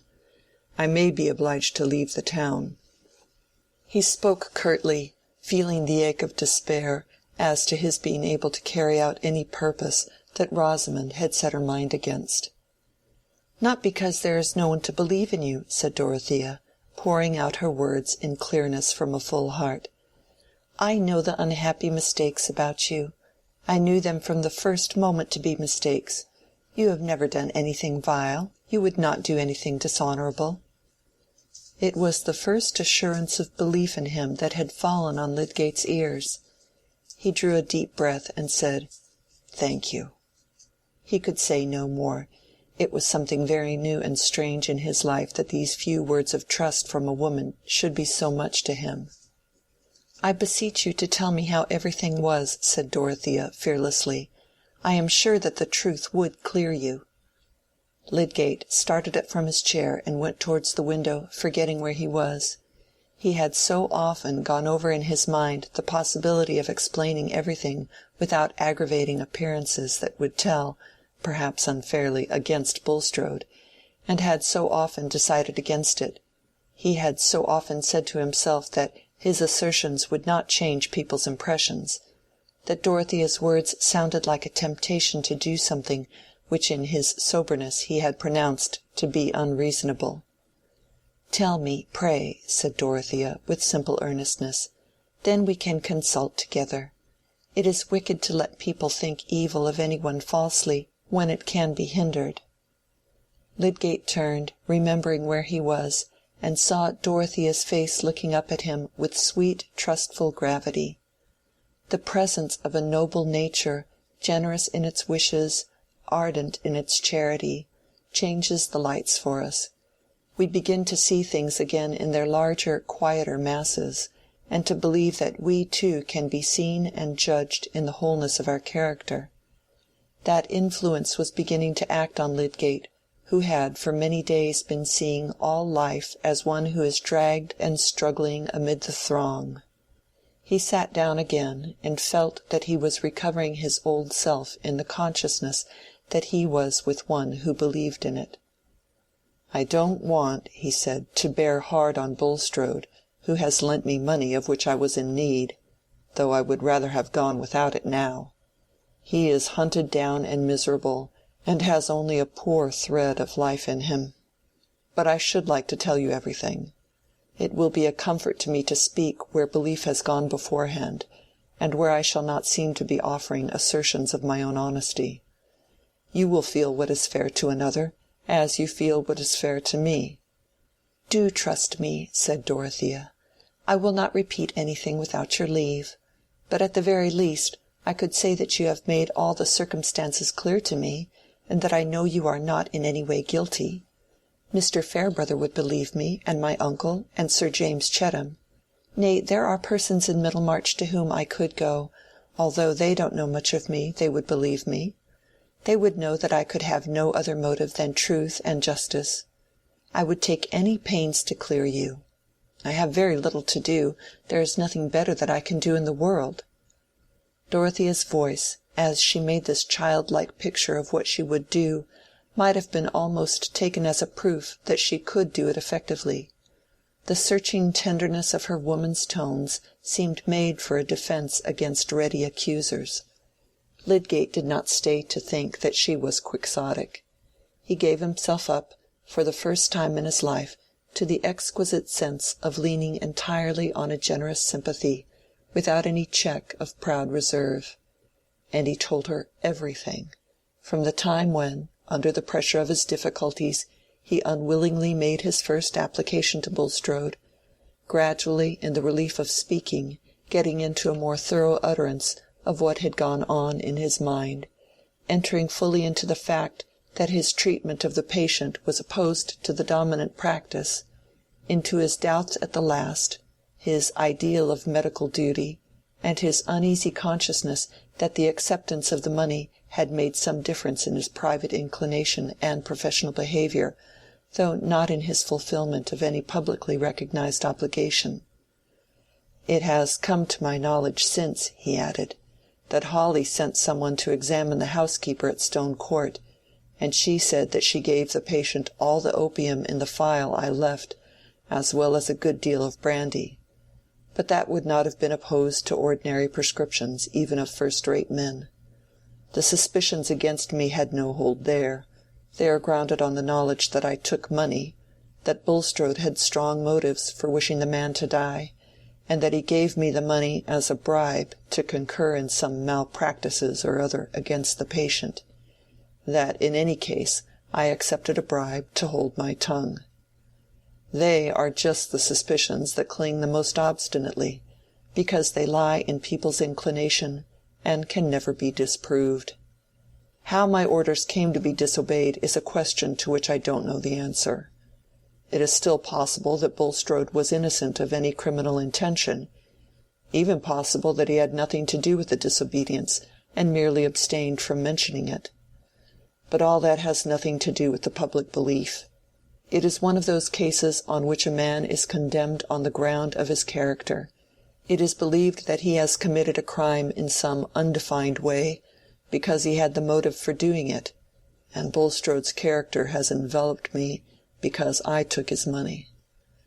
I am simply blighted, like a damaged ear of corn. The business is done and can't be undone." "Oh, it is hard," said Dorothea. "I understand the difficulty there is in your vindicating yourself, and that all this should have come to you who had meant to lead a higher life than the common, and to find out better ways. I cannot bear to rest in this as unchangeable. I know you meant that. I remember what you said to me when you first spoke to me about the hospital. There is no sorrow I have thought more about than that, to love what is great, and try to reach it, and yet to fail." "Yes," said Lydgate, feeling that here he had found room for the full meaning of his grief. "I had some ambition. I meant everything to be different with me. I thought I had more strength and mastery. But the most terrible obstacles are such as nobody can see except oneself." "Suppose," said Dorothea meditatively, "suppose we kept on the hospital according to the present plan, and you stayed here, though only with the friendship and support of a few, the evil feeling towards you would gradually die out. There would come opportunities in which people would be forced to acknowledge that they had been unjust to you, because they would see that your purposes were pure. You may still win a great fame like the Louis and Laennec I have heard you speak of, and we shall all be proud of you," she ended with a smile. "That might do, if I had my old trust in myself," said Lydgate mournfully. "Nothing galls me more than the notion of turning round and running away before this slander, leaving it unchecked behind me. Still, I can't ask any one to put a great deal of money into a plan which depends on me." "It would be quite worth my while," said Dorothea simply. "Only think, I am very uncomfortable with my money because they tell me I have too little for any great scheme of the sort I like best, and yet I have too much. I don't know what to do. I have 700 a year of my own fortune, and 1900 a year that Mr. Casaubon left me, and between 3,000 or 4,000 of ready money in the bank. I wished to raise money and pay it off gradually out of my income, which I don't want, to buy land with and found a village which should be a school of industry. But Sir James and my uncle have convinced me that the risk would be too great. So you see that what I should most rejoice at would be to have something good to do with my money. I should like it to make other people's lives better to them. It makes me very uneasy, coming all to me who don't want it." A smile broke through the gloom of Lydgate's face. The childlike, grave-eyed earnestness with which Dorothea said all this was irresistible, blent into an adorable whole with her ready understanding of high experience. Of lower experience, such as plays a great part in the world, poor Mrs. Casaubon had a very blurred, short-sighted knowledge, little helped by her imagination. But she took the smile as encouragement of her plan. "I think you see now that you spoke too scrupulously," she said, in a tone of persuasion. "The hospital would be one good, and making your life quite whole and well again would be another." Lydgate's smile had died away. "You have the goodness as well as the money to do all that, if it could be done," he said. "But—" He hesitated a little while, looking vaguely towards the window, and she sat in silent expectation. At last he turned towards her and said impetuously, "Why should I not tell you? You know what sort of bond marriage is. You will understand everything." Dorothea felt her heart beginning to beat faster. Had he that sorrow too? But she feared to say any word, and he went on immediately. "It is impossible for me now to do anything, to take any step without considering my wife's happiness.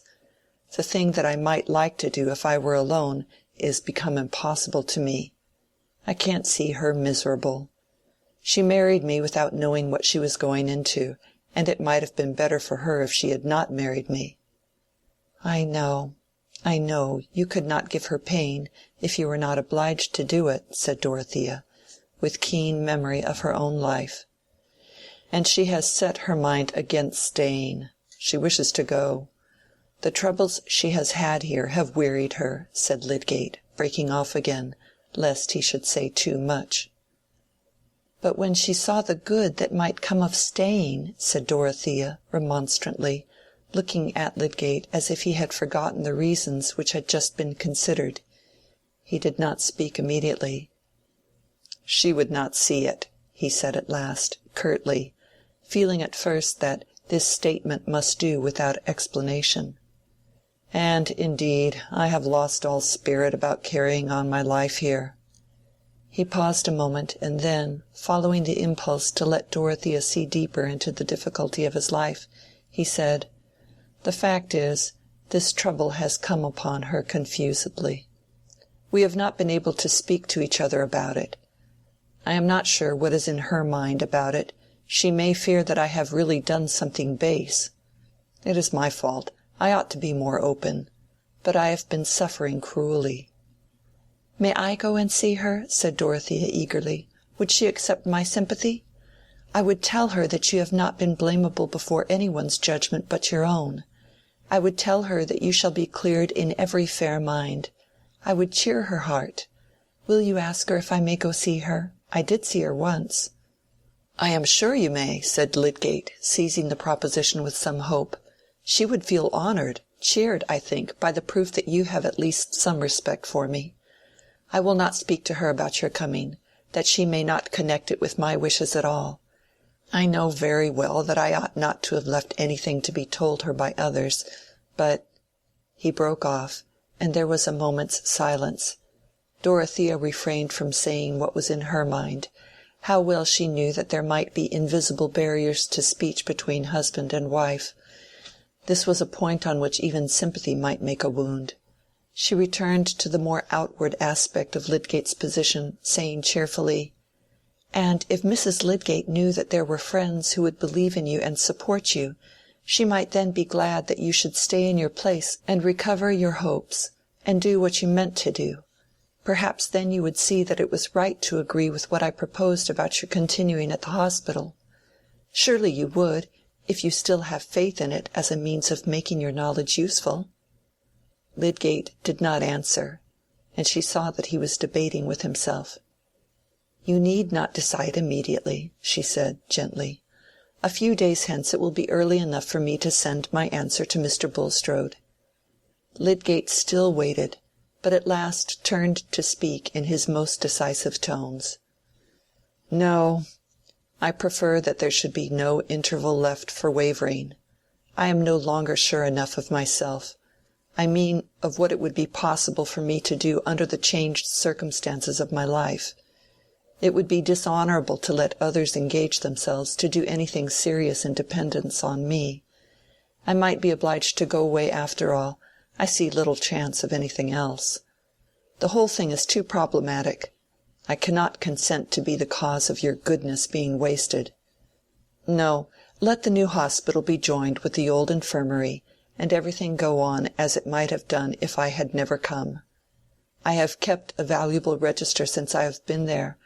I shall send it to a man who will make use of it," he ended bitterly. "I can think of nothing for a long while but getting an income." "It hurts me very much to hear you speak so hopelessly," said Dorothea. "It would be a happiness to your friends, who believe in your future, in your power to do great things, if you would let them save you from that. Think how much money I have. It will be like taking a burden from me if you took some of it every year till you got free from this fettering want of income. Why should not people do these things? It is so difficult to make shares at all even. This is one way." "God bless you, Mrs. Casaubon," said Lydgate, rising as if with the same impulse that made his words energetic, and resting his arm on the back of the great leather chair he had been sitting in. "It is good that you should have such feelings. But I am not the man who ought to allow himself to benefit by them. I have not given guarantees enough. I must not at least sink into the degradation of being pensioned for work that I never achieved. It is very clear to me that I must not count on anything else than getting away from Middlemarch as soon as I can manage it.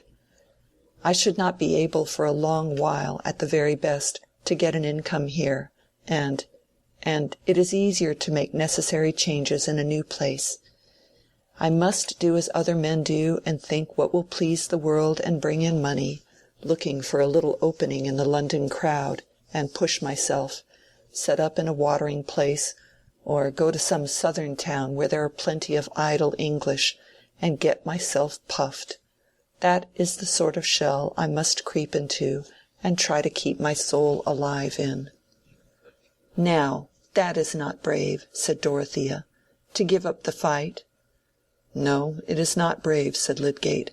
"But if a man is afraid of creeping paralysis—" Then in another tone, "Yet you have made a great difference in my courage by believing in me. Everything seems more bearable since I have talked to you, and if you can clear me in a few other minds, especially in Farebrother's, I shall be deeply grateful. The point I wish you not to mention is the fact of disobedience to my orders. That would soon get distorted. After all, there is no evidence for me but people's opinion of me beforehand. You can only repeat my own report of myself." "Mr. Farebrother will believe, others will believe," said Dorothea. "I can say of you what will make it stupidity to suppose that you would be bribed to do a wickedness." "I don't know," said Lydgate, with something like a groan in his voice. "I have not taken a bribe yet, but there is a pale shade of bribery which is sometimes called prosperity. You will do me another great kindness, then, and come to see my wife?" "Yes, I will. I remember how pretty she is," said Dorothea, into whose mind every impression about Rosamond had cut deep. "I hope she will like me." As Lydgate rode away he thought, "This young creature has a heart large enough for the Virgin Mary. She evidently thinks nothing of her own future, and would pledge away half her income at once, as if she wanted nothing for herself but a chair to sit in from which she can look down with those clear eyes at the poor mortals who pray to her. She seems to have what I never saw in any woman before, a fountain of friendship towards men. A man can make a friend of her. Casaubon must have raised some heroic hallucination in her. I wonder if she could have any other sort of passion for a man. Ladislaw? There was certainly an unusual feeling between them, and Casaubon must have had a notion of it. Well, her love might help a man more than her money." Dorothea on her side had immediately formed a plan of relieving Lydgate from his obligation to Bulstrode, which she felt sure was a part, though small, of the galling pressure he had to bear.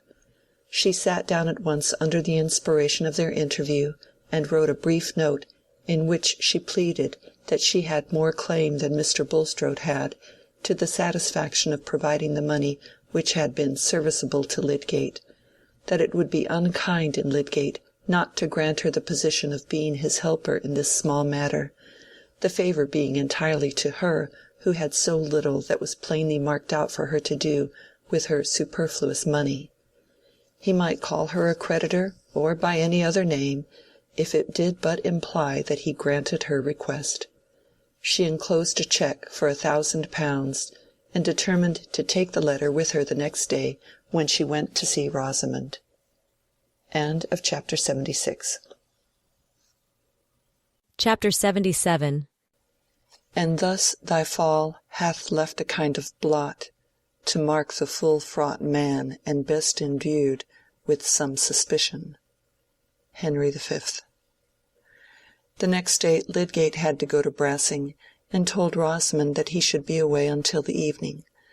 Of late she had never gone beyond her own house and garden, except to church, and once to see her papa, to whom she said, "If Tertius goes away, you will help us to move, will you not, papa? I suppose we shall have very little money. I am sure I hope some one will help us." And Mr. Vincey had said, "Yes, child, I don't mind 100 or 2. I can see the end of that."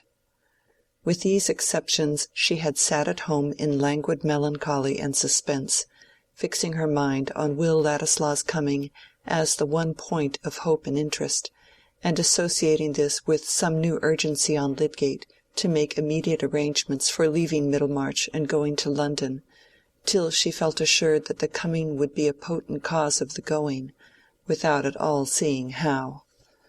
This way of establishing sequences is too common to be fairly regarded as a peculiar folly in Rosamond, and it is precisely this sort of sequence which causes the greatest shock when it is sundered, for to see how an effect may be produced is often to see possible missings and checks, but to see nothing except the desirable cause, and close upon it the desirable effect, rids us of doubt and makes our minds strongly intuitive.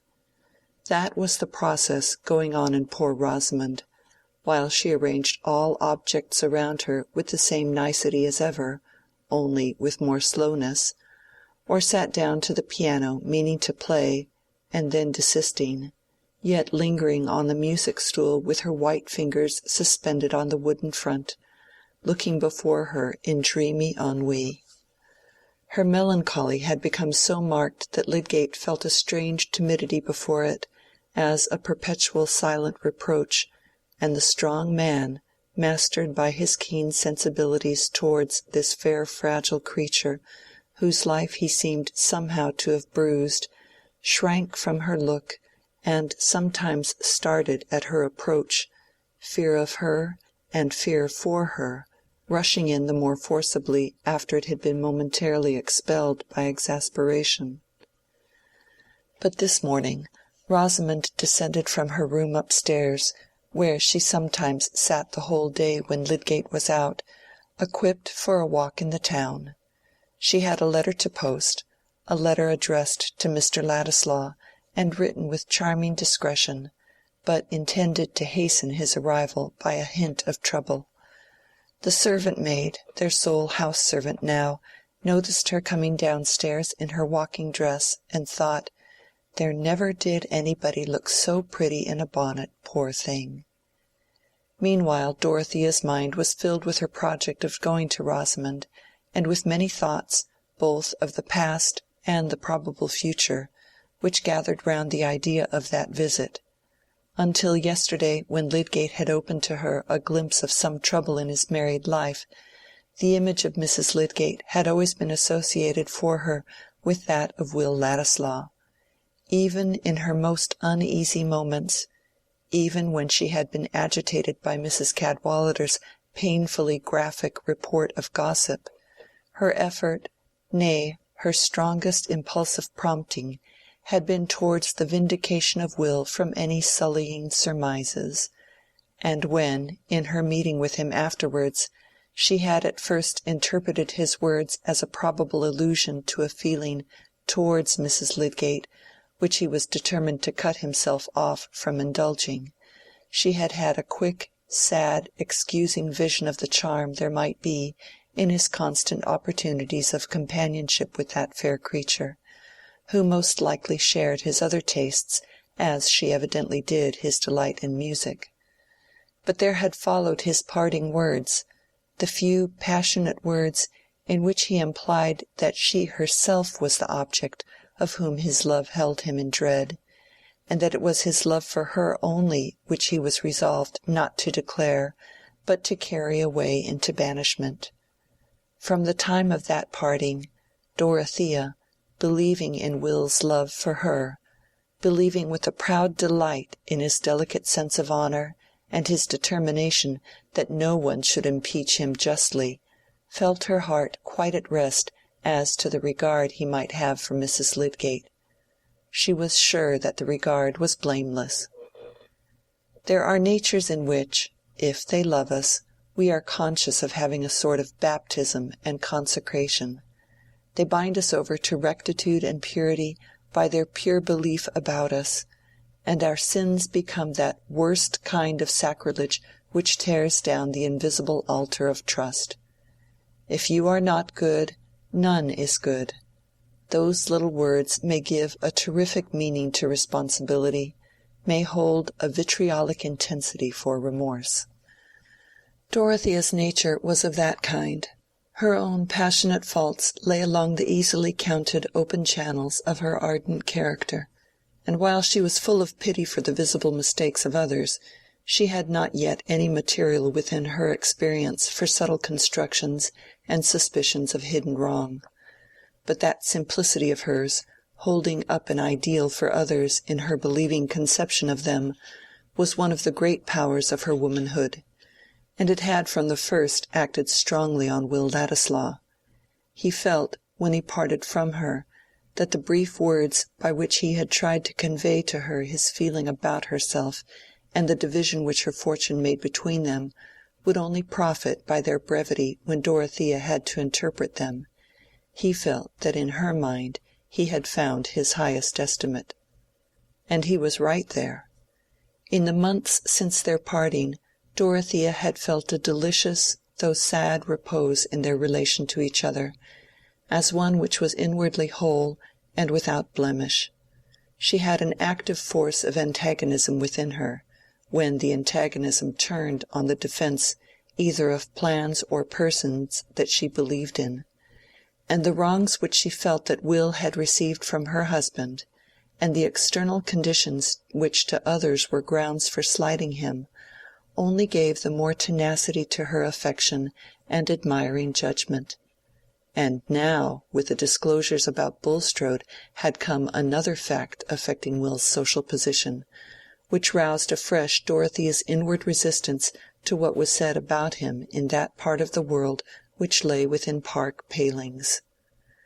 "Young Ladislaw, the grandson of a thieving Jew pawnbroker," was a phrase which had entered emphatically into the dialogues about the Bulstrode business, at Lowick, Tipton, and Freshitt, and was a worse kind of placard on poor Will's back than the Italian with white mice. Upright Sir James Chettam was convinced that his own satisfaction was righteous when he thought with some complacency that here was an added league to that mountainous distance between Ladislaw and Dorothea, which enabled him to dismiss any anxiety in that direction as too absurd. And perhaps there had been some pleasure in pointing Mr. Brooke's attention to this ugly bit of Ladislaw's genealogy, as a fresh candle for him to see his own folly by. Dorothy had observed the animus with which Will's part in the painful story had been recalled more than once, but she had uttered no word, being checked now, as she had not been formerly in speaking of Will, by the consciousness of a deeper relation between them which must always remain in consecrated secrecy. But her silence shrouded her resistant emotion into a more thorough glow, and this misfortune in Will's lot which, it seemed, others were wishing to fling at his back as an opprobrium, only gave something more of enthusiasm to her clinging thought. She entertained no visions of their ever coming into nearer union, and yet she had taken no posture of renunciation. She had accepted her whole relation to Will very simply as part of her marriage sorrows, and would have thought it very sinful in her to keep up an inward wail because she was not completely happy, being rather disposed to dwell on the superfluities of her lot. She could bear that the chief pleasures of her tenderness should lie in memory, and the idea of marriage came to her solely as a repulsive proposition from some suitor of whom she at present knew nothing, but whose merits, as seen by her friends, would be a source of torment to her. "Somebody who will manage your property for you, my dear," was Mr. Brooke's attractive suggestion of suitable characteristics. "I should like to manage it myself, if I knew what to do with it," said Dorothea. No, she adhered to her declaration that she would never be married again, and in the long valley of her life which looked so flat and empty of waymarks, guidance would come as she walked along the road and saw her fellow passengers by the way. This habitual state of feeling about Will Ladislaw had been strong in all her waking hours since she had proposed to pay a visit to Mrs. Lydgate, making a sort of background against which she saw Rosamond's figure presented to her without hindrances to her interest and compassion. There was evidently some mental separation, some barrier to complete confidence which had arisen between this wife and the husband who had yet made her happiness a law to him. That was a trouble which no third person must directly touch. But Dorothea thought with deep pity of the loneliness which must have come upon Rosamond from the suspicions cast on her husband, and there would surely be help in the manifestation of respect for Lydgate and sympathy with her. "I shall talk to her about her husband," thought Dorothea, as she was being driven towards the town. The clear spring morning, the scent of the moist earth, the fresh leaves just showing their creased-up wealth of greenery from out their half-open sheaths, seemed part of the cheerfulness she was feeling from a long conversation with Mr. Farebrother, who had joyfully accepted the justifying explanation of Lydgate's conduct. "I shall take Mrs. Lydgate good news, and perhaps she will like to talk to me and make a friend of me." Dorothea had another errand in Lowick Gate. It was about a new fine-toned bell for the schoolhouse, and as she had to get out of her carriage very near to Lydgate's, she walked thither across the street, having told the coachman to wait for some packages. The street door was open, and the servant was taking the opportunity of looking out at the carriage which was pausing within sight, when it became apparent to her that the lady who belonged to it was coming towards her. "Is Mrs. Lydgate at home?" said Dorothea. "I'm not sure, my lady. I'll see if you please to walk in," said Martha, a little confused on the score of her kitchen apron, but collected enough to be sure that "mum" was not the right title for this queenly young widow with a carriage and pair. "Will you please to walk in, and I'll go and see."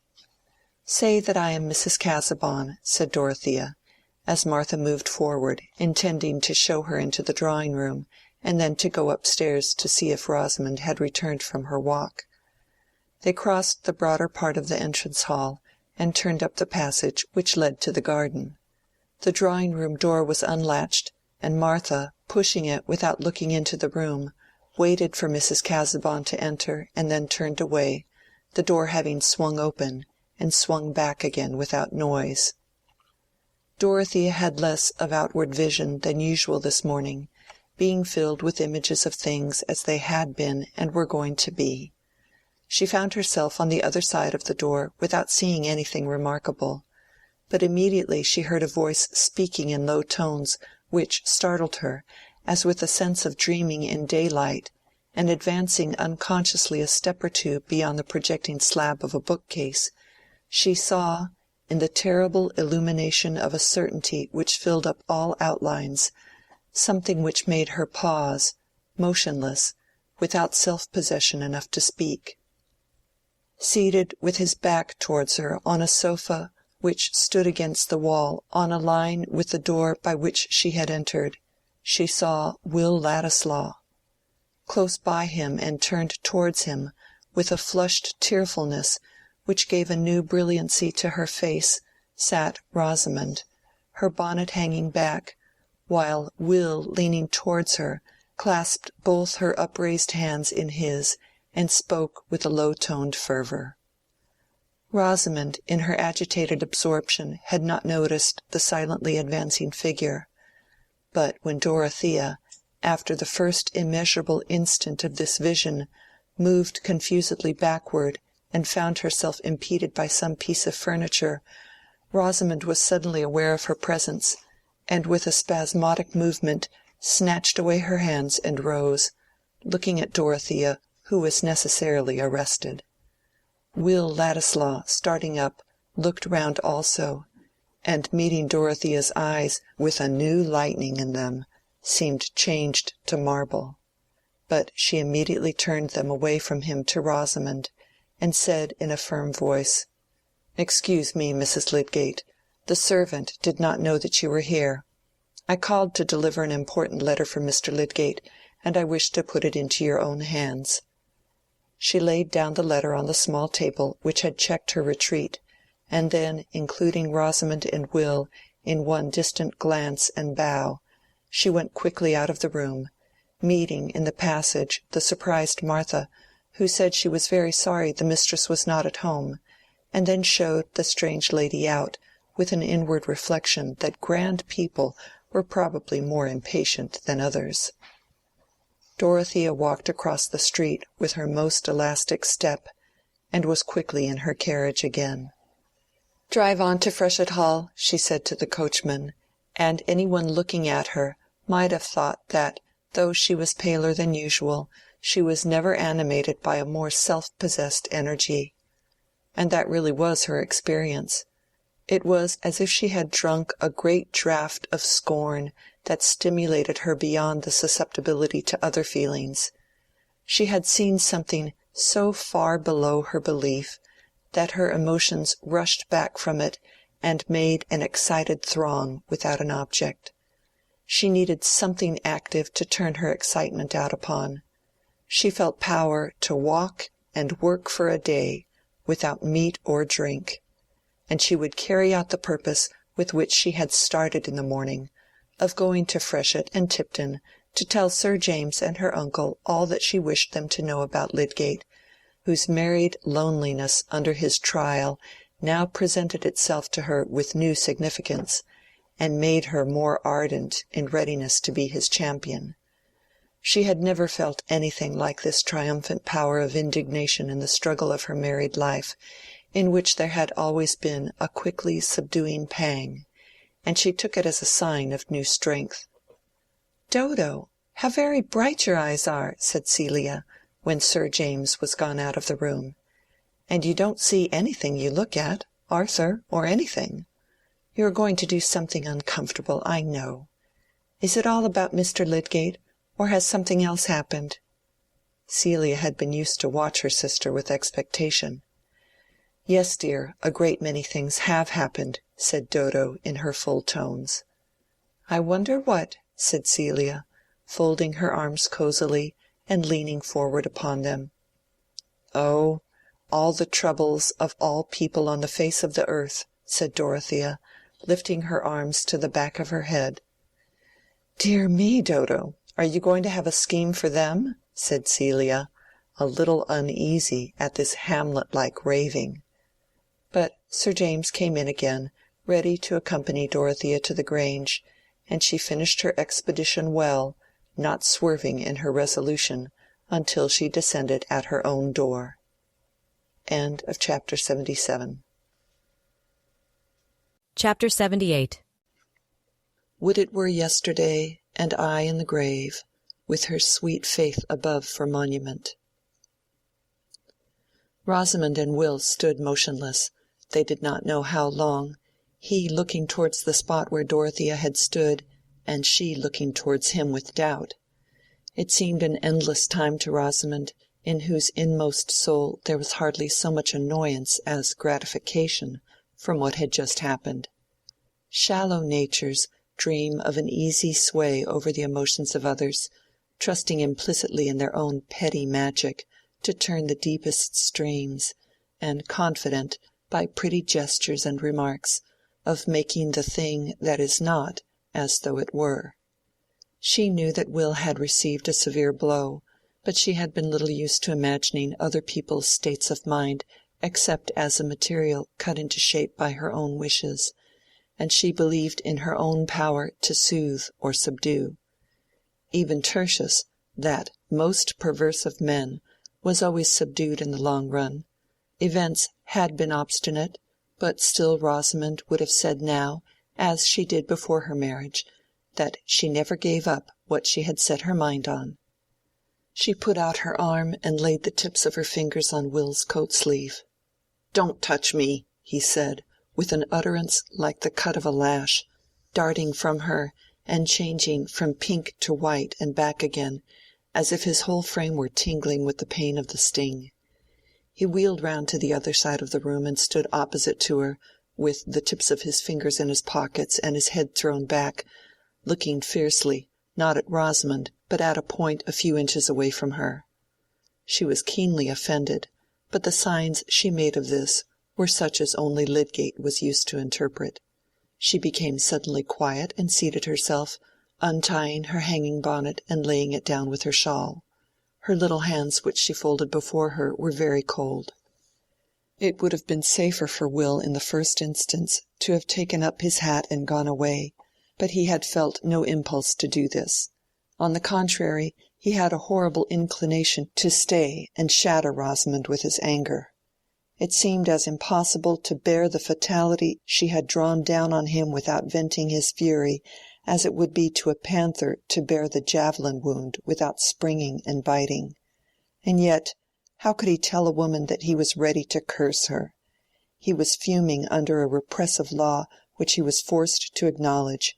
He was dangerously poised, and Rosamond's voice now brought the decisive vibration. In flute-like tones of sarcasm she said, "You can easily go after Mrs. Casaubon and explain your preference." "Go after her!" he burst out, with a sharp edge in his voice. "Do you think she would turn to look at me, or value any word I ever uttered to her again at more than a dirty feather? Explain? How can a man explain at the expense of a woman?" "You can tell her what you please," said Rosamond, with more tremor. "Do you suppose she would like me better for sacrificing you? She is not a woman to be flattered because I made myself despicable, to believe that I must be true to her because I was a dastard to you." He began to move about with the restlessness of a wild animal that sees prey but cannot reach it. Presently he burst out again. "I had no hope before, not much, of anything better to come. But I had one certainty, that she believed in me. Whatever people had said or done about me, she believed in me. That's gone. She'll never again think me anything but a paltry pretense, too nice to take heaven except upon flattering conditions, and yet selling myself for any devil's change by the sly. She'll think of me as an incarnate insult to her from the first moment we—" Will stopped, as if he had found himself grasping something that must not be thrown and shattered. He found another vent for his rage by snatching up Rosamond's words again, as if they were reptiles to be throttled and flung off. "Explain? Tell a man to explain how he dropped into hell? Explain my preference? I never had a preference for her, any more than I have a preference for breathing. No other woman exists by the side of her. I would rather touch her hand if it were dead than I would touch any other woman's living." Rosamond, while these poisoned weapons were being hurled at her, was almost losing the sense of her identity, and seemed to be waking into some new terrible existence. She had no sense of chill resolute repulsion, of reticent self-justification such as she had known under Lydgate's most stormy displeasure. All her sensibility was turned into a bewildering novelty of pain. She felt a new terrified recoil under a lash never experienced before. What another nature felt in opposition to her own was being burnt and bitten into her consciousness. When Will had ceased to speak, she had become an image of sickened misery. Her lips were pale, and her eyes had a tearless dismay in them. If it had been Tertius who stood opposite to her, that look of misery would have been a pang to him, and he would have sunk by her side to comfort her with that strong-armed comfort which she had often held very cheap. Let it be forgiven to Will that he had no such movement of pity. He had felt no bond beforehand to this woman who had spoiled the ideal treasure of his life, and he held himself blameless. He knew that he was cruel, but he had no relenting in him yet.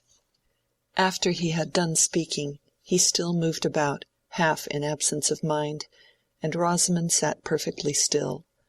At length Will, seeming to bethink himself, took up his hat, yet stood some moments irresolute. He had spoken to her in a way that made a phrase of common politeness difficult to utter, and yet, now that he had come to the point of going away from her without further speech, he shrank from it as a brutality. He felt checked and stultified in his anger. He walked towards the mantelpiece and leaned his arm on it, and waited in silence for he hardly knew what. The vindictive fire was still burning in him, and he could utter no word of retractation, but it was nevertheless in his mind that having come back to this hearth where he had enjoyed a caressing friendship, he had found a calamity seated there. He had had suddenly revealed to him a trouble that lay outside the home as well as within it. And what seemed a foreboding was pressing upon him as with slow pincers, that his life might come to be enslaved by this helpless woman who had thrown herself upon him in the dreary sadness of her heart.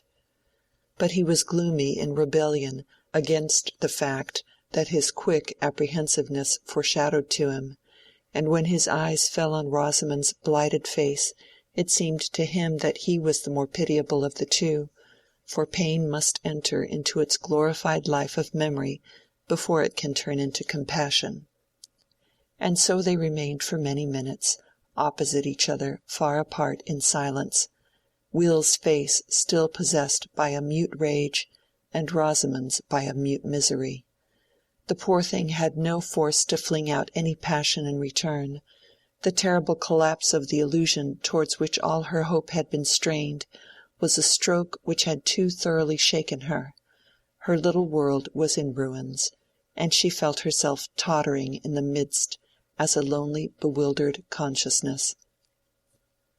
Will wished that she would speak and bring some mitigating shadow across his own cruel speech, which seemed to stand staring at them both in mockery of any attempt at revived fellowship.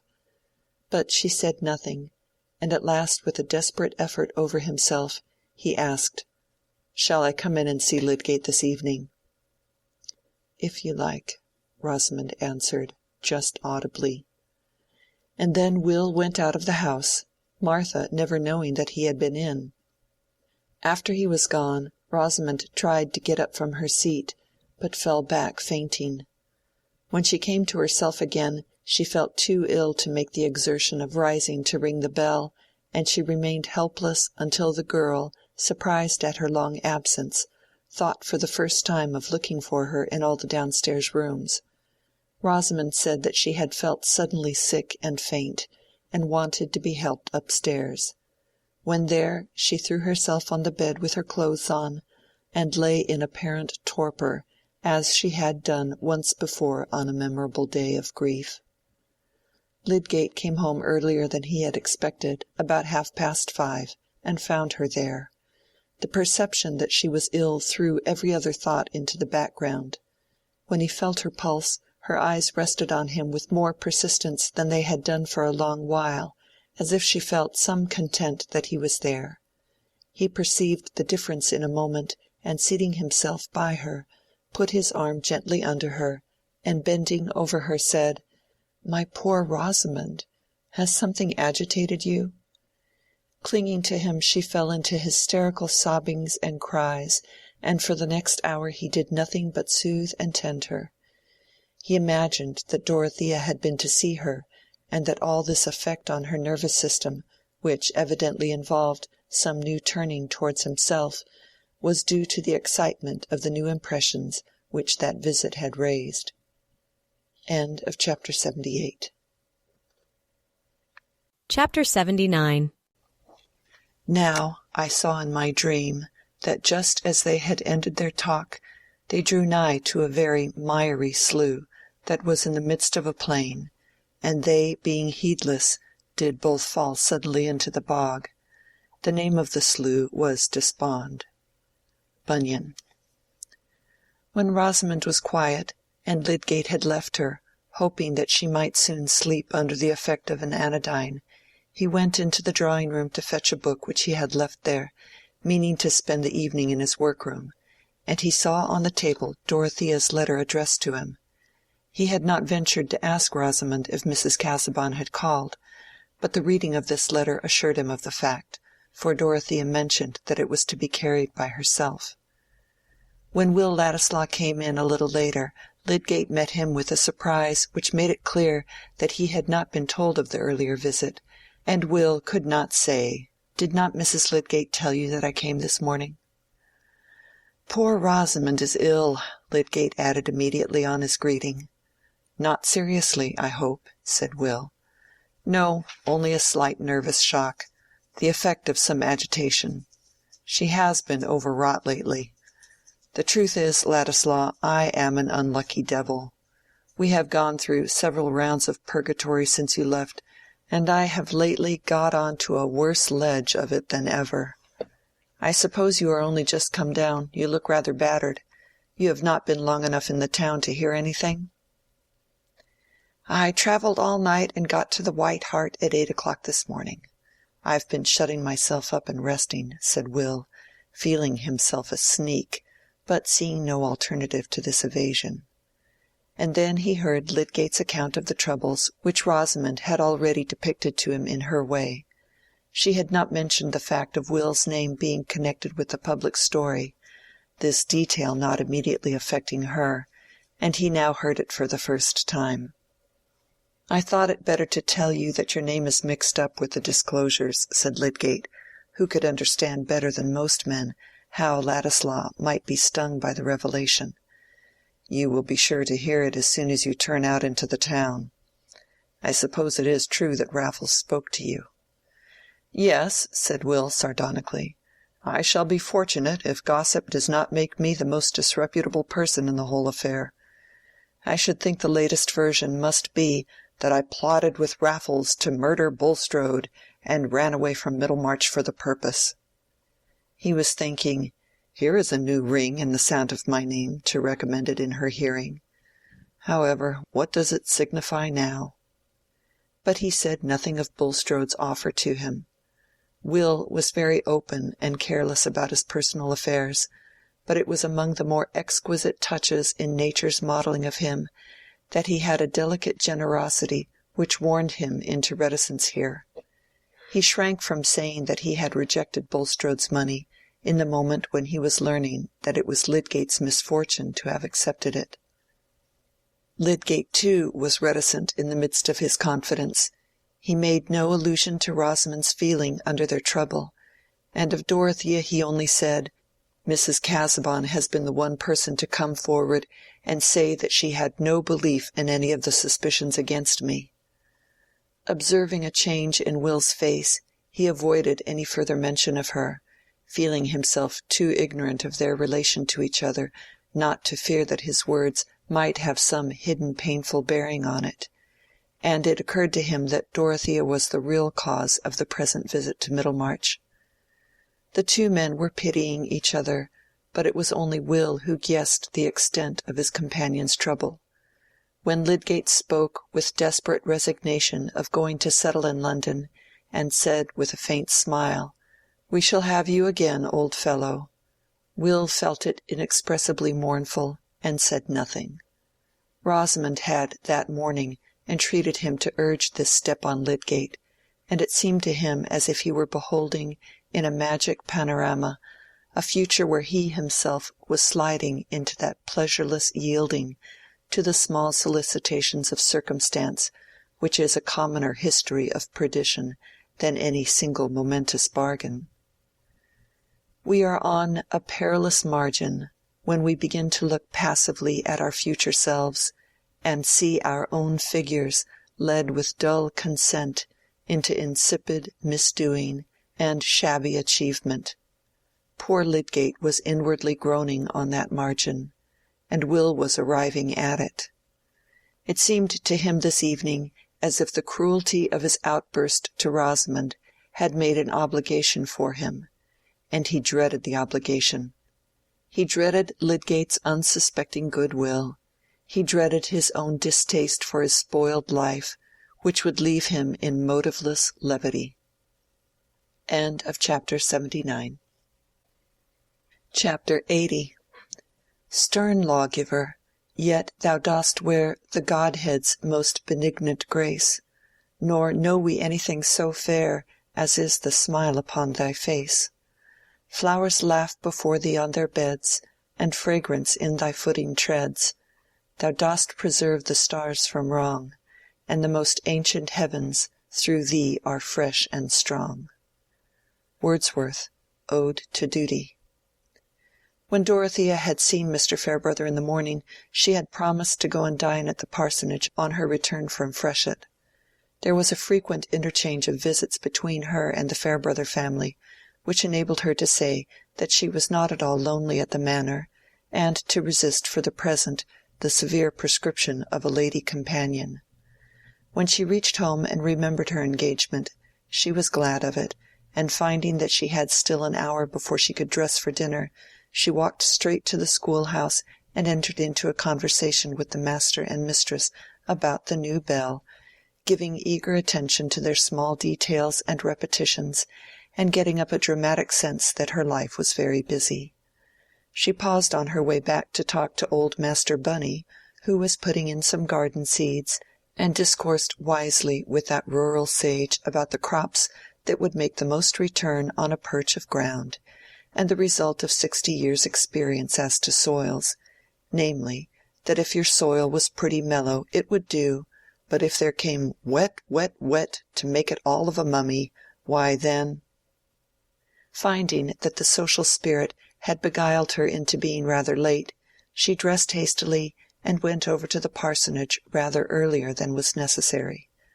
That house was never dull, Mr. Farebrother, like another White of Selborne, having continually something new to tell of his inarticulate guests and protégés, whom he was teaching the boys not to torment, and he had just set up a pair of beautiful goats to be pets of the village in general, and to walk at large as sacred animals.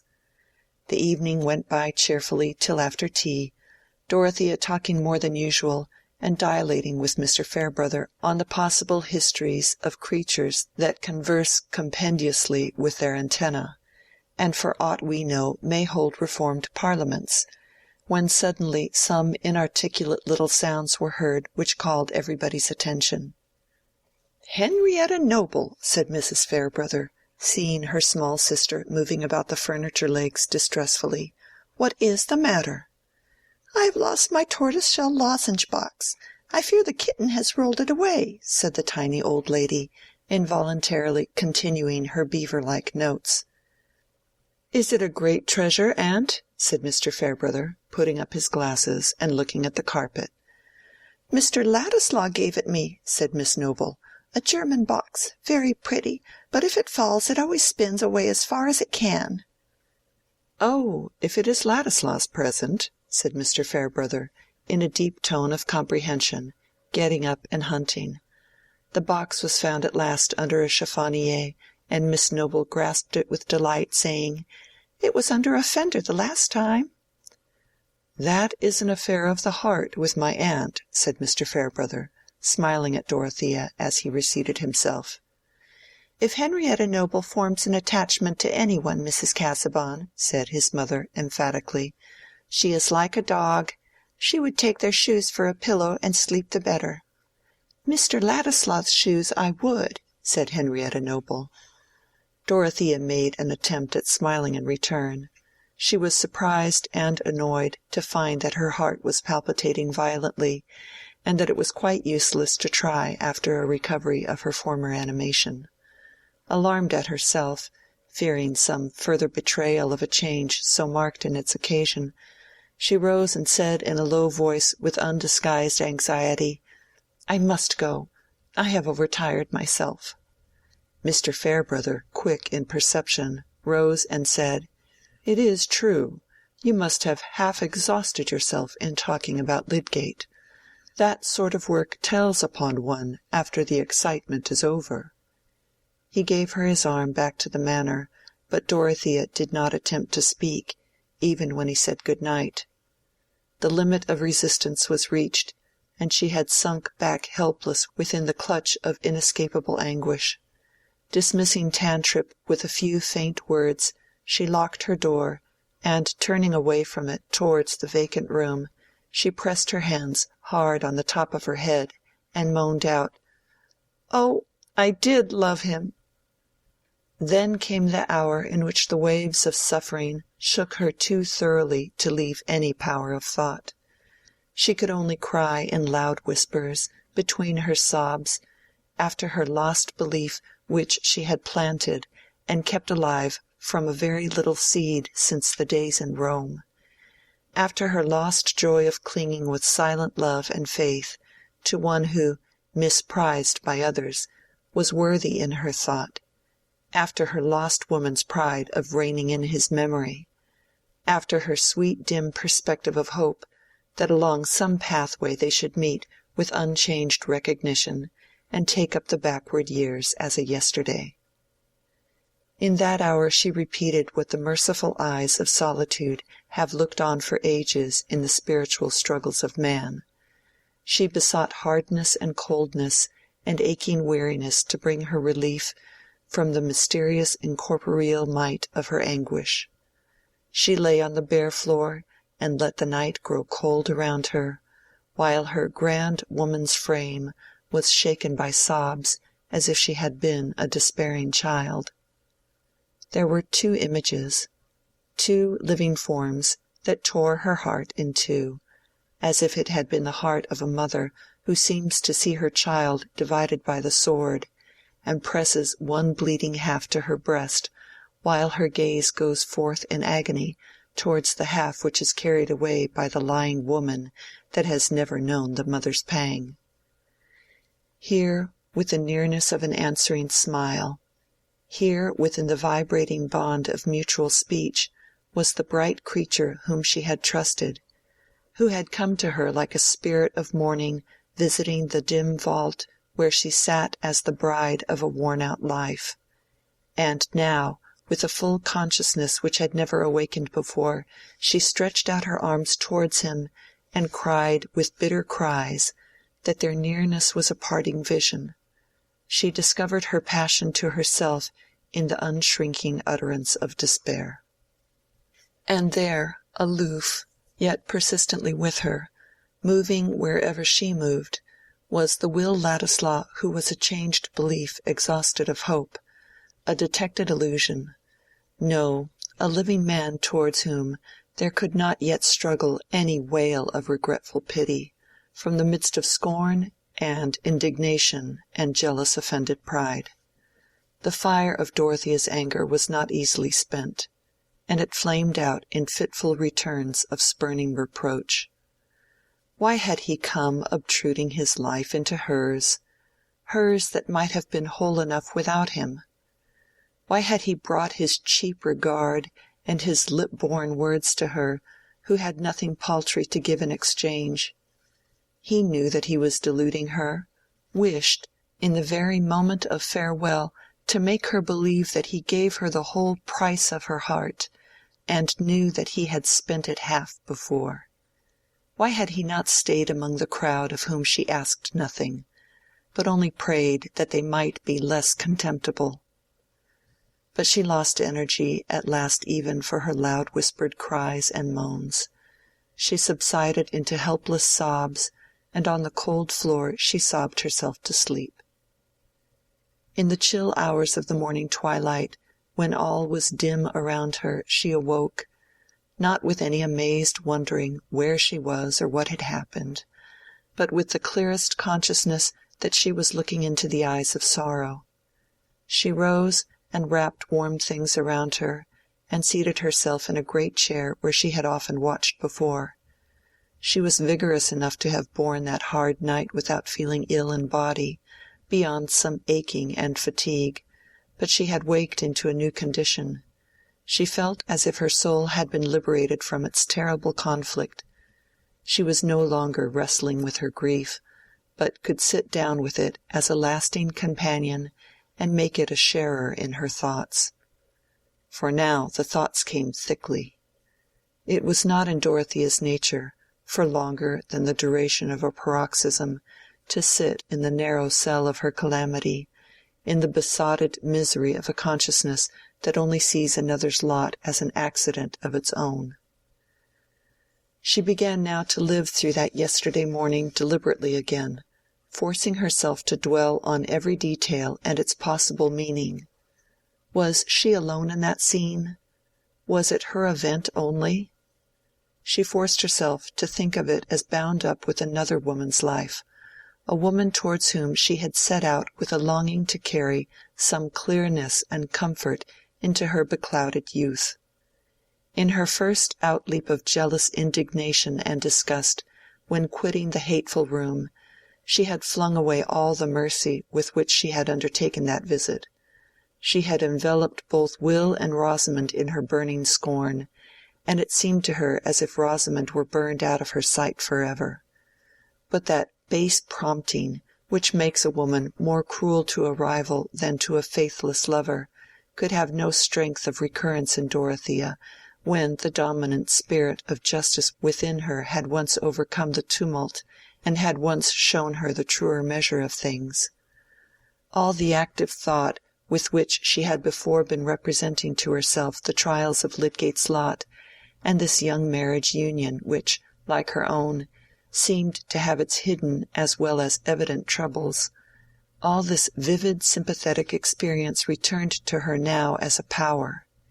It asserted itself as acquired knowledge asserts itself, and will not let us see as we saw in the day of our ignorance.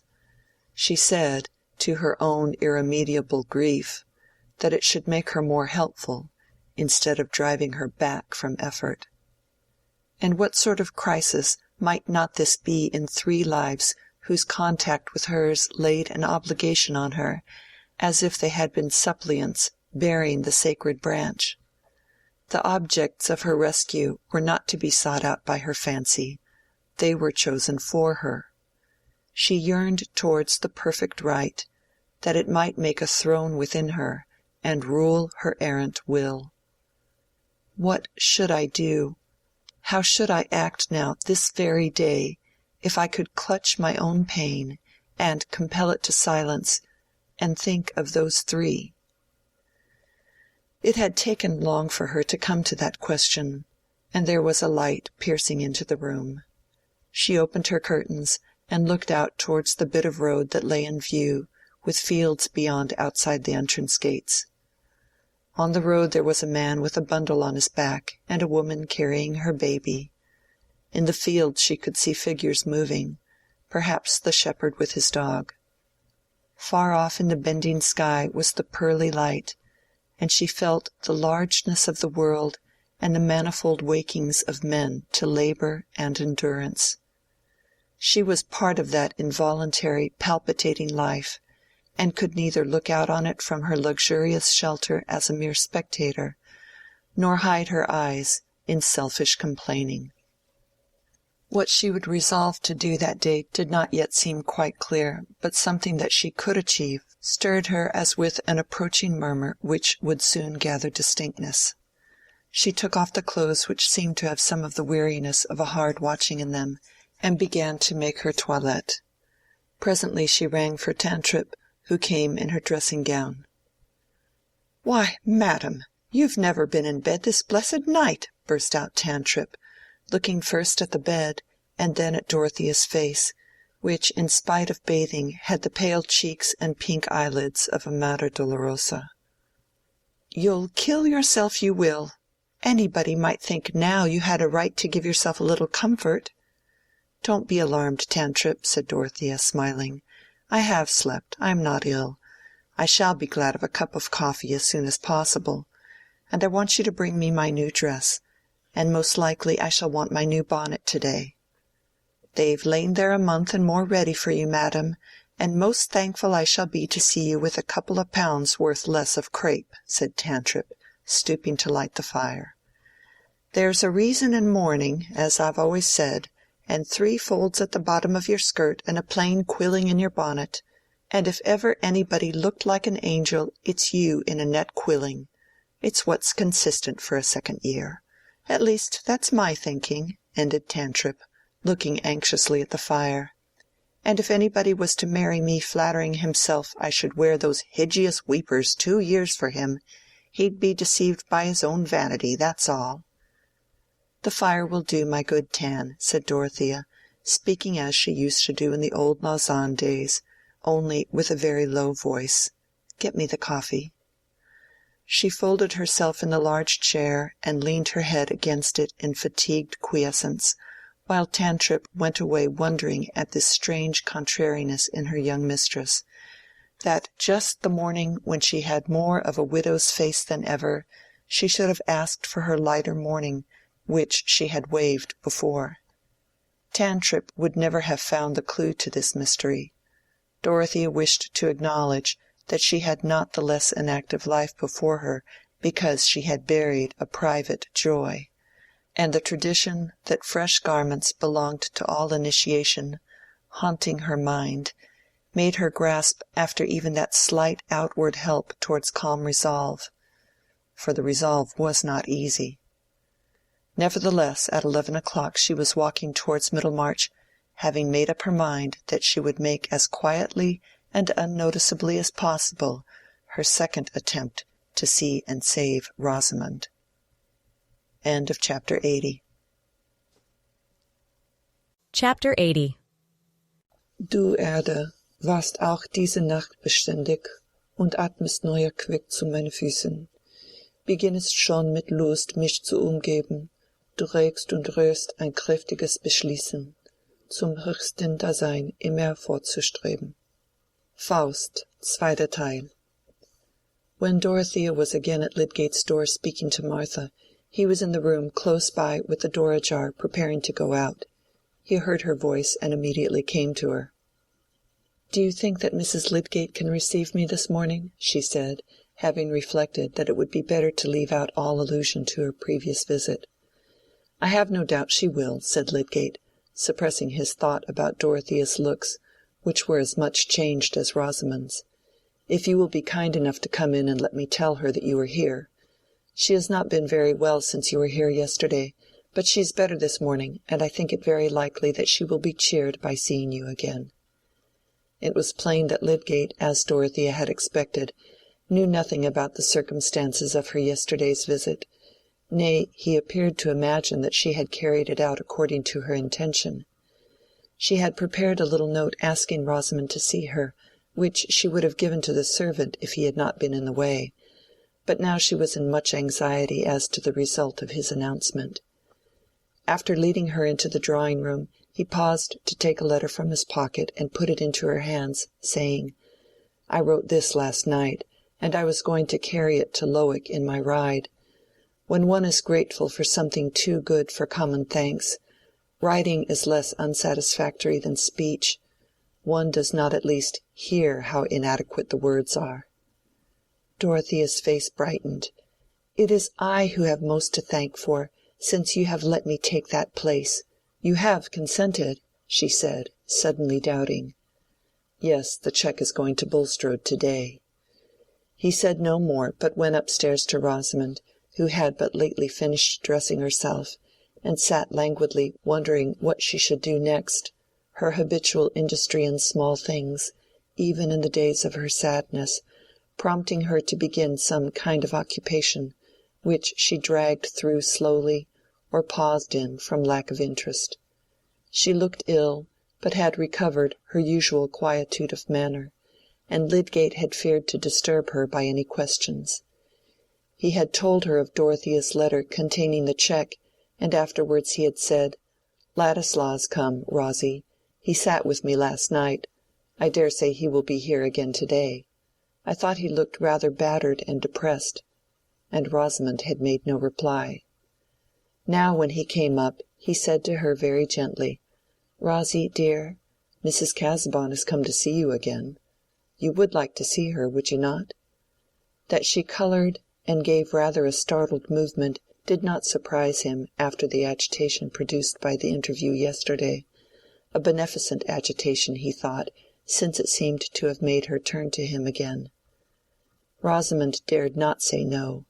She dared not, with the tone of her voice, touch the facts of yesterday. Why had Mrs. Casaubon come again? The answer was a blank which Rosamond could only fill up with dread, for Will Ladislaw's lacerating words had made every thought of Dorothea a fresh smart to her. Nevertheless, in her new humiliating uncertainty, she dared do nothing but comply. She did not say yes, but she rose and let Lydgate put a light shawl over her shoulders, while he said, "I am going out immediately." Then something crossed her mind which prompted her to say, "Pray tell Martha not to bring any one else into the drawing-room." And Lydgate assented, thinking that he fully understood this wish. He led her down to the drawing-room door, and then turned away, observing to himself that he was rather a blundering husband to be dependent for his wife's trust in him on the influence of another woman. Rosamond, wrapping her soft shawl around her as she walked towards Dorothea, was inwardly wrapping her soul in cold reserve. Had Mrs. Casaubon come to say anything to her about Will? If so, it was a liberty that Rosamond resented, and she prepared herself to meet every word with polite impassibility. Will had bruised her pride too sorely for her to feel any compunction towards him and Dorothea. Her own injury seemed much the greater. Dorothea was not only the preferred woman, but had also a formidable advantage in being Lydgate's benefactor, and to poor Rosamond's pained, confused vision, it seemed that this Mrs. Casaubon, this woman who predominated in all things concerning her, must have come now with a sense of having the advantage, and with animosity prompting her to use it. Indeed, not Rosamond only, but any one else, knowing the outer facts of the case, and not the simple inspiration on which Dorothea acted, might well have wondered why she came. Looking like the lovely ghost of herself, her graceful slimness wrapped in her soft white shawl, the rounded infantine mouth and cheek inevitably suggesting mildness and innocence, Rosamond paused at 3 yards' distance from her visitor and bowed. But Dorothea, who had taken off her gloves, from an impulse which she could never resist when she wanted a sense of freedom, came forward, and with her face full of a sad yet sweet openness, put out her hand. Rosamond could not avoid meeting her glance, could not avoid putting her small hand into Dorothea's, which clasped it with gentle motherliness, and immediately a doubt of her own prepossessions began to stir within her.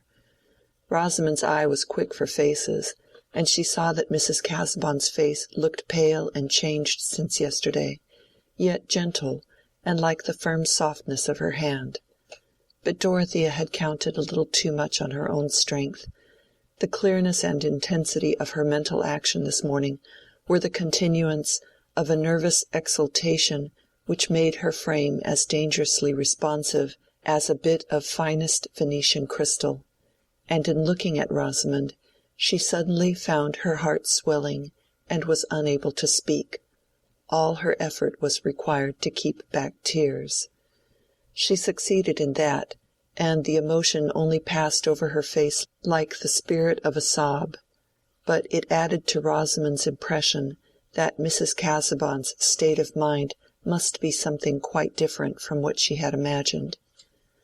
So they sat down without a word of preface on the 2 chairs that happened to be nearest, and happened also to be close together, though Rosamond's notion when she first bowed was that she would stay a long way off from Mrs. Casaubon. But she ceased thinking how anything would turn out, merely wondering what would come, and Dorothea began to speak quite simply, gathering firmness as she went on. "I had an errand yesterday which I did not finish. That is why I am here again so soon. You will not think me too troublesome when I tell you that I came to talk to you about the injustice that has been shown towards Mr. Lydgate. It will cheer you, will it not, to know a great deal about him, that he may not like to speak about himself just because it is in his own vindication and to his own honor. You will like to know that your husband has warm friends, who have not left off believing in his high character? You will let me speak of this without thinking that I take a liberty?"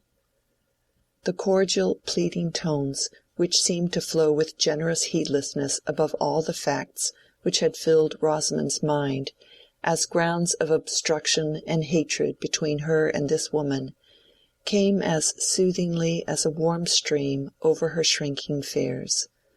Of course Mrs. Casaubon had the facts in her mind, but she was not going to speak of anything connected with them. That relief was too great for Rosamond to feel much else at the moment. She answered prettily, in the new ease of her soul, "I know that you have been very good. I shall like to hear anything you will say to me about Tertius." "The day before yesterday," said Dorothea, "when I had asked him to come to Lowick to give me his opinion on the affairs of the hospital, he told me everything about his conduct and feelings in this sad event, which has made ignorant people cast suspicions on him. The reason he told me was because I was very bold and asked him. I believed that he had never acted dishonorably, and I begged him to tell me the history. He confessed to me that he had never told it before, not even to you, because he had a great dislike to say I was not wrong, as if that were proof, when there were guilty people who will say so. The truth is, he knew nothing of this man Raffles, or that there were any bad secrets about him. He thought that Mr. Bulstrode offered him the money because he repented, out of kindness, of having refused it before. All his anxiety about his patient was to treat him rightly, and he was a little uncomfortable that the case did not end as he had expected. But he thought then, and still thinks, that there may have been no wrong in it on any one's part. And I have told Mr. Farebrother, and Mr. Brooke, and Sir James Chettam. They all believe in your husband. That will cheer you, will it not? That will give you courage?" Dorothea's face had become animated, and as it beamed on Rosamond very close to her, she felt something like bashful timidity before a superior, in the presence of this self-forgetful ardor. She said, with blushing embarrassment, "Thank you, you are very kind." And he felt that he had been so wrong not to pour out everything about this to you, but you will forgive him. It was because he feels so much more about your happiness than anything else. He feels his life bound into one with yours, and it hurts him more than anything that his misfortunes must hurt you. He could speak to me because I am an indifferent person. And then I asked him if I might come to see you, because I felt so much for his trouble and yours. That is why I came yesterday, and why I am come today. Trouble is so hard to bear, is it not? How can we live and think that any one has trouble, piercing trouble, and we could help them and never try?"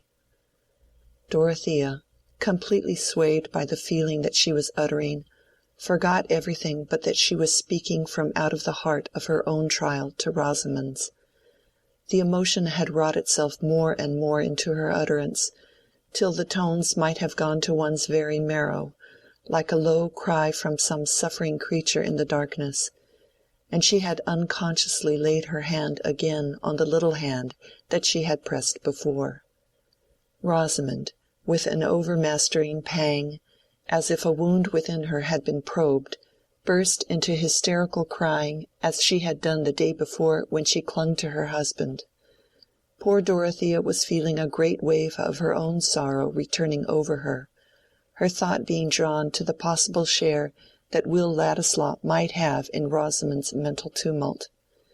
She was beginning to fear that she should not be able to suppress herself enough to the end of this meeting, and while her hand was still resting on Rosamond's lap, though the hand underneath it was withdrawn, She was struggling against her own rising sobs. She tried to master herself with the thought that this might be a turning point in 3 lives, not in her own, no, there the irrevocable had happened, but in those 3 lives which were touching hers with the solemn neighborhood of danger and distress. The fragile creature who was crying close to her, there might still be time to rescue her from the misery of false incompatible bonds, and this moment was unlike any other. She and Rosamond could never be together again with the same thrilling consciousness of yesterday within them both.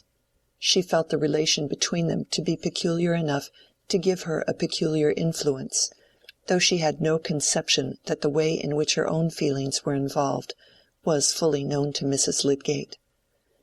It was a newer crisis in Rosamond's experience than even Dorothea could imagine. She was under the first great shock that had shattered her dream world, in which she had been easily confident of herself and critical of others, and this strange unexpected manifestation of feeling in a woman whom she had approached with a shrinking aversion and dread, as one who must necessarily have a jealous hatred towards her, made her soul totter all the more with the sense that she had been walking in an unknown world which had just broken in upon her. When Rosamond's convulsed throat was subsiding into calm, and she withdrew the handkerchief with which she had been hiding her face, her eyes met Dorothea's as helplessly as if they had been blue flowers. What was the use of thinking about behavior after this crying? And Dorothea looked almost as childish, with the neglected trace of a silent tear. Pride was broken down between these two. "We were talking about your husband," Dorothea said, with some timidity. "I thought his looks were sadly changed with suffering the other day. I had not seen him for many weeks before. He said he had been feeling very lonely in his trial, but I think he would have borne it all the better if he had been able to be quite open with you."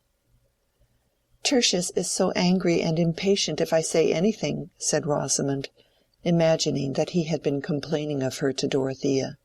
"He ought not to wonder that I object to speak to him on painful subjects." "It was himself he blamed for not speaking," said Dorothea. "What he said of you was, that he could not be happy in doing anything which made you unhappy, that his marriage was of course a bond which must affect his choice about everything, and for that reason he refused my proposal that he should keep his position at the hospital, because that would bind him to stay in Middlemarch, and he would not undertake to do anything which would be painful to you. He could say that to me because he knows that I had much trial in my marriage, from my husband's illness, which hindered his plans and saddened him, and he knows that I have felt how hard it is to walk always in fear of hurting another who is tied to us." Dorothea waited a little. She had discerned a faint pleasure stealing over Rosamond's face. But there was no answer, and she went on, with a gathering tremor. "Marriage is so unlike everything else. There is something even awful in the nearness it brings. Even if we loved some one better than those we were married to, it would be no use." Poor Dorothea, in her palpitating anxiety, could only seize her language brokenly. "I mean, marriage drinks up all our power of giving or getting any blessedness in that sort of love. I know it may be very dear, but it murders our marriage, and then the marriage stays with us like a murder, and everything else is gone. And then our husband, if he loved and trusted us, and we have not helped him, but made a curse in his life." Her voice had sunk very low. There was a dread upon her of presuming too far, and of speaking as if she herself were perfection addressing error. She was too much preoccupied with her own anxiety to be aware that Rosamond was trembling too, and filled with the need to express pitying fellowship rather than rebuke. She put her hands on Rosamond's, and said with more agitated rapidity, "I know, I know that the feeling may be very dear. It has taken hold of us unawares. It is so hard, it may seem like a death to part with it. And we are weak. I am weak." The waves of her own sorrow, from out of which she was struggling to save another, rushed over Dorothea with conquering force. She stopped in speechless agitation, not crying, but feeling as if she were being inwardly grappled.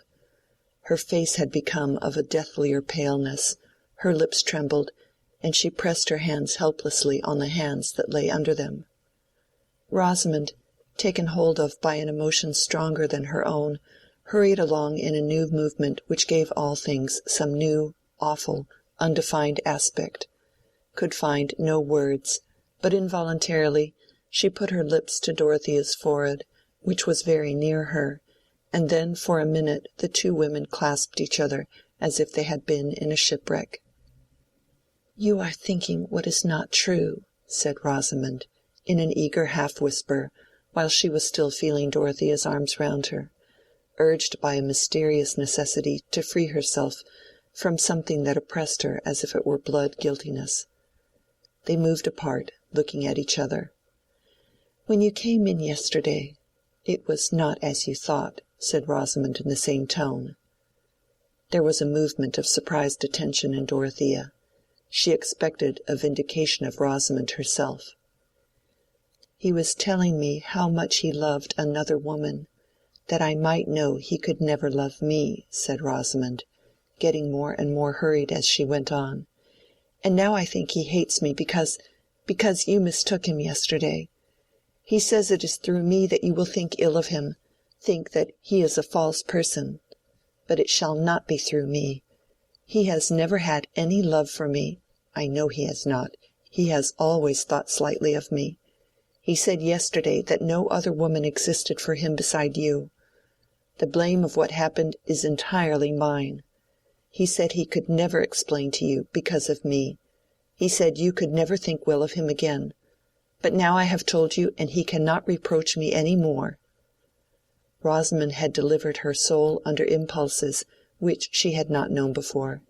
She had begun her confession under the subduing influence of Dorothea's emotion, and as she went on she had gathered the sense that she was repelling Will's reproaches, which were still like a knife wound within her. The revulsion of feeling in Dorothea was too strong to be called joy. It was a tumult in which the terrible strain of the night and morning made a resistant pain. She could only perceive that this would be joy when she had recovered her power of feeling it. Her immediate consciousness was one of immense sympathy without check.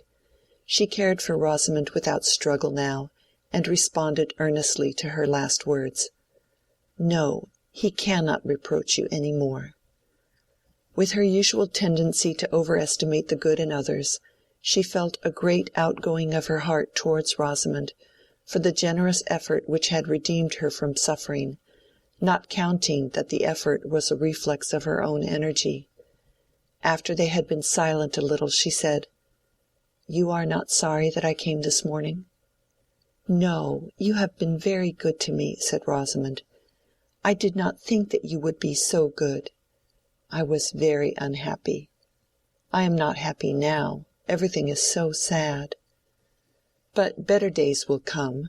Your husband will be rightly valued, and he depends on you for comfort. He loves you best. The worst loss would be to lose that, and you have not lost it," said Dorothea. She tried to thrust away the too overpowering thought of her own relief, lest she should fail to win some sign that Rosamond's affection was yearning back towards her husband. "Tertius did not find fault with me then?" said Rosamond, understanding now that Lydgate might have said anything to Mrs. Casaubon, and that she certainly was different from other women. Perhaps there was a faint taste of jealousy in the question. A smile began to play over Dorothea's face as she said, "No, indeed, how could you imagine it?" But here the door opened and Lydgate entered. "I am come back in my quality of doctor," he said. "After I went away I was haunted by two pale faces. Mrs. Casaubon looked as much in need of care as you, Rosie, and I thought that I have not done my duty in leaving you together. So when I had been to Coleman's, I came home again. I noticed that you were walking, Mrs. Casaubon, and the sky has changed. I think we may have rain. May I send some one to order your carriage to come for you?" "Oh no, I am strong. I need the walk," said Dorothea, rising with animation in her face. "Mrs. Lydgate and I have chatted a great deal, and it is time for me to go. I have always been accused of being immoderate and saying too much." She put out her hand to Rosamond, and they said an earnest, quiet good-bye, without kiss or other show of effusion. There had been between them too much serious emotion for them to use the signs of it superficially. As Lydgate took her to the door she said nothing of Rosamond, but told him of Mr. Farebrother and the other friends who had listened with belief to his story. When he came back to Rosamond, she had already thrown herself on the sofa, in resigned fatigue. "Well, Rosie," he said, standing over her and touching her hair, "what do you think of Mrs. Casaubon, now you have seen so much of her?" "I think she must be better than any one," said Rosamond, "and she is very beautiful. If you go talk to her so often, you will be more discontented with me than ever." Lydgate laughed at the "so often." "But has she made you any less discontented with me?" "I think she has," said Rosamond, looking up in his face. "How heavy your eyes are, Tertius, and do push your hair back." He lifted up his large white hand to obey her, and felt thankful for this little mark of interest in him. Poor Rosamond's vagrant fancy had come back terribly scourged, meek enough to nestle under the old despised shelter. And the shelter was still there. Lydgate had accepted his narrowed lot with sad resignation. He had chosen this fragile creature, and had taken the burden of her life upon his arms. He must walk as he could, carrying that burden pitifully. End of chapter 81. Chapter 81. My grief lies onward, and my joy behind. Shakespeare Sonnets. Exiles notoriously feed much on hopes, and are unlikely to stay in banishment unless they are obliged. When Will Ladislaw exiled himself from Middlemarch, he had placed no stronger obstacle to his return than his own resolve, which was by no means an iron barrier, but simply a state of mind liable to melt into a minuet with other states of mind, and to find itself bowing, smiling, and giving place with polite facility. As the months went on, it had seemed more and more difficult to him to say why he should not run down to Middlemarch, merely for the sake of hearing something about Dorothea, and if on such a flying visit he should chance by some strange coincidence to meet her, there was no reason for him to be ashamed of having taken an innocent journey which he had beforehand supposed that he should not take. Since he was hopelessly divided from her, he might surely venture into her neighborhood, and as to the suspicious friends who kept a dragon watch over her, their opinions seemed less and less important with time and change of air. And there had come a reason quite irrespective of Dorothea, which seemed to make a journey to Middlemarch a sort of philanthropic duty. Will had given a disinterested attention to an intended settlement on a new plan in the far west, and the need for funds in order to carry out a good design had set him on debating with himself whether it would not be a laudable use to make of his claim on Bulstrode, to urge the application of that money which had been offered to himself as a means of carrying out a scheme likely to be largely beneficial.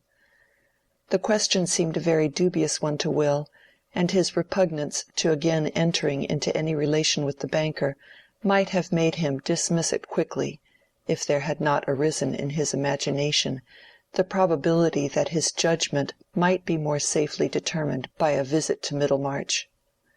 That was the object which Will stated to himself as a reason for coming down.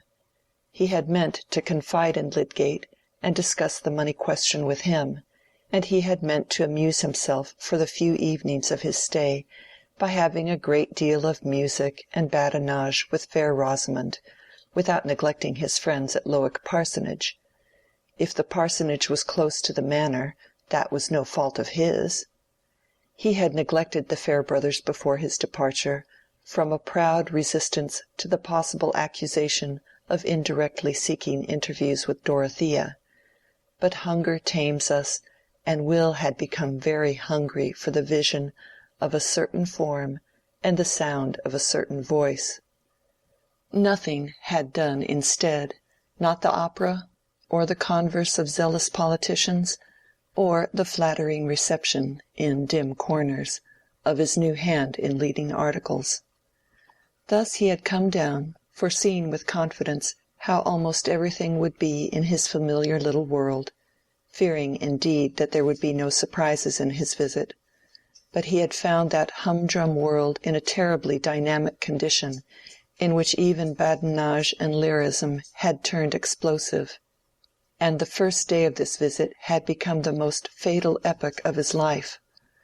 The next morning he felt so harassed with the nightmare of consequences, he dreaded so much the immediate issues before him, that seeing while he breakfasted the arrival of the Riverston coach, he went out hurriedly and took his place in it, that he might be relieved, at least for a day, from the necessity of doing or saying anything in Middlemarch. Will Ladislaw was in one of those tangled crises which are commoner in experience than one might imagine, from the shallow absoluteness of men's judgments. He had found Lydgate, for whom he had the sincerest respect, under circumstances which claimed his thorough and frankly declared sympathy, and the reason why, in spite of that claim, it would have been better for Will to have avoided all further intimacy, or even contact with Lydgate, was precisely of the kind to make such a course appear impossible. To a creature of Will's susceptible temperament, without any neutral region of indifference in his nature, ready to turn everything that befell him into the collisions of a passionate drama, the revelation that Rosamond had made her happiness in any way dependent on him was a difficulty which his outburst of rage towards her had immeasurably increased for him. He hated his own cruelty, and yet he dreaded to show the fullness of his relenting. He must go to her again. The friendship could not be put to a sudden end, and her unhappiness was a power which he dreaded. And all the while there was no more foretaste of enjoyment in the life before him than if his limbs had been lopped off and he was making his fresh start on crutches. In the night he had debated whether he should not get on the coach, not for Riverston but for London, leaving a note to Lydgate which would give a makeshift reason for his retreat. But there were strong cords pulling him back from that abrupt departure. The blight on his happiness in thinking of Dorothea, the crushing of that chief hope which had remained in spite of the acknowledged necessity for renunciation, was too fresh a misery for him to resign himself to it and go straightway into a distance which was also despair. Thus he did nothing more decided than taking the Riverston coach.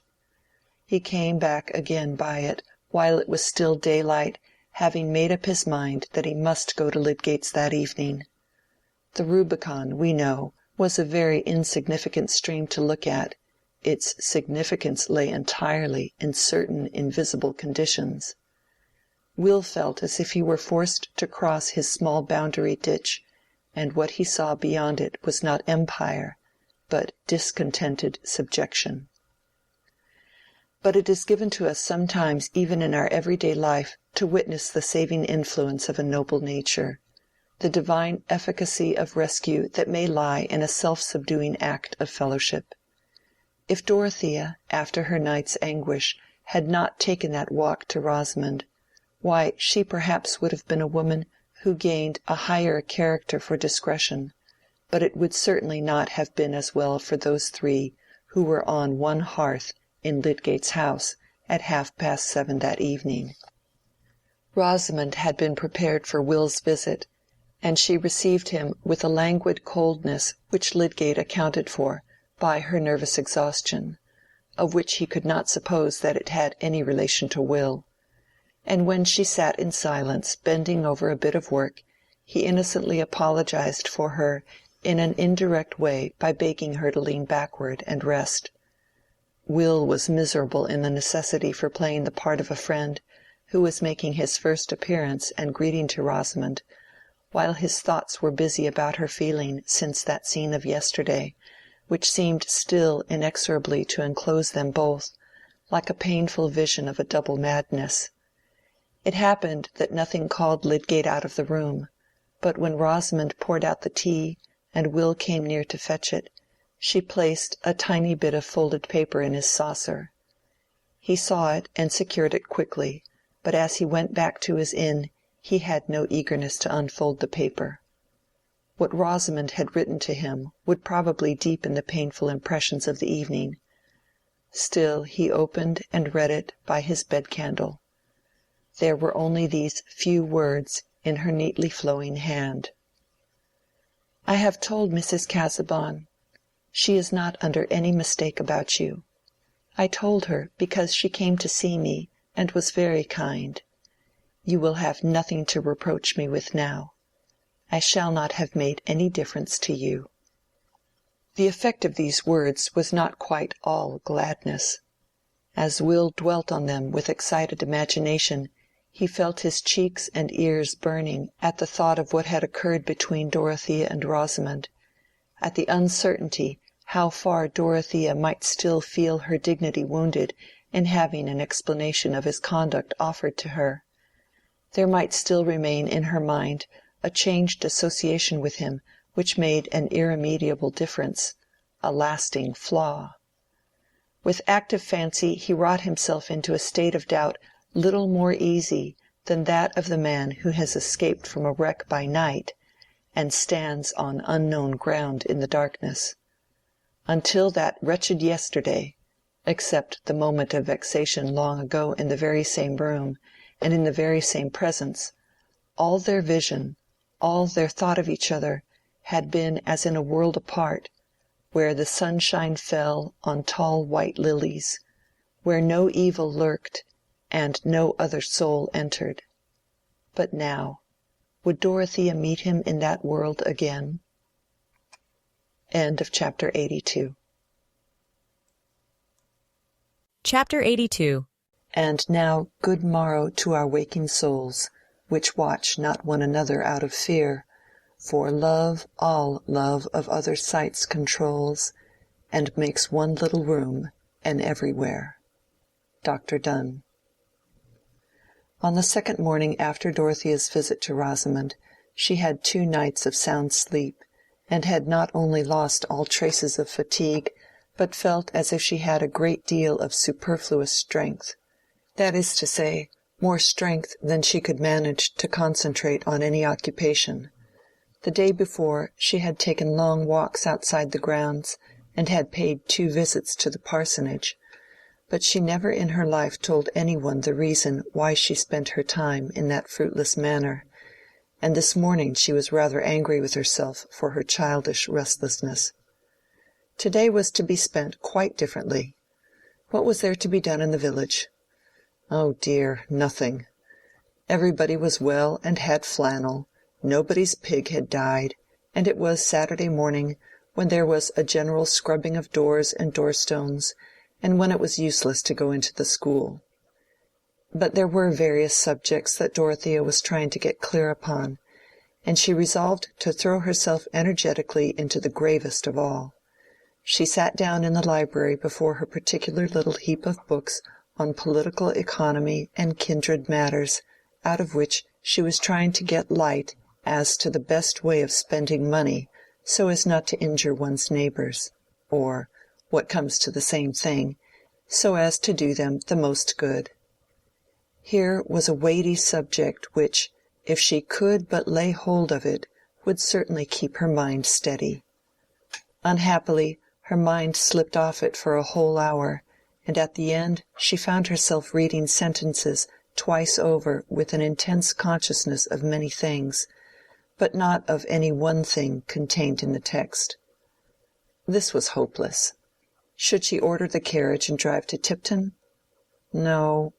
For some reason or other she preferred staying at Lowick. But her vagrant mind must be reduced to order. There was an art in self-discipline, and she walked round and round in the brown library, considering by what sort of maneuver could she arrest her wandering thoughts.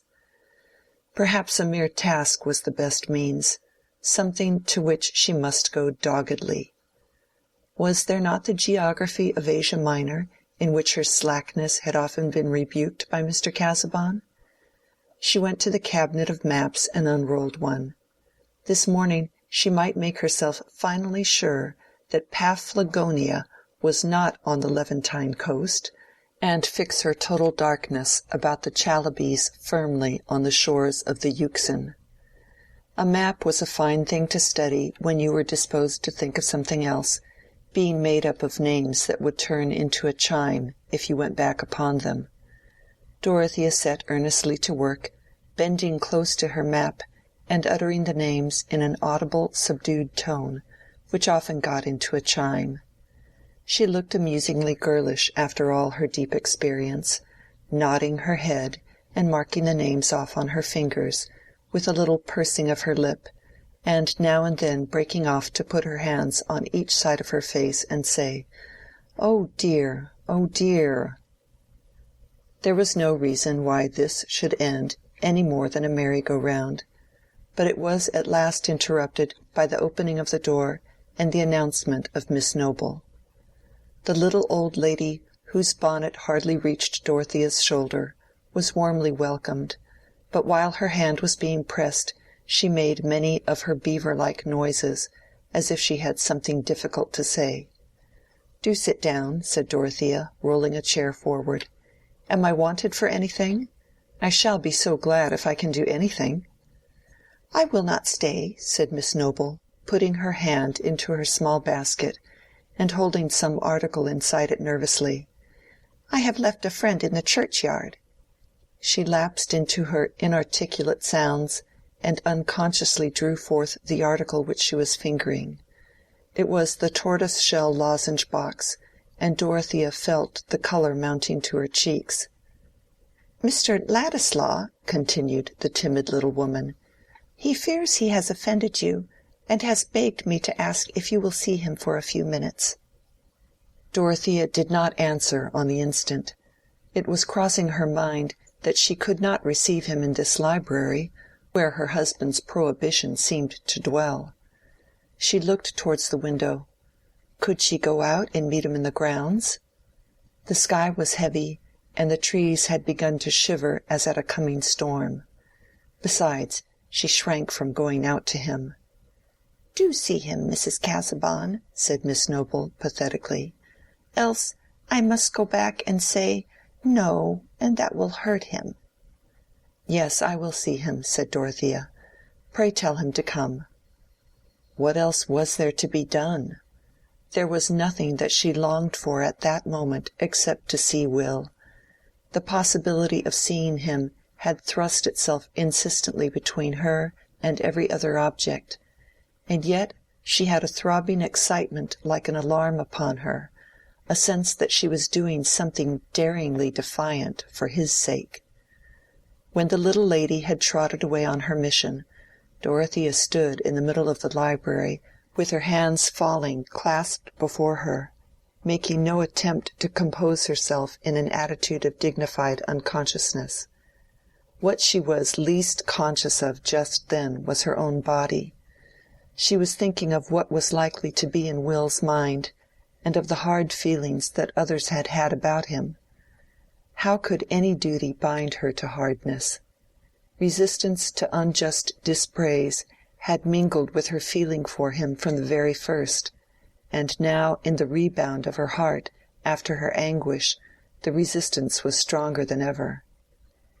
"If I love him too much, it is because he has been used so ill."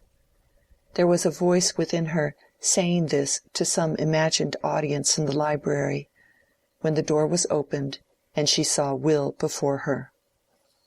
She did not move, and he came towards her with more doubt and timidity in his face than she had ever seen before.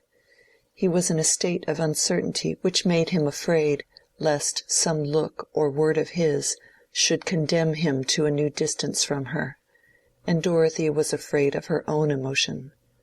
She looked as if there were a spell upon her, keeping her motionless and hindering her from unclasping her hands, while some intense grave yearning was imprisoned within her eyes. Seeing that she did not put out her hand as usual, Will paused a yard from her, and said with embarrassment, "I am so grateful to you for seeing me." "I wanted to see you," said Dorothea, having no other words at command. It did not occur to her to sit down, and Will did not give a cheerful interpretation to this queenly way of receiving him, but he went on to say what he had made up his mind to say. "I fear you think me foolish, and perhaps wrong for coming back so soon. I have been punished for my impatience. You know, every one knows now, a painful story about my parentage. I knew of it before I went away, and I always meant to tell you of it if we ever met again." There was a slight movement in Dorothea, and she unclasped her hands, but immediately folded them over each other. "But the affair is a matter of gossip now," Will continued. "I wished you to know that something connected with it, something which happened before I went away, helped to bring me down here again. At least I thought it excused my coming. It was the idea of getting Bulstrode to apply some money to a public purpose, some money which he had thought of giving me. Perhaps it is rather to Bulstrode's credit that he privately offered me compensation for an old injury. He offered to give me a good income to make amends, but I suppose you know the disagreeable story?" Will looked doubtfully at Dorothea, but his manner was gathering some of the defiant courage with which he always thought of this fact in his destiny. He added, "You know that it must be altogether painful to me." "Yes, yes, I know," said Dorothea, hastily. "I did not choose to accept an income from such a source.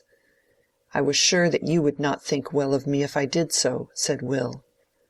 Why should he mind saying anything of that sort to her now? She knew that he had avowed his love for her. "I felt that—" he broke off, nevertheless. "You acted as I should have expected you to act," said Dorothea, her face brightening and her head becoming a little more erect on its beautiful stem. "I did not believe that you would let any circumstance of my birth create a prejudice in you against me, though it was sure to do so in others," said Will, shaking his head backward in his old way, and looking with a grave appeal into her eyes. "If it were a new hardship, it would be a new reason for me to cling to you," said Dorothea, fervidly. "Nothing could have changed me, but—" Her heart was swelling, and it was difficult to go on. She made a great effort over herself to say in a low, tremulous voice, "But thinking that you were different, not so good as I had believed you to be." "You are sure to believe me better than I am in everything but one," said Will, giving way to his own feeling in the evidence of hers. "I mean in my truth to you.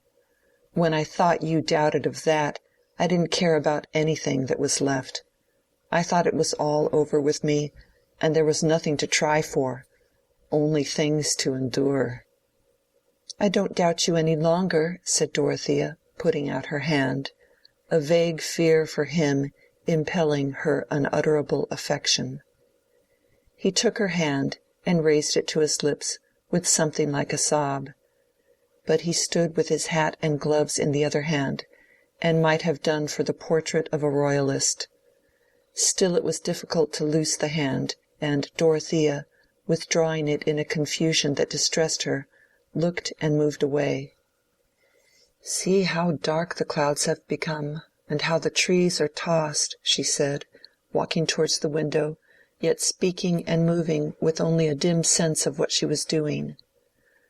Will followed her at a little distance, and leaned against the tall back of a leather chair, on which he ventured now to lay his hat and gloves, and free himself from the intolerable durance of formality to which he had been for the first time condemned in Dorothea's presence. It must be confessed that he felt very happy at that moment leaning on the chair. He was not much afraid of anything that she might feel now. They stood silent, not looking at each other, but looking at the evergreens, which were being tossed, and were showing the pale underside of their leaves against the blackening sky. Will never enjoyed the prospect of a storm so much. It delivered him from the necessity of going away. Leaves and little branches were hurled about, and the thunder was getting nearer. The light was more and more sombre, but there came a flash of lightning which made them start and look at each other, and then smile. Dorothea began to say what she had been thinking of. "That was a wrong thing for you to say, that you would have had nothing to try for. If we had lost our own chief good, other people's good would remain, and that is worth trying for. Some can be happy. I seemed to see that more clearly than ever when I was the most wretched. I can hardly think how I could have borne the trouble if that feeling had not come to me to make strength." "You have never felt the sort of misery I felt," said Will, "the misery of knowing that you must despise me." "But I have felt worse. It was worse to think ill," Dorothea had begun impetuously, but broke off. Will colored. He had the sense that whatever she said was uttered in the vision of a fatality that kept them apart. He was silent a moment, and then said passionately, "We may have at least the comfort of speaking to each other without disguise. Since I must go away, since we must always be divided, you may think of me as one on the brink of the grave." While he was speaking, there came a vivid flash of lightning, which lit each of them up for the other, and the light seemed to be the terror of a hopeless love. Dorothea darted instantaneously from the window. Will followed her, seizing her hand with a spasmodic movement, and so they stood, with their hands clasped like two children, looking out on the storm, while the thunder gave a tremendous crack and roll above them, and the rain began to pour down. Then they turned their faces towards each other, with the memory of his last words in them, and they did not loose each other's hands. "There is no hope for me," said Will. "Even if you loved me as well as I love you, even if I were everything to you, I shall most likely always be very poor.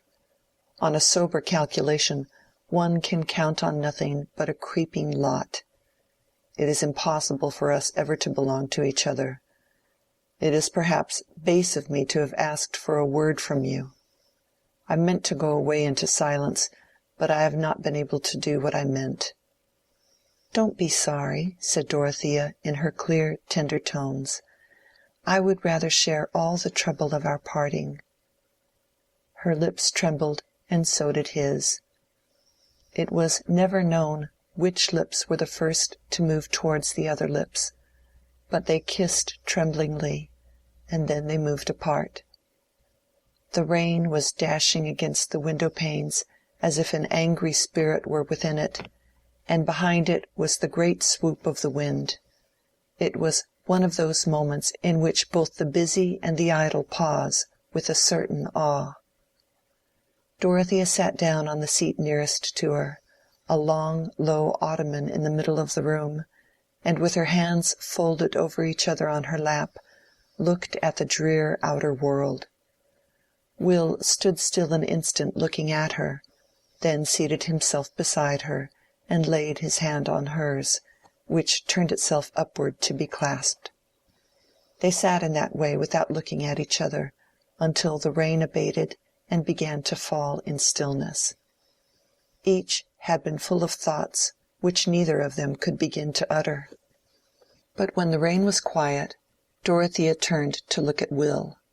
With passionate exclamation, as if some torture screw were threatening him, he started up and said, "It is impossible." He went and leaned on the back of the chair again, and seemed to be battling with his own anger, while she looked towards him sadly. "It is as fatal as a murder or any other horror that divides people," he burst out again. "It is more intolerable to have our life maimed by petty accidents." "No, don't say that. Your life need not be maimed," said Dorothea, gently. "Yes, it must," said Will, angrily. "It is cruel of you to speak in that way, as if there were any comfort. You may see beyond the misery of it, but I don't. It is unkind, it is throwing back my love for you as if it were a trifle, to speak in that way in the face of the fact. We can never be married." "Sometime we might," said Dorothea, in a trembling voice. "When?" said Will, bitterly. "What is the use of counting on any success of mine? It is a mere toss-up whether I shall ever do more than keep myself decently, unless I choose to sell myself as a mere pen and a mouthpiece. I can see that clearly enough. I could not offer myself to any woman, even if she had no luxuries to renounce." There was silence. Dorothea's heart was full of something that she wanted to say, and yet the words were too difficult. She was wholly possessed by them. At that moment debate was mute within her, and it was very hard that she could not say what she wanted to say. Will was looking out of the window angrily. If he would have looked at her and not gone away from her side, she thought everything would have been easier. At last he turned, still resting against the chair, and stretching his hand automatically towards his hat, said, with a sort of exasperation, "Good-bye." "Oh, I cannot bear it, my heart will break," said Dorothea, starting from her feet, the flood of her young passion bearing down all the obstructions which had kept her silent, the great tears rising and falling in an instant. "I don't mind about poverty, I hate my wealth." In an instant Will was close to her and had his arms round her, but she drew her head back and held his away gently, that she might go on speaking, her large tear-filled eyes looking at his very simply, while she said in a sobbing childlike way, "We could live quite well on my own fortune. It is too much, 700 a year. I want so little, no new clothes, and I will learn what everything costs." Chapter 83. Chapter 83. Though it be song of old and young, that I should be to blame, theirs be the charge that spoke so large in hurting of my name. The Nut-Brown Maid.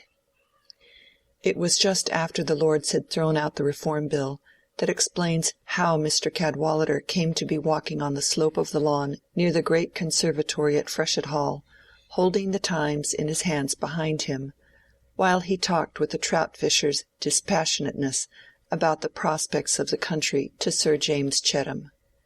Mrs. Cadwallader, the Dowager Lady Chettam, and Celia were sometimes seated on garden chairs, sometimes walking to meet little Arthur, who was being drawn in his chariot and, as became the infantine Buddha, was sheltered by his sacred umbrella with handsome silken fringe. The ladies also talked politics, though more fitfully. Mrs. Cadwallader was strong on the intended creation of peers. She had it for certain from her cousin that Trueberry had gone over to the other side entirely at the instigation of his wife, who had scented peerages in the air from the very first introduction of the reform question, and would sign her soul away to take precedence of her younger sister, who had married a baronet. Lady Chettam thought that such conduct was very reprehensible, and remembered that Mrs. Trueberry's mother was a Miss Walsingham of Melspring. Celia confessed it was nicer to be Lady than Mrs., and that Dodo never minded about precedence if she could have her own way. Mrs. Cadwallader held that it was poor satisfaction to take precedence when everybody about you knew that you had not a drop of good blood in your veins, and Celia again, stopping to look at Arthur, said, "It would be very nice, though, if he were a viscount, and his lordship's little tooth coming through. He might have been, if James had been an earl." "My dear Celia," said the dowager, "James' title is worth far more than any new earldom. I never wished his father to be anything else than Sir James." "Oh, I only meant about Arthur's little tooth," said Celia, comfortably. "But see, here's my uncle coming." She tripped off to meet her uncle, while Sir James and Mr. Cadwallader came forward to make one group with the ladies. Celia had slipped her arm through her uncle's, and he patted her hand with a rather melancholy "Well, my dear." As they approached, it was evident that Mr. Brooke was looking dejected, but this was fully accounted for by the state of politics, and as he was shaking hands all round without more greeting than a "Well, you're all here, you know," the rector said, laughingly, "Don't take the throwing out of the bill so much to heart, Brooke. You've got all the riffraff of the country on your side." "The bill, eh? Ah," said Mr. Brooke, with a mild distractedness of manner. "Thrown out, you know, eh? The Lords are going too far, though. They'll have to pull up. Sad news, you know. I mean, here at home, sad news. But you must not blame me, Chettam." "What is the matter?" said Sir James. "Not another gamekeeper shot, I hope. It's what I should expect, when a fellow like Trapping Bass is let off so easily." "Gamekeeper? No. Let us go in.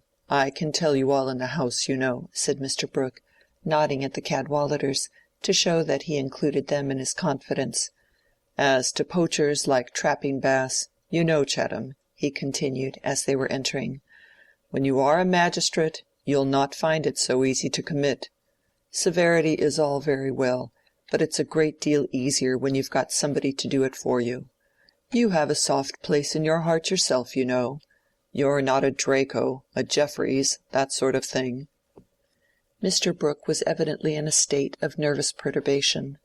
When he had something painful to tell, it was usually his way to introduce it among a number of disjointed particulars, as if it were a medicine that would get a milder flavour by mixing. He continued his chat with Sir James about the poachers until they were all seated, and Mrs. Cadwallader, impatient of this drivelling, said, "I'm dying to know the sad news. The gamekeeper is not shot, that is settled. What is it, then?" "Well, it's a very trying thing, you know," said Mr. Brooke. "I'm glad you and the rector are here. It's a family matter, but you will help us all to bear it, Cadwallader. I've got to break it to you, my dear." Here Mr. Brooke looked at Celia. "You've no notion what it is, you know. And, Chettam, it will annoy you uncommonly. But you see you have not been able to hinder it any more than I have. There's something singular in things. They come round, you know." "It must be about Dodo," said Celia, who had been used to think of her sister as the dangerous part of the family machinery. She had seated herself on a low stool against her husband's knee. "For God's sake, let's hear what it is," said Sir James. "Well, you know, Chettam, I couldn't help Casaubon's will. It was a sort of will to make things worse."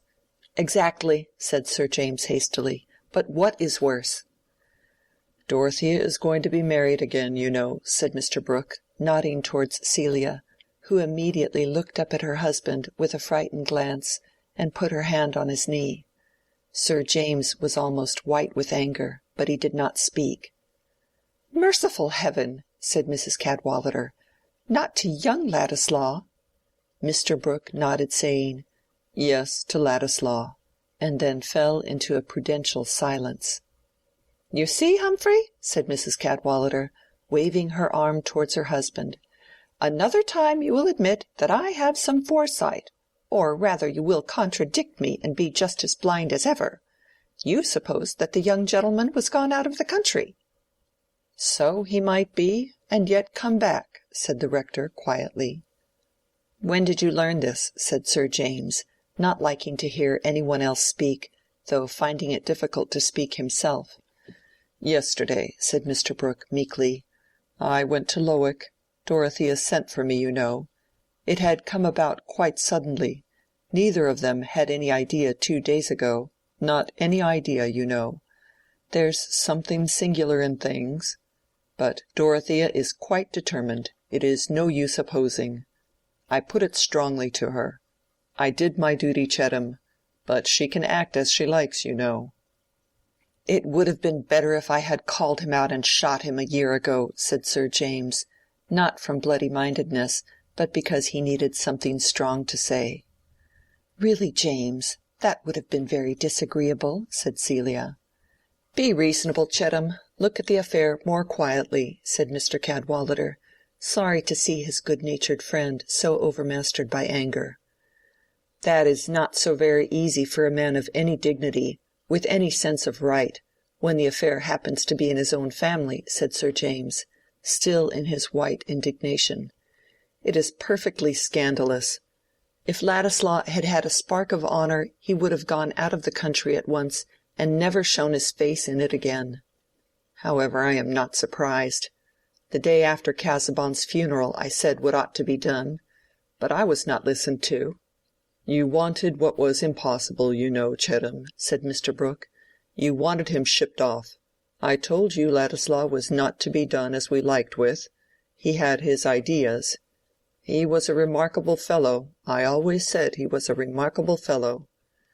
"Yes," said Sir James, unable to repress a retort, "it is rather a pity you formed that high opinion of him. We are indebted to that for his being lodged in this neighborhood. We are indebted to that for seeing a woman like Dorothea degrading herself by marrying him." Sir James made little stoppages between his clauses, the words not coming easily. A man so marked out by her husband's will that delicacy ought to have forbidden her from seeing him again, who takes her out of her proper rank, into poverty, has the meanness to accept such a sacrifice, has always had an objectionable position, a bad origin, and, I believe, is a man of little principle and light character. That is my opinion," Sir James ended emphatically, turning aside and crossing his leg. "I pointed everything out to her," said Mr. Brooke apologetically. "I mean the poverty, and abandoning her position. I said, 'My dear, you don't know what it is to live on 700 a year, and have no carriage, and that kind of thing, and go amongst people who don't know who you are.'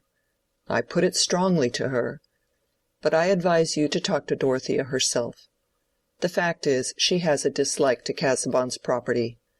You will hear what she says, you know."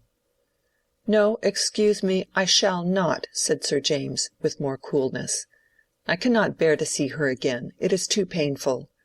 It hurts me too much that a woman like Dorothea should have done what is wrong." "Be just, Chettam," said the easy, large-lipped rector, who objected to all this unnecessary discomfort. "Mrs. Casaubon may be acting imprudently.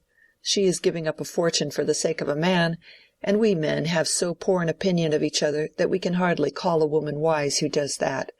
But I think you should not condemn it as a wrong action, in the strict sense of the word." "Yes, I do," answered Sir James. "I think that Dorothea commits a wrong action in marrying Ladislaw." "My dear fellow, we are rather apt to consider an act wrong because it is unpleasant to us," said the rector quietly. Like many people who take life easily, he had the knack of saying a home truth occasionally to those who felt themselves virtuously out of temper. Sir James took out his handkerchief and began to bite the corner. "It is very dreadful of Dodo, though," said Celia, wishing to justify her husband. "She said she never would marry again, not anybody at all." "I heard her say the same thing myself," said Lady Chettam, majestically, as if this were royal evidence.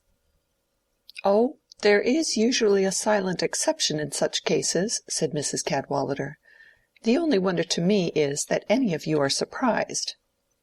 "You did nothing to hinder it. If you would have had Lord Triton down here to woo her with his philanthropy, he might have carried her off before the year was over. There was no safety in anything else. Mr. Casaubon had prepared all this as beautifully as possible. He made himself disagreeable, or it pleased God to make him so, and then he dared her to contradict him. It's the way to make any trumpery tempting, to ticket it at a high price in that way." "I don't know what you mean by wrong, Cadwallader," said Sir James, still feeling a little stung, and turning round in his chair towards the rector. "He's not a man we can take into the family. At least, I must speak for myself," he continued, carefully keeping his eyes off Mr. Brooke. I suppose others will find his society too pleasant to care about the propriety of the thing." "Well, you know, Chettam," said Mr. Brooke, good-humoredly nursing his leg, "I can't turn my back on Dorothea. I must be a father to her up to a certain point. I said, 'My dear, I won't refuse to give you away.' I had spoken strongly before. But I can cut off the entail, you know. It will cost money and be troublesome, but I can do it, you know." Mr. Brooke nodded at Sir James, and felt that he was showing his own force of resolution, and propitiating what was just in the baronet's vexation. He had hit on a more ingenious mode of parrying than he was aware of. He had touched a motive of which Sir James was ashamed. The mass of his feeling about Dorothea's marriage to Ladislaw was due partly to excusable prejudice, or even justifiable opinion, partly to a jealous repugnance hardly less in Ladislaw's case than in Casaubon's. He was convinced that the marriage was a fatal one for Dorothea, but amid that mass ran a vein of which he was too good and honorable a man to like the avowal even to himself. It was undeniable that the union of two estates, Tipton and Freshitt, lying charmingly within a ring-fence, was a prospect that flattered him for his son and heir. Hence, when Mr. Brooke noddingly appealed to that motive, Sir James felt a sudden embarrassment. There was a stoppage in his throat, he even blushed. He had found more words than usual in the first jet of his anger, but Mr. Brooke's propitiation was more clogging to his tongue than Mr. Cadwallader's caustic hint. But Celia was glad to have room for speech after her uncle's suggestion of the marriage ceremony, and she said, though with as little eagerness of manner as if the question had turned on an invitation to dinner, "Do you mean that Dodo is going to be married directly, uncle?" "In 3 weeks, you know," said Mr. Brooke helplessly. "I can do nothing to hinder it, Cadwallader," he added, turning for a little countenance toward the rector, who said, "I should not make any fuss about it. If she likes to be poor, that is her affair. Nobody would have said anything if she had married the young fellow because he was rich. Plenty of beneficed clergy are poorer than they will be. Here is Elinor," continued the provoking husband. "She vexed her friends by me. I had hardly 1,000 a year. I was a lout. Nobody could see anything in me. My shoes were not the right cut. All the men wondered how a woman could like me.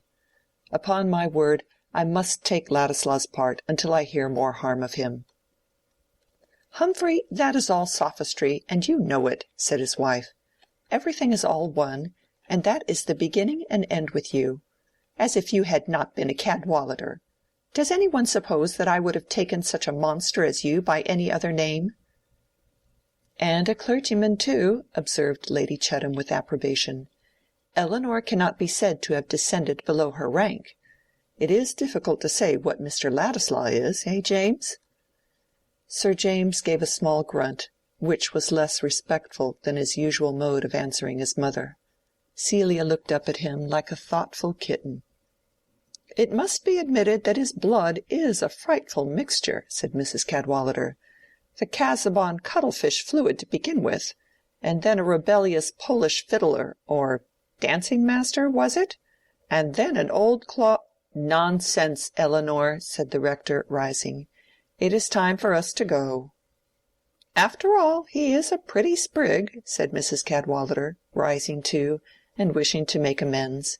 "He is like the fine old Critchley portraits before the idiots came in." "I'll go with you," said Mr. Brooke, starting up with alacrity. "You must all come and dine with me tomorrow, you know. Eh, Celia, my dear?" "You will, James, won't you?" said Celia, taking her husband's hand. "Oh, of course, if you like," said Sir James, pulling down his waistcoat, but unable yet to adjust his face good-humoredly. "That is to say, if it is not to meet anybody else." "No, no, no," said Mr. Brooke, understanding the condition. "Dorothea would not come, you know, unless you had been to see her." When Sir James and Celia were alone, she said, "Do you mind about my having the carriage to go to Lowick, James?" "What, now, directly?" he answered, with some surprise. "Yes, it is very important," said Celia. "Remember, Celia, I cannot see her," said Sir James. "Not if she gave up marrying?" "What is the use of saying that? However, I'm going to the stables. I'll tell Briggs to bring the carriage round." Celia thought it was of great use, if not to say that, at least to take a journey to Lowick in order to influence Dorothea's mind. All through their girlhood she had felt that she could act on her sister by a word judiciously placed, by opening a little window for the daylight of her own understanding to enter among the strange coloured lamps by which Dodo habitually saw. And Celia the matron naturally felt more able to advise her childless sister. How could any one understand Dodo so well as Celia did, or love her so tenderly? Dorothea, busy in her boudoir, felt a glow of pleasure at the sight of her sister so soon after the revelation of her intended marriage. She had prefigured to herself, even with exaggeration, the disgust of her friends, and she had even feared that Celia might be kept aloof from her. "Oh, Kitty, I am delighted to see you," said Dorothea, putting her hands on Celia's shoulders and beaming on her. "I almost thought you would not come to me." "I have not brought Arthur because I was in such a hurry," said Celia, and they sat down on two small chairs opposite each other, with their knees touching. "You know, Dodo, it is very bad," said Celia, in her placid guttural, looking as prettily free from humours as possible. "You have disappointed us all so, and I can't think that it ever will be. You never can go on and live in that way. And then there are all your plans. You can never have thought of that. James would have taken any trouble for you, and you might have gone on all your life doing what you liked." "On the contrary, dear," said Dorothea, "I never could do anything that I liked. I have never carried out any plan yet." "Because you always wanted things that wouldn't do. But other plans would have come. And how can you marry Mr. Ladislaw, that we none of us ever thought you could marry? It shocks James so dreadfully. And then it is all so different from what you have always been. You would have Mr. Casaubon because he had such a great soul and was so dismal and learned. And now to think of marrying Mr. Ladislaw, who has got no estate or anything. I suppose it is because you must be making yourself uncomfortable in some way or other." Dorothea laughed. "Well, it is very serious, Dodo," said Celia, becoming more impressive. "How will you live? And you will go away among queer people. And I shall never see you. And you won't mind about little Arthur. And I thought you always would." Celia's rare tears had got into her eyes, and the corners of her mouth were agitated. "Dear Celia," said Dorothea, with tender gravity, "if you don't ever see me, it will not be my fault." "Yes, it will," said Celia, with the same touching distortion of her small features. "How can I come to you or have you with me when James can't bear it? That is, because he thinks it is not right. He thinks you are so wrong, Dodo. But you always were wrong, only I can't help loving you. And nobody can think where you will live. Where can you go?" "I'm going to London," said Dorothea. "How can you always live in a street? And you will be so poor. I could give you half my things, only how can I, when I never see you?" "Bless you, Kitty," said Dorothea, with gentle warmth. "Take comfort. Perhaps James will forgive me some time." "But it would be much better if you would not be married," said Celia, drying her eyes, and returning to her argument. "Then there would be nothing uncomfortable, and you would not do what nobody thought you could do. James always said you ought to be a queen, but this is not at all being like a queen. You know what mistakes you have been always making, Dodo, and this is another. Nobody thinks Mr. Ladislaw a proper husband for you, and you said you would never be married again." "It is quite true that I might be a wiser person, Celia," said Dorothea, "and that I might have done something better, if I had been better.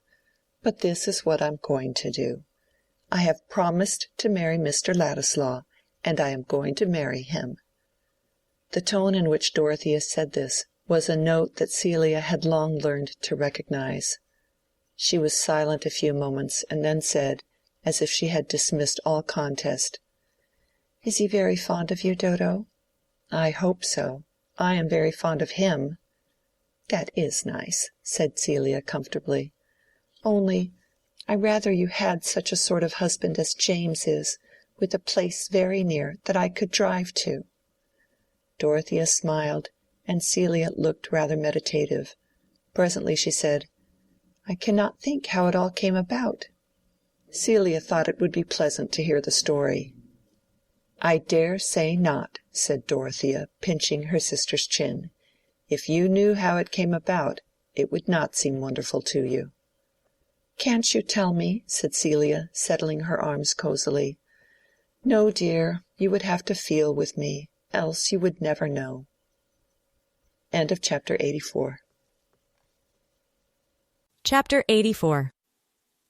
Then went the jury out, whose names were Mr. Blindman, Mr. No-Good, Mr. Malice, Mr. Love-Lust, Mr. Live-Loose, Mr. Heady, Mr. High-Mind, Mr. Enmity, Mr. Liar, Mr. Cruelty, Mr. Hate-Light, Mr. Implacable, who every one gave in his private verdict against him among themselves, and afterwards unanimously concluded to bring him in guilty before the judge.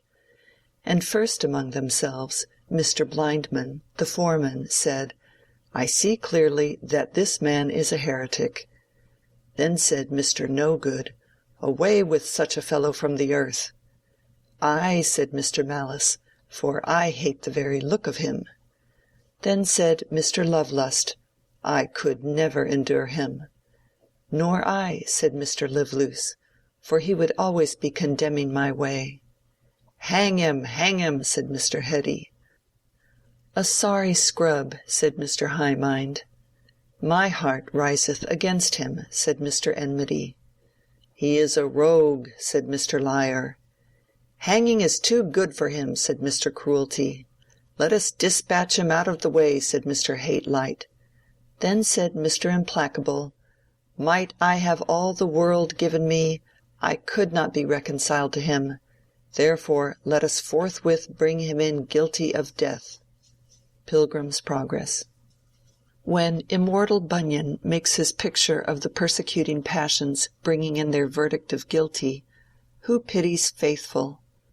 That is a rare and blessed lot which some greatest men have not attained, to know ourselves guiltless before a condemning crowd, to be sure that what we are denounced for is solely the good in us. The pitiable lot is that of the man who could not call himself a martyr, even though he were to persuade himself that the men who stoned him were but ugly passions incarnate, who knows that he is stoned not for professing the right, but for not being the man he professed to be. This was the consciousness that Bulstrode was withering under while he made his preparations for departing from Middlemarch, and going to end his stricken life in that sad refuge, the indifference of new faces. The duteous, merciful constancy of his wife had delivered him from one dread, but it could not hinder her presence from being still a tribunal before which he shrank from confession and desired advocacy. His equivocations with himself about the death of Raffles had sustained the conception of an omniscience whom he prayed to, yet he had a terror upon him which would not let him expose them to judgment by a full confession to his wife. The acts which he had washed and diluted with inward argument and motive, and for which it seemed comparatively easy to win invisible pardon, what name would she call them by?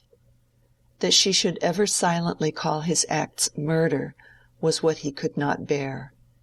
He felt shrouded by her doubt. He got strength to face her from the sense that she could not yet feel warranted in pronouncing that worst condemnation on him. Sometime, perhaps when he was dying, he would tell her all. In the deep shadow of that time, when she held his hand in the gathering darkness, she might listen without recoiling from his touch. Perhaps. But concealment had been the habit of his life, and the impulse to confession had no power against the dread of a deeper humiliation. He was full of timid care for his wife, not only because he deprecated any harshness of judgment from her, but because he felt a deep distress at the sight of her suffering. She had sent her daughters away to board at school on the coast, that this crisis might be hidden from them as far as possible. Set free by their absence from the intolerable necessity of accounting for her grief, or of beholding their frightened wonder, she could live unconstrainedly with the sorrow that was every day streaking her hair with whiteness and making her eyelids languid. "Tell me anything that you would like to have me do, Harriet," Bulstrode said to her. "I mean with regard to arrangements of property. It is my intention not to sell the land I possess in this neighborhood, but to leave it to you as a safe provision. If you have any wish on such subjects, do not conceal it from me." A few days afterwards, when she had returned from a visit to her brother's, she began to speak to her husband on a subject which had for some time been in her mind. "I should like to do something for my brother's family, Nicholas. I think we are bound to make some amends to Rosamond and her husband. Walter says Mr. Lydgate must leave the town, and his practice is almost good for nothing, and they have very little left to settle anywhere with. I would rather do without something for ourselves, to make some amends to my poor brother's family."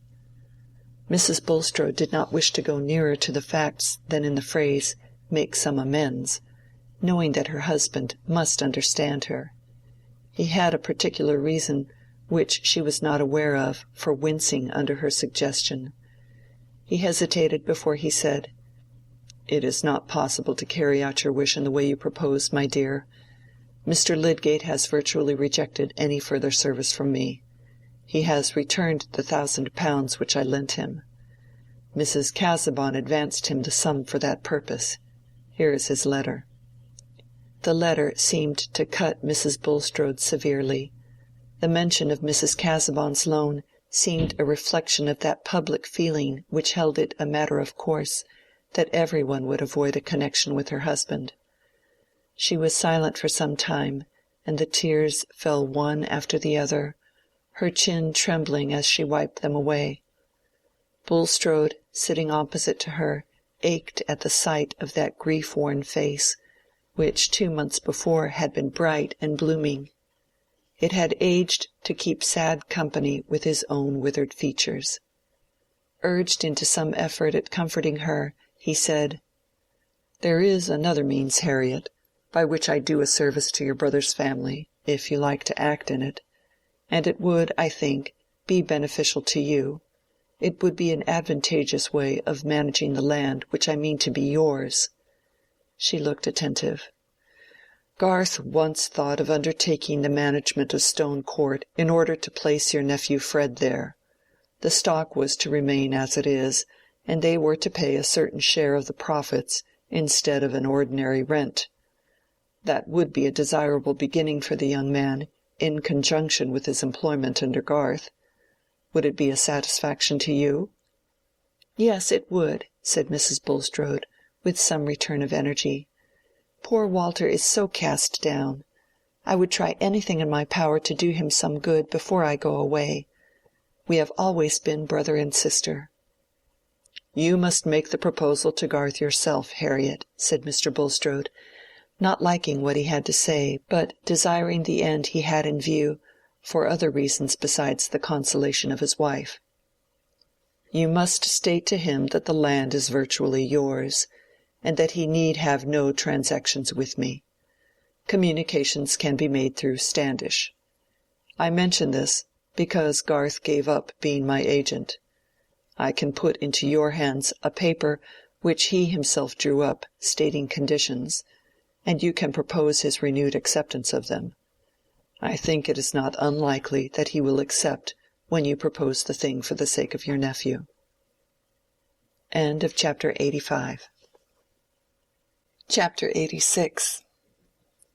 Le cœur se sature d'amour, comme donzelle de vin qui le conserve, de l'incorruptible adhérence de ceux qui se sont aimés de l'aube de la vie, et la fraîcheur des vieux l'amour prolonge. Il existe un emballement d'amour. C'est de Daphnis écleux que sont faits Philémon et Boursie. Cette vieillesse-là, ressemblance de soi avec l'aurore. Victor Hugo, L'homme qui rit.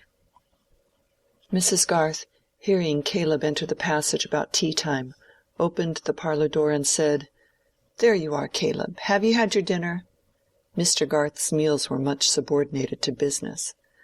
"Oh yes, a good dinner. Cold mutton and I don't know what. Where is Mary?" "In the garden with Letty, I think." "Fred has not come yet?" "No.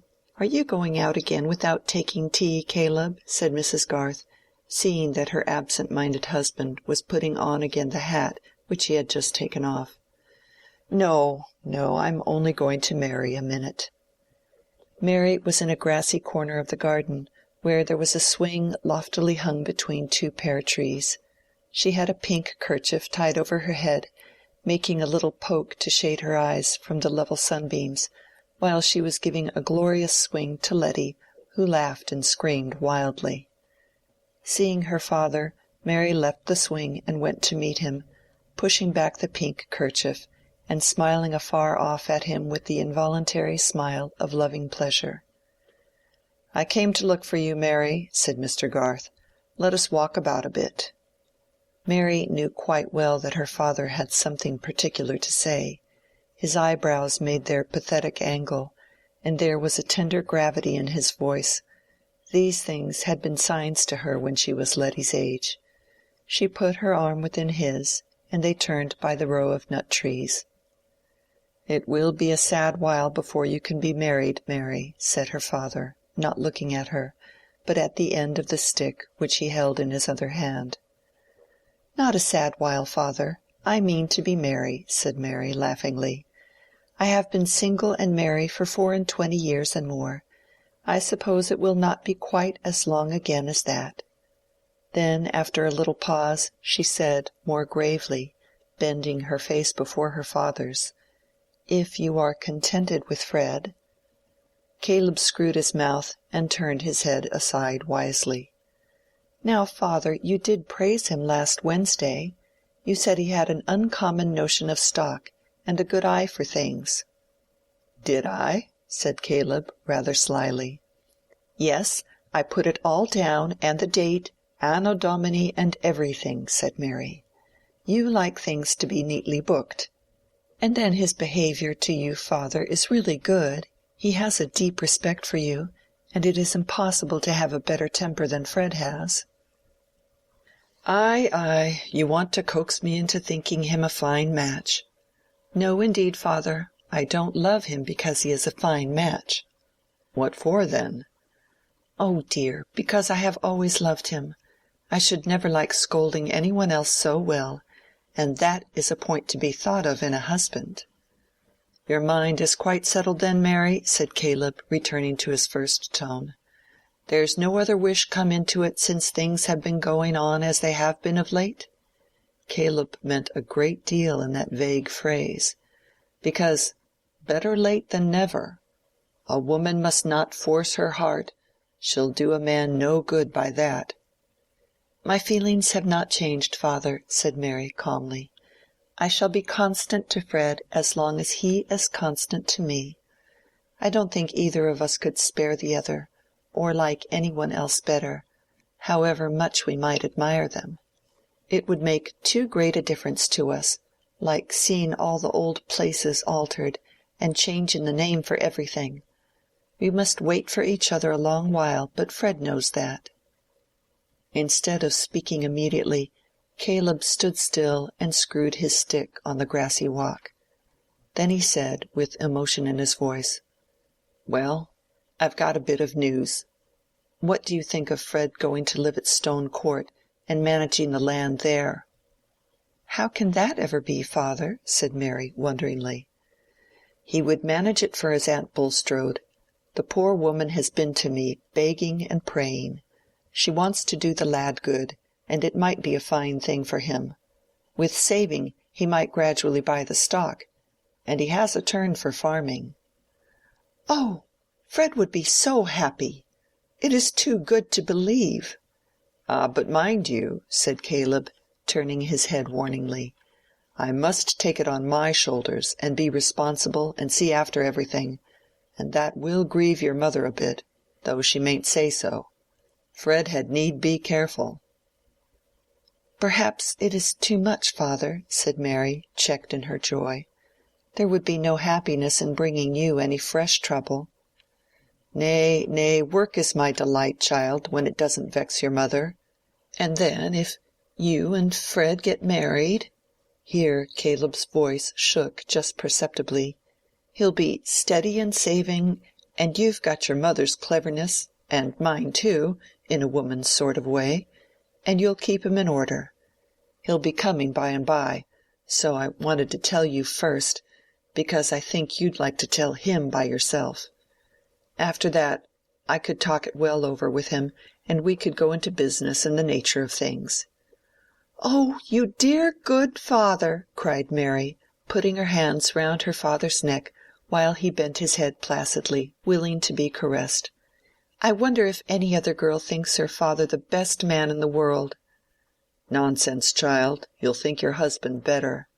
"Impossible," said Mary, relapsing into her usual tone. "Husbands are an inferior class of men who require keeping in order." When they were entering the house with Letty, who had run to join them, Mary saw Fred at the orchard gate, and went to meet him. "What fine clothes you wear, you extravagant youth," said Mary, as Fred stood still and raised his hat to her with playful formality. "You are not learning economy." "Now, that is too bad, Mary," said Fred. "Just look at the edges of these coat cuffs. It is only by dint of good brushing that I look respectable." "I am saving up 3 suits, one for a wedding suit." "How very droll you will look, like a gentleman in an old-fashioned book."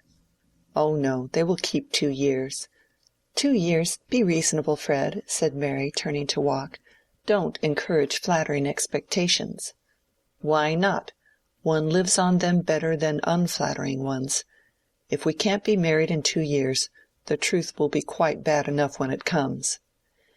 "I have heard a story of a young gentleman who once encouraged flattering expectations, and they did him harm." "Mary, if you've got something discouraging to tell me, I shall bolt. I shall go into the house to Mr. Garth. I am out of spirits. My father is so cut up. Home is not like itself. I can't bear any more bad news."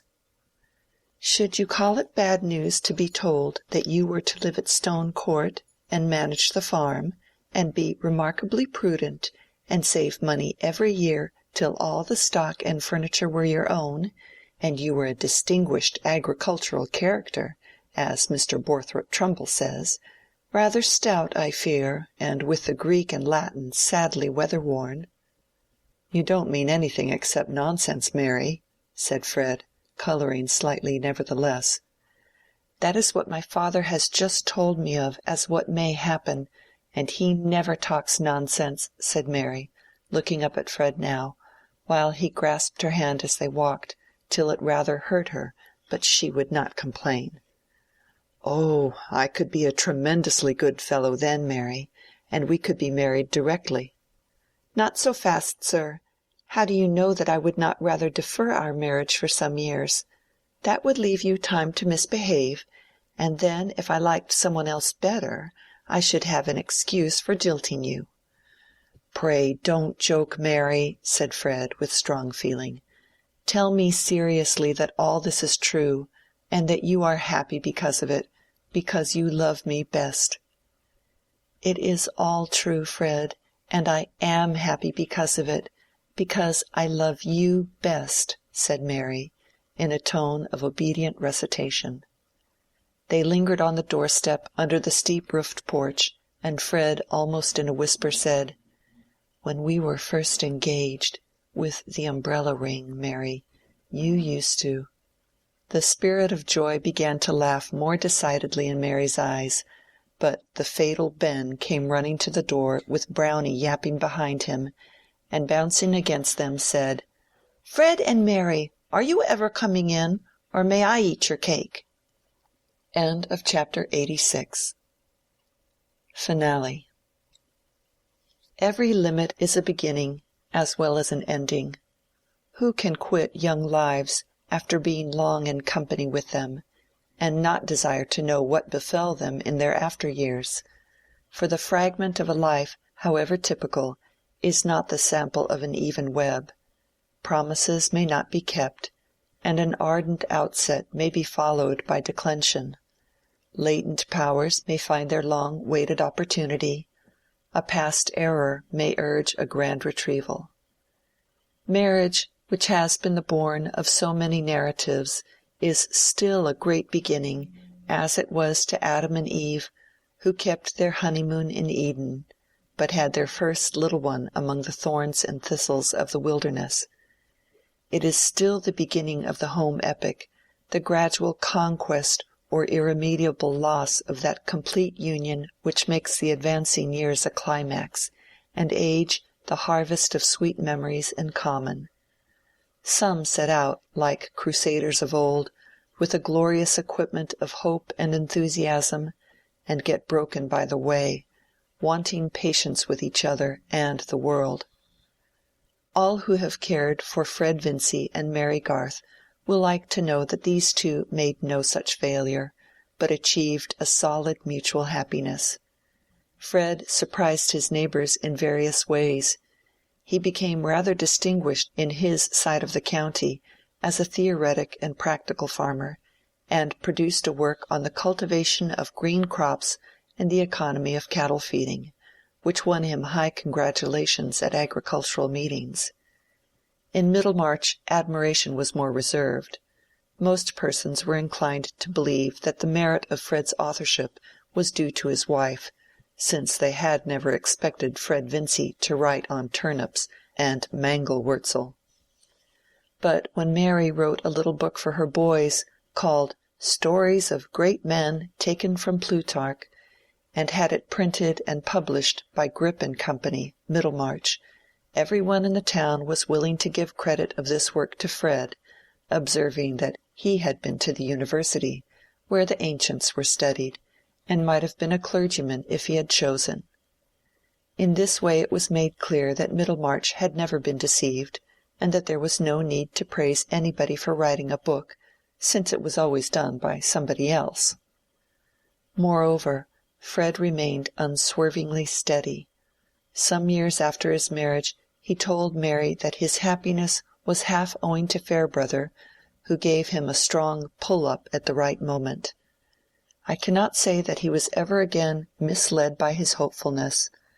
The yield of crops or the profits of a cattle sale usually fell below his estimate, and he was always prone to believe that he could make money by the purchase of a horse which turned out badly, though this, Mary observed, was of course the fault of the horse, not of Fred's judgment. He kept his love of horsemanship, but he rarely allowed himself a day's hunting, and when he did so, it was remarkable that he submitted to be laughed at for cowardliness at the fences, seeming to see Mary and the boys sitting on the 5-barred gate, or showing their curly heads between hedge and ditch. There were 3 boys. Mary was not discontented that she brought forth men-children only, and when Fred wished to have a girl like her, she said laughingly, "That would be too great a trial to your mother."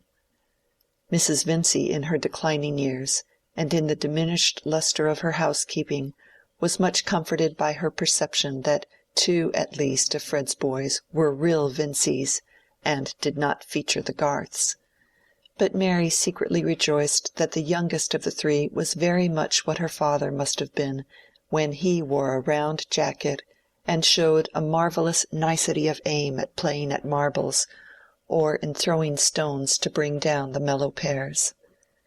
Ben and Letty Garth, who were uncle and aunt before they were well in their teens, disputed much as to whether nephews or nieces were more desirable, Ben contending that it was clear girls were good for less than boys, else they would not always be in petticoats, which showed how little they were meant for, whereupon Letty, who argued much from books, got angry in replying that God made coats of skins for both Adam and Eve alike.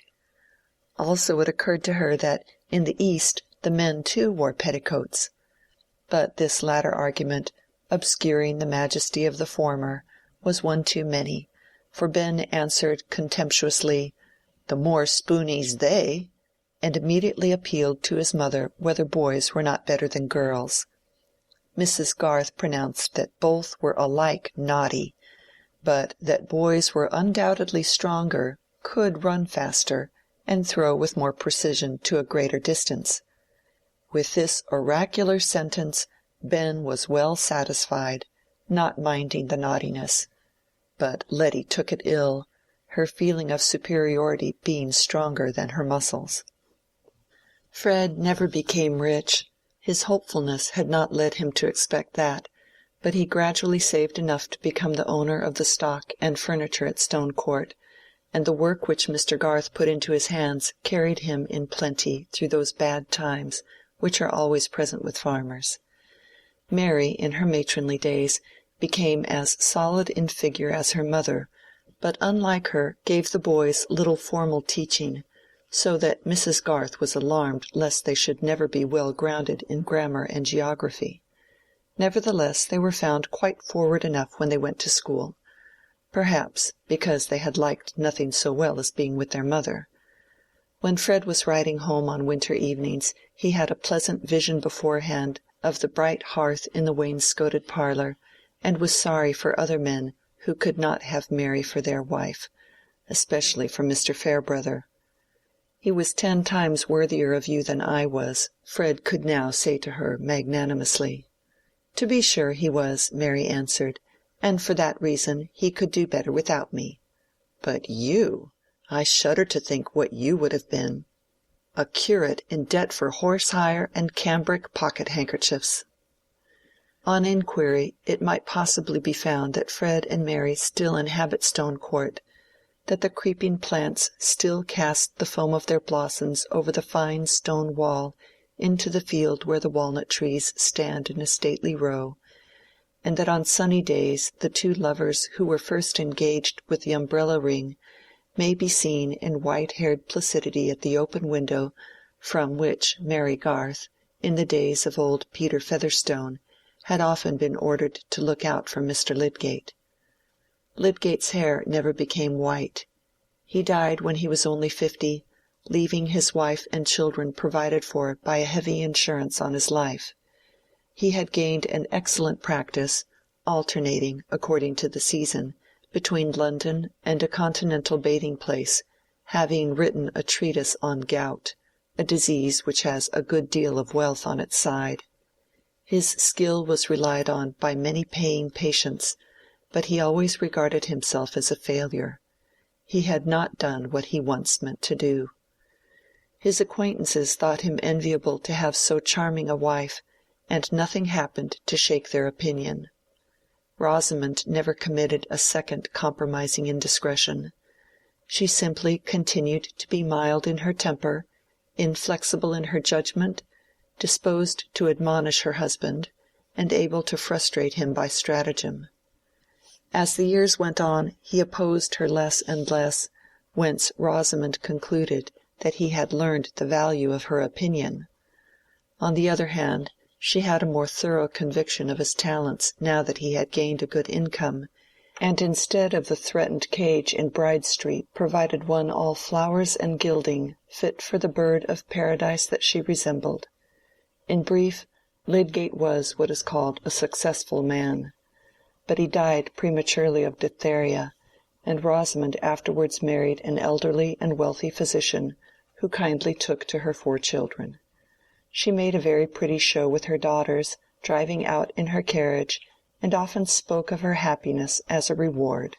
She did not say for what, but probably she meant that it was a reward for her patience with Tertius, whose temper never became faultless, and to the last occasionally let slip a bitter speech which was more memorable than the signs he made of his repentance. He once called her his basil plant, and when she asked for an explanation, said that basil was a plant which had flourished wonderfully on a murdered man's brains. Rosamond had a placid but strong answer to such speeches. Why then had he chosen her? It was a pity he had not had Mrs. Ladislaw, whom he was always praising and placing above her. And thus the conversation ended with the advantage on Rosamond's side.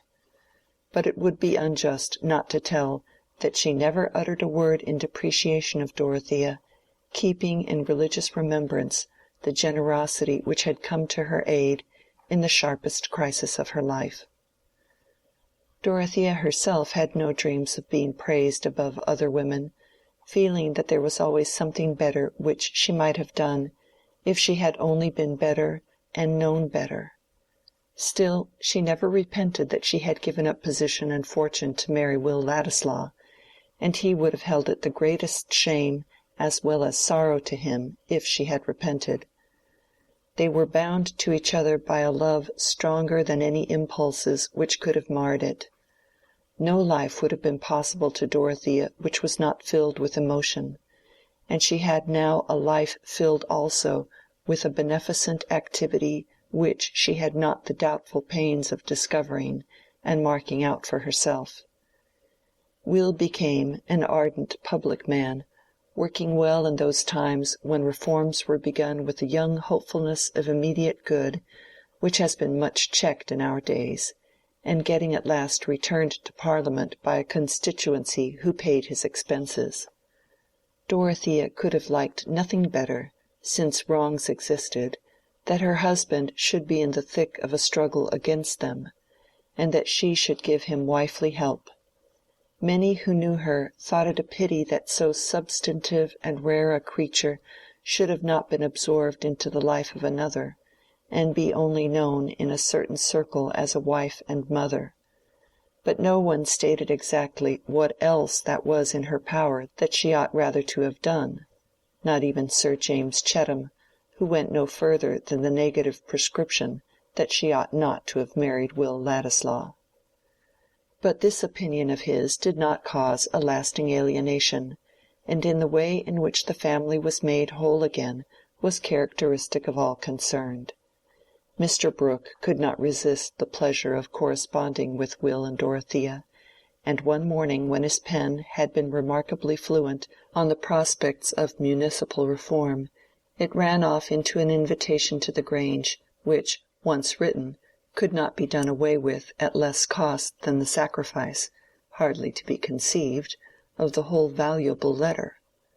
During the months of this correspondence, Mr. Brooke had continually, in his talk with Sir James Chettam, been presupposing or hinting that the intention of cutting off the entail was still maintained, and the day on which his pen gave the daring invitation, he went to Freshitt expressly to intimate that he had a stronger sense than ever of the reasons for taking that energetic step, as a precaution against any mixture of low blood in the heir of the Brookes.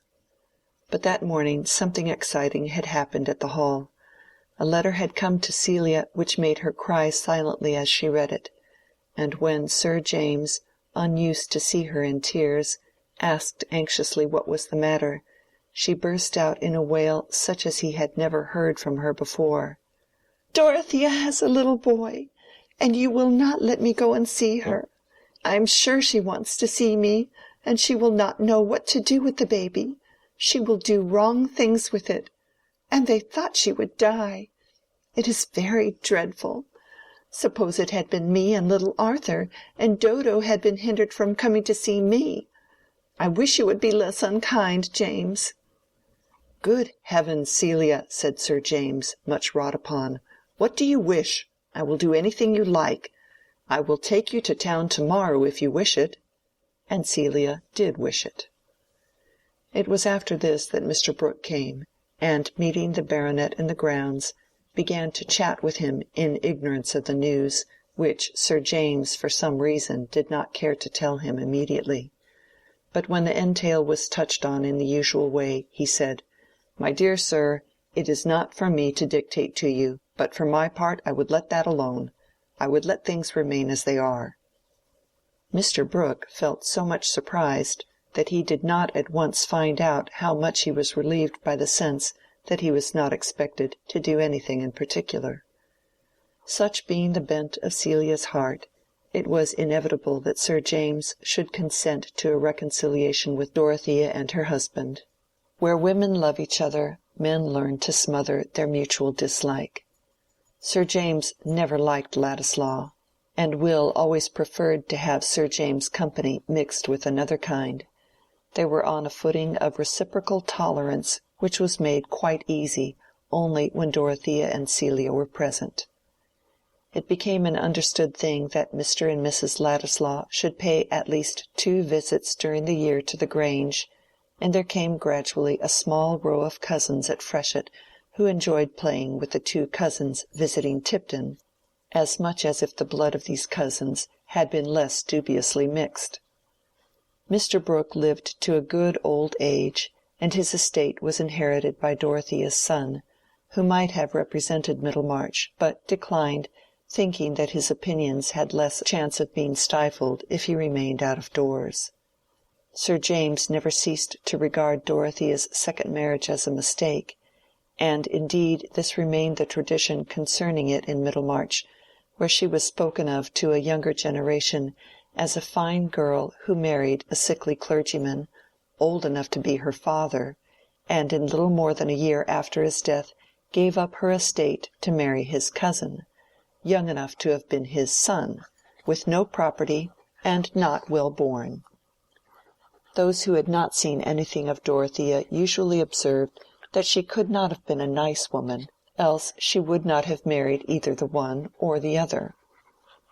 Certainly those determining acts of her life were not ideally beautiful. They were the mixed result of young and noble impulse struggling amidst the conditions of an imperfect social state, in which great feelings will often take the aspect of error, and great faith the aspect of illusion. For there is no creature whose inward being is so strong that it is not greatly determined by what lies outside it.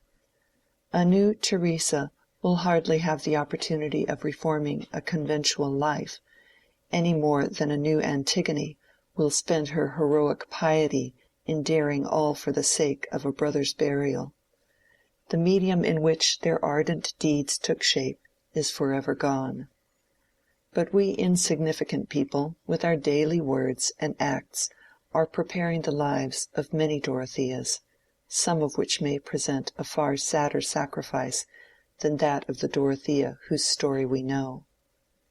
Her finely touched spirit had still its fine issues, though they were not widely visible.